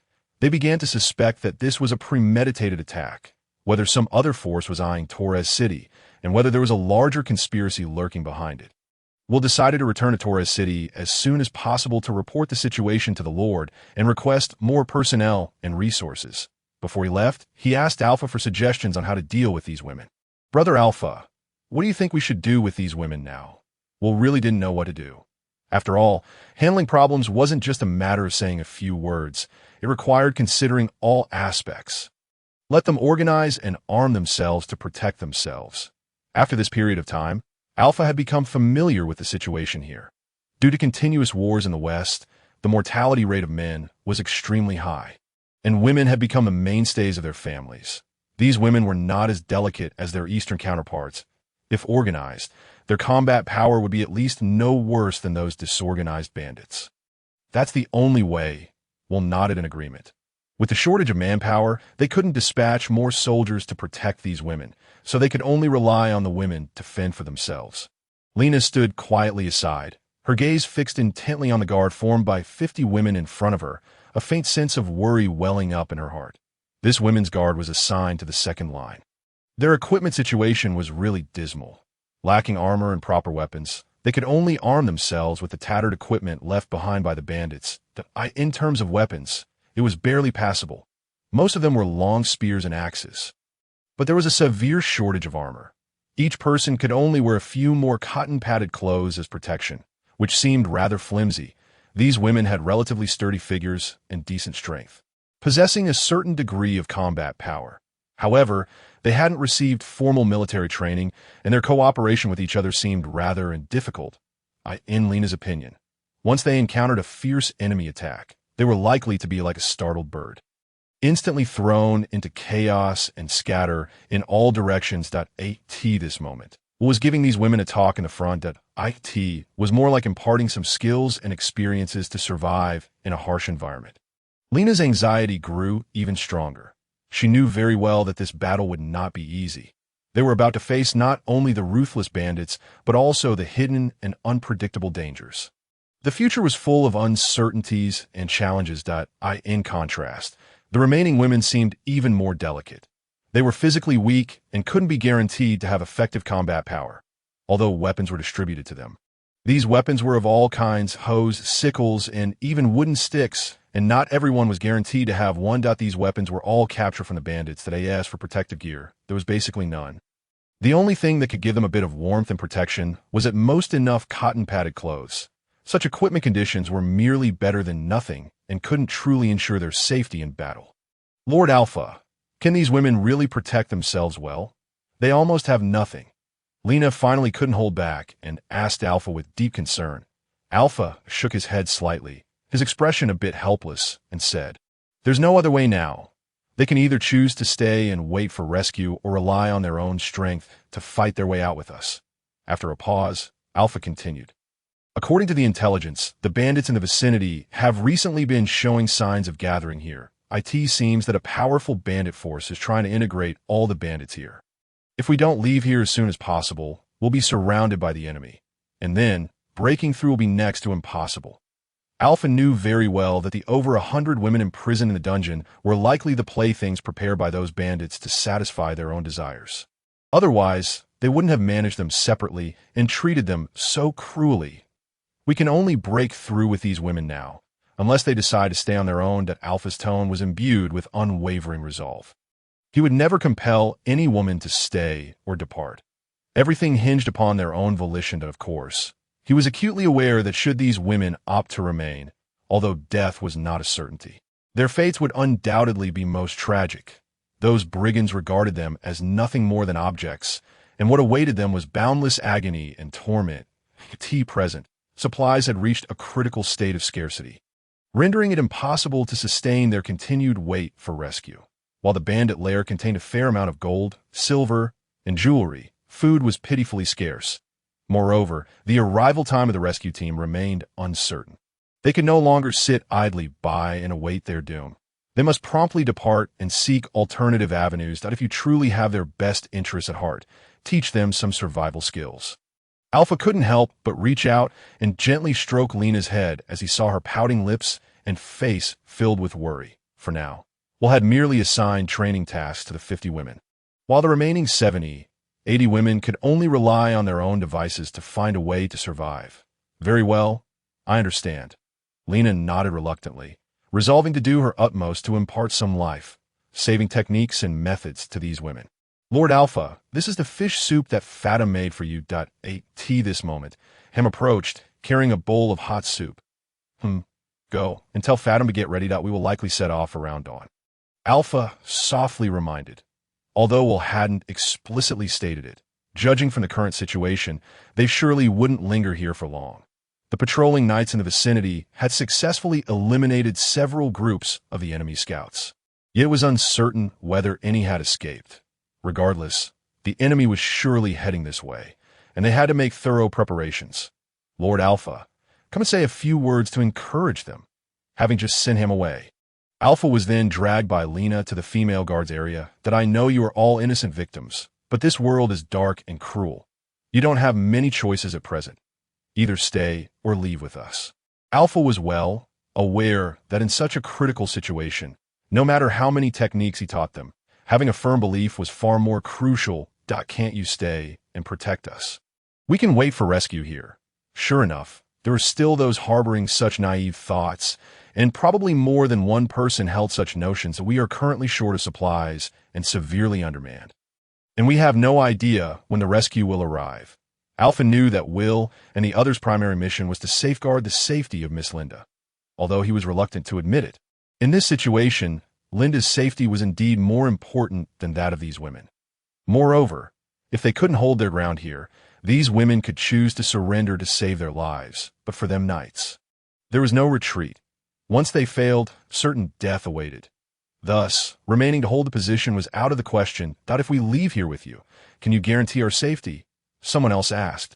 Our personnel are limited. We can only strive to break through the enemy's encirclement, and for the rest of the way, you'll have to fight your way out with your own strength. Alpha shook his head helplessly. He couldn't offer them a guarantee of safety. Such was the harsh reality. Can we choose to stay? Women from the West generally have more open-minded thoughts for them, rather than dying in vain on the battlefield. Staying here might be a better option. Besides, in their view, chastity is not such an important thing.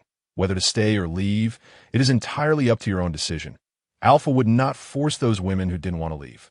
He could only choose to lead those who were willing to follow him away from here.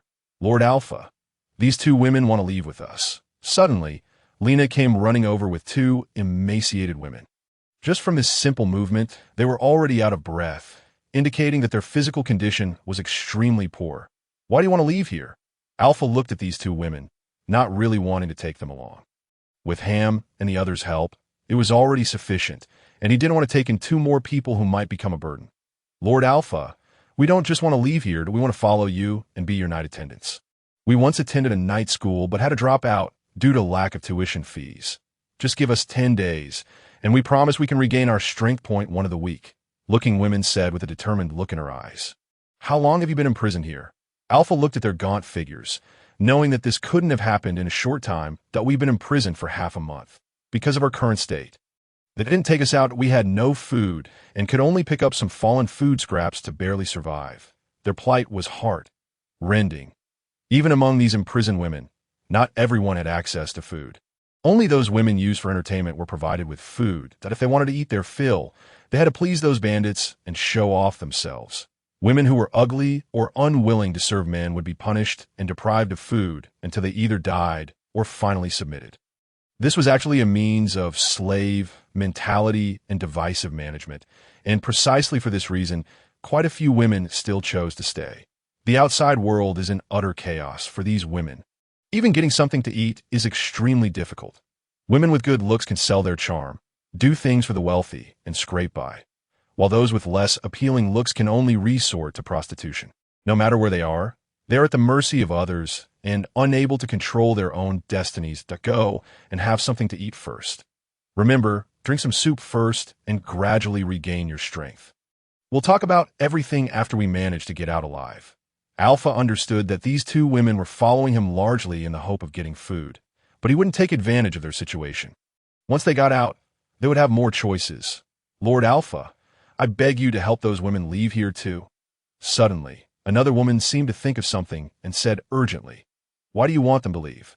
And even if they leave here, we can't guarantee their safety."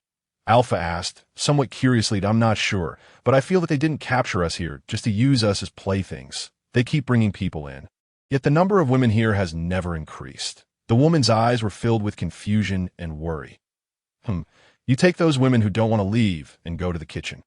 Maybe after seeing what's there, they'll change their minds." Alpha seemed to think of something and said pensively, "Lord Alpha, Captain was calling you over. There's something to discuss." Just then, Fathom rushed over in a hurry. We'll go together." Alpha nodded and, accompanied by Fathom and Lena, walked towards the direction where Will was, pondering the upcoming discussion and the uncertain future ahead. "Brother Alpha, our plan here is to set this place on fire at dawn, creating the illusion of a large-scale attack. Then we'll make a big detour from here and return to Torres City via the main road." Will spread out the map and pointed to the route, explaining it in detail to Alpha. "This plan is feasible that IT can avoid those bandits who are rushing back, effectively reducing our casualties. However, I'm worried that the enemy won't play by the rules and is hell-bent on ambushing us."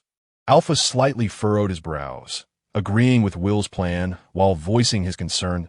In fact, Will's plan was entirely arranged according to normal thinking. Under normal circumstances, if someone saw their lair being destroyed, they would surely rush back in a hurry. And Will intended to lead the large group to take a detour through the small path, skillfully avoiding those returning bandit groups to in this way, even if the bandits realized they were tricked and came back later. By then, everyone would already be long gone. For the knights, the pressure they face could be significantly reduced. If that really happens, we have no other choice but to bite the bullet and fight. Will sighed a hint of solemnity on his face. Don't worry, we'll fully cooperate with you." Alpha patted Will on the shoulder, his eyes determined, but he also knew in his heart that at present, no better solution could be thought of. Now there's another thorny problem, that we found a lot of treasure in the bandit lair. What do you think we should do with it? As a knight, according to the normal procedure, these treasures should be handed over. Yet, the world nowadays is in utter chaos. Moreover, the warehouse at the back is filled to the brim with treasures, the quantity of which is truly astonishing. Men die for wealth, and birds perish for food. In my opinion, it would be better to distribute these treasures among everyone. Alpha proposed without hesitation. "In a way, we are proper knights. How could we engage in the acts of embezzling money and pocketing stolen goods?" Linda, upon hearing Alpha's proposal, wore a look of disappointment on her face. She gazed at Alpha sternly, believing that such behavior was unbefitting of a true knight. Everyone has a family and needs money to sustain their lives. "If we keep these treasures, are we going to simply hand them back to the bandits?"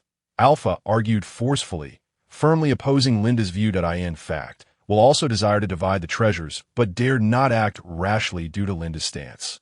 Hence, he had hoped that Alpha would take the lead in suggesting this.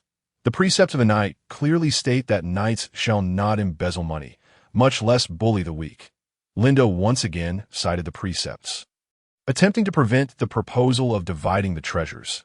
Those are the old precepts. The latest precepts of the knight proclaim that knights shall not embezzle ill-gotten gains. A gentleman loves wealth, but obtains it through proper means. These treasures belong to the bandits, that if we keep them, it will be tantamount to funding our enemies, that we must exhaust every bit of the enemy's strength as much as possible. Alpha was not to be constrained by the old knightly precepts and retorted skillfully that is that true. Have the precepts really been changed? Linda looked skeptical, evidently not quite believing Alpha's words. Absolutely true, that if you don't believe me. You can look it up carefully when you get back. The latest precepts were revised by the Pope just last year, that if there are any issues, you can come to me at any time. Alpha knew full well that by then, he wouldn't even know where he'd be. Fine, since you're taking responsibility, I won't interfere. Linda was so angry that her face turned bright red. She turned around and stormed out. Thank you, Brother Alpha. Will looked at Alpha gratefully. He had long wanted to divide these riches, but had always been afraid to disobey Linda's orders. Wealth is not everything, yet one can do nothing without it. Let's go and select some treasures, Alpha said with a smile. I could see this moment. He was no longer the paladin who strictly adhered to the precepts. He was aware that whether it was preparing armor or forging weapons, a large amount of money was required. Alpha had a horse and a cart, with which he could carry away quite a bit of wealth. Will also wanted to use a carriage to haul away some treasures. But now he dared not disturb Linda, who was in a fit of anger, as he filled all the horses to capacity. Even so, there was still a great deal of treasure left. Thus, they also distributed a fair amount to the women. Finally, those less valuable treasures were all buried underground. Lord Alpha, did you already know what was going on in the kitchen? Lena rushed over, her face as pale as paper, her cheeks slightly puffed up with anger. Lena, are you ill? Why do you look so unwell? Fatim asked, her face filled with concern upon seeing Lena's state. That no, Fatim, do you know what's in the kitchen? Recalling the scene she had just witnessed, Lena couldn't help but start retching again. I don't know. Lord Alpha told me to use my own cooking utensils, saying he was afraid the ones here were poisoned, so I didn't enter the kitchen. Fatim explained. She had been warned by Alpha as soon as she arrived. Do you know what those bandit beasts were eating? They actually regarded women as food, and several people were hung on the wall to dry. Lena's body trembled slightly, and her voice was filled with fear and anger. She simply couldn't bear to continue describing that hair-raising scene. If she hadn't seen it with her own eyes, she could never have imagined that there could be such cruel things in the world. They're truly a group of conscienceless beasts that I must kill them. Linda also ran to the kitchen following the crowd. After seeing that terrifying scene, she couldn't help but roar in anger. We'll quickly organize the men. We must kill them all. Linda was completely enraged. Her face was full of anger, and there was a faint hint of fear in her eyes. Then she could no longer hold back and rushed to the corner to vomit. Lord Alpha, you'd better go and have a look. They found a large number of human bones in the bandits' den. That in order to let the other women realize how the bandits were, 2 women rummaged through the den without sparing any effort and then came to report to Alpha. What's the situation? Alpha asked curiously. We found a large number of skeletons underground, all of them female. Clearly, they regarded us women as food. Lena's face was still very pale. Tea first. Alpha hadn't told her what was in the kitchen. Now that she knew everything after coming back, she was both scared and angry. The precepts of a knight teach us to protect the weak, that we must avenge these poor people. Linda cited the precepts again. This time, even Alpha was momentarily at a loss for how to refute. The scene before them was truly tragic. These women were not only playthings for the bandits. When food was scarce, they had even become their two-legged sheep. Yes, we must take revenge. Let's rush out, report the situation to the city lord, and then kill all the bandits. Alpha quickly changed the subject. He knew that with just the people they had now, going to take revenge would be like throwing a meat bun to a dog, a one-way trip to death. Calm down first. Alpha stepped forward, slightly raising his hands, attempting to calm everyone down. In our current state, charging out like this would undoubtedly mean going to our deaths. Do you really have a heart to watch everyone sacrifice their lives in vain? I can't swallow this anger. If I don't kill these beasts, I can't quench my hatred. Linda clenched her fists tightly, her eyes blazing with anger. Whatever we do, we must plan carefully. Impulsiveness has never been the way to solve problems, and impulsive people have never been the ultimate winners. Alpha said, then looked up at everyone. That I don't know what kind of harm you've suffered in the past. But now, everyone must calm down and think carefully about what we should do next to successfully avenge these poor people. Hearing Alpha's words, Linda suddenly fell silent. She realized that she couldn't rush out blindly. Otherwise, she would just become a victim of the bandits outside. To kill these bandits, she had to take it slow and plan meticulously. This anger couldn't be vented in just a day or two. I won't be impulsive anymore. That's so. What do you think we should do next? Linda suppressed the anger in her heart and asked Alpha. First, we need to make everyone calm down quickly. That we can't go in a battle with an impulsive mindset. As for everyone's psychological issues, that's up to you. Because I'm a female knight. Linda interrupted with a smile, then coughed softly, trying to ease the tense atmosphere. Alpha continued. First, what the bandits did before is truly heinous and unpardonable. But the primary problem we need to face now is not these despicable bandits, but the robbers who are chasing us. Although everyone has suffered greatly at the hands of the bandits, I want to ask, is there any lady here who dares to rush out with a sword and fight the robbers? Alpha knew that enduring pain and rising up to resist were two completely different things, so what exactly should we do now? Everyone looked at Alpha, their eyes filled with anticipation and confusion, waiting for him to come up with a feasible solution. Linda suddenly fell silent. The stubbornness on her face gradually faded, replaced by a tinge of annoyance and agreement. She knew that every word Alpha said made sense. Over the years, she had trained desperately, eager to become the best female knight, full of passion and drive. But faced with the pursuit of the ferocious robbers, mere impulsiveness was of no avail and would only make the situation worse. So, Sir Alpha, what exactly should we do? Linda took a deep breath, trying to compose herself. Her voice still carried a trace of lingering nervousness. We must calmly analyze the current situation and formulate a practical plan. Alpha said with a solemn expression and a determined gaze. First, we must find a way to shake off their pursuit and return to the town as soon as possible to settle these women properly. After that, we can gather our strength and prepare for a counterattack. Hearing this plan, Linda felt her mind suddenly clear. She secretly admired Alpha's calmness and wisdom as, she stopped being willful and disruptive and obediently followed Alpha's plan. Fathom, let's go back and rest for a while. There's still a long time until dawn. Alpha turned to look at Fathom, his eyes full of concern. Does it hurt, Fathom? Alpha noticed the large patch of bruises on the back of Fathom.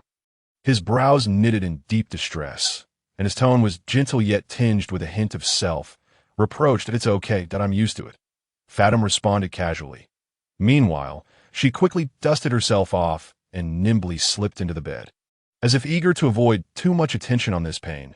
Fathom, why did you choose to be a heavy warrior? Zhangmo's consciousness was not fully integrated with Alpha's. Many things were hazy to them.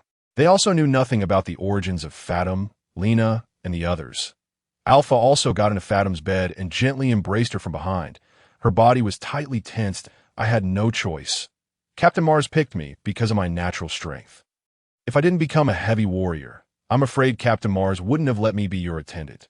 Fathom, feeling that Alpha didn't make any inappropriate moves, unconsciously leaned back a little, trying to close the gap between them and make the warmth in the bed more evenly distributed. So, do you like being a heavy warrior? If not, I can replace you with someone else, and you can be my logistics captain with peace of mind. Alpha gently stroked Fathom's spine with a pained expression. But this inadvertent action made Fathom's body tense up again instantly, as if touching a sensitive nerve deep in her heart. Actually, it's all about the same. Being a heavy warrior suits me well. I don't need to think too much, that I just need to push the enemies back fiercely.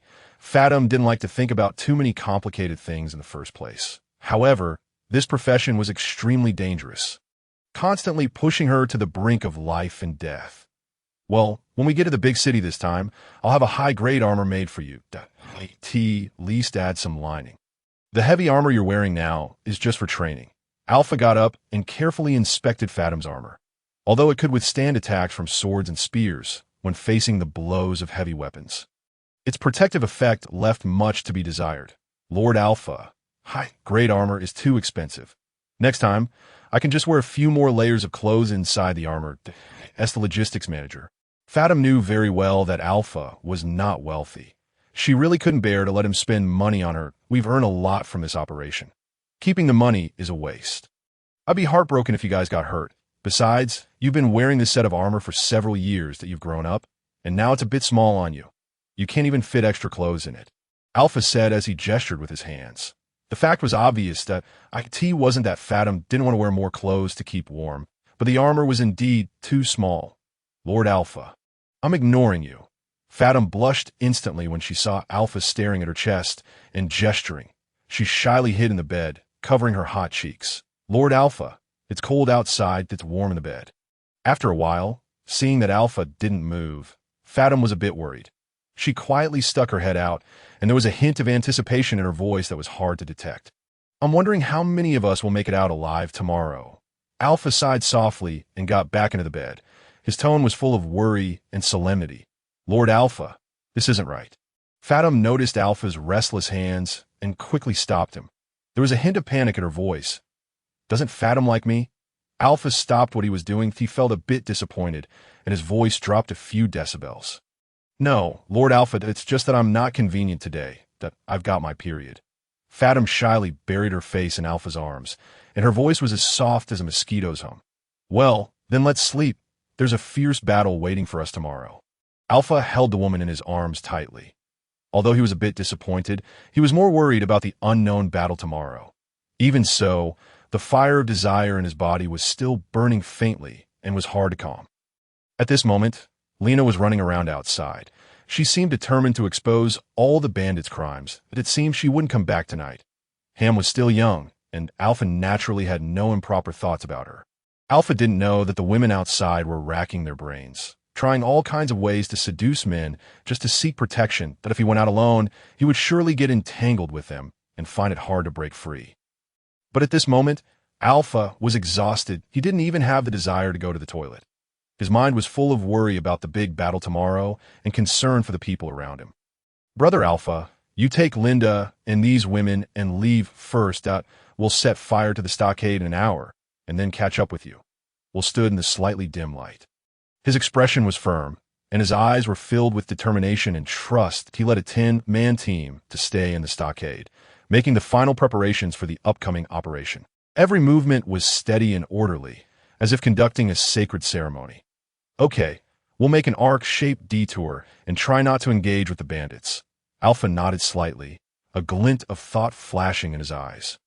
He was well aware of the difficulty of this mission, that he not only had to safely escort everyone away, but also constantly be on guard against potential dangers. Alpha left 10 people to protect Linda's carriage. That carriage carried the hopes and safety of many women and was of vital importance that he himself led another 10 people to keep watch around. Their figures loomed in the night like ghosts, constantly vigilant, preventing anyone with ill intentions from discovering their whereabouts. "Lord Alpha, there are probably more than a dozen women who didn't leave. They're hiding in the dungeon." Before leaving, 2 thin-built women rushed over to report. Their voices were trembling slightly, and they were particularly clear in the quiet night. "Forget it. Everyone has their own. Don't bother with them. When there's a battle later, tell them to try to take the enemy's long weapons." Alpha frowned slightly, a trace of helplessness flashing in his eyes. He knew that for a group of women with no combat training, the weight and difficulty of handling a knight's long sword were too great. Long weapons might be more suitable for their self-defense. Yes, sir, a trace of disappointment flashed in the 2 women's eyes. They had hoped that Alpha would try to persuade those women to leave together. But now they could only silently follow the team, their steps slightly heavy. "Lord Alpha, they want to go out with us." Fathom beside him keenly noticed the intentions of the 2 women and gently reminded Alpha. "There's no way. Taking them will cause dissatisfaction." That a look of embarrassment appeared on Alpha's face. He looked up at the slightly crowded carriage. In fact, several more people could sit on it, and with a bit more squeezing. About 10 people could also fit, but he knew very well that if he did this, the other women would feel unfair and become resentful, which would be extremely detrimental to the stability of the whole team. "Sir Alpha, a group is approaching us from the right. We'll hand it over the command here to Alpha." The sentry on duty immediately passed on the important information. There was a hint of tension in his voice. Breaking the tranquility of the night, "Lena, tell everyone to extinguish the fires and stop advancing. Set up a defensive formation." Alpha reacted quickly. His voice was deep and powerful, and every word seemed to carry an unquestionable authority. After giving the instructions, He quickly left the team with the sentry, and his figure quickly disappeared into the darkness. How many of them are there? Can we determine who they are? Knights or bandits? Alpha asked anxiously as he walked quickly out of course. He knew that the possibility of encountering knights was extremely slim, but deep down he couldn't help but hold a glimmer of hope. There are about 20 people. They seem to be bandits. It's too far to see clearly. The sentry gasped for breath. He had only seen the fire from a distance. Because of the long distance, he didn't notice any special signs. We'll change into bandits' clothes, light torches, and greet them. Alpha thought for a moment, and then decisively gave the order. He knew that he only had 10 people with him. The team might be difficult to surround and annihilate the enemies head-on. He could only win by surprise, and use his wits to make up for the numerical disadvantage. You two stay here and set up tripwires. The rest follow me. Alpha continued to arrange things in an orderly manner. At this time, there were only 8 knights left in his team.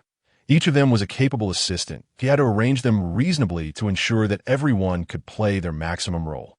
Remember to follow my orders. Try to kill as many as possible in the first wave, and then pretend to be defeated and lure them over. Don't let any of them escape. Everyone must survive. Alpha's eyes were filled with determination and concern that he didn't want any of his brothers to make a meaningless sacrifice. That's why he came up with such a seemingly risky but intelligent plan. Otherwise, they could have directly fought the enemies head-on, but it would come at a heavy cost. Yes, Lord Alpha. Everyone replied in unison. Their voices were full of trust and determination. They were willing to follow Alpha and carry out every one of his commands. Now I'm the leader. Remember, I'm Leader Alpha. Alpha did not shy away from his name either. He knew that there were countless bandits in this area, and no one knew which bandit gang Alpha belonged to. This could instead confuse the enemy's perception. Halt immediately. Which gang are you from? Otherwise, we'll attack. Alpha rode a sturdy black horse, approaching the team ahead at a constant speed. His voice echoed through the night sky, carrying a hint of deterrence. We're from the Tellus bandit gang. Which gang are you from? The other side thought it was the bandit gang coming to greet them, so there wasn't much vigilance in their tone, and there was even a touch of relaxation. We're from the Alpha bandit gang. What are you doing here? Alpha still maintained a constant movement, seemingly casual, but in fact his team had already started to quietly disperse. Like an invisible net slowly spreading out. We're here in response to an invitation. The Alpha bandit gang? Why haven't we heard of it? Isn't this the territory of the Cruz bandit gang? The other side still didn't have much alertness. After all, in this chaotic place, it was quite normal for bandit gangs to change their leaders every day. However, the Cruz bandit gang was a large one, and it would be extremely difficult to be wiped out. Not suddenly, a sharp-eyed person in the other team saw the knight's armor faintly visible under Alpha's outer garment. He was just about to shout a warning, but unfortunately, his head was instantly separated from his body. When the others saw Alpha's action, they immediately understood and received the signal to attack. In an instant, 5 bandits were cut down by the swords, the movements clean and neat, like a gust of wind passing by. Their knights counter-attack immediately. At this time, the bandit leader realized that something was wrong. His face instantly turned deathly pale, and he immediately retreated and drew his sword to fight back. In just this short moment, 10 bandits had fallen off their horses, their life or death unknown, and the scene immediately descended into chaos. Kill! Alpha roared, his voice resounding like a great bell all around. But what made him a bit troubled was that there were unexpectedly 10 more bandits hidden around. Even though they instantly killed 10, including the remaining ones on the scene, there were still about 20 enemies. After a brief entanglement between the two sides, Alpha knew very well that they couldn't fight for long. Before the enemy's reinforcements arrived, he decisively led the small team to withdraw from the battle. Their figures quickly disappeared into the night, like phantoms. Kill! The bandit leader was enraged and gave chase, whipping his horse desperately to accelerate. Filled with anger and unwillingness in his heart, disperse. Just a distance of 200 or 300 meters passed in the blink of an eye. The night order immediately separated as planned. The distance between them was only about 10-odd meters. Like scattered flower petals, the bandit gang followed closely behind, but they didn't separate and still maintained a dense formation, tightly chasing after the night order. Pull. Seeing the bandit gang approaching, 2 knights lying in ambush in the dark immediately tightened the tripwires. There was a series of bang, bang, bang sounds, Due to the tripwires, the horses in the front instantly stumbled and fell, and the horses behind couldn't avoid them and also fell one after another. The entire bandit gang's formation was thrown into chaos in an instant, and it was only at the third row that they managed to stop reluctantly. Kill. This time, it was Alpha's team's turn to go into battle to kill the enemy. They charged towards the chaotic bandit gang like tigers descending the mountain. This time, there were only 7 or 8 bandits in the rear who were unharmed. Alpha took the lead, and his long spear was like a bolt of lightning, directly piercing into the enemy's body. After a round of charging, only 2 bandits managed to escape. You stay and kill them. Minimize the casualties, and just surround and kill them. I'll chase after the ones who are running away. Alpha saw that 2 bandits realized something was wrong and immediately ran away. Without hesitation, he rode his wind, chasing horse, and gave chase. The wind, chasing horse, was extremely fast, like a bolt of lightning. The distance of several hundred meters was covered in an instant, and Alpha quickly took care of the 2 bandits. The situation in the rear didn't have much suspense either. Bandits who had lost their war horses were like lambs waiting to be slaughtered in front of well-trained knights. If it weren't for Alpha's request to minimize casualties, this battle would have ended quickly. Under Alpha's command, the knights methodically surrounded and killed the remaining bandits. In the night, only an occasional few screams and the sounds of weapons clashing could be heard. Surrender, and you won't be killed. Alpha's voice echoed on the battlefield, carrying a bit of majesty and an air of this time. There were still 10 bandits surrounded by the knights, but before these bandits could react, Alpha was like a black bolt of lightning, instantly killing 2 more. His movements were as fast as the wind. The sword blade flashed and blood splattered, leaving people with no time to react. I surrender. I surrender. The remaining 8 bandits were so frightened by this sudden bloody scene that their courage failed them. Their legs went weak, and their weapons clang fell to the ground. Then they thumped, knelt down, their voices trembling as they begged for mercy, their faces filled with fear and despair. Tie them up and take them away. Clean up the battlefield. Alpha calmly gave the order, his eyes scanning everything around. The battlefield was in a mess. There were only about 10 horses left, 2 of which had fallen, with blood-soaked legs. Obviously severely injured and unable to move. Who among you can ride a horse? Alpha looked at the people beside him, his eyes filled with a glimmer of expectation. These bandits' war horses were prairie horses, gentle in temperament, with good endurance and adaptability. Although their speed couldn't compare to the knights' war horses, they were perfect for these women to ride. Akin. Soon, 3 or 5 people stood up, including the 2 thin women who had delivered the message before. Their voices were not loud, but they were particularly clear on this slightly noisy battlefield, and there was a hint of determination in their eyes. Take your weapons. Now you're centurions. Each of you leads 10 people and follow me. As Alpha spoke, he directed everyone to distribute weapons. 30 weapons, although not a large number for the entire team, could arm quite a few women. Although these women had no professional combat training and their combat effectiveness was limited. But sometimes on the battlefield, numbers could often decide everything. Even a motley crew cobbled together could play an unexpected role at a critical moment. At the same time, we'll let a 10-person team and set fire to the entire stockade. The raging fire instantly engulfed the entire camp, and thick smoke billowed up into the sky like a black dragon. They didn't dare to stay longer and quickly rushed towards the place agreed upon with Alpha. Suddenly, a rapid sound of horse hooves came from afar. Everyone immediately became vigilant, tightly gripping their weapons and looking in the direction of the sound. That a vanguard bandit team of 20 people appeared in their line of sight. The leader of the bandits rode a tall black horse with a fleshy face and a fierce and greedy look in his eyes. It's the bandit gang. They're here so quickly, a team member couldn't help but exclaim, his voice tinged with nervousness and surprise. Will immediately realized the critical situation and quickly directed everyone to leave quickly. To AT this time. Everyone had 2 horses per person in order to shake off the enemy's pursuit.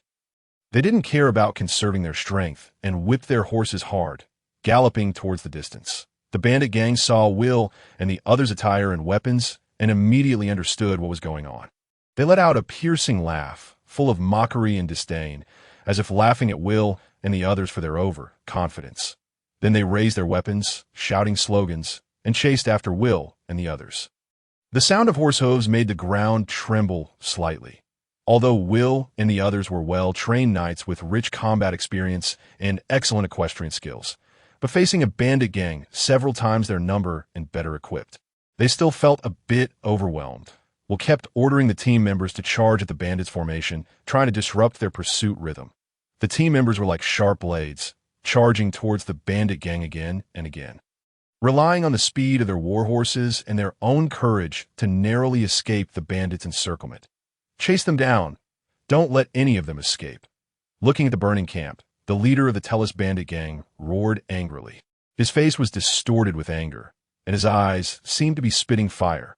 Without the camp, the bandit gang in this harsh environment of heavy snow blocking the city was like a beast that had lost its lair, only waiting for death. So, he vented all his anger on Will and the others, vowing to wipe them out. About 100-strong bandit gang followed closely behind, riding prairie horses and galloping all the way. However, the speed of these prairie horses was ultimately no match for the Knights' war horses. Moreover, the Knight Order had 2 horses per person and could ride alternately to maintain speed, so it was almost impossible for the bandit gang to catch up with them. However, in order to carry out the leader's order, 50 people were still unwilling to give up and followed from a distance. They were like a pack of hungry wolves, closely eyeing their prey and not willing to let go easily. Captain Will led everyone around a big circle. Under the first rays of dawn, they finally caught up with the large team ahead. Captain Will, there are bandits chasing us from behind. The team members responsible for covering the rear shouted loudly at this moment, their voices tinged with anxiety and fatigue. Mind the distance. Try not to let them catch up. Will immediately commanded, accelerating his pace simultaneously. His face was etched with exhaustion, yet his eyes remained resolute, constantly vigilant about the enemies behind and the path ahead. Will was unaware that he had already made a full circle, but due to the slow speed of the opponents, they caught up again on the return journey. Thus, this circuit was utterly meaningless, merely adding some weariness from the toil. However, as time elapsed, the bandits did not abandon the pursuit. With their tenacious perseverance and obsession with the prey, they gradually closed the gap with Will and his companions. After all, there were women in the team now, which severely hindered the overall marching speed of the group. In such a situation, being caught up was only a matter of time. Will furrowed his brows. He was well aware that this chase could not endure for too long. Otherwise, they would face utter catastrophe. Once there were more enemies blocking the front, forming a pincer attack, it would undoubtedly spell disaster for the Knight Order. Suddenly, a brilliant idea flashed through Will's mind. Listen up, everyone. We can leverage the surrounding terrain to shake off the bandits' pursuit. Not far ahead, there's a mountain pass with rugged terrain. The area is narrow, and we can utilize the mountain slopes and the constricted topography there to fend off the bandits' onslaught. Upon hearing Will's words, the team members nodded in agreement one after another, and hope rekindled in their eyes. They knew full well that this was a golden opportunity to extricate themselves from the predicament. So, they quickened their pace and rushed towards the mountain pass. Soon, they arrived at the mountain pass. Will ordered the team members to dismount swiftly and began to construct a defensive line using the terrain at the pass that he assigned Fathom to lead 30 women to the front. Although these women lacked much combat experience, their courage and determination were not to be underestimated in this life or death moment. Everyone understood that only by uniting as one could they have a glimmer of hope to survive. At the same time, Will promptly formulated a more meticulous plan. He carefully selected an elite squad. The members of this squad were all agile and experienced, the pick of the Knight Order. Will solemnly assign them a mission to lie in ambush on the slopes on both sides of the mountain pass. Moreover, taking into account the allocation of manpower and the full utilization of available resources, will also arrange for a large number of women to go up the mountain together. Do not underestimate these women. In such a special combat situation, they could play a unique role. The physical task of moving stones to throw at the enemy was something they could manage, as they had become stronger through the hardships of this period. Although these women had not received professional military training, their longing to survive and their anger towards the bandits drove them to go all out to defend the team. Alpha, leading a 10-person team, disappeared quietly from the group before anyone could react. Their figures quickly vanished into the forest, their actions mysterious, as if they had something extremely important and urgent to attend to. and no one knew where they had gone or what they were planning. But the team members had full confidence in Alpha, believing that every decision he made had profound considerations. When the bandits arrived at the mountain pass menacingly, they were met with the tenacious resistance of Will and his group. The terrain at the mountain pass was extremely narrow, with steep slopes on both sides and only a narrow passage in the middle. This prevented the bandits from deploying their large force, instantly nullifying their numerical advantage. They could only charge forward one by one, like water squeezed in a bottleneck, their formation in complete disarray. Will and his companions made full use of this advantageous terrain, deftly maneuvering around the bandits. They sometimes resisted stubbornly from the front of the mountain pass, and sometimes quickly shifted to the flank, launching sudden attacks on the bandits. Each attack was precise and powerful, leaving the bandits defenseless and in a highly passive position. At this time, the elite squads on the slopes on both sides launched their attacks as planned. They were positioned high above, and the weapons in their hands glinted coldly in the sun, raining down on the bandits below. Meanwhile, the women who had gone up the mountain were also fearless. They worked together to lift stones and hurl them at the bandits. For a moment, stones flew everywhere, and the shouts of battle deafened the ears. The bandits were stunned by this unexpected assault and plunged into total chaos. The bandits started to flee in all directions. Their formation completely collapsed, and their former arrogance vanished without a trace. Panic-stricken, they only wanted to escape this terrifying place as soon as possible. Seeing this, Will and his group immediately seized this golden opportunity and launched a full-scale counter-attack. They charged towards the enemy like fierce tigers descending the mountain, their weapons brandished with great force, each attack filled with the determination to win, just as the bandit group behind was fleeing in disarray. Alpha's team suddenly emerged from the flank like a sharp blade. Their appearance was like the last straw that broke the camel's back, shattering the bandit group's last hope. Surrender, and you will not be killed. Surrender, and you will not be killed. It was Alpha's highly recognizable voice, resounding across the battlefield. His voice was firm and powerful, carrying an irresistible deterrence. Captain Will, with his outstanding leadership and the close cooperation of the team, successfully led everyone to escape the bandits' pursuit and achieved a resounding victory in the subsequent counter-attack in the Battle of the Mountain Pass. The knights skillfully exploited the narrow and strategic terrain, repelling the bandits' frenzied attacks time and again. Moreover, after the battle, they reaped a large number of spoils, including weapons, horses, and various supplies, which undoubtedly provided strong support for their subsequent actions. However, the brief joy did not last long. Captain Will, a large number of enemies have been detected 20 li ahead, 50 knights and 250 warriors. Suddenly, the sentry rushed over in a hurry, bringing this disheartening news that made everyone's heart sink. The group immediately plunged into solemn contemplation. The current situation was crystal clear. Escape was almost impossible. The enemy had mobilized their entire army, evidently having discovered their whereabouts. Unless they abandoned these women and traveled light, with their current condition, they simply could not evade the enemy's pursuit. But for the knights who upheld the beliefs of justice and protection, abandoning these women was out of the question. Let's fight them. Linda's eyes sparkled with excitement. She had long been eager to show her prowess on the battlefield. Now that she finally had the opportunity, her emotions were running high. Yes, let's fight them. Unexpectedly, Alpha actually, for the first time, agreed with Linda's decision. What do you mean, Sir Alpha? Will looked at Alpha with a puzzled expression. He knew full well that Alpha was not an impulsive person and would not easily concur with Linda's ideas.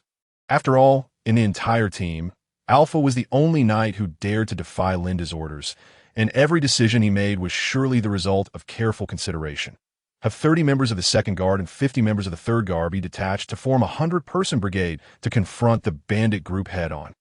Alpha's expression was serious as he began to allocate the troops in an orderly manner. The 2nd Guard was composed of women with normal physical strength, while the 3rd Guard consisted of those women who had previously been underfed. Alpha intended to have these 80 women form the first line of defense, serving as the first barrier against the enemy. They can't hold off the bandit group. Will furrowed his brows, saying with deep concern. In his opinion, such an arrangement was tantamount to sending these women to their deaths. serving no real purpose and only sacrificing their lives in vain. These 80 people should hold off the ordinary bandits for me. There's no need to annihilate them. Just hold them back. Alpha patiently explained, and his words left everyone in silence. Admittedly, this plan was risky, but it was not without hope of success that I in this desperate situation. Any seemingly risky plan might hold a glimmer of hope. The remaining 20 people and the rest of the third guard should mount their war horses and form a night combat team. When our battle with the bandit knights reaches a stalemate, the army shall slowly advance. Alpha further elaborated his plan. This was his true intention. He hoped that through this tactical arrangement, the ordinary women would first hold back the ordinary bandits of the enemy, and then they could concentrate their efforts to deliver a fatal blow to the elite knights in the bandit group. Even if they can mount the war horses, they won't be able to exert any combat power. If they flee, the consequences will be disastrous. Will still looked worried as he pointed out the potential risks in this plan.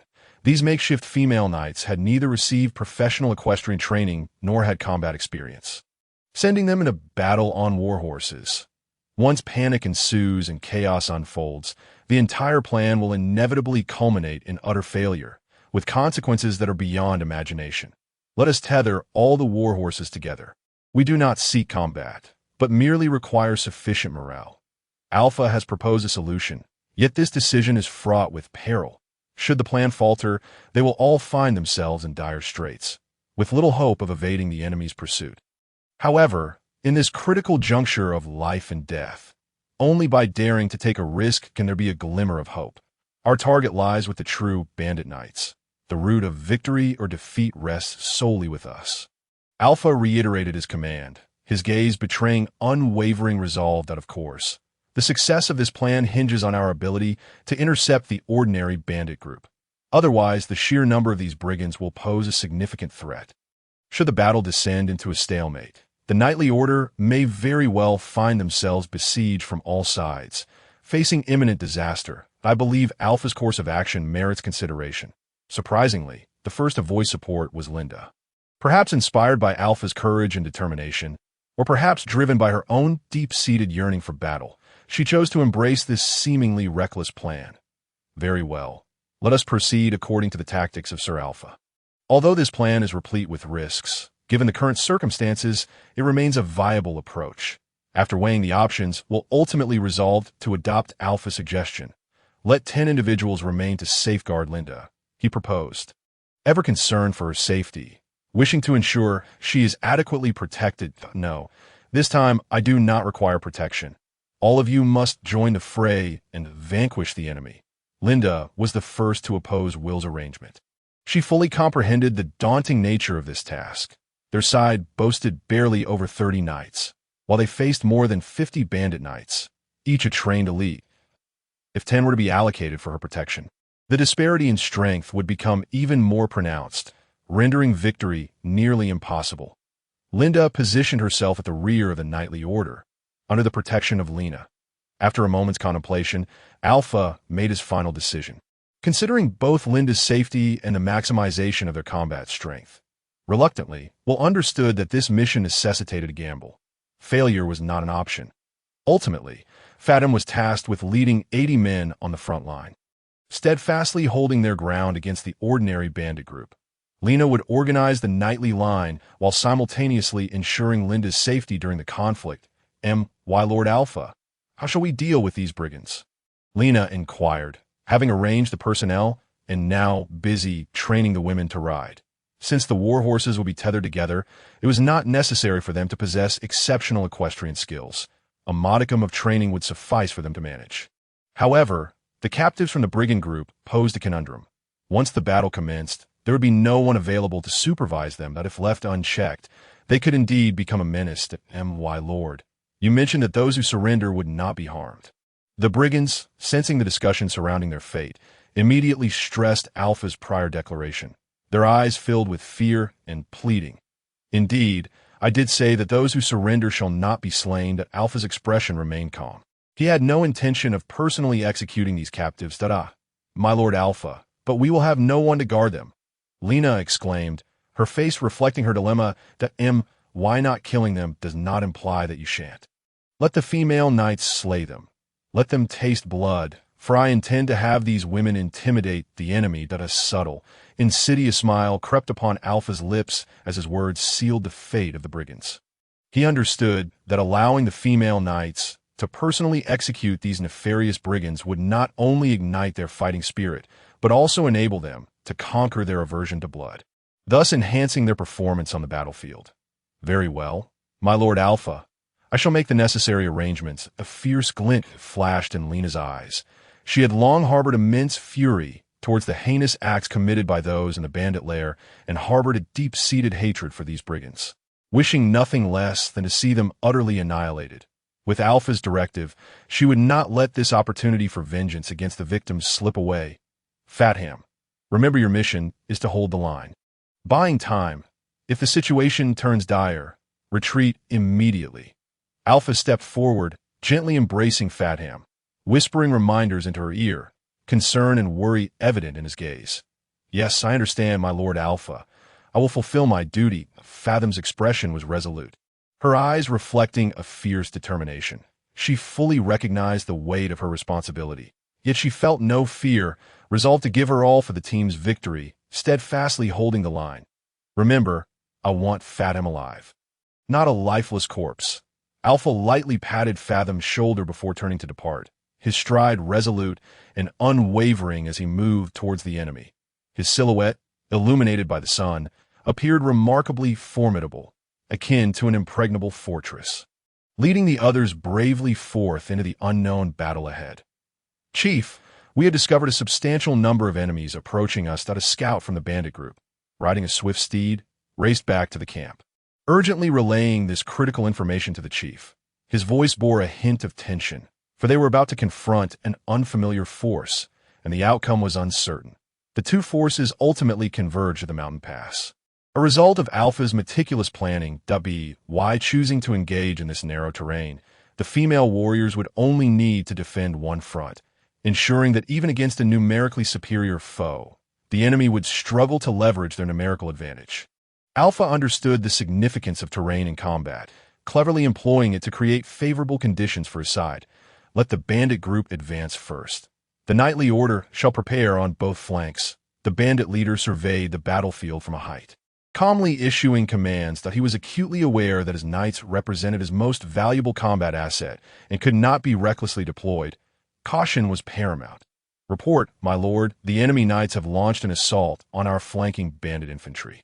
A messenger galloped through the battlefield, relaying the latest updates amidst the cacophony of battle. His voice, though somewhat faint, resonated clearly in the chief's ears. It's fine. Let them attack. Our knights shall remain in reserve.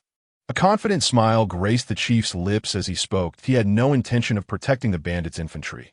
Instead, he aimed to methodically prepare his knightly order, awaiting the optimal moment to strike. In his view, the enemy's assault merely served to exhaust their stamina, while his knights preserved their strength, poised to deliver a decisive blow at a critical juncture. Knights of Alpha, you will attack from the right. I shall charge from the left, executing a flanking maneuver, prioritizing kills. Will stood at the forefront, his voice booming across the battlefield like a resounding bell. Alongside Alpha, he led 18 knights, racing towards the enemy with the speed of arrows in flight. Their objective was clear: to strike the bandit group before their knights could react. This initial assault was not focused on inflicting casualties, but rather on shattering the enemy's morale, plunging them into panic and disarray.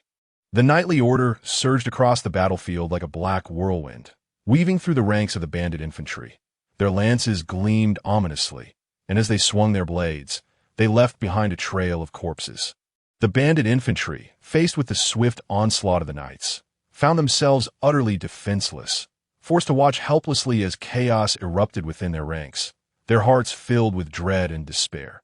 This initial assault severely undermined the bandits' morale, transforming their once orderly formation into utter disarray. The enemy infantry has halted, second in command. The messenger's voice pierced through the tumult, his face glistening with sweat, fatigue evident amidst the fierce atmosphere of battle. Very well. Form a square formation, prepare to attack, and slow your advance. Though both the bandit infantry and cavalry belonged to the same group, each had their own interests at that moment. The second in command was not genuinely committed to aiding the knightly order.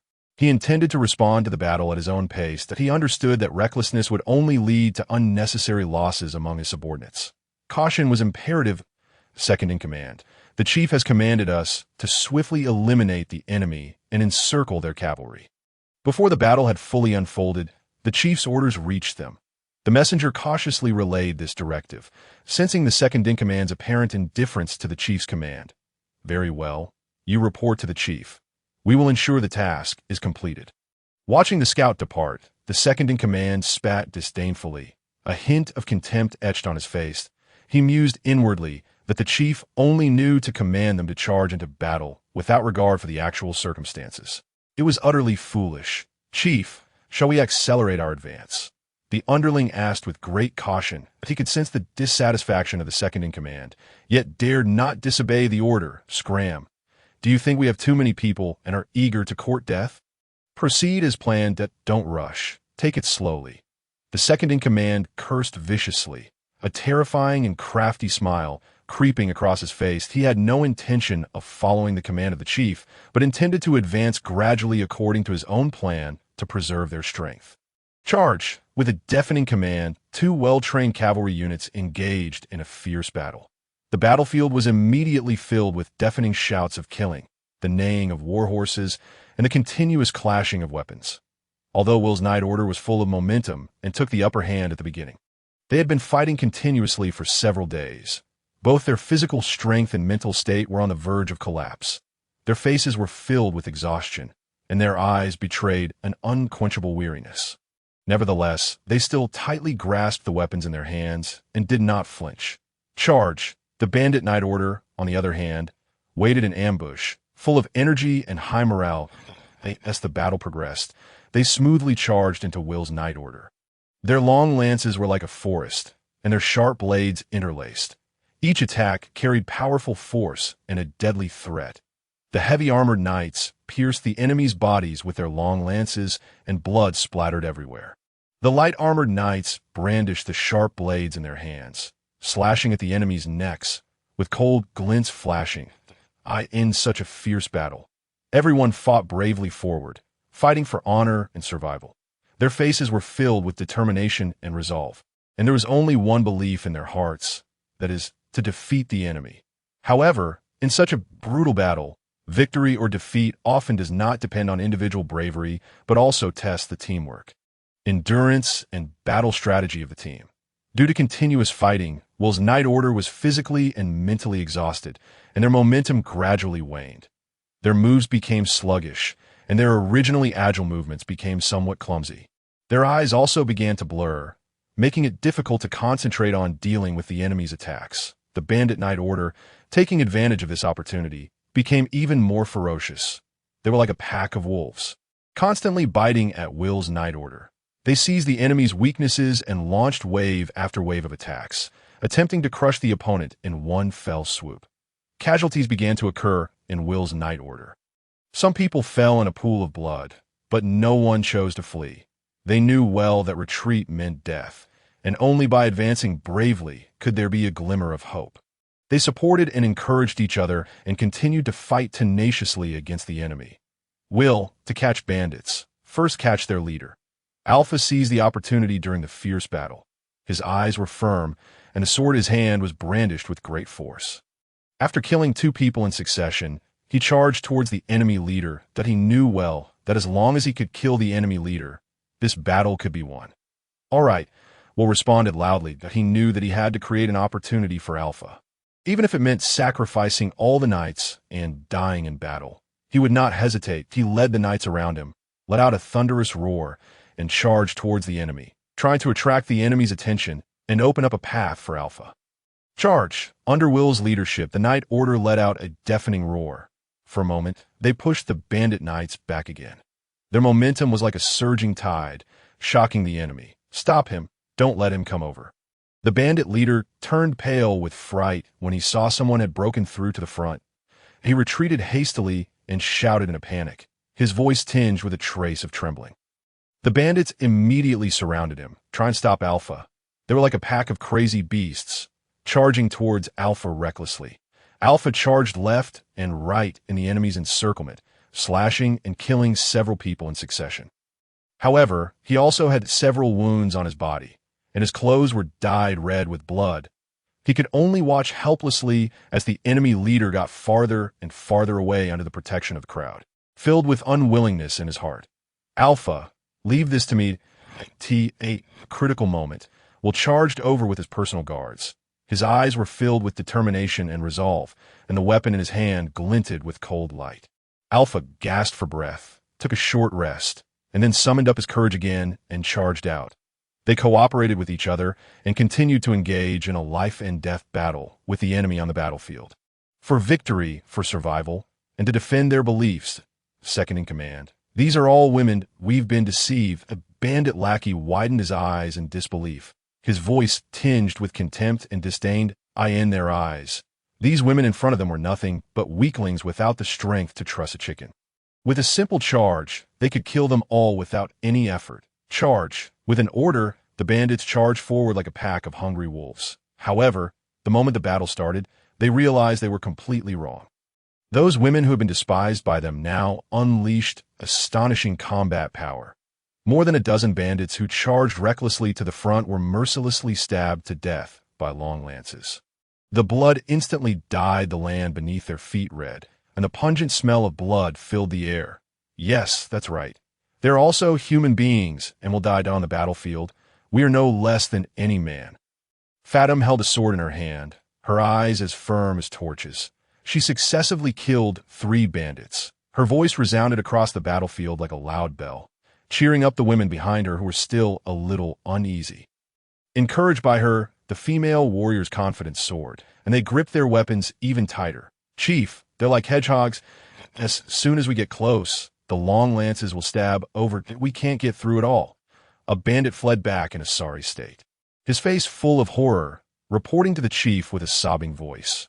Facing the tight defense and tenacious resistance of the female warriors, the bandits had no good solution for a while, and the offensive reached a stalemate to go around from the back and kill them all from both sides. The chief was so angry that he jumped up and down, roaring furiously, with the veins on his face bulging.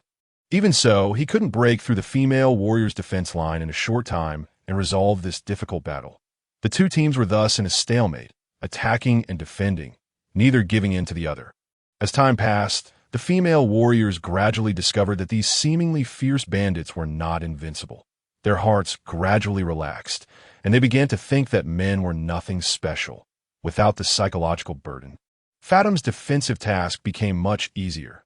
Their cooperation became more tacit, and their defense became more solid. However, the battle was cruel. As the battle continued, casualties began to occur. The female warriors kept falling, and the painful screams echoed on the battlefield, gradually shattering the mentality of the other women. Watching their companions get injured and die one by one, their determination to resist was also wavering bit by bit. If it weren't for Fatim, who had been fighting on the front line all the time, like a towering mountain, protecting everyone, this team would probably have collapsed and fled long ago. Kill him for me. There's a reward of 100 taels of silver. Alpha had chased the bandit leader for several kilometers. At this moment, there was no sign of Will's knights around. Only 5 personal guards of the bandits. These 5 personal guards, who had always committed all kinds of atrocities relying on the leader's power on weekdays, were now red-eyed for the reward of 100 taels of silver. Charge! People die for wealth, and birds die for food. Lured by the generous reward, the personal guards launched an attack on Alpha like mad dogs. They brandished the weapons in their hands, with cold glints flashing, trying to kill Alpha. Charge! Alpha showed no fear. He knew well that he had no way back and had to kill all these people today. He unhesitatingly unleashed the shock force. In an instant, a powerful force spread out in all directions centered on him. The 5 personal guards didn't have time to react and were stunned by this force. Then, Alpha was like a black lightning bolt, shuttling among them. The sword in his hand waved out cold glints, and in the blink of an eye, the personal guards were all killed. Huffing and puffing, Alpha gasped for breath. His clothes were soaked with sweat, and a sense of exhaustion surged towards him like a tide, but his eyes were still firm. Dragging his heavy steps, he continued to charge towards the enemy leader. Don't come over. I have money, women, wealth, and power that I can give them all to you. Watching Alpha approaching step by step, the leader turned as pale as paper, his legs trembling, and pleaded in a trembling voice. But just as a crafty smile appeared on the corner of his mouth, thinking that Alpha would be tempted, he suddenly pulled out his long sword and stabbed at Alpha. Overestimating yourself. Alpha snorted coldly, a trace of disdain flashing in his eyes. With a flash of his figure, he easily avoided the leader's attack. Then he waved the sword in his hand smoothly. A cold glint flashed, and the long sword stabbed by the leader was actually cut off by Alpha in one stroke. At the same time, the opponent's head flew off with this blow, and blood spurted out like a fountain. Alpha reached out and grabbed the opponent's head, then turned around and returned the way he came. At this moment, he was utterly exhausted, each step seeming to drain every ounce of his strength, leaving no energy to continue the slaughter. The bandit chief had perished. Surrender your weapons, the already weary knights. Upon witnessing Alpha raise the severed head of their foe, felt an immediate surge of morale, their spirits soaring to new heights. In their eyes, the flame of hope reignited, their grips on their weapons tightened, poised to deliver a final blow to their enemies. The sight of their fallen leader sent the remaining bandits into disarray, momentarily at a loss for how to proceed. The tension between both sides remained palpable. There were still over 20 thieves, while only a handful of knights, each wounded and fatigued, remained capable of fighting. Yet despite this, the knights' spirits soared, for they sensed that the scales of victory were beginning to tip in their favor. Knights, follow me into battle. At that moment, Lena caught sight of the signal from afar that Alpha had sent. It was the dawn of victory. Without hesitation, she led the united band of knights, surging forth like a torrent of steel. Determination and resolve etched on their faces. Their hearts were united by a singular belief, to utterly vanquish their foes. Charge. Meanwhile, the bandit group had breached the outer defenses of the female warriors. Particularly, the marauders on either flank ascended the slope, attacking from a vantage point. The situation for the female warriors grew increasingly perilous, their resistance becoming more arduous. Nevertheless, they did not falter, continuing to fight with tenacity. Bad news, Chief. 100 knights are charging from the rear. A panicked bandit rushed to report, his voice trembling with fear. The others turned to see a massive cloud of dust rising in the distance. A formidable knightly force advancing rapidly towards them. There was no need for further explanation. It was clear that their predicament had turned dire. What should we do? The bandit chief was beset with anxiety, glancing at his comrades, who looked to him for a plan to end that moment. Even if they could slay the women before them, facing the onslaught of cavalry left them no chance of escape. What to do? Run. The chief felt the chill of death closing in, his face pale as parchment, cold sweat trickling from his brow. Without a moment's hesitation, he turned and fled with the remaining bandits. Disregarding those still engaged in combat, we have won. We have triumphed. As the thieves began to scatter, jubilant cries erupted from the knights. Their faces radiated the joy of victory, a triumph earned through blood and sacrifice. Cherished by each individual. Clear the path. Let the knights advance. Fatim, exhausted, could barely lift her sword, her arms aching as if they no longer belonged to her. Yet she pressed on, striving to maintain order on the battlefield. She understood that the fight was not yet over. They must capitalize on their momentum to completely defeat their enemies. What transpired? On the night's battlefield, witnessing the retreat of the bandits, confusion spread among them. But when they saw 100 knights emerging from the distance, the reason became apparent. Reinforcements had arrived, and relief washed over their faces. Charge. Though Alpha was thoroughly spent, his fighting spirit remained undiminished. He charged towards the bandit knights alone, his figure appearing grand against the backdrop of the setting sun, akin to an unyielding mountain. Onward. Well, not to be outdone, shouted loudly, rallying all the remaining knights to follow Alpha in one final assault. Their voices merged into a powerful force, reverberating across the battlefield. Retreat. Fall back. The bandit knights, witnessing the bold charge of Alpha and Will, were engulfed by terror. In the face of bravery, they turned and fled, their forms gradually vanishing into the dust, leaving behind a ravaged battlefield. The knights' pace slowed significantly, eventually coming to a near standstill.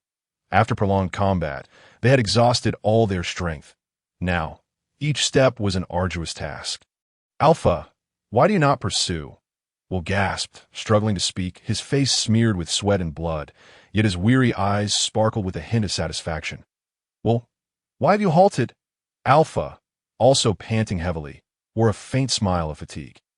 The two exchanged knowing glances, aware that their battle had ended in victory. This harrowing adventure had finally reached its conclusion. The survivors reveled in their narrow escape, their hearts brimming with reverence for life and joy at their triumph. This battle had tested their mettle, rendering them stronger than before. Captain Will, 100 cavalry are swiftly approaching. Just as they basked in the euphoria of victory, the sentinel's cry sent a wave of dread through the ranks. Their smiles vanishing, replaced by despair and fear. Now, facing even 100 cavalry seemed insurmountable. Even the fleeing bandit knights returning would leave them defenseless, merely awaiting slaughter. "Lord Will, those are the knights from Torres City." Suddenly, the sentinel exclaimed with excitement, his face alight with joy. The crowd followed his gaze, spotting the familiar banner, and erupted into cheers. "We have prevailed! We have triumphed!" Their joyous shouts echoed once more, this time filled with exhilaration and fervor. They comprehended that this battle had reached a gratifying conclusion. They had not only vanquished their enemies, but also welcomed reinforcements, rendering their sacrifices worthwhile. "Will, take the head." Alpha chuckled, tossing the bandit chief's severed head, his countenance weary yet brimming with pride. "Thank you, Brother Alpha." Will caught the head with steady hands, aware that this bandit chief had caused them immense trouble. His demise marked a perfect closure to their struggle. "Lord Alpha, we have arrived."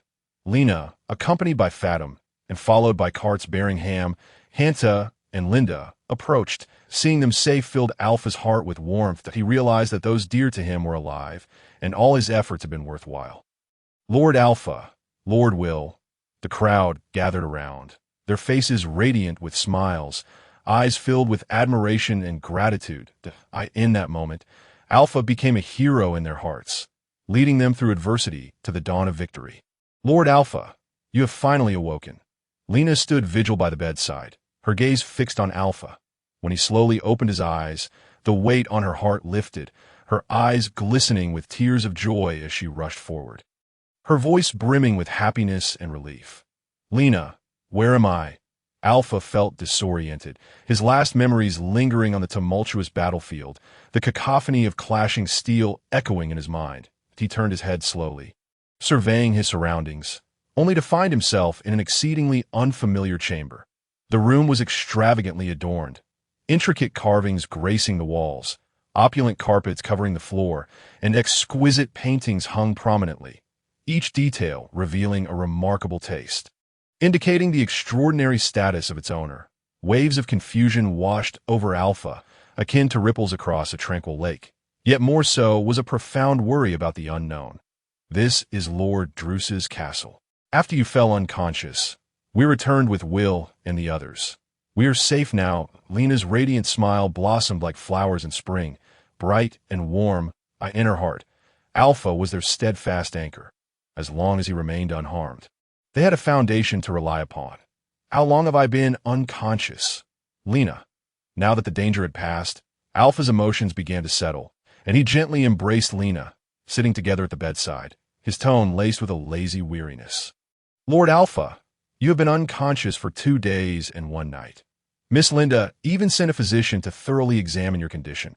He said you merely needed rest to recover."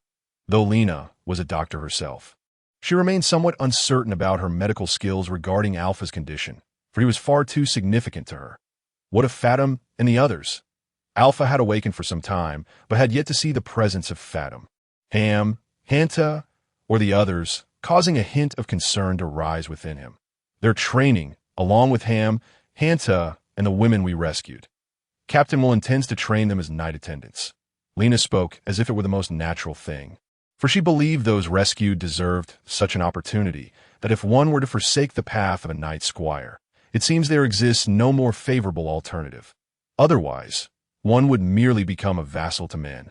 And amidst this tumultuous era, what could possibly secure one's future more than the role of a night squire? As Lena's words reverberated through the chamber, The heavy door creaked open with a soft squeak. Miss Linda entered with an elegant yet slightly haughty stride, followed closely by Will and others. Humph! All men are equally base, shameless, and lecherous. Upon her entrance, Linda immediately spotted Alpha and Lena nestled closely together. Unable to suppress a disdainful huff, her voice dripped with discontent and contempt, her chin slightly raised, her gaze filled with scorn. Without needing any introduction, Alpha was already well acquainted with Will, having fought alongside him in life-and-death situations. As if they were old friends. However, the stern knight behind Linda was a stranger to him. "Mr. Alpha, it is a relief to see you awake. We are now at the castle of Drews, quite safe. We have come specifically to invite you to a celebratory banquet," Will said, wearing a warm smile, though he tempered his demeanor due to the presence of others, infusing his words with an air of courtesy and distance. "This is the sharpshooter akin, capable of penetrating knightly armor from 100 paces and piercing heavy knights within that distance. He is a renowned protector of Lord Houston," Will gestured to the knight beside Alpha, his eyes reflecting a hint of admiration that he understood that possessing such a sharpshooter amidst the ever-shifting battlefield undoubtedly provided formidable support. "Greetings, Knight akin." This marked Alpha's first encounter with the profession of archery, filling his heart with curiosity and respect. In truth, Alpha had always wished for Lena and the others to learn the art of archery, but in the midst of intense battles and relentless journeys, he had found no time to pursue it. Now, upon meeting akin, his desire intensified. "That I would like to learn archery as well. Please, Knight akin, teach us well."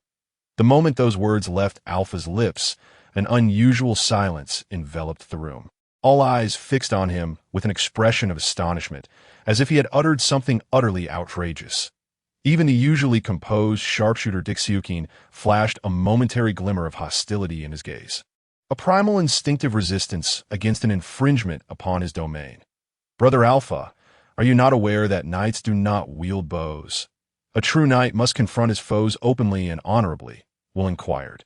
His brow furrowed in confusion. He recognized Alpha's integrity and uprightness, convinced that he would not intentionally create discomfort in such a setting. Thus, he sought to understand the reasoning behind Alpha's statement. "There exists such a rule?" "I cannot recall it," Alpha replied, a look of genuine bewilderment upon his face. Observing his perplexed demeanor, Lena stepped forward, attempting to extricate him from the predicament. "Lord Alpha has been studying knightly virtues under Master Mars and has never attended a knight academy. Perhaps Master Mars simply neglected to mention it." Lena's brow furrowed slightly, her tone laced with skepticism, pondering whether Master Mars had indeed overlooked this crucial rule. It was entirely plausible that seasoned knights seldom elucidated such commonplace matters, and Alpha's ignorance was not uncommon. "However, I still believe the impact of archers on the battlefield is immense." Alpha stood firm, undeterred by the peculiar gazes of those around him, resolutely voicing his perspective. To him, while knightly armor provided a degree of protection, most ordinary soldiers and knight squires could not possibly possess such comprehensive defensive gear, and in such circumstances, archers could indeed play a pivotal role. "Lord Alpha, are you not aware that most archers are incapable of penetrating knightly armor, rendering their effectiveness on the battlefield quite limited?" Lena's face bore a look of concern, doubting whether Alpha was simply fatigued from previous battles, leading him to make such statements. In her understanding, archers held little advantage against well-equipped knights. Currently, the ratio of knights is dwindling, while the number of ordinary soldiers is surging. Confronted by archers, they cannot adequately defend themselves. Alpha patiently elucidated, narrowing his eyes as if he foresaw the trajectory of future warfare. Alpha understood that the original wars primarily featured confrontations between knights, both clad in heavy armor and relatively few in number. With the emphasis on individual valor, in such scenarios, the role of archers was indeed minimal. Especially as the protective capabilities of knightly armor continuously improved, arrows struggled to inflict substantial damage, leading to the gradual obsolescence of archers. Yet, as time progressed, the scale of warfare expanded, involving an increasing number of participants, while the proportion of ordinary soldiers in the ranks rapidly grew, resulting in a decline in overall protective standards. Meanwhile, Knights evidently remained oblivious to this critical transformation.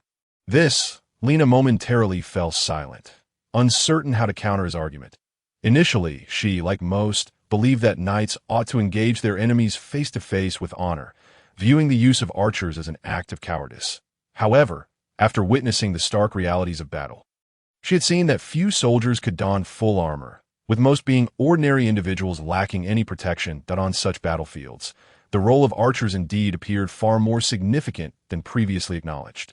Alpha's viewpoint struck like a stone cast into a tranquil lake, stirring ripples of contemplation in the hearts of all present, prompting them to reflect deeply that, in fact, in modern warfare, the proportion of knights gradually diminished, while the number of soldiers increased, resulting in significant shifts in the nature and structure of conflicts. This evolution rendered the role of archers increasingly vital. They were no longer to be disregarded, but could potentially become a decisive force in determining the outcome of battles. Yet, traditional beliefs acted as an invisible shackle, constraining the minds of many knights and leading them to disdain archers. Viewing the use of bows as a betrayal of knightly spirit, Alpha's thoughts shone like a ray of dawn, offering a fresh perspective that encouraged a re-evaluation of the various factors at play in warfare, freeing them from the confines of conventional wisdom. Upon hearing Alpha's words, Akin felt a profound resonance within. He had always taken pride in his exceptional archery skills, yet throughout the lengthy campaigns, he had often sensed that his efforts and worth were underestimated, with the role of archers frequently overlooked on the battlefield.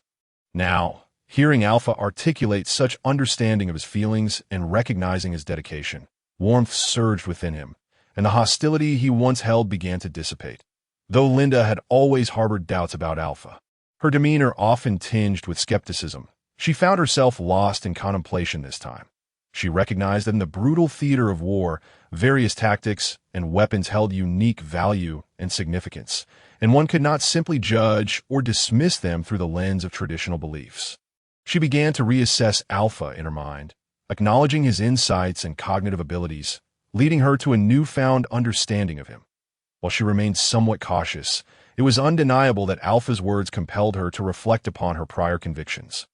Will, who had always held Alpha in high regard, recognized that Alpha consistently approached problems from unique angles, possessing profound and distinctive insights. This time, Alpha's perspective on the role of archers in warfare further solidified Will's trust and esteem for him. He understood well that in this complex and ever-changing world, individuals like Alpha, who possessed foresight and intellect, were exceedingly rare. In summary, Alpha's remarks acted like a boulder cast into calm waters, prompting deep reflections among all present, urging them to reassess their entrenched beliefs that a subtle transformation in the understanding of warfare was quietly unfolding. Never mind, our discussion here bears no significance. However, I shall have my knights bear bows, Alpha declared with unwavering resolve, his eyes radiating an undeniable determination that he understood that altering the ingrained beliefs of others was no simple endeavor. Though societal perceptions weighed heavily like shackles, he would not forsake the safety and well-being of his comrades.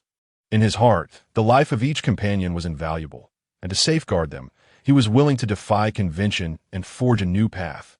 Lord Alpha, they will look down upon us, Lena said, her brow slightly furrowed, her eyes filled with concern. Having received formal education at a knight academy, traditional views had long since taken root. Even though she internally acknowledged the validity of Alpha's words, years of conditioning made it difficult for her to easily relinquish her apprehensions. In her understanding, defying knightly traditions might invite scorn and disdain from others. I will not send my men to their deaths needlessly.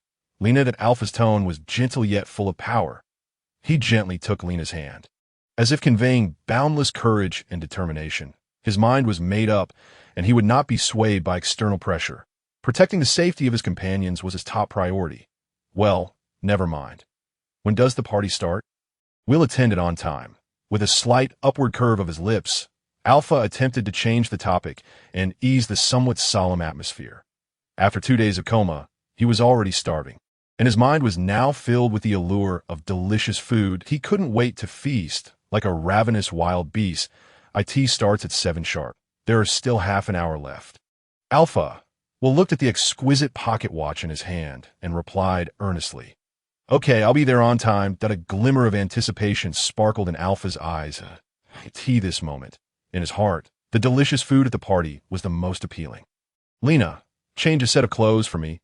As he spoke, he stood up, ready to greet this upcoming grand event in his best condition, seeing that Alpha had fully recovered and was in no serious condition, and that the invitation to the party had been successfully delivered. The others gradually left the room.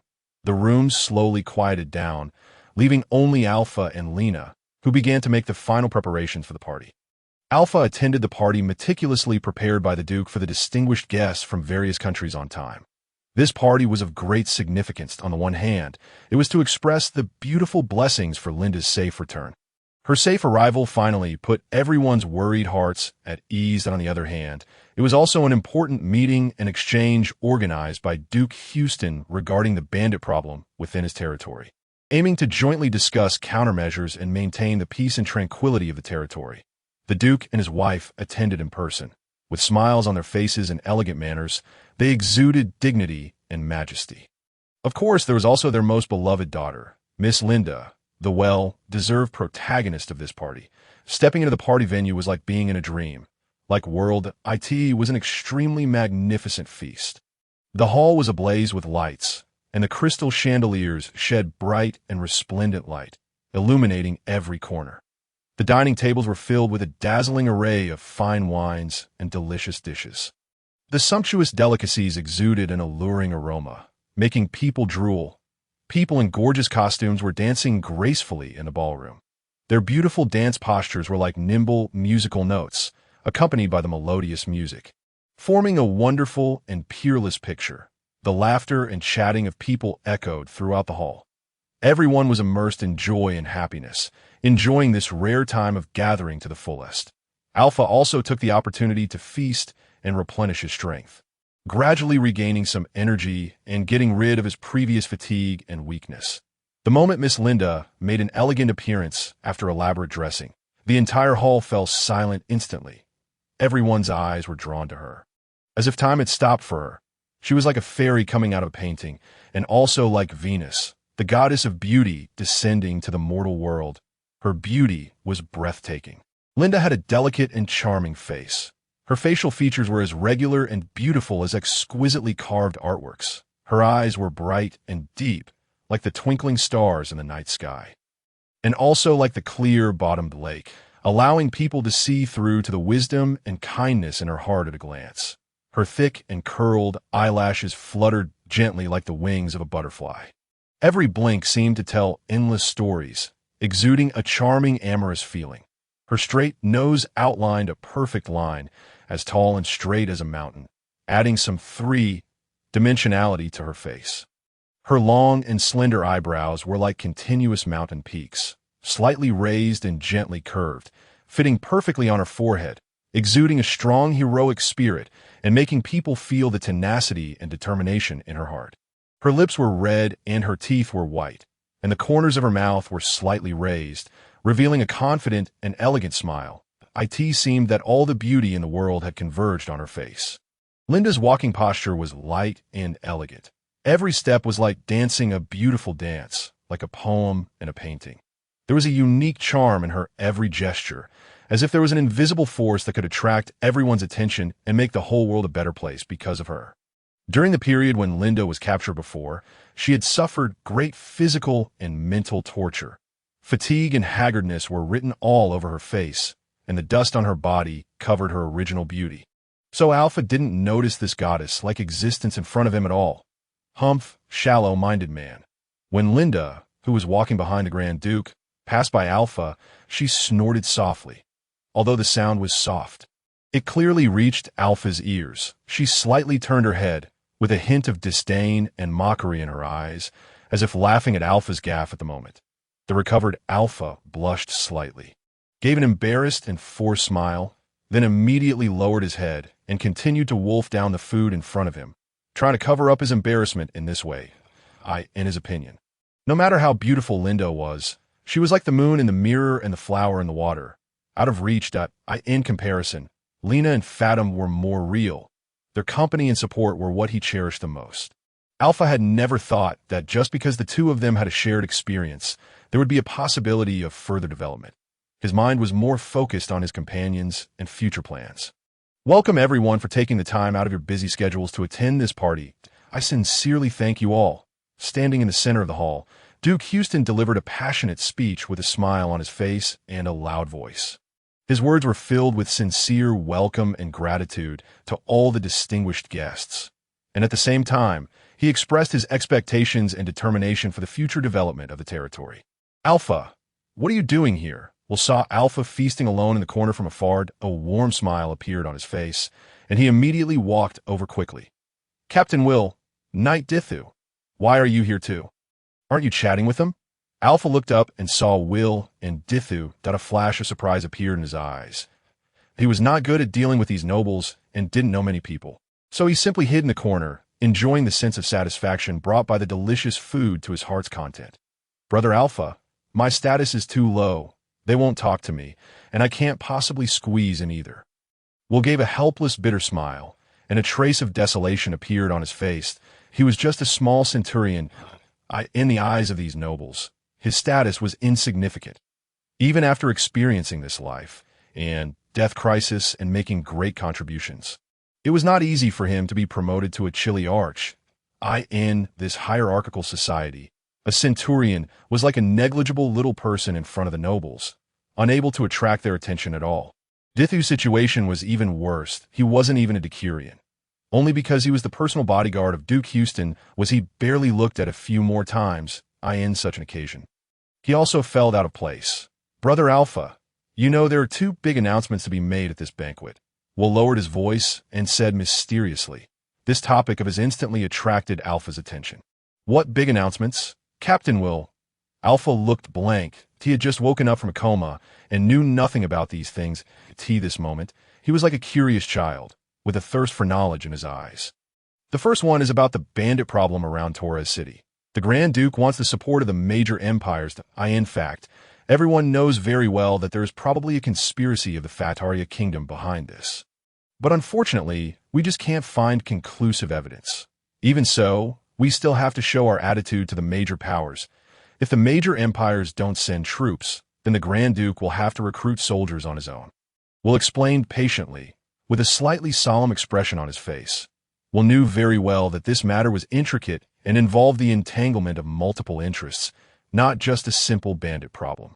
In fact, the major empires were not unwilling to send troops to help. It was just that this place was within the sphere of influence of the Holy See. Once troops were sent here, the command would surely fall into the hands of the Holy See, which made the major empires rather hesitant. After all, no one wanted their own army to be controlled by others.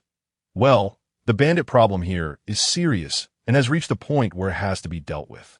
Although Alpha knew that he was a person of little influence, the sense of justice in his bones made him firmly believe that as long as he encountered bandits doing evil, he would never stand by and watch. A firmness was revealed in his eyes, as if declaring his determination to the world. Yes, the Grand Duke plans to increase the number of soldiers in Torres City to 5,000 this time. That means we still need to recruit 2,000 more people. A glint flashed in Will's eyes. This matter was closely related to his immediate interests. He had always been eager to rise to a higher position, and this conscription was undoubtedly an excellent opportunity. How could he let it go easily? This is a good thing.